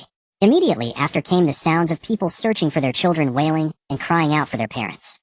Once the two had distanced themselves from the crowd, they saw a group of people using a large tree trunk apparently sourced from somewhere to ram the city gates. The county clearly had minimal military presence. Only a few men who looked like yamen runners loosed a sparse volley of arrows, none hitting their marks. This only further enraged the mob, who began ramming the gates with even greater force. Before long, the city gates were battered open and the refugees surged toward them in a frantic swarm, each one terrified of being too slow to claim their share of the spoils. When the crowd dispersed, only those trampled underfoot and those weeping for their lost families remained, crying where they stood. Their carriage was gone, as well, whether spooked into bolting or stolen by some opportunistic hand she could not tell. Chen Yuan did not need to see the scene within the city walls to imagine the chaos unfolding there. Gao Boyan suddenly grasped the gravity of the situation. We must hurry. Before word reaches the next town, we need to get there ahead of it. His warning jolted Chen Yuan into awareness of the severity. This crisis could only end in one of two ways. Either the refugees would devolve into full-blown rioters, even bandits, and ultimately be crushed by imperial forces. The second possibility was that the court would do nothing, or simply lack the means to intervene, leaving the local populace to suffer under the refugees' depredations until they too were driven from their homes, becoming refugees themselves. Neither outcome was one they wished to witness, yet both were beyond their power to prevent. All they could do was protect themselves and the children. They bypassed the city entirely, heading east onto the main road. Finding the way deserted, Chen Yuan produced another carriage from her storage, grateful she still had a horse at her disposal. Otherwise they would have been forced to travel on foot. They paused only for meals, never daring to rest. With the lesson of Linwu village fresh in their minds, they slept in the wilds at night. After 2 days of relentless travel, they finally reached the next county town. Chen Yuan's body ached as if it had been torn apart. Nyonya had been jolted into tears more than once, forcing Chen Yuan to hold her close. She had stashed Tianlin in her spatial realm, otherwise they would never have made it this far. The people of Jiqing County lived in peace and contentment, a picture of serenity. Yet Chen Yuan knew that before long this city too would be sealed shut. As it happened, when they arrived at Jiqing, an official courier from Guangzhou had entered the city alongside them. Chen Yuan and her companions followed him, watching as he disappeared into the county magistrate's office. Moments later, he emerged on a fresh horse and galloped out through the eastern gate toward the prefectural capital, no doubt to summon reinforcements. Sure enough, within an hour notices were plastered across every street and alley of Jiqing. The gist was this: refugees had ransacked and looted Guangzhou County, and they would soon descend upon Jiqing. The populace was urged to remain vigilant and make preparations. The county office would seal the gates at dawn, so anyone wishing to leave or enter should do so promptly. After that, there would be no exceptions. Chen Yuan and her group had no intention of moving on. 2 days of riding had been more than enough for her, as she craved rest. Besides, the county magistrate here seemed reasonably competent, so they decided to stay for a couple of days and figure things out from there. Innkeeper 1, superior room. How many guests? For plus a carriage. Very well, follow me. Boy, take the guest's carriage to the rear courtyard. Having dispatched the attendant, the innkeeper led Chen Yuan and her party upstairs. He opened a door and asked, "This is our finest room, spacious with 2 large beds. Will it suit you?" Chen Yuan stepped inside and surveyed the space. 2 large beds stood against adjacent walls. A round table with 4 stools occupied the center, and a daybed sat beneath the window opposite the door. That was all. This was their best room. At least it was clean and tidy. Chen Yuan decided not to quibble. "It'll do." The innkeeper departed with a smile. And so, except for meals, Chen Yuan barely left her room. Gao Boyan, however, took Nyonyo out for strolls through the streets, returning with an armful of snacks and trinkets. One day Gao Boyan came back lamenting, "A town this size, and you can't even buy a single horse. Sold out completely. Not a one left." Word is several wealthy households have been buying carriages to flee to the prefectural capital. Even the donkeys and mules are gone. I was lucky enough to snag an ox and a cart. Another moment's hesitation, and even those would have been taken. So the notice telling everyone to prepare. It was really telling them to prepare to run. Who can fathom the human heart? I hear several families have already slipped out of the city. But aren't the gates sealed? Gates can't hold back those with money and power. Curse this ruling class. 3 more days passed, and no imperial aid arrived. But the refugees did. Chaos erupted in the streets, and even Chen Yuan, holed up on the 2nd floor, could hear the uproar from where she sat. She moved to the daybed and opened the window. Below, street vendors scrambled to pack up their wares, and head home as shopkeepers were shuttering their doors. Gao Boyan returned carrying Nyonyo.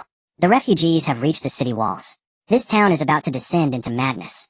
How many are out? The original refugees plus those from Guangzhou County who lost everything to theft and looting. There's a considerable number. But didn't the magistrate make preparations? Surely it won't be that bad. The county office has few guards.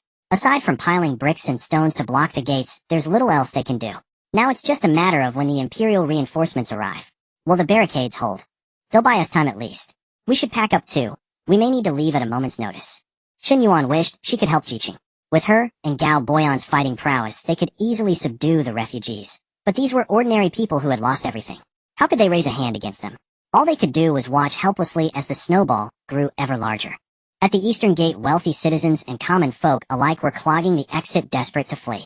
It seemed the townspeople had long prepared for escape, but Chen Yuan couldn't understand why they couldn't unite to fight the enemy together instead.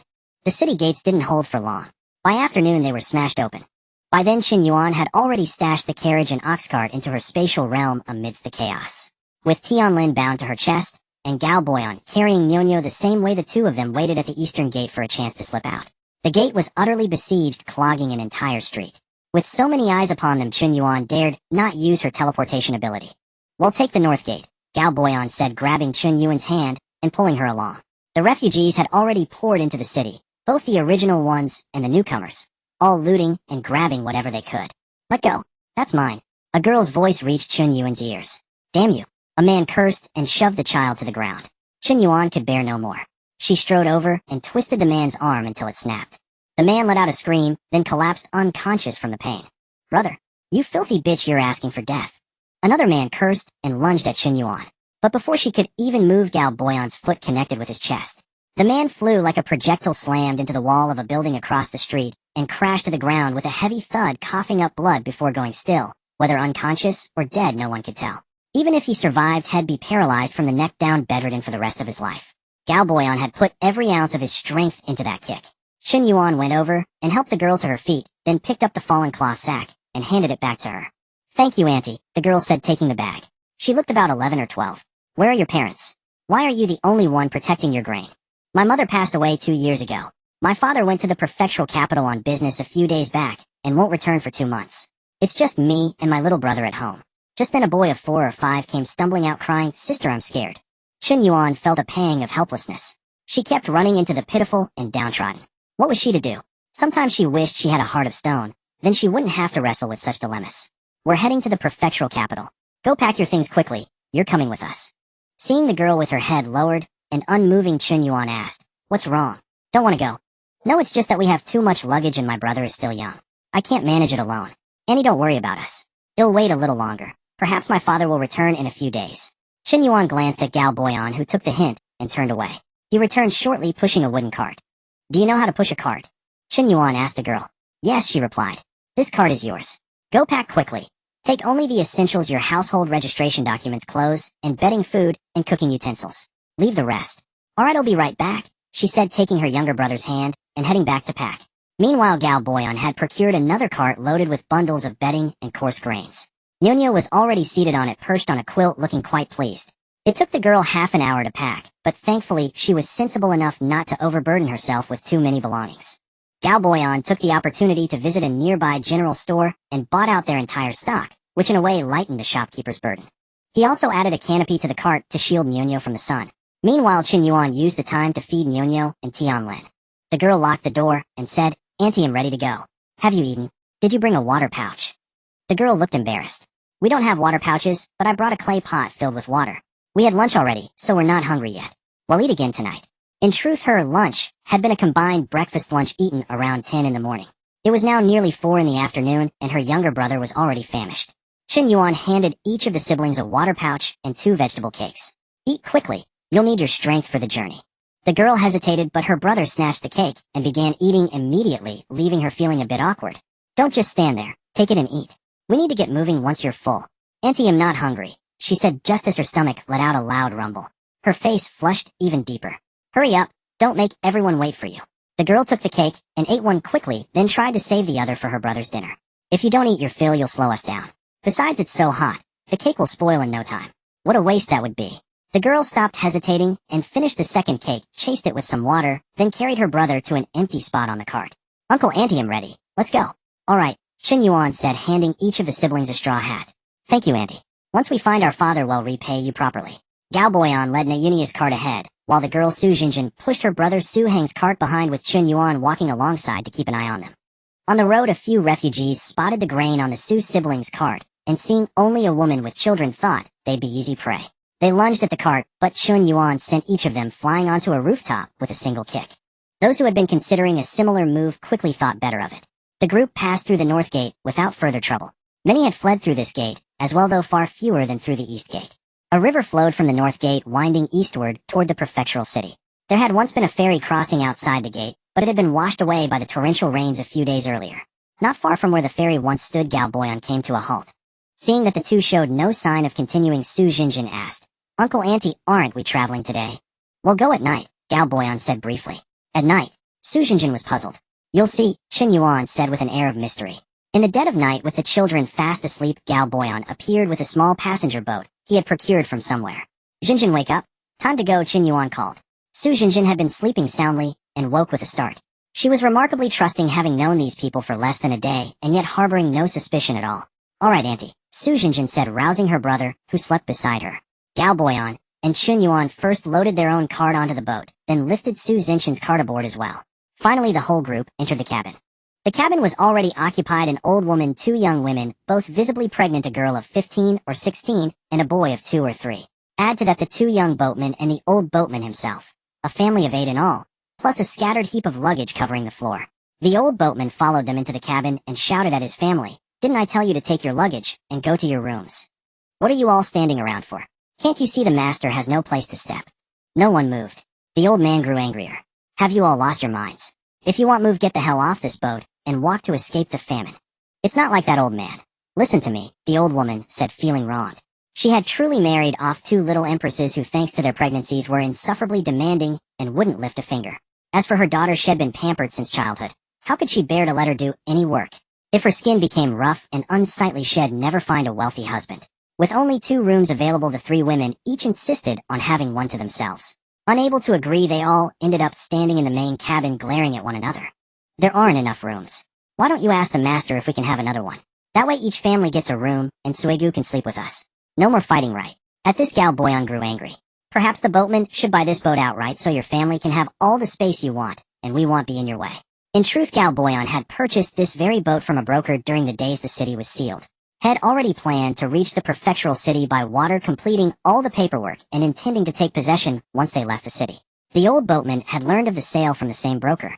Had heard of 4 families who had bought boats, but when he went looking today, the other 3 were long gone. Only his family remained available. The old man's only condition was that his entire family could come along, and Gao Boyan had agreed. Who could have predicted this family would be so troublesome? Seeing Gao Boyan's anger, the old boatman turned and slapped his wife. Any more of your damn nagging, and he'll divorce you. And the rest of you, if you don't want to stay in the Liu family, get the hell out. The master is kind enough to give us 2 rooms. Do you want to fly to heaven? Men in one, women in the other. If you're not satisfied the boat hasn't left yet, get off now. The 2 daughters-in-law, seeing their father-in-law's fury, stopped their sulking and hurriedly dragged their luggage toward the rooms. The old woman recovered and began tidying up as well. Only Lu Tsigu remained gazing at Gao Boyan with a love-struck expression, drool nearly dripping from her chin. He was tall and handsome, with a pleasant voice and an imposing presence. And the boat was his, so he had to be wealthy. Wasn't he the perfect match Shed dreamed of? Chen Yuan shot a contemptuous glance at Lu Tsigu, then asked Gao Boyan, where are we staying? 2nd floor.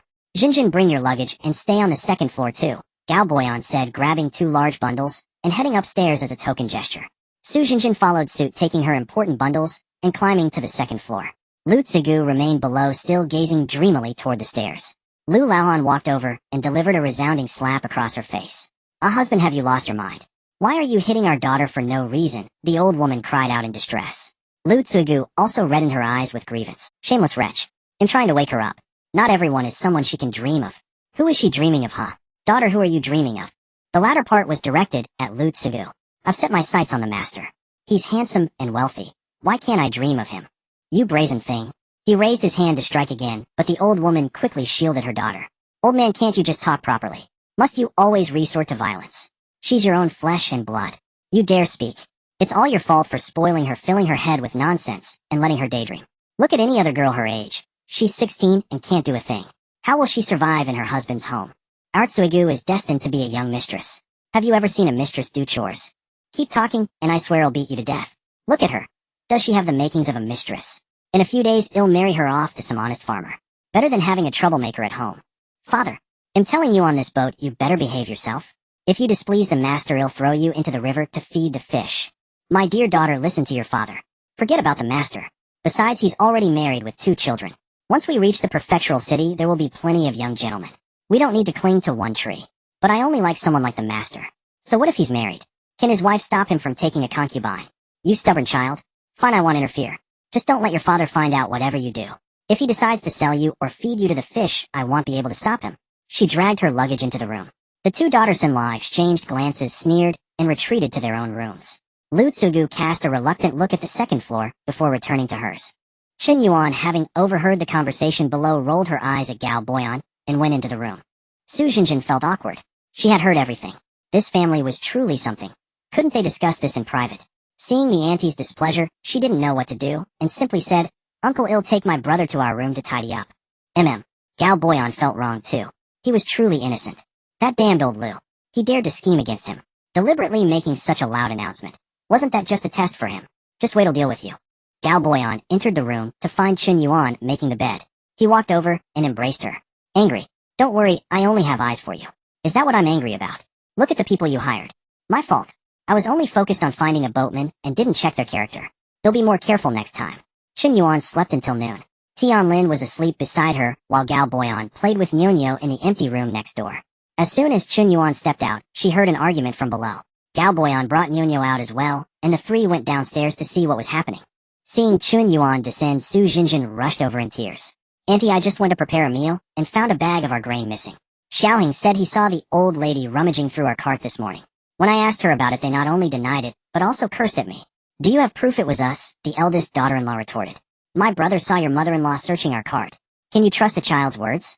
And even if she did go there, she was just cleaning. She cleaned the whole boat this morning. You're just twisting the truth. Su Jinjin sobbed. Alright, stop crying first. What grain did you lose? Chen Yuan comforted her. A small bag of millet, about 5 caddies. It was specially set aside by my father before he left for Xiaheng's porridge.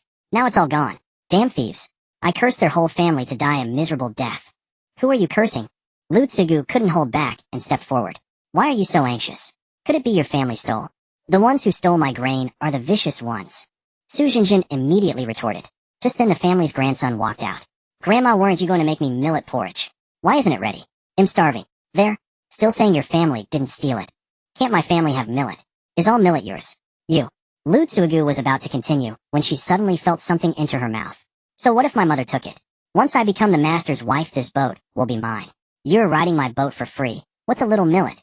Even if I made you work like a slave, you'd have to endure it. The rest of her family was stunned. Huh. So you finally admit it. And you want to be the mistress? Huh. You're not even fit to hold my auntie's shoes. You little wretch. Dare to curse my daughter. He'll tear your mouth apart. The old woman lunged at Su Jinjin, but a sharp smack echoed, and the whole scene fell silent. The old woman spat something out in disbelief, a tooth. She collapsed to the ground wailing. Oh, they're bullying an old woman. Beaten by a younger generation at my age. No justice. The master's wife is a tyrant. Someone help. Heaven above, open your eyes. Old Lu hurried in. Get up this instant. What a disgrace. Old man, you're here. I'm being beaten to death. The master's wife won't let us live, bullying us old and weak. Old Liu's face darkened. What is the meaning of this, master? Chen Yuan countered with a question. Did you know your family stole my niece's grain?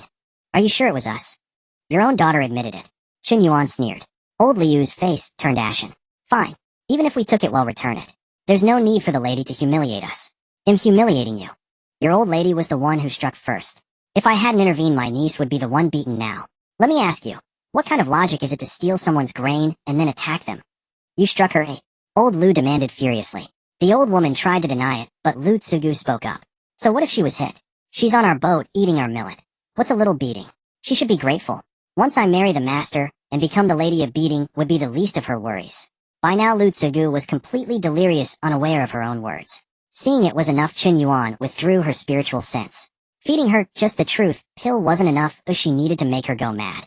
Old Lu, you've raised quite a daughter. Her ambitions are so grand this boat can't contain them. She dares to speak of marrying my husband right in front of me. So shameless. If she were my daughter, I'd have beaten her to death by now. I suggest throwing her into the river to feed the fish, better than disgracing the family. Chen Yuan mocked. Must the lady push things to the extreme? Old Liu's eyes turned vicious. With that look, are you thinking of hitting me too? Master, is this your latest sentiment as well? Old Lu turned to Gao Boyan. Of course. My wife speaks for me. Your family's ambitions are too big for us. We can't use you anymore. Dock the boat. You're dismissed. Very well. Don't blame me for what happens next. Eldest second, aren't you coming in to see the master off? Old man Lu said with a sinister tone. As soon as he spoke, Lu the eldest and Lu the second entered, each holding a wood-chopping knife. Chen Yuan could tell from their demeanor that they had been well prepared. The expressions on the three men's faces suggested this was not the first time they had done such a thing. At their father's command, the two brothers lunged at Gao Boyan.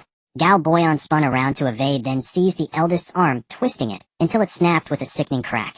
The eldest let out a scream, collapsing to the ground, clutching his arm in agony. Gao Boyan stepped forward and kicked the second brother into the darkness. A moment later, a splash echoed from the water. Seeing the situation turn dire, old man Lu tried to grab Chen Yuan as a hostage, charging at her in a swift stride. Chen Yuan realized the old man was a trained fighter. No wonder he had been so confident. Unfortunately for him, he was up against Chen Yuan. Old man Lu lunged with a fish knife, but before he could reach Chen Yuan, he found his hand frozen in place. Looking down, he saw Chen Yuan's grip locked around his wrist. No matter how much strength he exerted, he couldn't move an inch. Cold sweat dripped down old man Liu's face as he thought to himself, this woman's strength is terrifying. Today, I've met my match. Instinctively, he tried to kick Chen Yuan, but she had already seen through his trick. With a twist, his arm snapped as well. Chen Yuan didn't let go. Holding old man Liu's arm with one hand, she used the other to slap him repeatedly.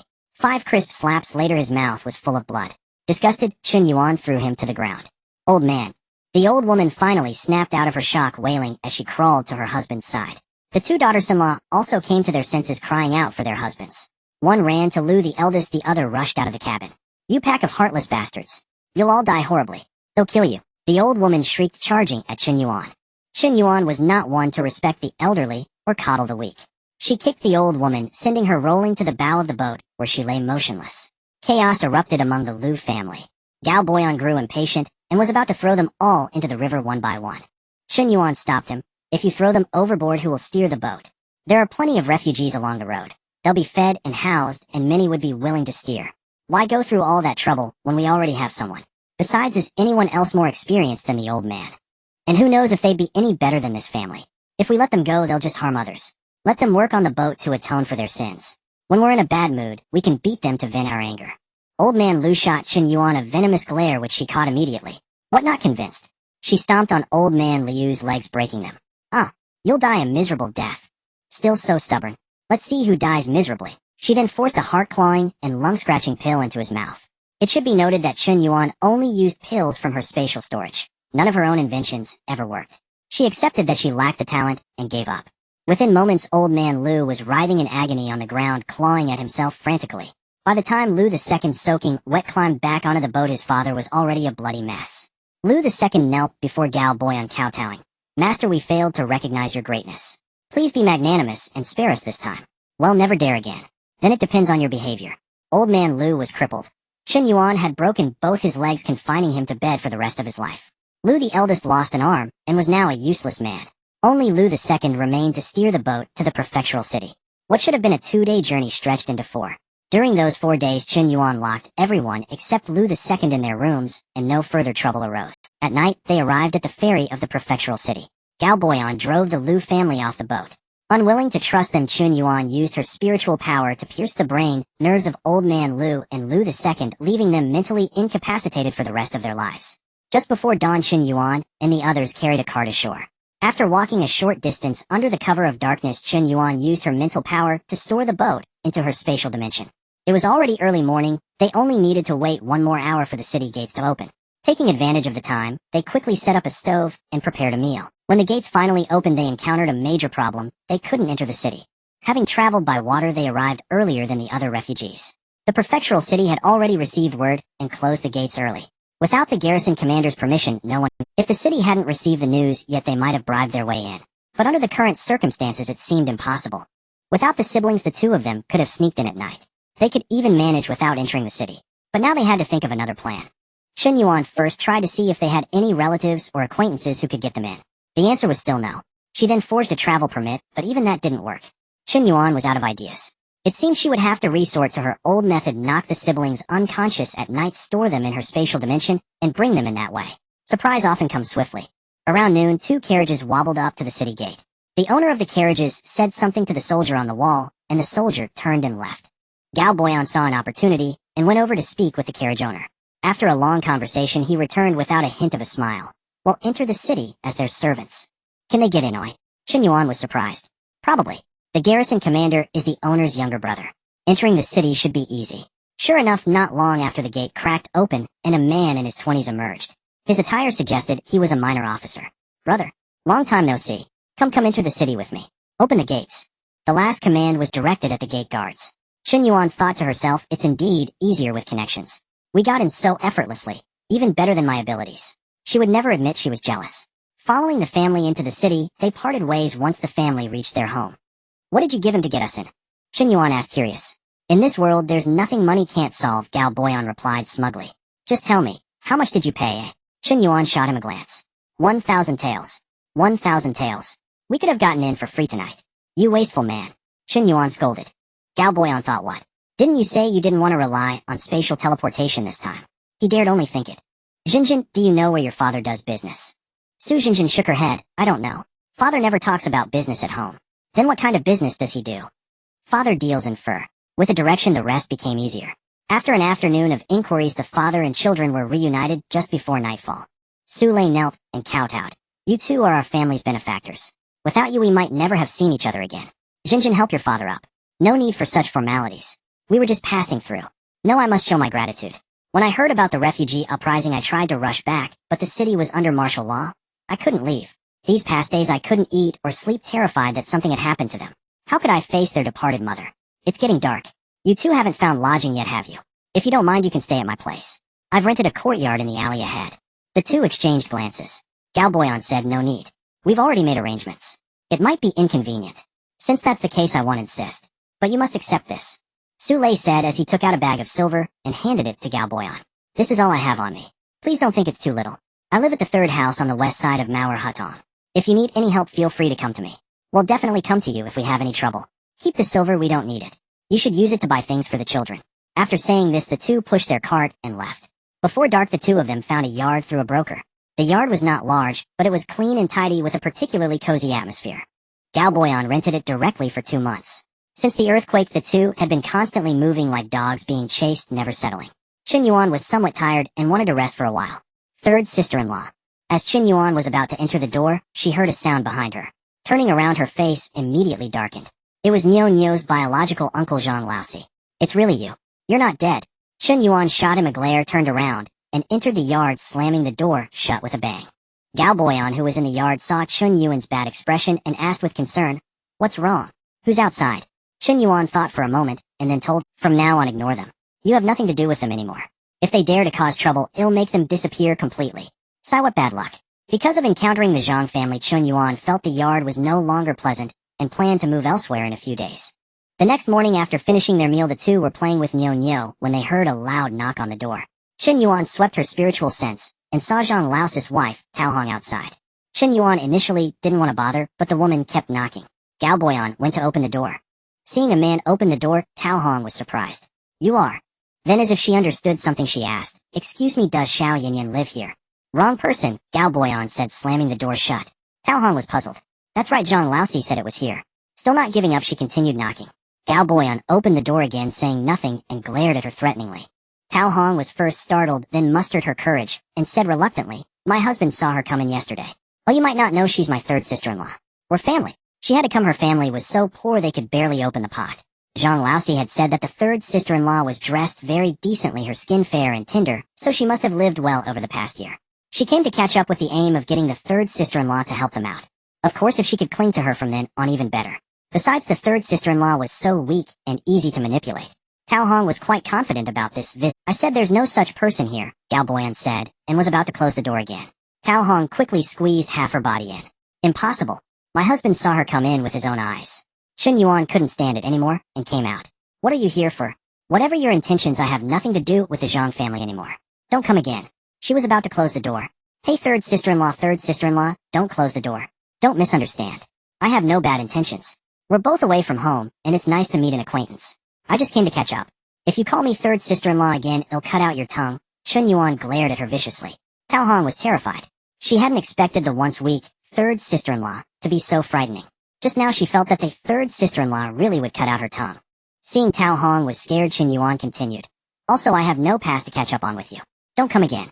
If you disturb me again, I won't be polite. With that, she closed the door and pulled Gao Boyan back into the house. They thought she wouldn't come again, but to their surprise, the next morning Tao Hong shamelessly came again. This time Chen Yuan opened the door. Not only Tao Hong came, but also Zhang Laosi and 2 children. Seeing the door open, Zhang Laosi quickly said, "Third sister-in-law, it's been a year.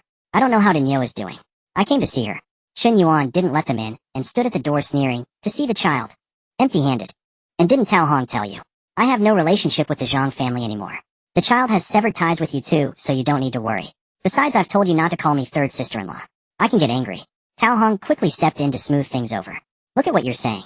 Even if we're not family anymore, we lived under the same roof. Meeting relatives in a foreign land is so heartwarming. We just came to catch up. Is your face made of pigskin? So thick? Or do you really not understand human language? Third sister-in-law, how can you say that?"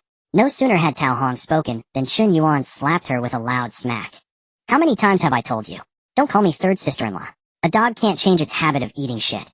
Tao Hong was stunned by the slap. Zhang Laosi got angry. "You shameless bitch, how dare you hit my wife? Let me teach you a lesson." He was about to hit Chen Yuan, but Chen Yuan kicked him all the way to the end of the alley. Zhang Laosi fell and couldn't get up.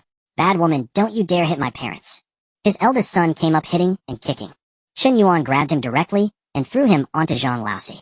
Zhang Laosi had just recovered when he was knocked unconscious again by the 6 or 7-year-old Laosi. "Well, what's wrong with you?" Tao Hong finally reacted. Ignoring her swollen face, she ran toward them, even forgetting her 2-year-old second son. Chen Yuan picked up the second child, walked to the alley entrance, and threw him onto Zhang Laosi as well. "Irwa, Xiao Yinyan, how can you be so vicious? Even children you don't spare." Tao Hong yelled. "So you'd better remember never to come to someone as vicious as me again. You've seen that killing your whole family is as easy as crushing an ant." Seeing Tao Hong's terrified expression, Chen Yuan continued, "And I am no longer called Xiao Yinyan. I've regained my memory and found my family. Originally with Zhang Laosan dead, the account between me and the Zhang family was settled. But if the Zhang family still dares to jump around in front of me, they'll settle the debt with interest. They'll make you wish you were dead, but can't die. Remember." Seeing Chen Yuan's vicious gaze, Tao Hong was thoroughly terrified. If she still couldn't see the situation clearly, she would be a pig. Clearly, the third sister-in-law in front of her was no longer the same person. She seemed to have truly regained her memory and was completely different. Now forget about taking advantage of her. It was already good if she didn't get beaten to death. I remember. We'll never disturb you again." Tao Hong nodded hastily, truly trying to steal a chicken only to lose the rice. Hearing Tao Hong's words, Chen Yuan turned and went home. Seeing Chen Yuan return, Gao Boyan asked, "All settled?" "Settled. I think they won't dare come again. Let's move to another house in a couple of days. This place is too unlucky." 3 days later, the couple moved to a wealthy district far from their old home. A month passed in the blink of an eye. One day, as they were preparing a meal, a thunderous banging erupted at their door. Gao Boyan went to answer the door and found a group of soldiers outside. "May I ask what business you have with us, officers?" "We're here to notify you about your taxes. How many people are in your household?" "What tax is this?" Gao Boyan asked, puzzled. "A poll tax," the officer replied impatiently. "Forgive me, but I've never heard of a poll tax." "What kind of tax?" "Stop asking questions. How many in your household are over 12? Unsure of the taxes, meaning Gao Boyan could only answer 2. "Do you have any maids or servants?" "No." "Think carefully before you answer. Maids and servants are also subject to this tax. If anyone is found evading it, it's off with their heads," the officer threatened. "Truly, we have none. Here is your tax token. Take it along with your household registry to the yamen within 3 days to pay. It's 30 taels per person." The officer handed Gao Boyan a blue wooden token. "Officer, we are from the capital, not from Qingping Prefecture. Do we still have to pay?" "Not from Qingping Prefecture. Why didn't you say so earlier?" The officer retrieved the blue token and handed over a red one instead. Without a Qingping household registry, it's 50 taels per person. He tossed the red token to Gao Boyan and moved on to the next house. Gao Boyan was stunned. Early the next morning, taking advantage of the cooler weather, the couple carried Nyonyo and headed to the yamen. The entrance wasn't as crowded as Chen Yuan had anticipated, though, for long queues stretched out from the gates. A notice was posted by the gate. It roughly stated from left to right the queues were for the wealthy, holding blue tokens commoners, holding yellow tokens the poor, holding wooden tokens and out-of-towners, holding red tokens. The wealthy paid 30 taels, each commoners 10 taels, the poor 2 taels, and out-of-towners 50 taels. Regardless of whether one was a master or a servant, anyone over the age of 12 had to pay. Evading the tax was a capital offense. After reading the notice, Gao Boyan approached an officer maintaining order. When no one was watching, he discreetly slipped 5 taels of silver into the man's hand. The officer glanced at it and quickly tucked it into his waist pouch. "Officer, could I have a word in private?" Gao Boyan asked in a low voice. "Make it quick, I'm busy here." "ITLL, just take a moment." The two of them moved to a deserted alley nearby. "Officer, why is the government levying this tax without cause?" The officer looked around to ensure no one was listening. "They'll tell you, but you didn't hear it from me." "Of course you have my word. First word is that the king of Yuzhou has colluded with the Tatars and captured the capital. He's about to declare himself emperor. Our prince intends to join forces with the king of Ruzhou to launch a punitive campaign. Wars cost money, don't they? Hence the poll tax. Second, there are hordes of refugees outside the city walls. If they were allowed in, they'd cause chaos. By imposing this poll tax, if any of them can afford to pay, they can enter. If they can't, well, that's their problem. No one can blame our prince. It kills 2 birds with 1 stone. But what if the refugees refuse to accept this and storm the city, causing a riot? Do they think this is some small county town like Ji City or Guangzhou? This is a prefectural capital. Our prince commands an army of 300,000. Would he fear a mob of rebels? Besides, why use a cleaver to kill a chicken? The city has its own garrison. If any refugee dares to make trouble, they won't be going back. I can't stay and chat any longer. I need to get back to my post." With that, the officer hurried back. After they finally paid their taxes and left, it was nearly noon. The sun was unbearably hot. Seeking refuge from the scorching heat, they ducked into a deserted alley and pulled out 2 bamboo hats to wear. The heat was unnatural. July was approaching, yet the sun seemed even more vicious. Bare skin would peel after just a moment under its glare. Not wanting to go home and cook in such heat, they took Nyonyo to a restaurant. As for Tianlin, they would return home and take him out of the space to feed him later. They entered a noodle shop. Boss, 2 large bowls of shredded chicken noodles. "Coming right up. But sir, I should let you know up front, the prices have gone up. The large chicken noodles used to be 20 when a bowl, now they're 30. Do you still want them?" "Yes, we'll take them." Gao Boyan finished his noodles quickly. While feeding Nyonyo, he chatted with the shopkeeper. "Boss, when did the prices go up?" "A while ago. The price of grain went up, and so did the price of meat. I can't keep my little business afloat if I don't raise my prices." Seeing Gao Boyan's puzzled expression, the owner continued, "The city gates are closed. Without special permits, no one can leave.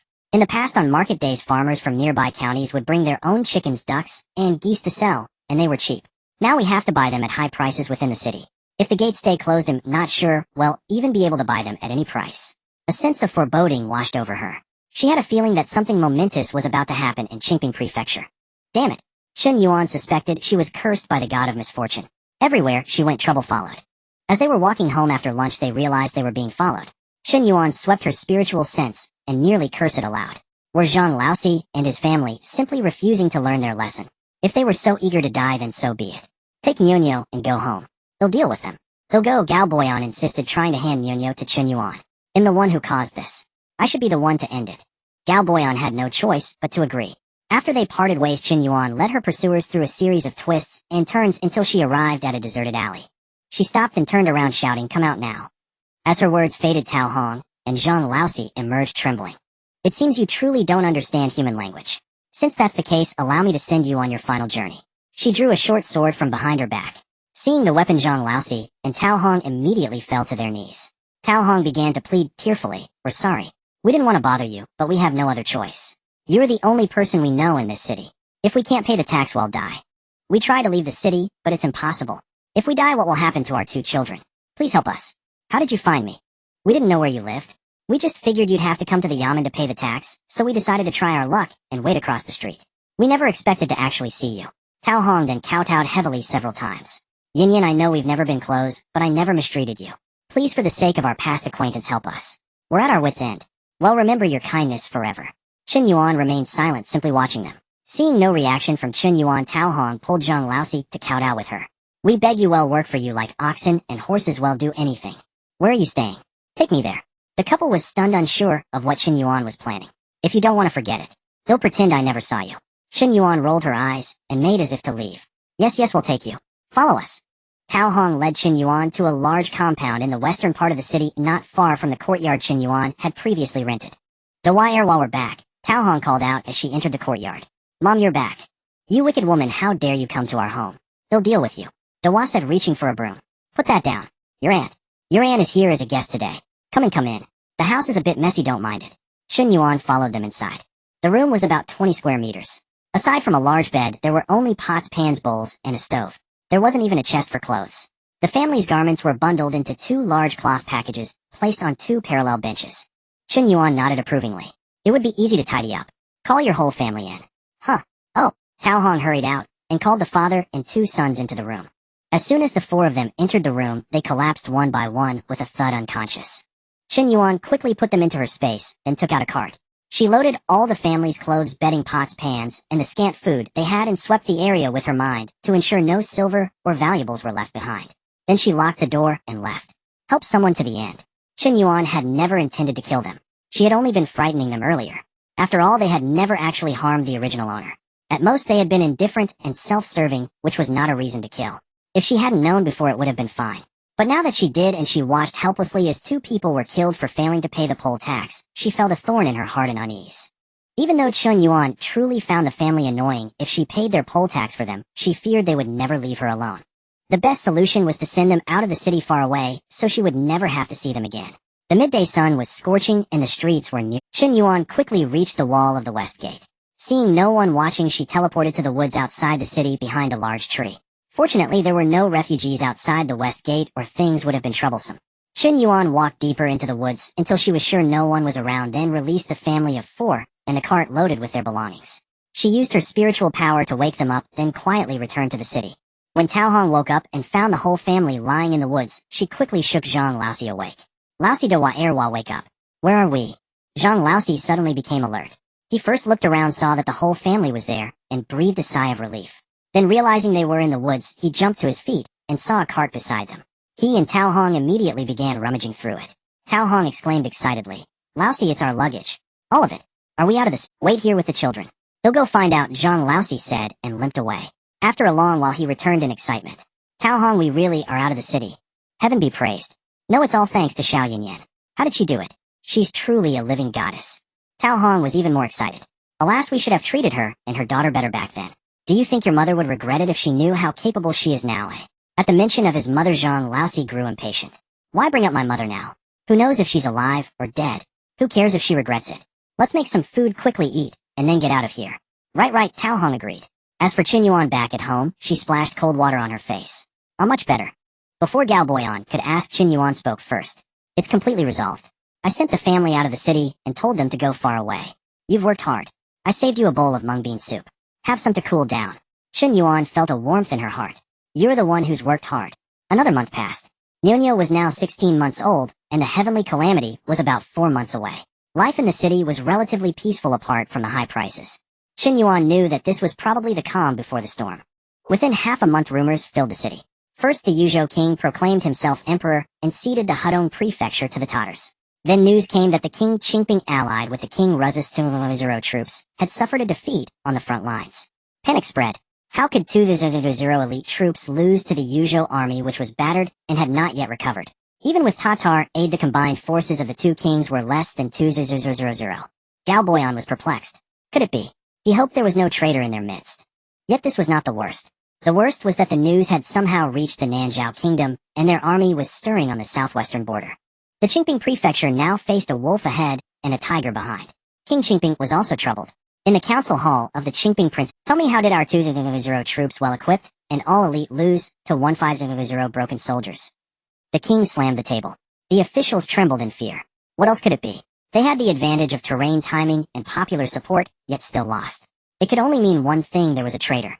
The enemy must have known the defense deployment or the march route. But would they dare say it? They huddled like quails, shrinking their heads in silence. No one dares to speak. Final say it. There's a traitor in Qingping. Damn it. I've treated you all well, fed you generously. What have I done wrong to make you turn against your own? Your Highness, calm down. Take care of your health. Calm down. Can't you say anything other than calm down? Calm down. Can't you say anything other than calm down? After a moment to compose himself, he continued, think carefully. Have you noticed anyone suspicious or anything unusual? One official dared to speak. Your Highness, could the traitor be from Rougeau? Not to mention that the city gates are sealed, making communication impossible. But consider this, Qingping is thousands of miles from the capital, and most of the officials here are natives of Qingping trained by you and the old prince. You know their characters well. As for Rougeau, it's hard to say. Many of their officials fled from the capital, and combined with local Suzhou officials, it's a mix of fish and dragons. Who knows whose side they're on?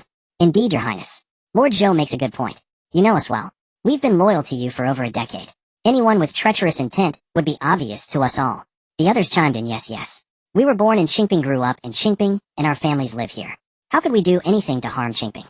The king fell silent. What they said made sense. Compared to them, Rougeau was more likely to harbor a traitor. Rougeau was chaotic. The eldest prince had lived in the capital for years. Did he know who was in his fiefdom and what their characters were like? Certainly not. Plus, so many officials had come from the capital. As the saying goes, two tigers cannot share one mountain. Could the two groups of officials coexist peacefully? The answer was also no. So Rougeau was a deep and murky water. The more King Qingping thought about it, the angrier he became. Damn it, he seemed to have been used by his cousin the Grand Prince. The man had exploited Qingping's grudge against Yozhou, using him as a pawn. Then an idea struck him. He grabbed a brush and paper and wrote a letter. Come here. Send this post-haste to the front lines to General Qin personally. Yes, sir. Remember, it must be delivered to him personally. The messenger had just departed when Prince Qingping wrote another letter commanding, send this to General Zhou at the southwestern border with all haste. Yes, my lord. Chen Yuan and her companion were unaware of Prince Qingping's arrangements. At this moment, they were planning how to escape the scorching heat. It was already August, a time when the skies should be crisp and clear, yet the sun continued to blaze down upon the earth. Chen Yuan felt it was even hotter than before, though she couldn't tell if it was just her imagination. Rumors spread that the river outside the city had nearly dried up, rendering boats useless and forcing the ferry to cease operations. Though a few light showers had fallen, they proved futile. The rain merely dampened the surface of the soil before evaporating under the relentless sun, leaving countless crops withered and dead. Amidst this dire situation, there was one silver lining: the refugees outside the city had dispersed. Unable to endure the brutal conditions, they had seemingly vanished to destinations unknown. Chen Yuan and her companion had long wished to leave, but they remained trapped within the courtyard, held hostage by the oppressive sun. Chen Yuan felt it was impossible to stay indoors. Except for a brief respite in the early hours of dawn, the heat was stifling all day. Since she had transmigrated here, the weather had been anything but normal. Perhaps the heavens, seeing her comfortable life in the apocalypse, had sent her here to endure this trial. Tianlin was listless and refused to drink his milk, properly consuming only half a bottle by morning. Even Nyonyo, usually a voracious eater, had lost her appetite, refusing everything after a single bowl of brown sugar jelly. Chen Yuan hesitated to bring out the air conditioner, fearing the children couldn't handle the fluctuating temperatures. But she had ice. Last winter she had collected a great many snowballs. Paired with electric fans, life would be quite bearable. Chen Yuan brought 6 basins of ice into the room, placing 1 in each corner and 2 in the center. After sealing the windows and doors, she produced 2 standing fans, connected them to portable power banks, and positioned 1 on each side. The moment they were switched on, the room cooled instantly. Thus half a month passed with the daily combination of fans and ice, yet the temperature refused to drop. One afternoon after lunch, Nyonyo and Tianlin had fallen asleep, and Chen Yuan was preparing for a nap when she suddenly felt the room's temperature spike. Nyonyo began to whimper from the heat. She hurriedly checked the ice basins and noticed the ice was melting faster than usual. Sensing something was wrong with the weather, Chen Yuan swiftly placed the 2 children into her spatial realm to protect them from the heat. She then brought out 4 more basins of ice and set them in the middle of the room, but they seemed to offer little relief. Gao Boyan stood by the window, cracking it open a sliver to survey the outside. Suddenly he exclaimed in disbelief, "Are there 2 suns in the sky?" "What, 2 suns?" Chen Yuan thought, incredulous. Is Gao Boyan joking? She rushed to the window and peered outside, her heart seizing with terror. It wasn't 2, it was 3, no 4. Soon she lost count as more and more suns hurtled towards the earth. As they drew closer, Chen Yuan realized they weren't suns at all, but meteorites, or more precisely, heavenly fire. Instead of rain, the sky was raining down conflagration. Before the fireballs even touched the ground, the sun-scorched flora in the courtyard burst into flames spontaneously. Having lived 2 lifetimes, Chen Yuan had never witnessed such a scene, and her heart quick gather everything. We can't stay here, Gao Boyan declared, sweeping all their belongings into his spatial realm. He then produced 2 bamboo hats and 2 bundles, handing 1 of each to Chen Yuan. Donning their hats and shouldering their packs, the 2 fled. At that very moment, not just in Qingping Prefecture, But across Yuzhou Youzhou Ruzhou Hudong Prefecture, the frontier passes, and Nanzhou, everywhere on this land, a rain of fire began to fall. Old woman, look. What is that? Mother, the sun is falling. Husband, it's raining fire from the sky. Boom, boom, boom. The heavenly fire bombarded every prefecture and every nation. In the aftermath, great fires erupted everywhere. Pandemonium engulfed Qingping City. Every household laden with bundles loaded their belongings onto any available beast of burden. Horses, oxen, donkeys, mules, and even their carts crowding and shoving their way towards the city gates. The guards at the gate abandoned their posts. A fireball had struck the city wall, blasting a section apart and killing 2 soldiers. They were now too busy saving themselves to maintain order. Someone managed to throw open the great gates, and the masses surged out of the city in a frantic swarm. Father, mother, where are you? Who's he? Get up. Stop. Everyone stop. You're trampling my child. Stop running. But the woman's cries fell on deaf ears. Everyone was solely focused on escaping. Suddenly people at the front began to trip and fall, creating a pileup of bodies. Chen Yuan nearly stumbled, but Gao Boyan grabbed her just in time. A massive stampede was unfolding ahead, while those behind continued to press forward relentlessly. If this continued, they would all be crushed to death before the fire even reached them. Gao Boyan acted decisively. Channeling his inner energy, he conjured a wall of air separating the surging crowd from those who had. Chen Yuan stepped forward at the opportune moment. She snatched a rusty machete from the ground, and with a single swing decapitated a crazed, rampaging ox. Anyone who pushes or tramples others will meet the same fate as this ox. Chen Yuan threatened, brandishing the blade. She then strode to the fallen, swiftly pulling them to their feet.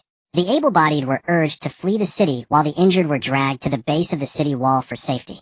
Only then did Gao Boyan release his barrier, directing the crowd to exit in a relatively orderly fashion. Any troublemakers who refused to comply were kicked to the very back. Whether they landed in the flames and perished was not his concern. The fiery rain from the sky had ceased, but the inferno on the ground continued to spread unchecked. Under the combined assault of the blazing fires and the scorching sun, Chen Yuan felt she was being cooked alive. Choking on the thick smoke, she nearly fainted. She hastily retrieved her water skin and gulped down 2 mouthfuls of spiritual spring water. She drank so quickly that she choked, coughing and sputtering. She was certain she must look utterly disheveled. Once her head cleared, she produced 2 damp cloths, covering her own mouth and nose with one and handing the other to Gao Boyan. When the crowd at the gate finally thinned, they slipped out of the city with the rest of the survivors. Outside the city, any area with vegetation was ablaze. With nowhere else to go, the displaced masses camped along the banks of the river. Many people jumped into the nearly dry riverbed, gleefully cooling off, giving no thought to the drinking water crisis that would inevitably follow. People were everywhere. With no place to hide, the 2 sought out a relatively less crowded spot to rest. Chen Yuan finally allowed herself a moment to breathe, collapsing onto the ground, only to leap up immediately. What's wrong? Gao Boyan asked, puzzled. The ground is scorching hot like a griddle, she exclaimed. Understanding, Gao Boyan used the cover of their bundles to produce 2 small straw mats from his spatial realm, each just large enough for 1 person. Bear with this for now. Once night falls, we'll figure out a way to sleep more comfortably, he said. Noticing some people erecting makeshift tents with quilts and sheets, Gao Boyan produced a sheet as well. But a problem arose. He looked around, but found no branches or sticks to support it. How could he set up a tent? He was puzzled as to where those people had found their wooden poles. What he didn't realize was that for those who believed even a broken home is worth a fortune, they wouldn't dream of discarding even a simple bamboo pole for drying clothes when fleeing for their lives. And now it proved its worth. With so many people around, he couldn't easily produce poles from his spatial realm. So they simply held the sheet over their heads, enduring the situation as best they could. As Chen Yuan had anticipated, the riverside soon descended into chaos. The cause was simple. Under the scorching sun and the blazing fire, people quickly grew parched. They had set up camp by the river precisely because it offered easy access to water. Now that those people had bathed and stirred up the water, the river was muddy. Moreover, the mere thought of drinking their bathwater was utterly repulsive. You damn scoundrels. Wasting such precious water. You're cutting off everyone's lifeline, someone cursed. A man in the river retorted flippantly. If you're so particular, don't drink it. Die of thirst for all I care. ITLL, save me the trouble. His insolent expression immediately provoked widespread anger. You beast worse than a pig or dog. You're the one who deserves to die. They'll beat you to death. The crowd hurled insults, and some, unsatisfied with mere words, resorted to violence. Seeing others throw stones, everyone followed suit, pelting those bathing in the river. Stones, clods of earth, and even bowls flew through the air. The river became a scene of turmoil. Several people were struck, and their heads bled. Crimson streams flowed down their cheeks into the water, rendering it even murkier. Stop this madness. Someone will die, a voice warned. Blood. Stop. Someone's dead. No more throwing. Cease. If someone dies, how can we drink the river? These scattered pleas were drowned out by the raging curses of the mob. Someone really is dead. A man's been killed. Amid the shouts, Chen Yuan perceived through her spiritual sense a bare-chested man, lying in the center of the river, his head covered in blood. The shallow water could not even submerge him. Someone cried out, "The prince arrives." "Make way." Prince Qingping, disheveled and weary, approached the scene, surrounded by his attendants. The prince gazed at the river with a grim expression. What happened here? A soldier who had witnessed everything recounted the events in detail. The prince grew irritated. In this sweltering heat, these commoners were causing trouble. With so many people, it was impossible to identify the culprit, and the principle of collective punishment made it difficult to decide how to penalize them. The prince first ordered his personal guards, drag those people out of the river, and see if they're alive or dead.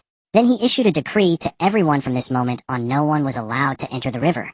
Anyone who disobeyed would be executed on the spot.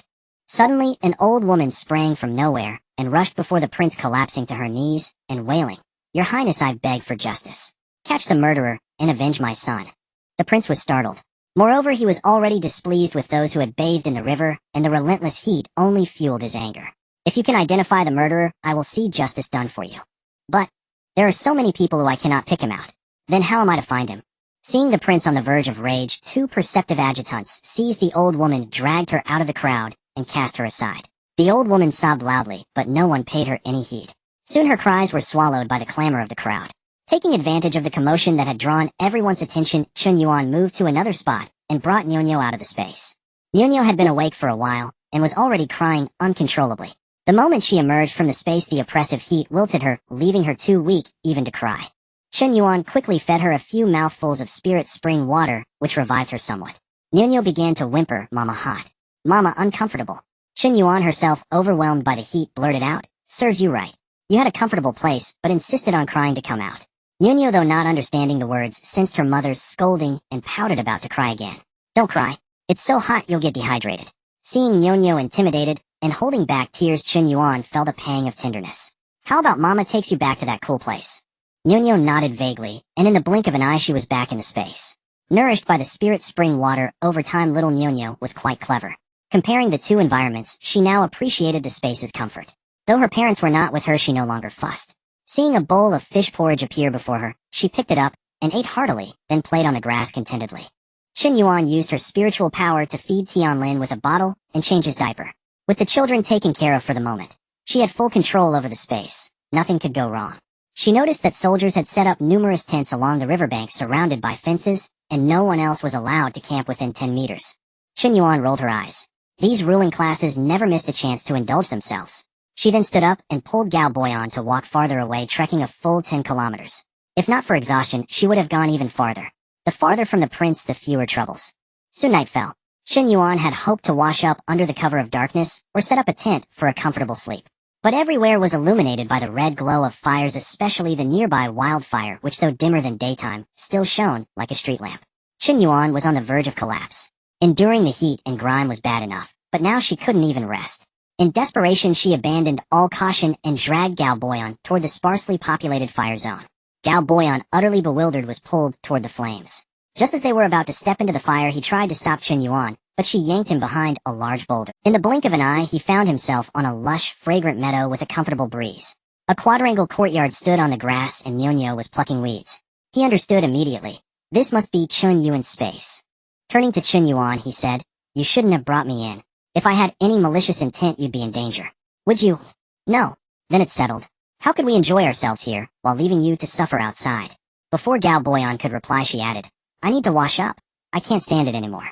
If you can't bear it either, you can use the kitchen over there." With that, she hurried off to the bathroom. Nyonyo called out, "Dada," and toddled over to Gao Boyan.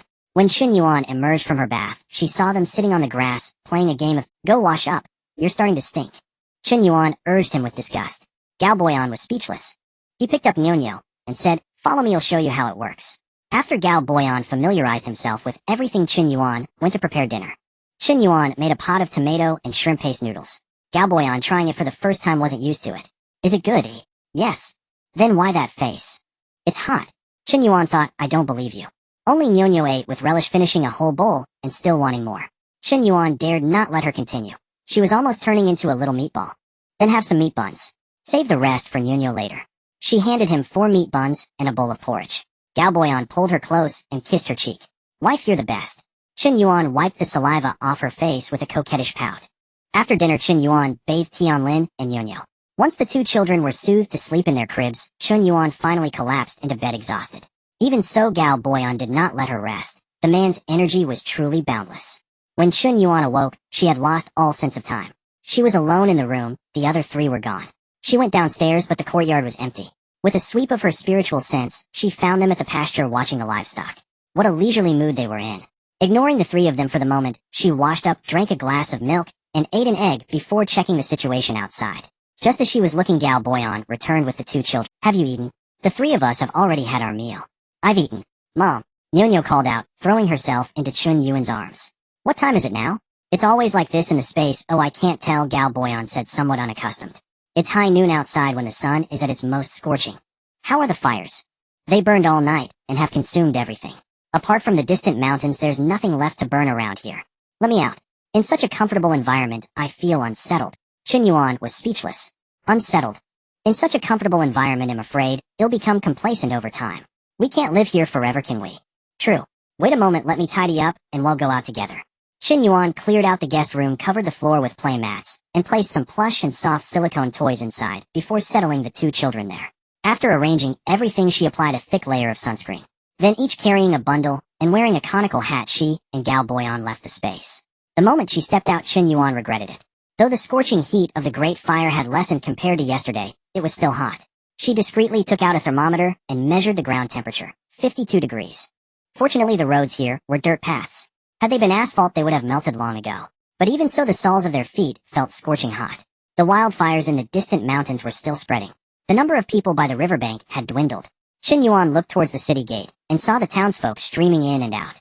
Gao Boyan stopped a middle-aged man who was just leaving the city. Brother, how are things in the city? Alas, in just one night, everything burnable in the city was consumed. Only the blackened walls remain. Nothing is left. I see you've been going back and forth several times. What are you? I'm packing up to return to the countryside. But wasn't the countryside burned too? The man glanced at Gao Boyan with a smug look. You wouldn't know about this. How so? Well, why should I tell you all this? I'm off now, the man said, turning to leave. Hey brother, please wait. Please do enlighten me. Gao Boyan said, pressing 5 taels of silver into the man's hand. The man glanced at the silver before speaking mysteriously. Every household in our village has a cellar for storing grain. Mine has one too. I am grateful for your wisdom. Thank you. The man waved his hand dismissively and left. Before they could even leave the city gate, they were called out to again. Xiao Gao, you two are back as well. Aunt Wu, what are your plans? Chen Yuan asked, curious, seeing their only familiar neighbor family carrying large bundles. We're heading home. But hasn't everything burned down? Even if only a wall is left, it's still home. Besides, my house has a well, so we don't have to queue for water. Then with a wary look she added, people have died in the river outside the city. And even if I didn't care about that, the water rationing is strict. There's a time limit, and each family can only draw one small jar. It's not enough for the whole family, let alone for cooking. Anyone with a well at home has gone back. It's better than being here. Is the well water still usable? Chen Yuan asked, curious. It's still better than the river water. At worst, we'll let it settle and boil it a few more times. Chen Yuan wanted to ask if they even had firewood to boil the water, but she held her tongue. She held back the question mainly to avoid upsetting her. Aren't you two going back? It's too chaotic out here to stay. Many homes were robbed last night. Take my advice, go home. Even without a door, the walls are still standing. It's better than being out here. Thank you, Auntie. We were just about to head back into the city. Good. It's too hot to chat. We'll head home now. We can talk once you've moved back. With that, she was pulled away by her family. The city was filled with smoke and ruin. Nothing remained but stone walls. The couple returned to their rented courtyard. Looking at the thick layer of ash and the walls blackened by smoke, it was hard to believe that just yesterday afternoon Chen Yuan had been inside cooling off with ice blocks. In a single day, everything was gone. Chen Yuan looked around, but couldn't find a single clean spot to stand. Any place she touched left a black smudge on her hand. So, are we still going to stay here? She asked, looking at the mess in the yard with a headache. Gao Boyan also felt helpless. Let's go outside the city for a couple of days and see how things go. After deciding, the two of them slipped out of the city covered in snow. They returned to the large rock, their usual spot. But it was already occupied. The reason was simple: the land was barren and bare, and only the shade under the rock offered some relief. As they were about to leave, a malicious voice rang out. Get lost. This spot belongs to me. Chen Yuan turned around and saw a man with his whole family behind him, pointing viciously at a few children in the shade. She guessed they were likely young beggars. We were here first. I don't care who was here first. This spot is now the Li family's. Get lost while you still can, or it'll make you regret it. The children stubbornly refused. Damn it. You asked for it. All the Li men show yourselves. Let these beggars know how hard our fists are. As soon as he finished speaking, 5 more men stepped forward. The children were intimidated. With looks of resentment, they stood up and left. Damn, that's more like it. The man was just beginning to look smug when his expression turned to fury. Where did you come from, you bastard? Don't you know this is my spot? Before he could even finish his sentence, Galboyan kicked him, sending him flying in an arc to land in the river. Brother, boss, husband. Several women rushed towards the riverbank. From the remaining group, someone shouted, "You bastard." All the Li men attack. Beat him to death. Several men armed with rolling pin sickles and spades charged at Galboyan. With a single kick each, he sent the 3 fastest men flying into the river, beating even the women to the bank. The remaining 2 men who had been slower didn't dare to charge forward. They looked at each other, then turned and fled. Come sit over here, Chen Yuan said, patting the empty space beside her, beckoning to the children standing in the sun. There were 5 of them in total, and they were all too scared to approach. Don't be afraid. The bad people have been chased away. Come and sit. Just as Chen Yuan finished speaking, the youngest child, who was about Niunia's age, swayed unsteadily and collapsed, likely overcome by the heat. Xiao Xiao. A slightly older boy rushed over and scooped the little one into his arms. Xiao Xiao, what's wrong? Don't scare me. The boy cried as he shook her. The other children gathered around to see what was happening. Don't shake him. Stop. Before Chen Yuan could finish her sentence, that family returned accompanied by several officials. One of the fleeing men pointed at Galboyan. It was him. He's the one who kicked our people into the water.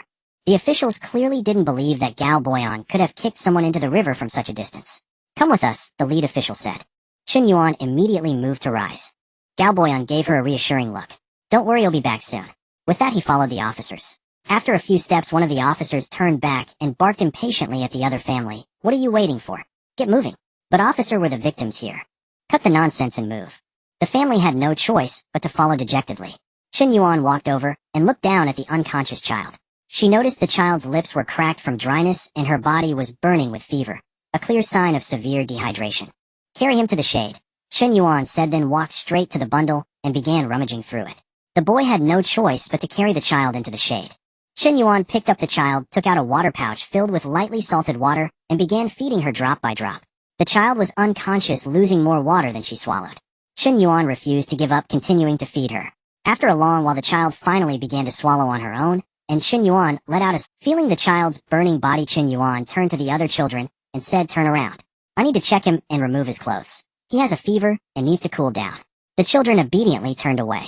Chen Yuan then retrieved the leftover fever-reducing medicine Tian Lin hadn't finished, mixed it with spiritual spring water, and fed it to the child. After taking care of everything, she let the children turn back around. Noticing their lips were cracked to varying degrees, her heart softened, and she pulled out another pouch of lightly salted water and handed it to them. Share this among yourselves. The youngest of the 4 standing children couldn't hold back any longer. He took the pouch and gulped down the water. To his credit, he didn't drink it all. After a few sips, he passed it. One by one, the children gave in to the temptation of water and shared the rest until it was gone. The last child to drink looked embarrassed. Sorry, Annie. We haven't had water in 2 days. We were so thirsty we couldn't help but drink it all. It's fine. It was meant for you. Since having her own child, Chen Yuan's heart had grown softer, and she couldn't bear to see pitiful children like these. Have you eaten? The moment she asked, Chen Yuan regretted it. What a stupid question. If they hadn't had free water in 2 days, where would they find food? The youngest child spoke up. We haven't eaten in 3 days. Hearing this, Chen Yuan rummaged through her bundle again. Here, black flour buns, 1 for each of you. The 3 older children looked at each other, too shy to take one. The youngest grabbed one without hesitation and bit into it. Seeing this, the others each took one and ate slowly. One of the children took a couple of bites, then stopped and held the bun in his hand. Chen Yuan was puzzled. What's wrong? Why aren't you eating? Is the bun bad? The boy quickly shook his head. No, it's not that. My sister hasn't eaten yet. I'm saving it for her. Chen Yuan then realized the dehydrated child was a little girl. Go ahead and eat. There's more. They'll save some for her. To convince the boy, she took out another bun and showed him. Only then did he eat with peace of mind. After the children finished eating and drinking some water, she asked, Are you all one family? The oldest child replied, No, only Xiaohu and Xiao Qiao are siblings. I met Laitu first, then we met the Xiaohu siblings. The 4 of us found Taitu together. Xiaohu and Xiao Qiao were clearly the siblings. Laitu was the second oldest, and Taitu was the youngest of the 4 standing boys. And what's your name? The oldest child answered, Yangshu. How old are you all? I'm 11, Laitu is 8, Xiaohu is 7, Taitu is 5, and Xiao Qiao is 2. Through this exchange, Chen Yuan learned that Yangshu had been an orphan since birth. An old man who found him by a tree adopted him and named him Yangshu. For years ago, the old man passed away, and his children kicked Yangshu out. Had been begging ever since. 2 years ago, he met Leidu, who was homeless and had come from the countryside. Leidu's mother died early. His stepmother treated him cruelly, beating and scolding him constantly, and his father paid him no mind. Unable to bear it any longer, Leidu ran away from home. To avoid being found, he hitched a ride with traveling merchants and ended up in Qingping, where he met Yangshu. Yangshu and Leidu met the Xiaohu siblings last year. After their parents died, their relatives seized all the family property and kicked them out. Homeless Xiaohu took his little sister to a broken temple where they encountered Yangshu and Leidu. At that time, Xiao was barely a year old. It was a mystery how the three boys managed to raise her for a whole year. Taitu was found during the recent headcount recruitment. Leidu had picked him up while he was wandering alone. He was only 5 and couldn't clearly explain what happened to his parents. All he knew was that they had fled from somewhere else due to famine. One day, a group of soldiers took his parents away and he never saw them again. Chen Yuan's heart ached hearing their stories. Each of them had their own share of misfortune. What a tragedy. Seeing Chen Yuan silent, Yangshu asked hesitantly, "Any uncle got taken away? Will he be?" He didn't dare finish the sentence. "Don't worry, he's very capable." She picked up the water pouch and fed Xiao some salt water. Poor child. At 2 years old, she was as light as a feather, no heavier than Nyonyo, and about the same height. Gao Boyan was gone for the entire afternoon and didn't return until dark. Why so long? "If you hadn't come back soon, I would have gone looking for you," Chen Yuan said, a hint of worry in her voice. "Sorry to keep you waiting." "The Prince of Qingping invited me for tea," Gao Boyan said nonchalantly. Chen Yuan knew this wasn't the time to discuss it, so she didn't press for details. "Have you eaten?" "Yes, he treated me." Chen Yuan rolled her eyes at him. "Look at you, so smug, your tail's practically touching the sky." Gao Boyan smiled indulgently. Just then Xiao finally woke up, calling out, "Brother, brother." Chen Yuan hurried over to feel her forehead, but the child flinched, burrowing into her brother's arms, crying, "Scared, brother, scared." Chen Yuan looked at Xiaohu, confused. Xiaohu looked a bit embarrassed. "Sorry, Annie. A bad woman hit Xiao before, so she's afraid of women." Chen Yuan thought to herself, why do you keep showing me such heart-wrenching dramas, heavens? She had no choice but to send Gao Boyan to check on Xiao. He felt her forehead. The fever's gone. She should be fine. After Xiaohu fed his sister, Chen Yuan left them 5 pouches of water and 2 bags of buns. Then she took Gao Boyan's hand and prepared to leave. Suddenly Yangshu ran over and knelt before them. "Uncle Annie, please take us in. We don't want to be bullied anymore. We want to learn martial arts from you. We'll do anything." The others followed suit, kneeling down. Xiaohu pulled Xiao down to kneel as well. "Uncle Auntie, please accept us. We can endure hardship and do any kind of work. We'll be your servants, work like oxen and horses." They began kowtowing repeatedly. Chen Yuan's heart ached at the sight, and she nearly agreed. But remembering how many secrets she and Gao Boyan carried, she held back. Unsure of what to do, she looked toward Gao. Gao Boyan thought for a moment. "Get up first. It's late now. Rest for today. They'll give you my answer tomorrow morning." Xiao had long since fallen asleep from exhaustion. Seeing the 4 boys still refusing to sleep, Chen Yuan sent a wave of spiritual force their way, and with 4 consecutive thuds, all of them collapsed. Seeing the children asleep, Gao Boyan took Chen Yuan's hand and said, "Yuan, I'm sorry. I agreed to cooperate with Prince Qingping without discussing it with you first." "He recognized you?" Gao Boyan then explained the whole story. It turned out that the previous afternoon, while they were lingering at the city gate, they had been recognized by a strategist under Prince Qingping's command who had just returned from the capital. Prince Qingping had been seeking Gao Boyan, and to his surprise, Gao Boyan had delivered himself to his doorstep. Chen Yuan was puzzled. "What does he want to cooperate with you on?" "We need to go to the capital to help him find the imperial seal. He also wants to be emperor." Gao Boyan sneered. Which of those imperial relatives doesn't? They just never had the chance before. Now that the world is in chaos, isn't it the perfect time to claim the throne? "I'm just curious what he used to threaten you into cooperating." "He didn't threaten me, he just told me a piece of news." Chen Yuan raised an eyebrow at him. A flash of anger crossed Gao Boyan's face. "The brothers of the Imperial Guard who went beyond the borders with me. Their entire families have been thrown into prison by King Ningli of Yozhou, offered as a gift to the Tartars." After a moment he calmed down and continued. "According to Zheng Jie, who just returned from the capital, when he came back to Qingping, the capital was already preparing to exile them beyond the borders. 7 days have passed since then. I don't know how those brothers are faring now. You plan to rescue them. They are brothers who have faced life and death with me. Knowing their plight now, my heart is heavy. Then let's rescue them. They'll go with you." "Thank you." That night Chen Yuan entered her space to rest. Early the next morning she tidied everything up before emerging. She then woke the 5 children. After they had eaten, Gao Boyan said to them, "We have important matters to attend to and cannot teach you. You will come with us now. I have found you a master who will take care of you." The children had no choice but to obediently follow him. "Yuan, wait for me a moment. They'll settle them in first, and when I return, we'll leave." "All right." In a short while Gao Boyan returned leading 2 horses. "All settled. I entrusted the children to Assistant General Wu under Prince Qingping. He's over 40 and has no children, so he took them in as his adopted sons. That's good. Let's go, Galboyan said, handing a horse to Chen Yuan. The two then spurred their horses towards the capital.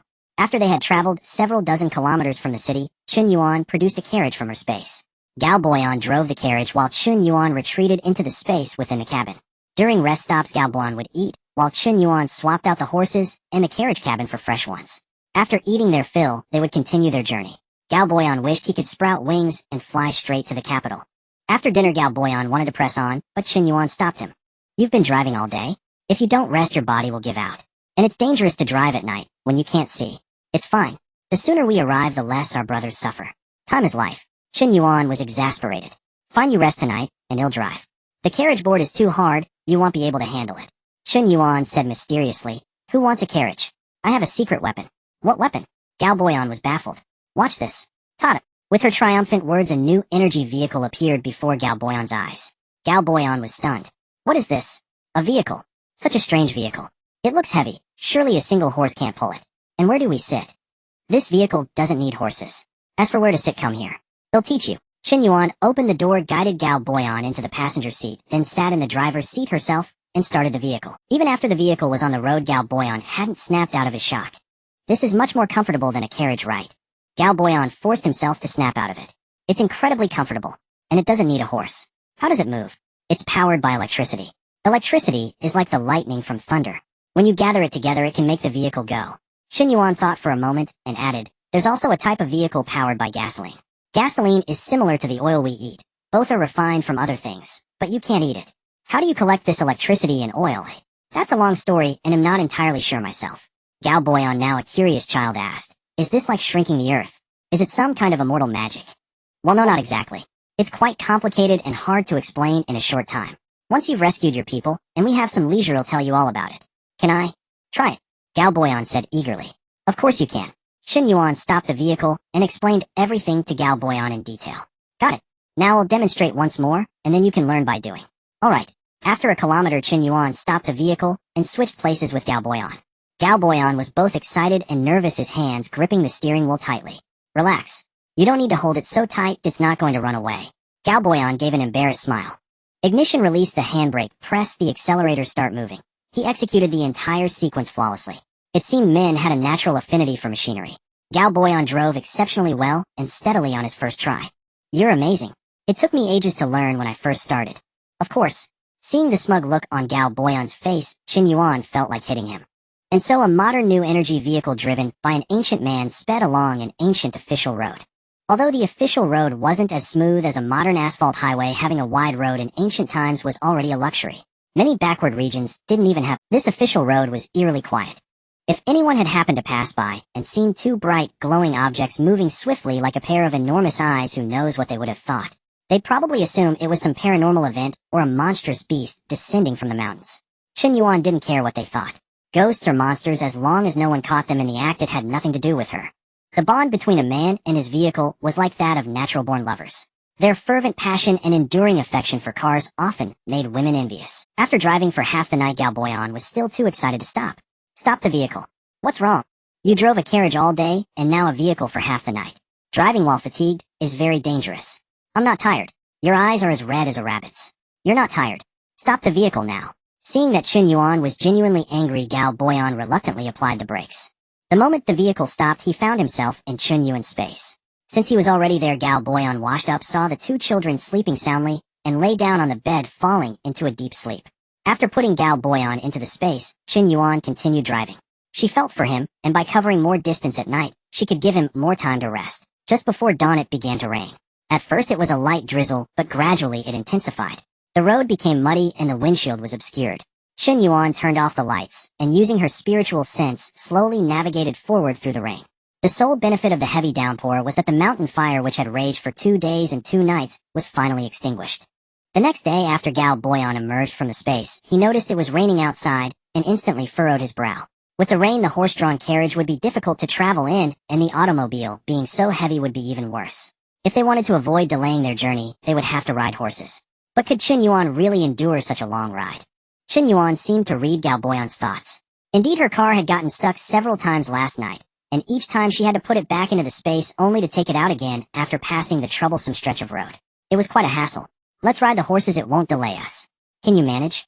You'll enter the space while on your horse. But if you need me to come out, you'll have to find a secluded spot. Fine. Chen Yuan along with her car vanished into the space. Gao Boyan was utterly bewildered. Seeing Gao Boyan's stunned expression, Chen Yuan said, "Let's eat first." After the meal, Chen Yuan helped Gao Boyan into a raincoat before he draped a straw cloak and conical hat over it. Chen Yuan herself wore only a raincoat. Then the two mounted the horse and rode out of the space.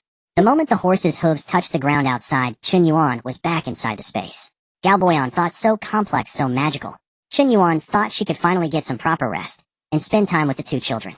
What was supposed to be a 7 or 8 day journey by horse was completed in just 3 days thanks to their relentless travel day and night. In the dead of night, they stood in a barren forest gazing at the city gate. Looking at the city gate that no longer even had a door, Chen Yuan sighed with emotion. I never imagined we'd be back just 6 months after leaving. What's even more unbelievable is that the capital could also fall into such ruin. How do you think Ning Li feels having fought so hard to seize the city only to have it destroyed by heavenly fire in a matter of days? Gao Boyan didn't know how Ning Li felt. He only knew that if it were him, he'd probably be coughing up blood. And indeed, he was coughing up blood. Ning Li had already spat blood twice, and was still unconscious. It turned out that Prince Ning Li of Yozhou in a pincer movement with the Tatars had defeated Li Zixiong and captured the capital. But before he could even get comfortable, he was informed that the Tatar envoys were demanding land and reparations with extreme arrogance. With no choice but to swallow his pride, he agreed.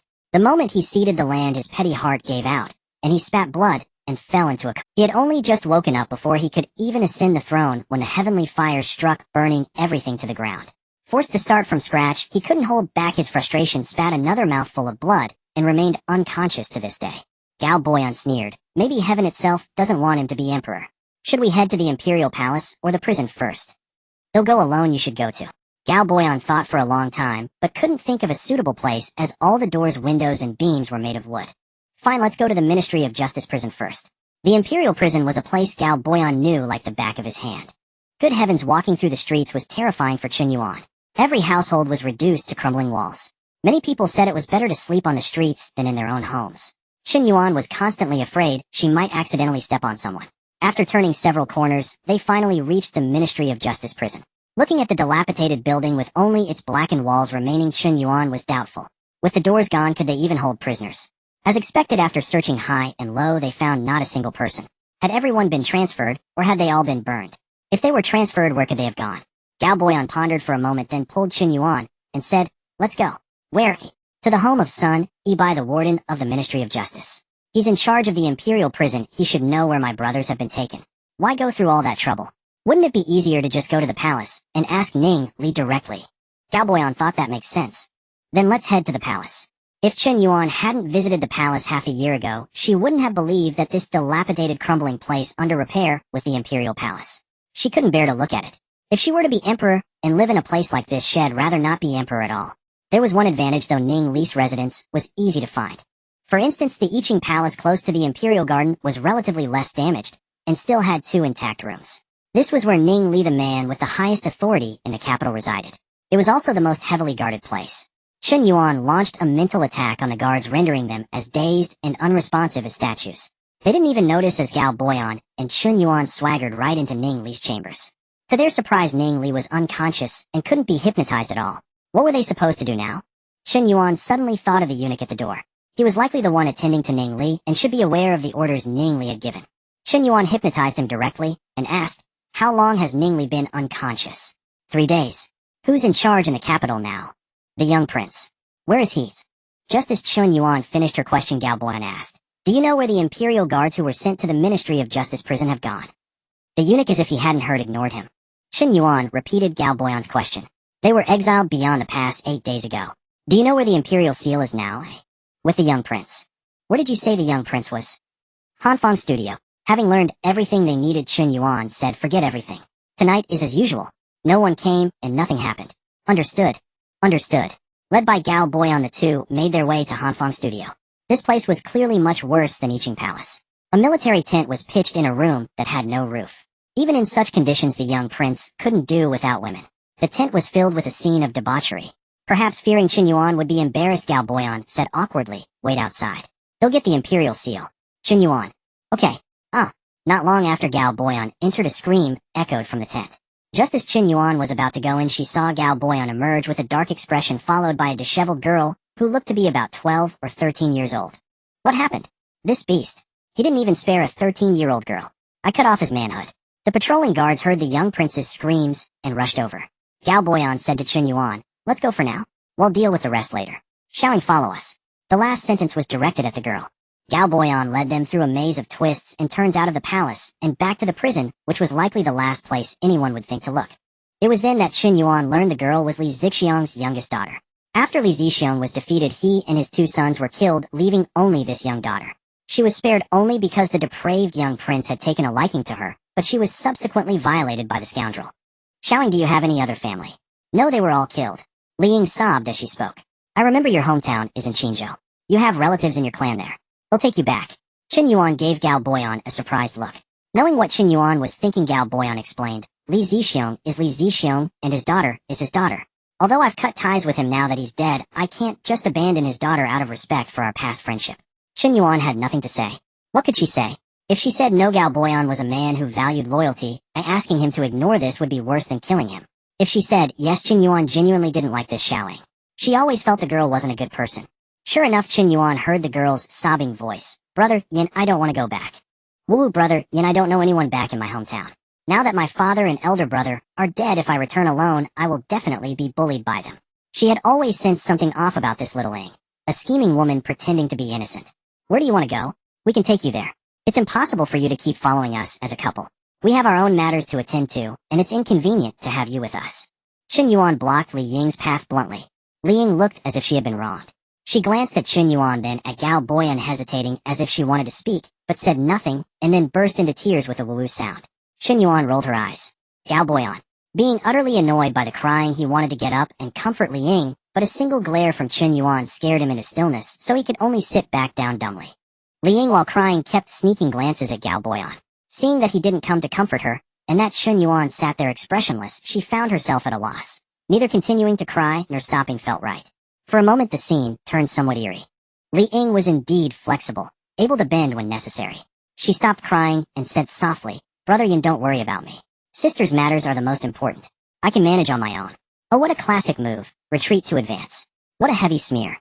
Chen Yuan's eyes were nearly rolling out of their sockets. She wanted to retort directly, "Sister's matters. Sister is quite free. Those are all your brother Yan's matters." But on second thought, arguing with a green tea was too disgusting. Better to just roll her eyes. "That's good. I knew you were a brave and strong girl, or else you couldn't have endured so long in the palace. Then we can rest assured. Whoever marries such a sensible girl in the future will have burned a lot of incense." Li Ying.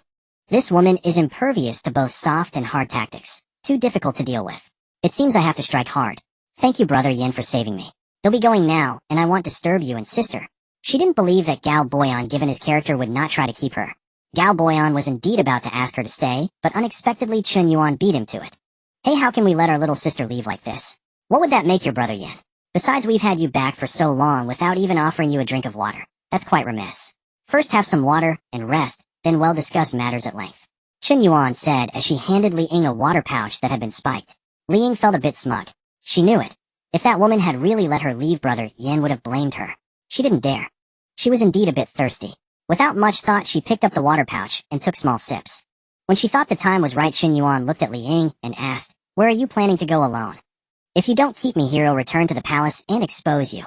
Li Ying was startled as soon as she said it, and quickly covered her mouth. "Gao Boyan saved you out of kindness, and you repay him with enmity. He is the one who repays kindness with enmity. My father taught him so much and promoted him, yet he refused to help my father seize the throne. If he had helped, my father wouldn't have died. With your father's skills, what could he have taught Gao Boyan? How to commit treason? What do you know? In this world, the capable should rule. If the Nings can be emperors, why can't my father?" If Li Ying's earlier words were due to the truth pill, now she was speaking from the heart. Since her thoughts were already known to Gao Boyan, she might as well stop pretending. "Clearly your father was not the capable one," Chen Yuan mocked. "It's all because of that traitor Ning Li who colluded with foreign enemies and his abandonment of us." Li Ying pointed angrily at Gao Boyan. Chen Yuan was speechless. How did this get back to Gao Boyan? Is he your family's servant? Does he have to obey your father in everything? My father said that in 2 years he would marry me to him. What more could he want? Chen Yuan shot a glare at Gao Boyan. There was this too. Gao Boyan quickly said, "I never agreed." "Why didn't you agree? Is it because of this woman? What do I lack compared to her?" Woo. Li Ying started crying again. Gao Boyan saw that Chen Yuan was angry with him, so he dared not say a word. After all, it was his own fault for being too kind-hearted. If Gao Boyan had kept you just now, what would you have done? Of course I would have taken him back. He was supposed to be mine all along, Li Ying said, a bit crazed. I am a person, I am just myself. Gao Boyan didn't finish before Chen Yuan interrupted. Shut up. Go stand over there. And after you take him back, I would have him avenge my father and elder brother. Why don't you do it yourself? Even if you can't kill Ning Li Yue with his son every day, you must have a chance to kill him, Chen Yuan said without any mercy. You don't understand anything. If Ningxia dies, who will I rely on to live? In the end, you just don't want to die. Shut up, you bitch. You. Before Li Ying could finish, there was a smack as Chen Yuan slapped her, sending her face sideways. You wallow in self-degradation and blame everything on us. Dream on. Do you really think you're a princess with the final say in everything? Your father didn't become emperor. Woo-woo, brother, and she's bullying me. You teach her a lesson. Chen Yuan. Had the truth pill worn off, or is this her true nature? Chen Yuan glared at Gao Boyan. Was she always like this? Gao Boyan looked innocent. Well, I don't know either. I'm not familiar with her. If you're not familiar, why did you bring her back? Gao Boyan. Well, he was wrong. He shouldn't have spoken. Chen Yuan, annoyed by Li Ying's crying, stunned her with a spike of spiritual energy. The world was finally peaceful. What should we do with her? Seeing Gao Boyan silent, Chen Yuan kicked him. Speak. I don't know either. Chen Yuan rolled her eyes. Send her back to her hometown. Li Ying didn't want to go back, so she would deliberately send her back. But what? Just because she says she doesn't want to go means she won't. She even wants to be a princess. Are you going to help her? Then she shot a suspicious glance at Gao Boyan. Or do you want to keep her as a concubine? Alright. Chen Yuan's eyes widened and her tone rose. Alright, well, send her to her hometown. Chen Yuan rolled her eyes, thinking to herself. If you keep pausing like that'll be... Without another word to Gao Boyan, she took the unconscious Li Ying into the space. Gao Boyan, what to do when your wife is angry? The first thing Chen Yuan did upon entering the space was to tie up Li Ying, then use a spike of spiritual energy to damage her throat nerves. From then on, she would speak like a man with a rough voice. Let's see how she pretends to be a white lotus or a green tea bitch now. Before going to sleep, Chen Yuan noticed that Gao Boyan had gone out, but she didn't know what he was up to. The next day, when Chen Yuan came out of the space, she found Gao Boyan sleeping in a wooden cabin. He sure knows how to enjoy himself. As soon as Chen Yuan came out, Gao Boyan woke up and quickly emerged to put away the wooden cabin. He grinned fawningly. You're awake. Want something to eat? Seeing his sycophantic manner, Chen Yuan laughed. I've already made it. What were you up to last night? I went to rob the rich and help the poor. It turned out that last night, after Chen Yuan entered the space, Gao Boyan had gone to the imperial palace and plundered the national treasury and granaries. Fortunately, these items were well protected and not too badly affected, which conveniently benefited Gao Boyan. It wouldn't be fair for the common folk to be left destitute while they lived in luxury. After finishing their breakfast and getting everything ready, the two left the city to catch up with Gao Boyan's brothers who had been exiled beyond the frontier.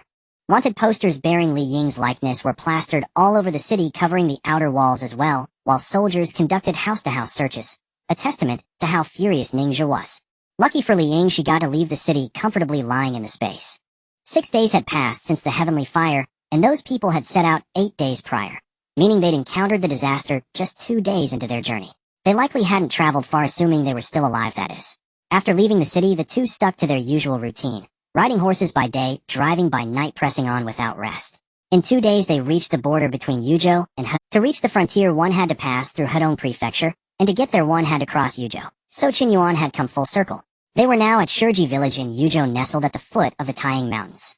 A few days of heavy rain had not only extinguished the mountain fires, but also breathed life into the land with tender wild vegetable shoots sprouting anew. At the foot of the mountains, several women and children were digging for wild vegetables. Chen Yuan approached a middle-aged woman and said, Auntie, I'd like to ask you something. The woman didn't even lift her head, frantically digging away, afraid that a moment's pause would let someone else get ahead.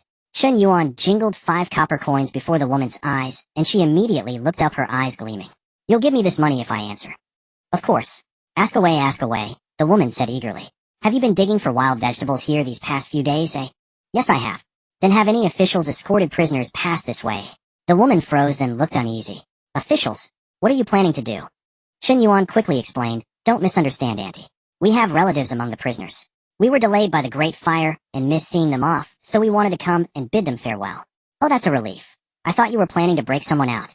Chen Yuan was secretly impressed by how wary the woman was. No. These days the other side of the mountain is full of Tartars. Nobody goes there anymore. No one's been that way since before the heavenly fire, let alone after it. As for officials or prisoners, I haven't seen any. Chen Yuan handed the copper coins to the woman, said, thank you, and went back to discuss things with Gao Boyan.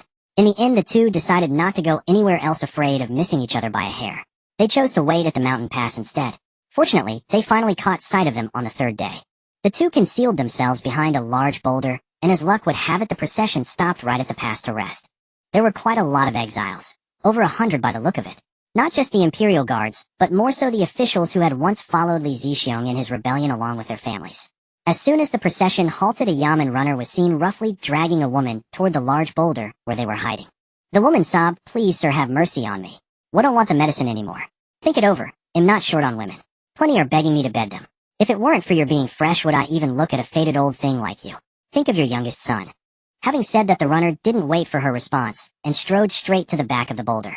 Thinking of her little boy, the woman gave and stopped resisting and followed him. But the moment she came around, she found the runner lying on the ground with two people standing beside him.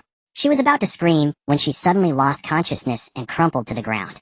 A quarter of an hour later, the exile procession was ready to move, but the two still hadn't returned. The leading runner grew anxious. "Damn it, Wang Liza's gotten bold. Taking this long? Shunzi, go see and tell that old bastard to hurry up." "Got it." Shunzi chuckled lewdly and ran toward the boulder. Another cup of tea's time passed, and not only had he failed to bring the two back, but Shunzi had vanished as well. The leading runner grew impatient. "That bastard Shunzi. I told him to fetch them, and the son of a bitch goes and does the same damn thing. One after another, no sense of timing. Lisha, you go, call them all back. And if you disappear too, he'll personally come over and skin you all alive." "Don't worry, Brother Chong, I've got no interest in old women," Lisha said with a smirk before heading off. Another cup of tea passed, and Lisha hadn't returned either. Even the dullest man would realize something was wrong by now. "Chucky Chuba, you two go see what's happening. If anything's wrong, shout." "Got it." "Yes, sir." With that, the brothers set off together. A long while passed, and the two had also vanished. The leader's nerves were starting to fray. "Xiao Lu Zhuzi Dali Chun Wu Xiong de Xiong Air. The 6 of you go check it out. 3 of you circle around from the right, 3 from the left. Flank them from both sides. I don't believe anyone can take down all 6 of you at once." The 6 were just as spooked, but didn't dare defy orders, so they steeled themselves and advanced, at least taking some comfort in their numbers. Chen Yuan and her companion had no intention of using the same trick again. As soon as the 6 arrived, they each took on 3 and started laying into them with a flurry of blows. The agonized screams of the 6 quickly echoed back to the camp, terrifying the other runners who had no idea what was happening over there. The leader was panicking too. They'd had 18 men in total, and 11 had already gone missing. If anything happened to the rest of them, how could they possibly continue escorting the prisoners? His eyes darted around, and a scheme came to mind. Turning to 2 prisoners who wore kangs and had their collarbones pierced with iron chains, he said, "Lugan Wuchuang, you two go take a look." In the leader's estimation, these 2 were the top fighters among the Imperial Guard, second only to Gao Boyan and Li Zixiong. If even they fell, then whoever was out there was someone he couldn't afford to tangle with, and his only option would be to flee to Yuzhou for help. The 2 exchanged glances. Given their current status, what choice did they have but to comply? Helplessly, they trudged toward the boulder. "If you dare run, think about your families and brothers." The 2 smiled bitterly. With their bodies in this condition, how could they possibly run? When they reached the back of the boulder and saw Gao Boyan, they were stunned and overjoyed. Gao showed. Gao Boyan's heart ached at the sight of them. He drew his treasured blade and struck at the chains piercing their collarbones, then said, "Bear with it." With that, he yanked the chains out of their bodies. From the distant procession, only 2 agonized screams were heard, and then the pair fell silent. "Husband Wu, brother Lu, brother Wu, alas. Heavens above, have mercy."